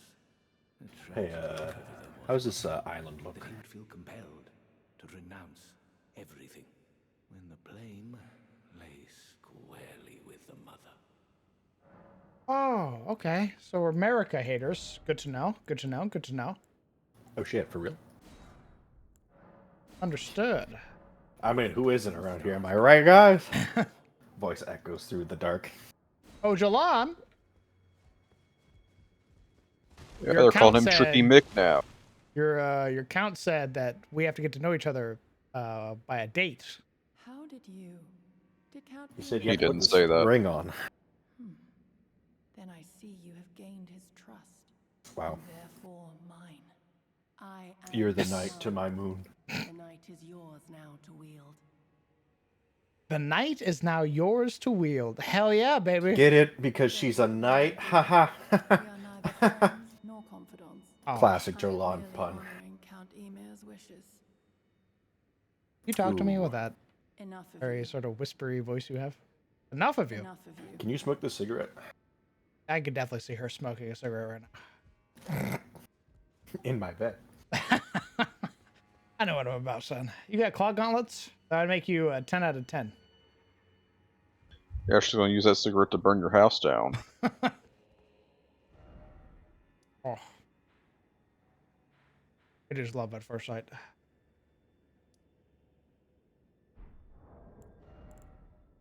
Crowd. Love what? Oh, I'm What do you thirsting over a woman. Jesus. Gee, alright. What do you want from me, man? Sexist piece of shit. Look at the island I just put in text chat, asshole. Stop Crazy looking at looking. mounds and look at these mounds. Where the fuck is that on your map? Where's what on the map? Where the fuck is that island? This is the actual playable area. Yeah, but where's that at on the big map? See the big ass yellow island on the big map? Oh, I see it now. That's it. A lot more chunks carved away on the zoom in. Oh, rivers. Yeah. Is that lake feed? Okay. Are the rivers feeding the lake?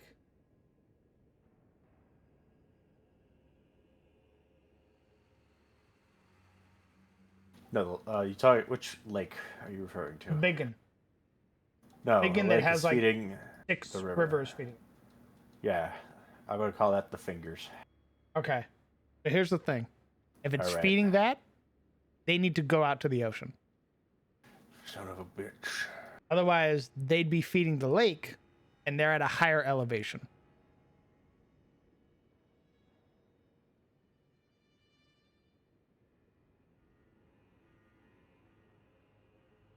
Why do I ask you these things What? and then get helpful advice? What the fuck? Piece of shit. Beloved complicated. Stardust shortens casting speed for sorcery and incantations by the utmost, but increases damage taken. Oh. I'll do it. F. Count Emir was known for his citations. One need only envision the romance of the stars above with adoration for Stardust in one's heart to become a great sorcerer. Do so, and you will know love. Yeah, man, I'm marrying like the Karian queen. princess. So like, what do you want? What's up?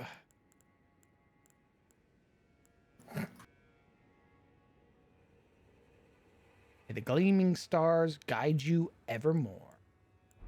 How do I get goth woman to like me? Enough. A question as old as time.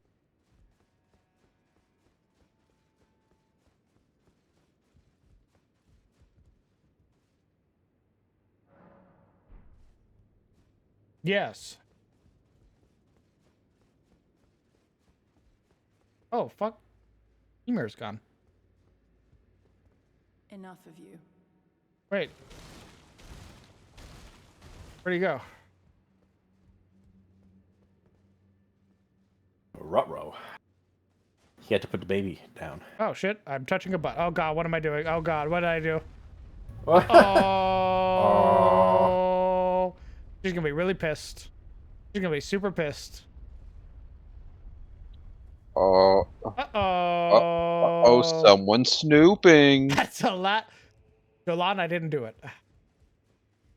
I promise. I could explain. Enough of you. You. Okay, yeah, I know you were trying to be like really hot right now by telling me to fuck off, but there's a ladder underneath your boss's chair. Am I allowed to go down there? I just want to ask. I'm going.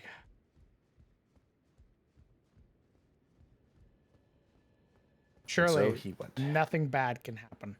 That's a really long true. ladder. That's an obscenely long ladder. Snake eater. It goes into What a fog. thrill. Oh, where the fuck am I? The Oh, what have finger you cave. done? Oh, I don't want to be here. This is where the thingies come from. You found the source. Go get you a fresh pair of thingies, Finger dog. ruins of Mir. Oh, Oh. so many fingers, You know, but where's the hole? When like, this is every time someone says try finger butthole, a Sword finger hand of erupts Knight here. Anna. Uh-oh. Who are you? Hey, Is that chill. is that her sister? chill. You about to kill her sister? That'd be funny. Action is coming. You do a lot of damage. Yeah. She wants your blood. That's an understatement. But I am victorious. My God. Wow. Sword hand of Knight Anna has died. Claws of Night. Oh my God, you killed her. Now go back upstairs and be like, hey, I killed your sister. Can we still bang? Scattershot. Do you love me? Claws of bottomless black from which no light can escape. Wielded by Anna, sword hand of Night. Engraved with a smith script, enabling strong attacks to launch all three claws at a target. The blades are only semi-corporeal, not be fully guarded again.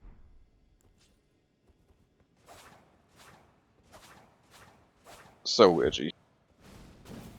Oh, yo. That's a fucking luck. You shotgun those things. Holy shit.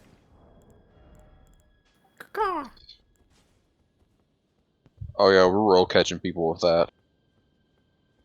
You're hitting people 4 counties over with that.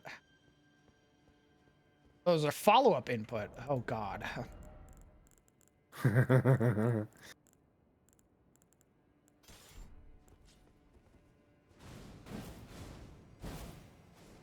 Hmm.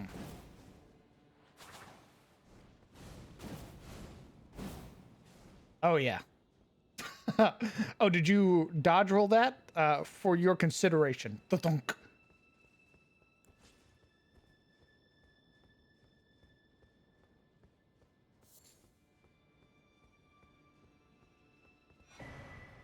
Finger Weaver's Cookbook. Mm.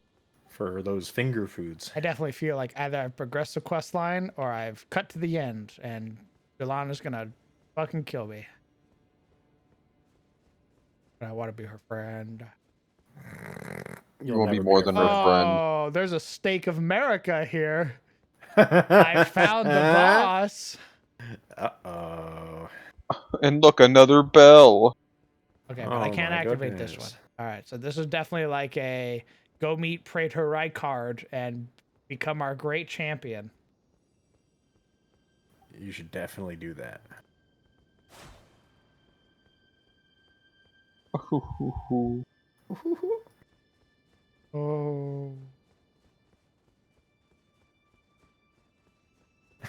Oh no. Or nor.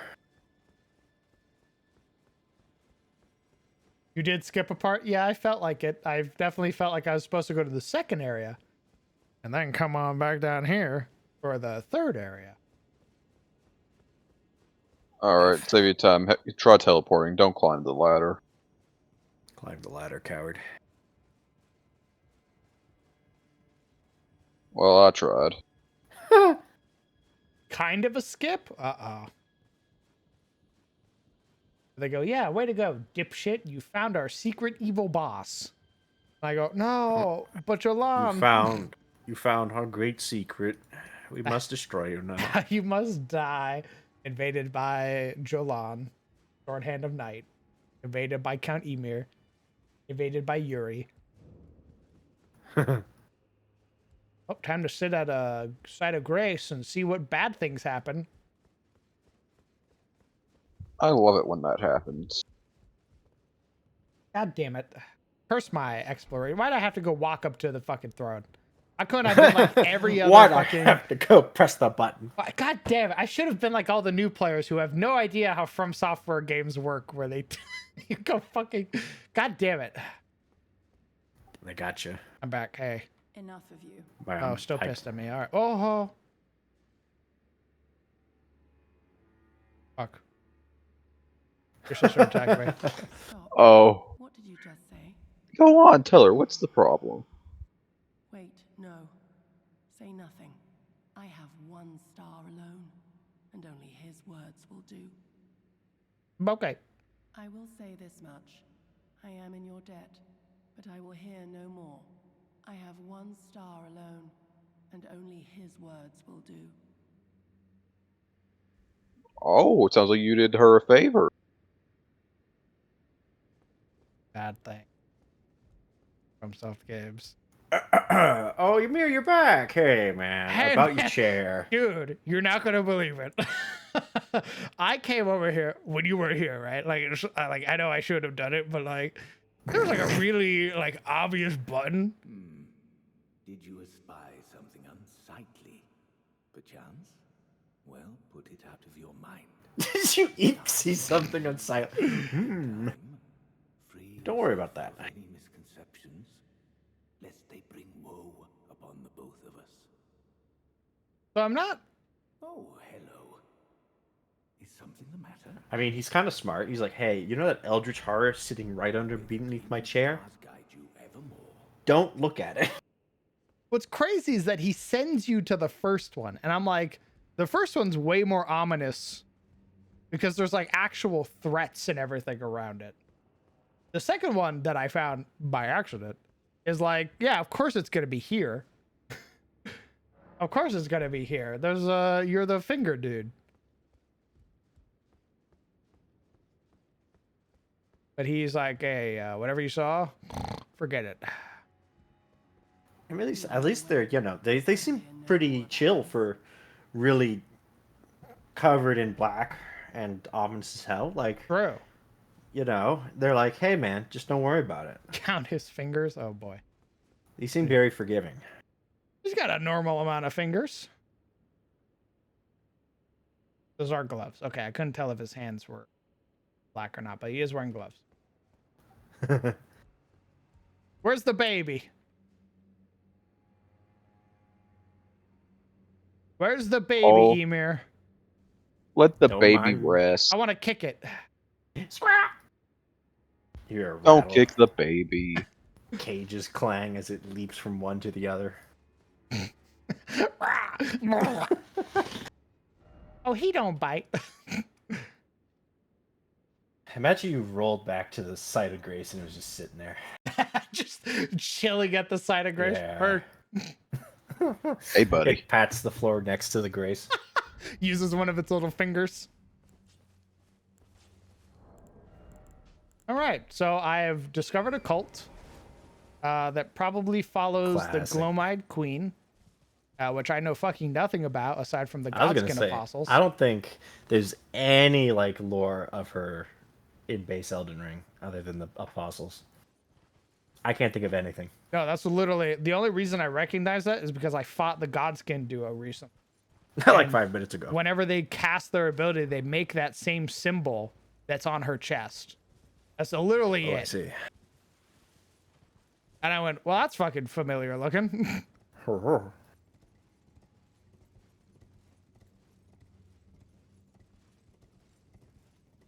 Monka. I must have missed some items or something. Body, where you at? I mean, you always were going to miss something, let's be real. God, I hate that fucking twice now. That is twice that I have done a quest line out of order in this goddamn DLC. Stop being so good at exploring. Oh, I've been removed from my horse. I'm about to be invaded.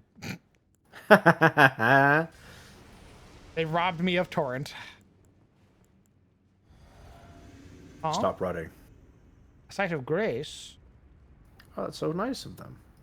Okay, maybe not invaded. Maybe I just hit a torrent-free zone. Oh, because I'm in the Shadow Keep. Oh my goodness. That would be why I have no torrents. This is a dungeon. Oh. I'm in the cathedral. Oh, wait. Church district. Right? Classic. I got a key here. Or here.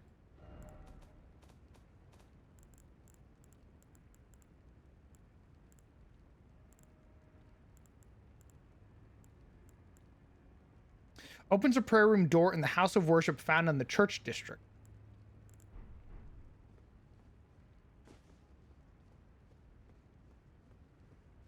Current popular opinion is that Melina is the Glomide Queen.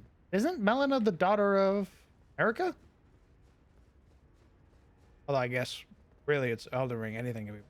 I guess she could be Everyone's the daughter of Mamerka at this point, dog. Oh God, is this what's that fucking place in Dark Souls 1? New Londo or whatever, where it's all flooded? Old Londo. Old Londo. Where the three kings sit in Yeah. the abyss. Chill. Seeing shit underneath. Am I gonna drain this place, or is this place as it is? Uh-oh. FromSoft proving once again that they only make like the same 5 dungeons and we eat that shit up every time. Tell me that's a fucking ulcerated tree spirit in the water. Go find out. Tell me.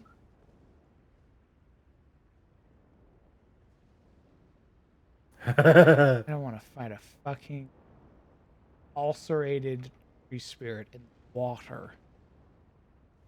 Why not? It's a saturated. Shut the fuck up.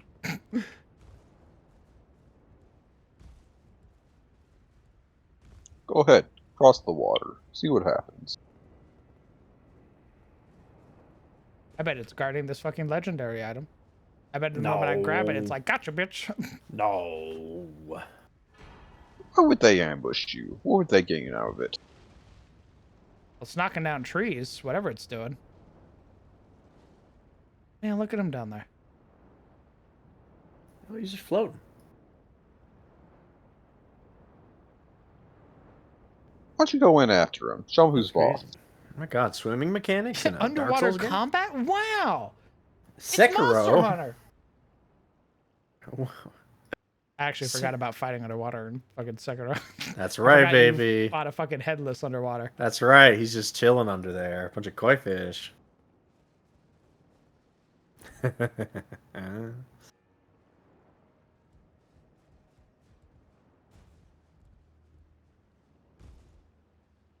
Oh.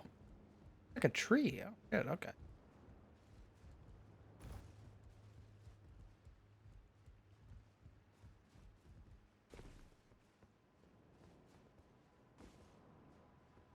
Oh, he didn't jump me, which I'm very surprised by, which definitely means I'm going to drain this place at some point. Because if that motherfucker's just roaming around and he didn't fight me there, I'm definitely going to have to come back and fight him. I'm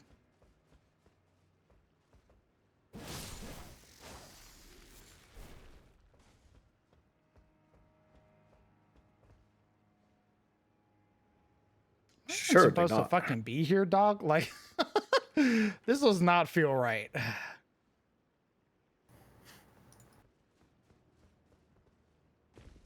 What the fuck is that? Oh. You just apparated out of nowhere? That's crazy.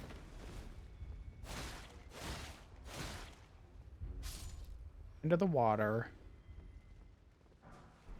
Yeah, I mean, you don't. I just apparate? Is that... Yeah, man, that's crazy.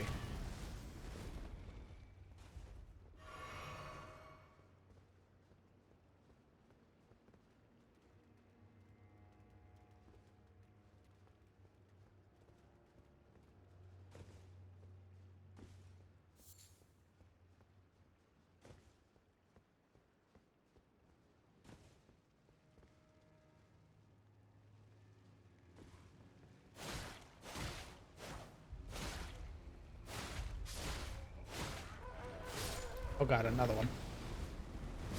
Another one. And another one. Who the fuck is that? Hey, man. You look wild. You fucking cresting over the top of the building like that. That's pretty cool. Hey. You got some insane drip going on. What the fuck are you rocking? Ooh, that cave. Rocking Mesmer's flame.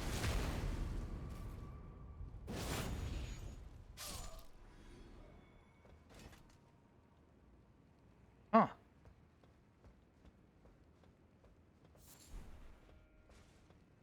Weird looking guy.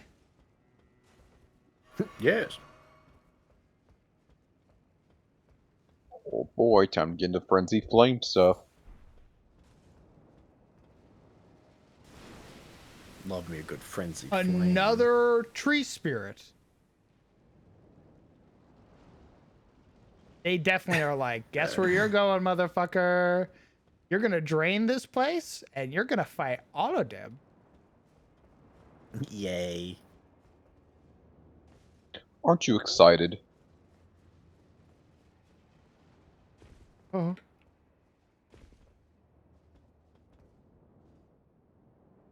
God. I just hear them swishing around in the water, and I just go, oh. Why aren't you excited? What gives?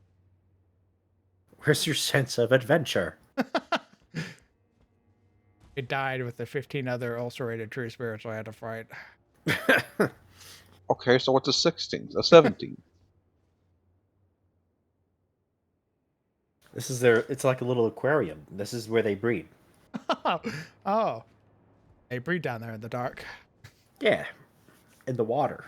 In the water. Their natural habitat.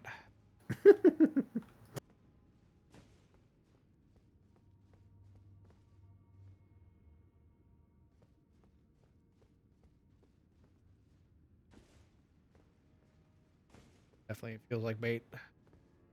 No. But so delicious. It's fucking feathers. I 100% expected the tree spirit to come up and knock me into the water. I'm like, gotcha, idiot.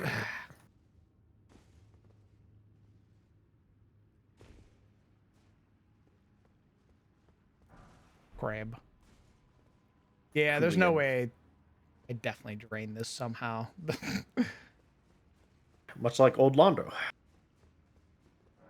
It's the same fucking, it's the same dungeon. Kiyu. Oh, it's you!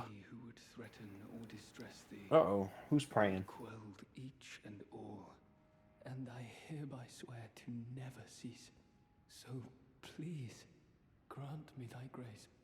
Leave me with my solitary light. I fucking curb stomp his head. That's for invading me twice, shithead. Queen Marika, Who is he? implore thee, He's the asshole who's I forget his French ass name, but he invades you twice. solitary light. Use Iris of Oh. Hold on. Hold on. Because I picked Am I that about up. to ruin this guy's life? Am I about to kill this fucking guy? Place on the eye of another to deny light in all its forms. Why would I do yeah? that? Why would I Oh do yeah, that? just to be a cunt? Why would I do that? Oh yeah? That's so fucked. Okay. Place on the He eye of invades another twice. to deny them light in all its forms can be used to receive. In the realm of shadow, this artifice was employed by the priests of the Erdtree to intensify the fears of their flock. Magnificent effect. Wow. You can just blind this asshole for no reason. Look at his blonde hair and his doesn't that piss you off? Marika, I implore thee, He needs a firm lesson. take not from me my solitary light. Take not from me my solitary light. Hey, guess what? I'm taking your light. Slash me. Wow. Cunt. Thanks, man. Whoa! I would not. Am I not pure? Defile thee, I would never. I ask. Defile the Is this some Wait, is this some dung eater lore? Time I held in my heart only thee.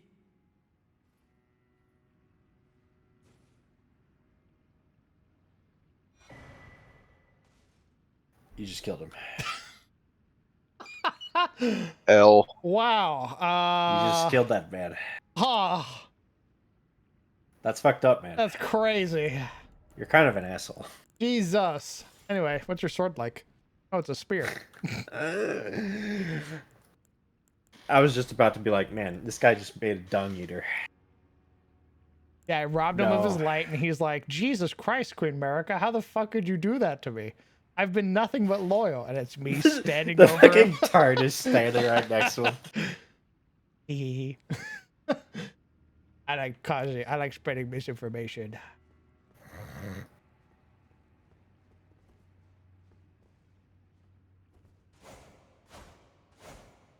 Alright, thrusting greatsword.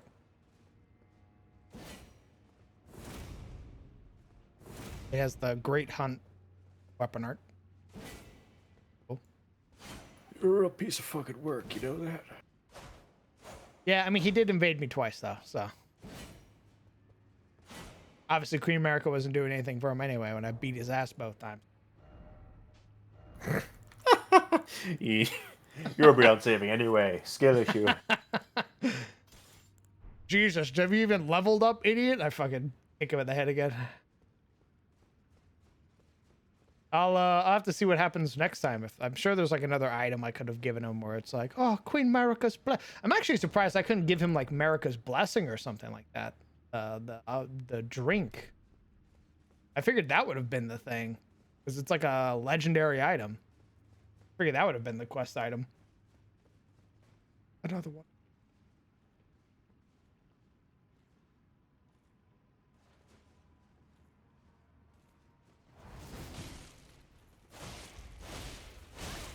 We'll trade.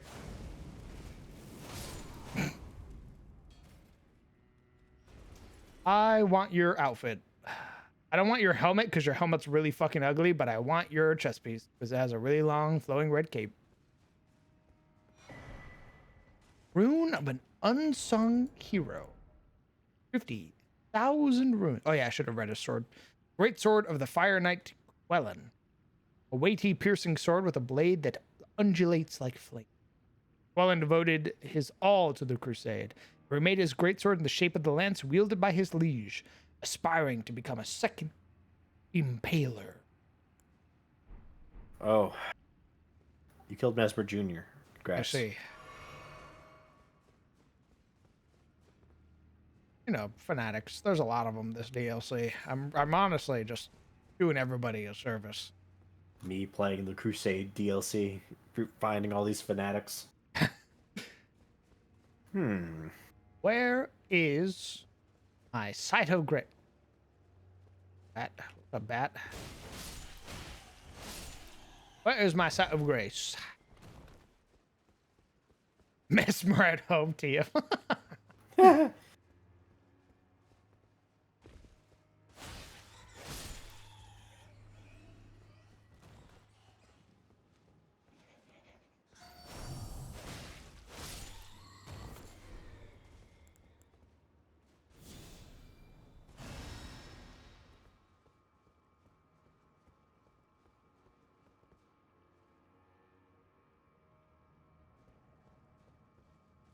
Ooh, to the top of Mount Gilme. We're like Mount Gilme. Yeah. Welcome back, Orlando. It's crazy. You found the lever, TM. Time to drain the swamp. Yep, there it goes. I tarnished. What did I do? As looks over, confused. All the fucking Erdtree fucking festering worm things pop out. I was swimming. Where did my bath go? You've interrupted Daddy's bath time.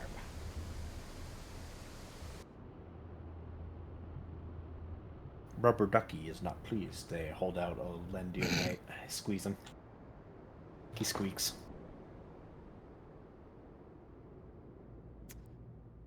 Oh, I bet some items were easier to get when there was water there. Probably not. Oh my god, a tree. Oh, a site of grace. Wow, the How atmosphere generous. just got way more oppressive now. That I've drained the water. Bit weird, ain't it? That's awful.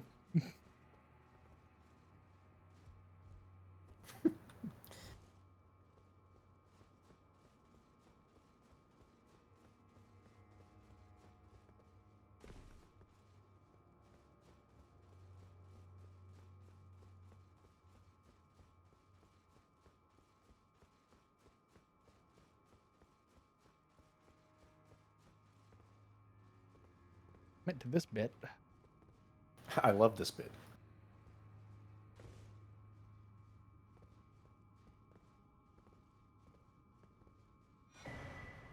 Erdtree fragment.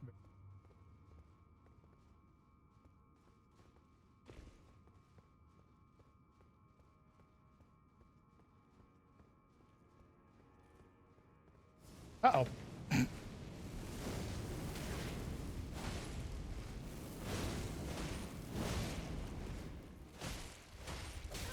Hey man, chill. I haven't shot at a fucking grace yet, so maybe don't fight me. Thanks.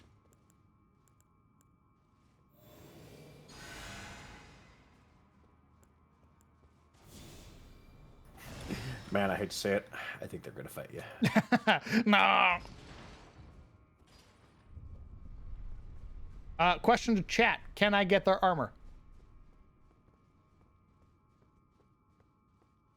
Who's armor? The guys I've been fighting. The red boys.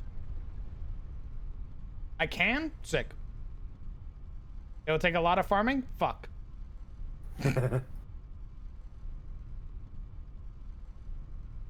Oh, it's only via drop? I see.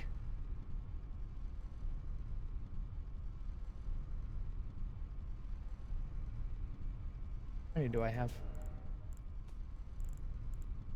Got 30 silver pickled fowl feet.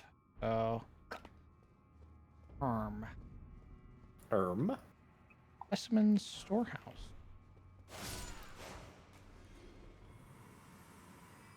Oh god.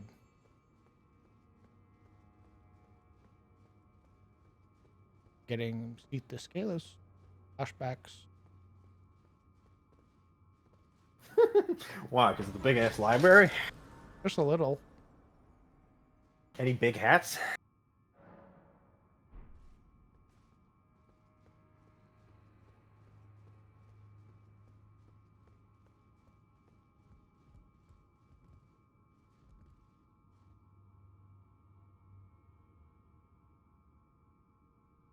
Oh,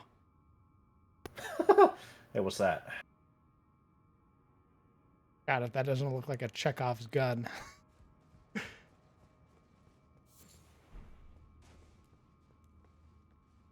Oh man, it's just a stuffed animal. I don't know what you're talking about. Oh God, all these assholes shoot mesmer fire. Jesus. It is Mesmer's fort, fucking fort. So. Oh my God, my body. I didn't mean to drink that, but we'll take it. Send his ass to the fryer.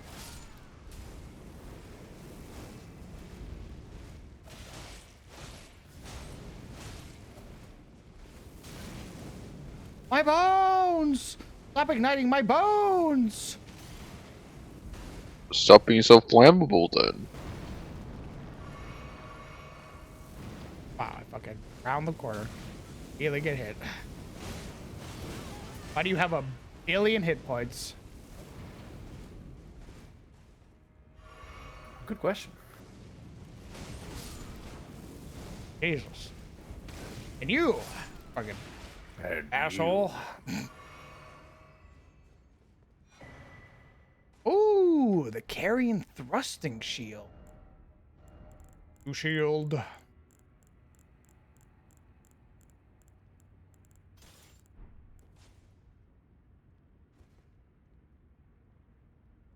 My goodness.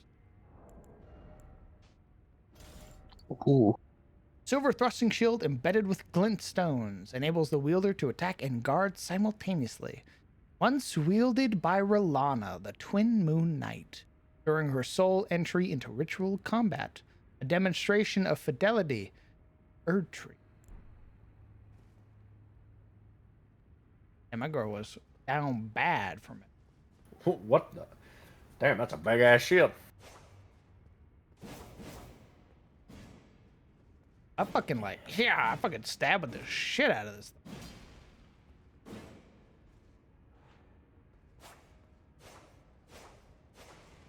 She liked them skinny. I was originally rocking the Carrion Knight shield because it fit the aesthetic very well. So this is pretty cool. Pretty sure you could just use that as a weapon.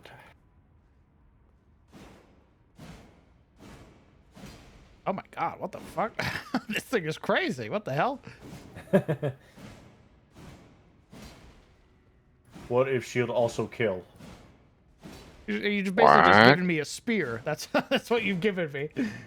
Behold, the greatest weapon, and they hand me a spear, and I go, oh, that's cool. I didn't expect that. Pointed stick. Oh, the glintstone glows. That's really pretty.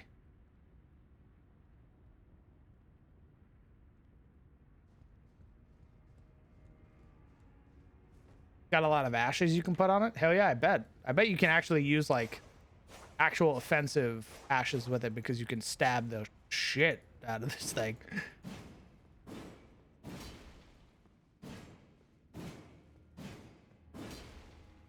I think I'm gonna go upgrade that. Or see which one it uses. I think it might be I assume it's gonna be regular smithing stone.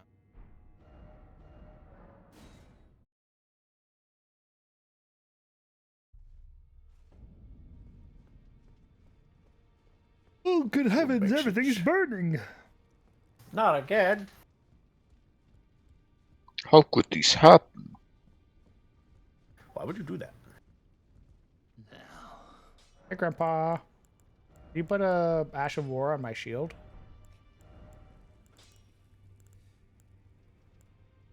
Who the hell are you?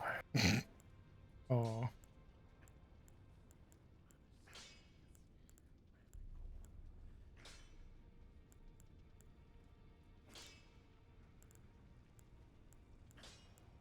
I don't think I have those Ashes of War, unless you're referring to this one, the Barricade Shield. I don't think I found many actual Ashes of War this playthrough. I really just sort of used whatever the weapon gave me.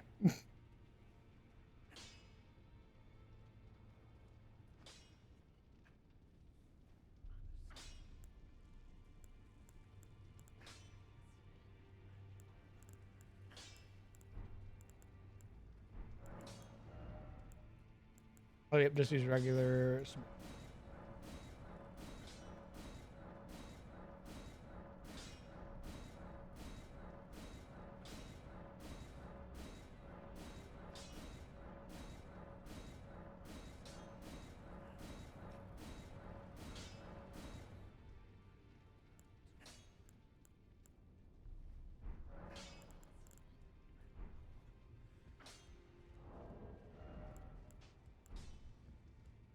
We'll play around with it for a little bit. I mean, it's literally part of Rolana's set, so.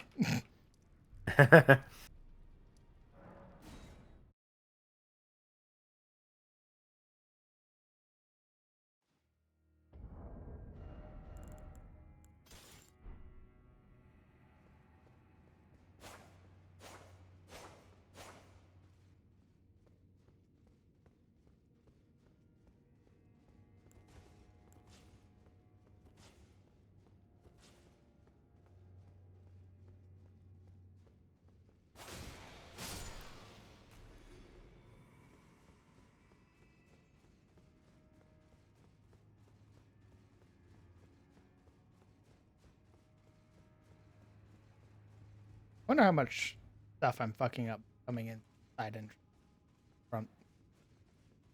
Good question. How many quest lines am I about to screw up by again? I feel like I'm about to progress. Oh, what the fuck?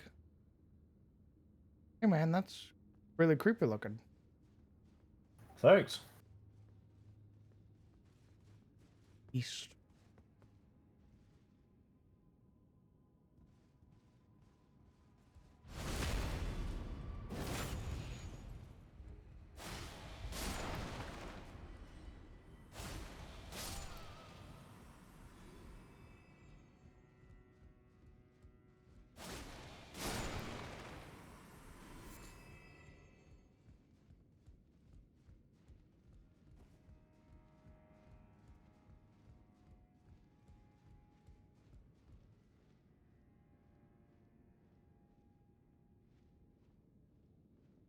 What are you looking at? Why are you looking at me like that?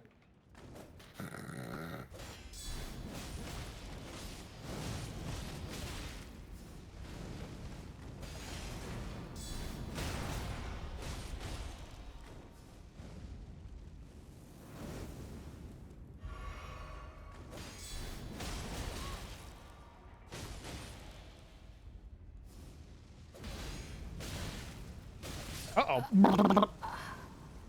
God, I have not played with a shield in so fucking long. How the hell do I block? More like trying to figure out how to remember how to counter and when to counter.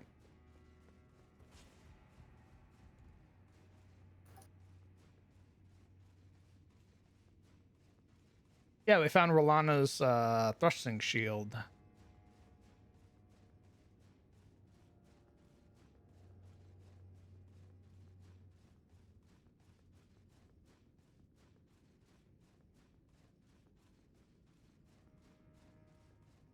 Snake eater.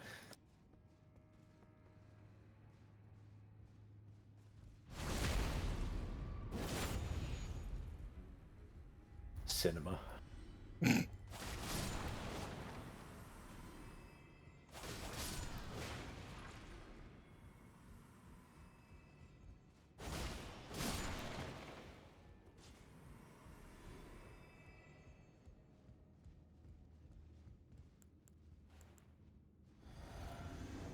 Also, these boys are doing a lot of fun. Back to.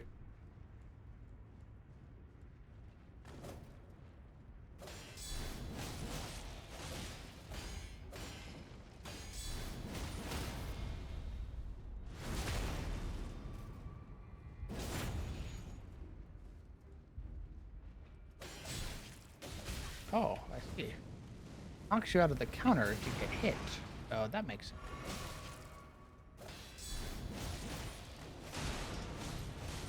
What'd you hit?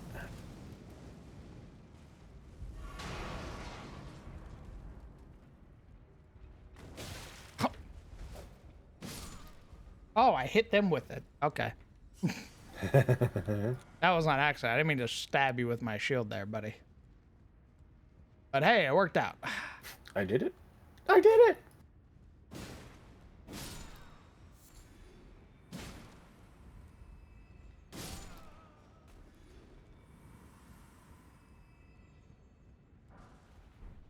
Here's the real quick. Oh, hey man, can you turn back around? I need to see if I can backstab you with this. Hey man, quick question. Oh, I can. I can backstab you with a whole ass shield. Hell yeah. This weapon's ridiculous. I love it. Can't wait to find someone who PvPs with it.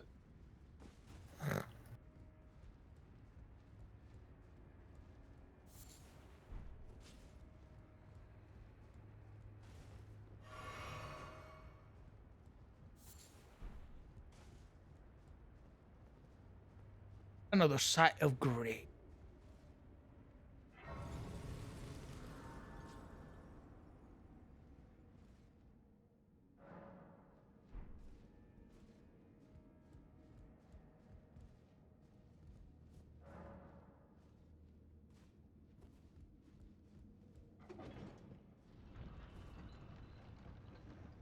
God, what a pretty shield. What the fuck? I mean, her whole drip is like immaculate. It's like a bunch of little filigree on her armor that's insane looking.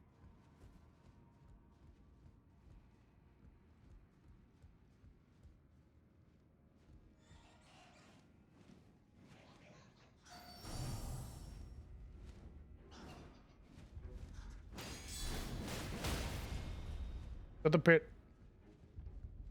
The pit.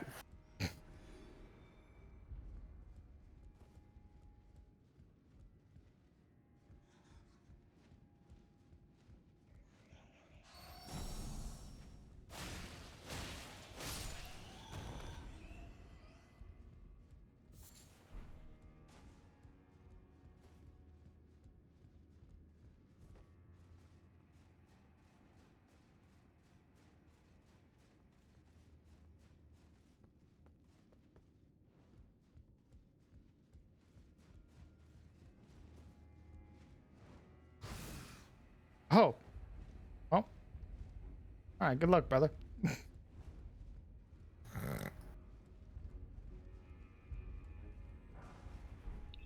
Well, that's awkward.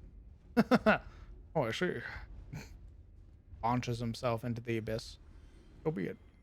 There go my runes. Took him 9 years to fall.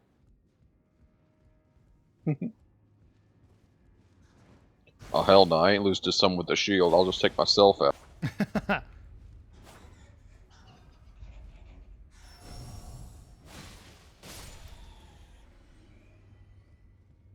Okay, so it looks like there's a drop down or an item run across.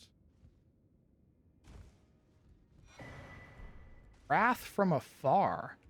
Oh god, did they make Wrath of the Gods like a fucking... You shoot it now instead of it being an AoE? We would never think of doing such a thing. That's exactly what it...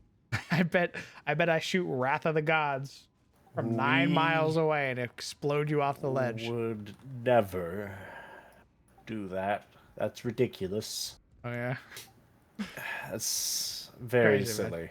That'd be very God. silly. Oh, yep. That's exactly what it was, in fact. Because that motherfucker just shot it at me. I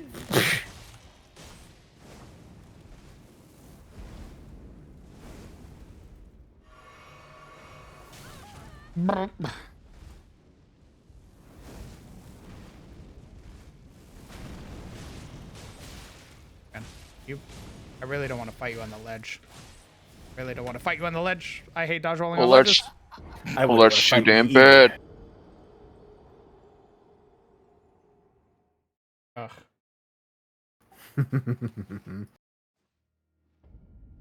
Alright, no more shield. It's over. No, we just need to practice more with it. I'm not practicing on the fucking... Where Iron Knight Tarkus died. That's the best place to practice. What do you mean?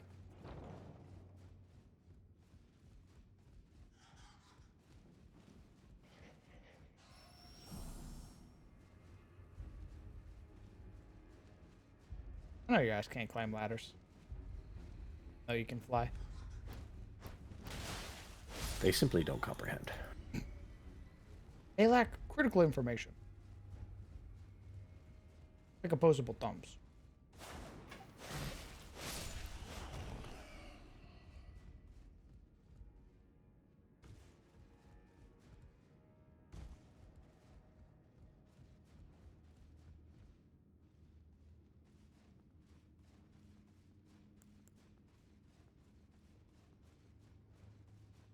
Question, dude. Perhaps.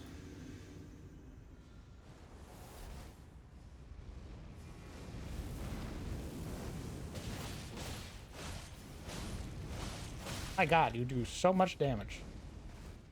God, I fell off again. Son of a bitch. Jesus. Okay.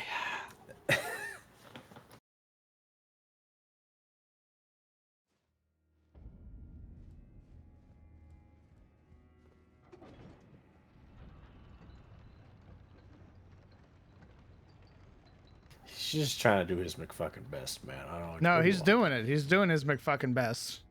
It's really McFucking annoying.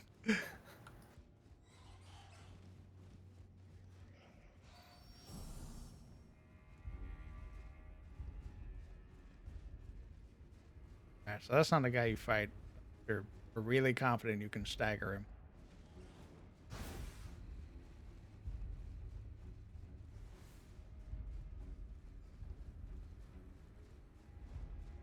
Actually, I think you can probably do that if you don't lock on. Locking on and then dodge rolling is what... We'll try that one more time.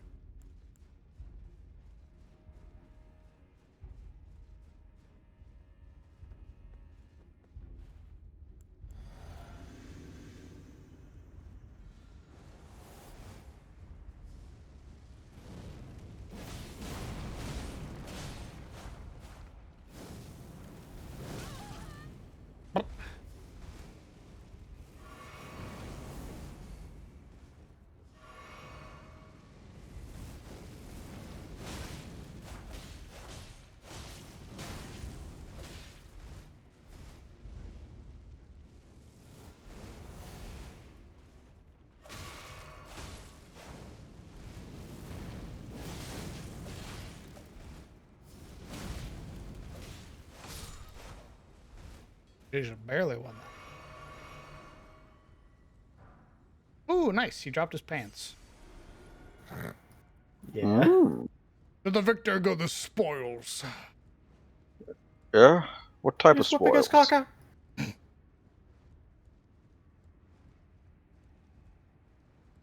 Okay, so I have to like bait this and then write it up.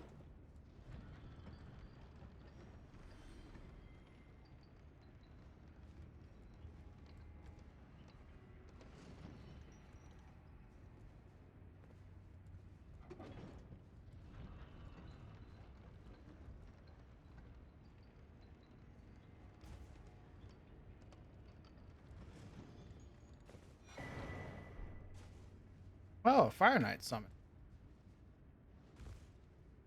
Actually write it down.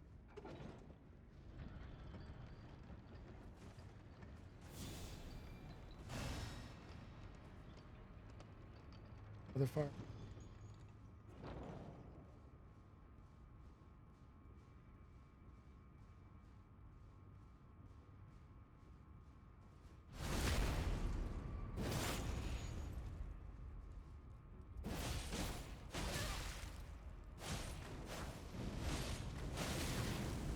My goodness, you did a lot of damage.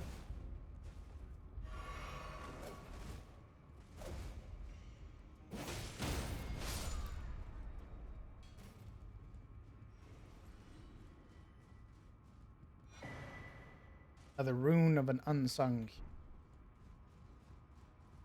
Oh, is that just for this then? Up down? Up down. Kill me.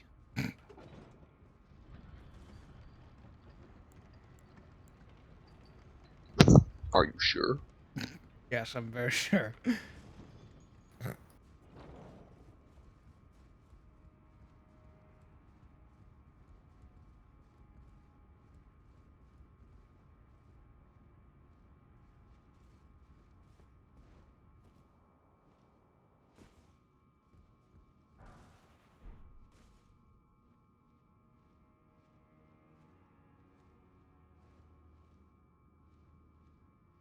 Anything?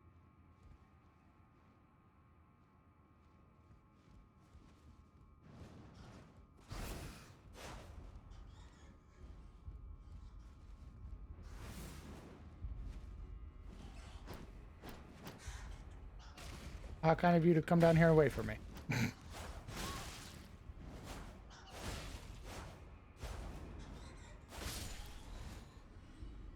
Stabbed him on his way out.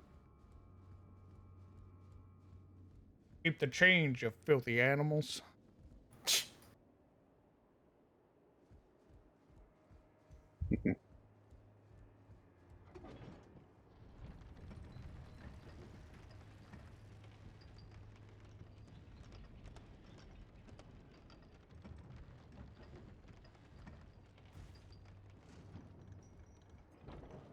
Place is fucking perilous. The hell is a goddamn... Where's OSHA when you need him?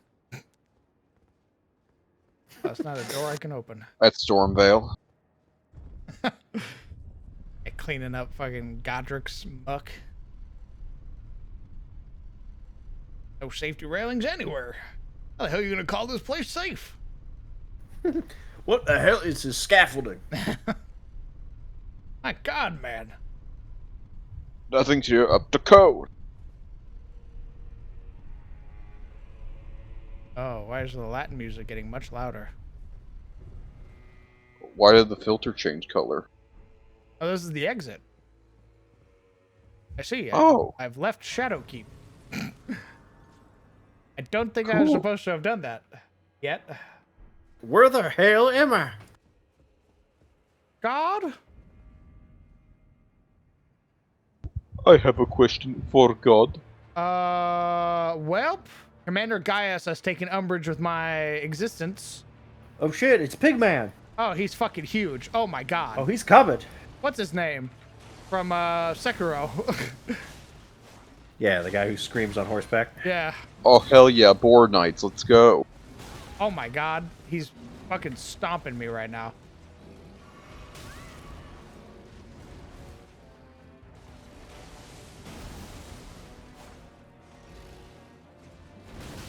Man, your saddle is insane looking.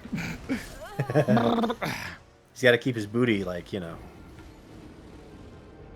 safe from any weird tarnished shenanigans. Ha. No tarnished shall finger butthole him. Protected. Okay. Huh. You know, I should have expected that that was a boss. That was a very open area. Suspicious.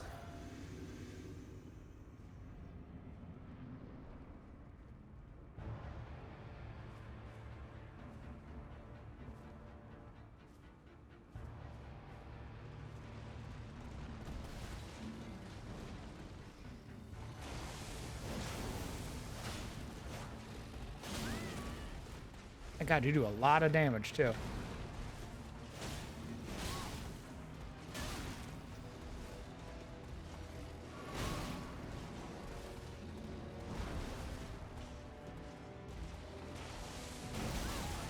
Oh, okay, so that does an AoE.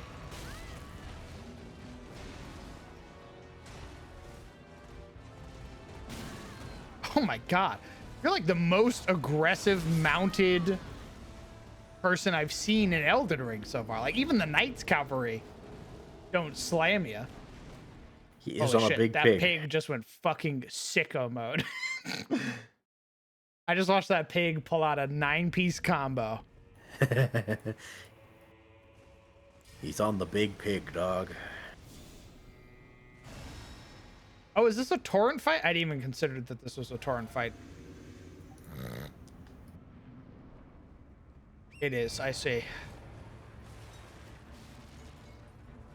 There's only one way to beat him on a large goat horse. Hey, that Pig motherfucker hit me first midair. horse.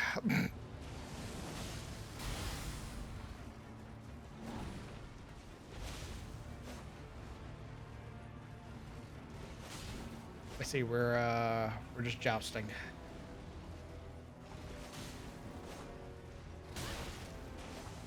If he's gonna kill Torrent, yep.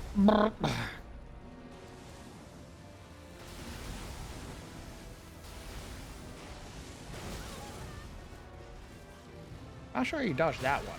Okay. Torrent, no.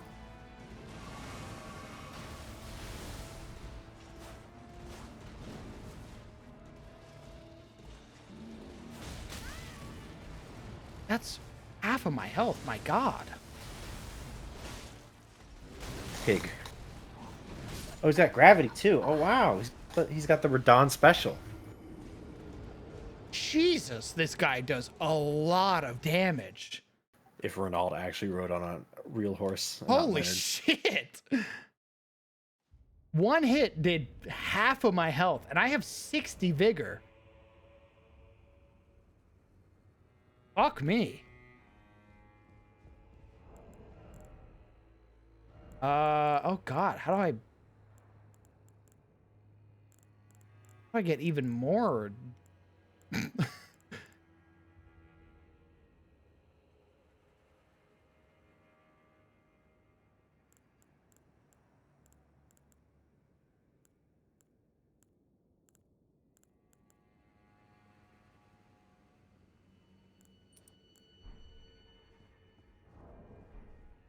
My Shadow Tree blessing is 10.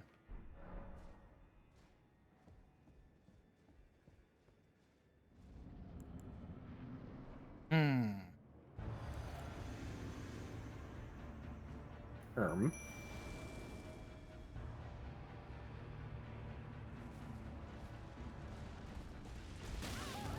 you still hit me, I see.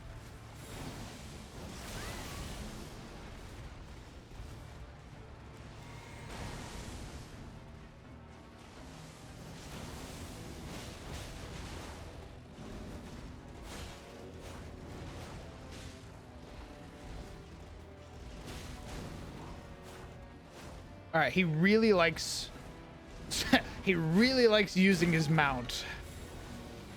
You know it, baby.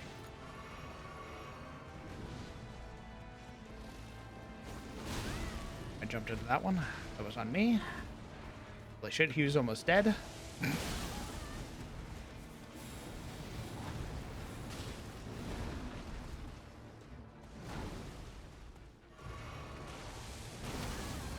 That catches me every time. Oh my God, he follows up with his fucking pig.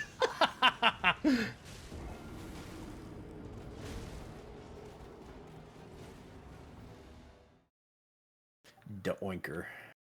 Okay. So with that, I need to roll away from him.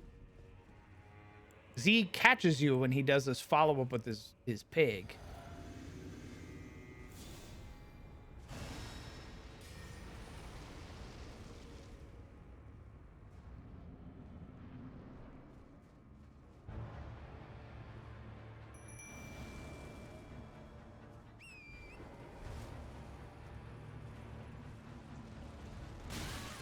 See?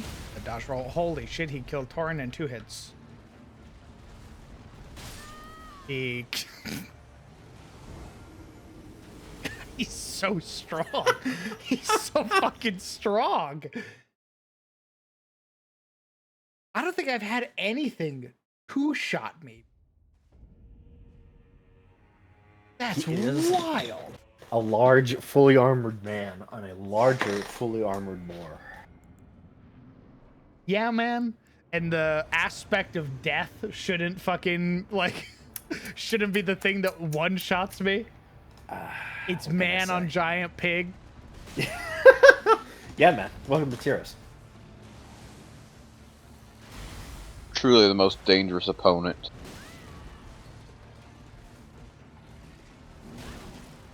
This is the last thing that Vigyars see before death. Is this guy. Now that's a road warden. Look at him. Fuck me, bro. There's no chaos if this guy's alive. This guy's patrolling. You pull up and this guy's patrolling the street. What do you do?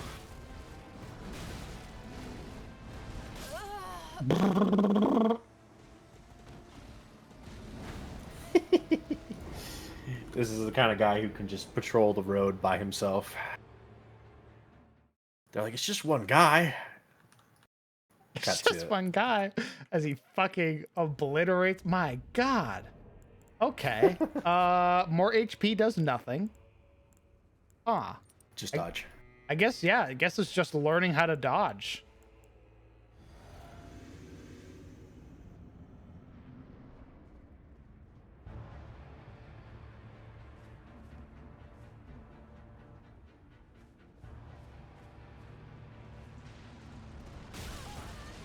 Alright, it'd be smart if I actually dodged.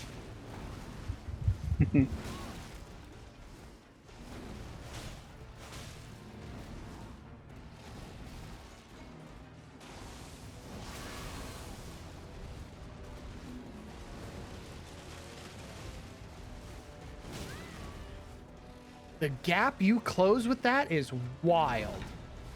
Holy shit.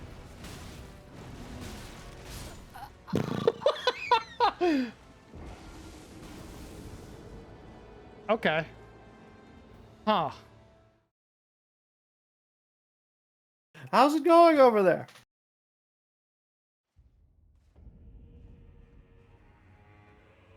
Huh.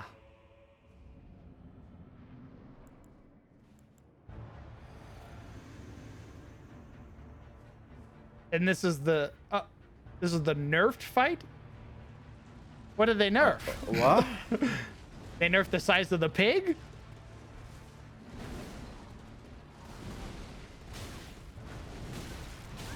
Okay, that combo is wild. I don't know how to get rid of that.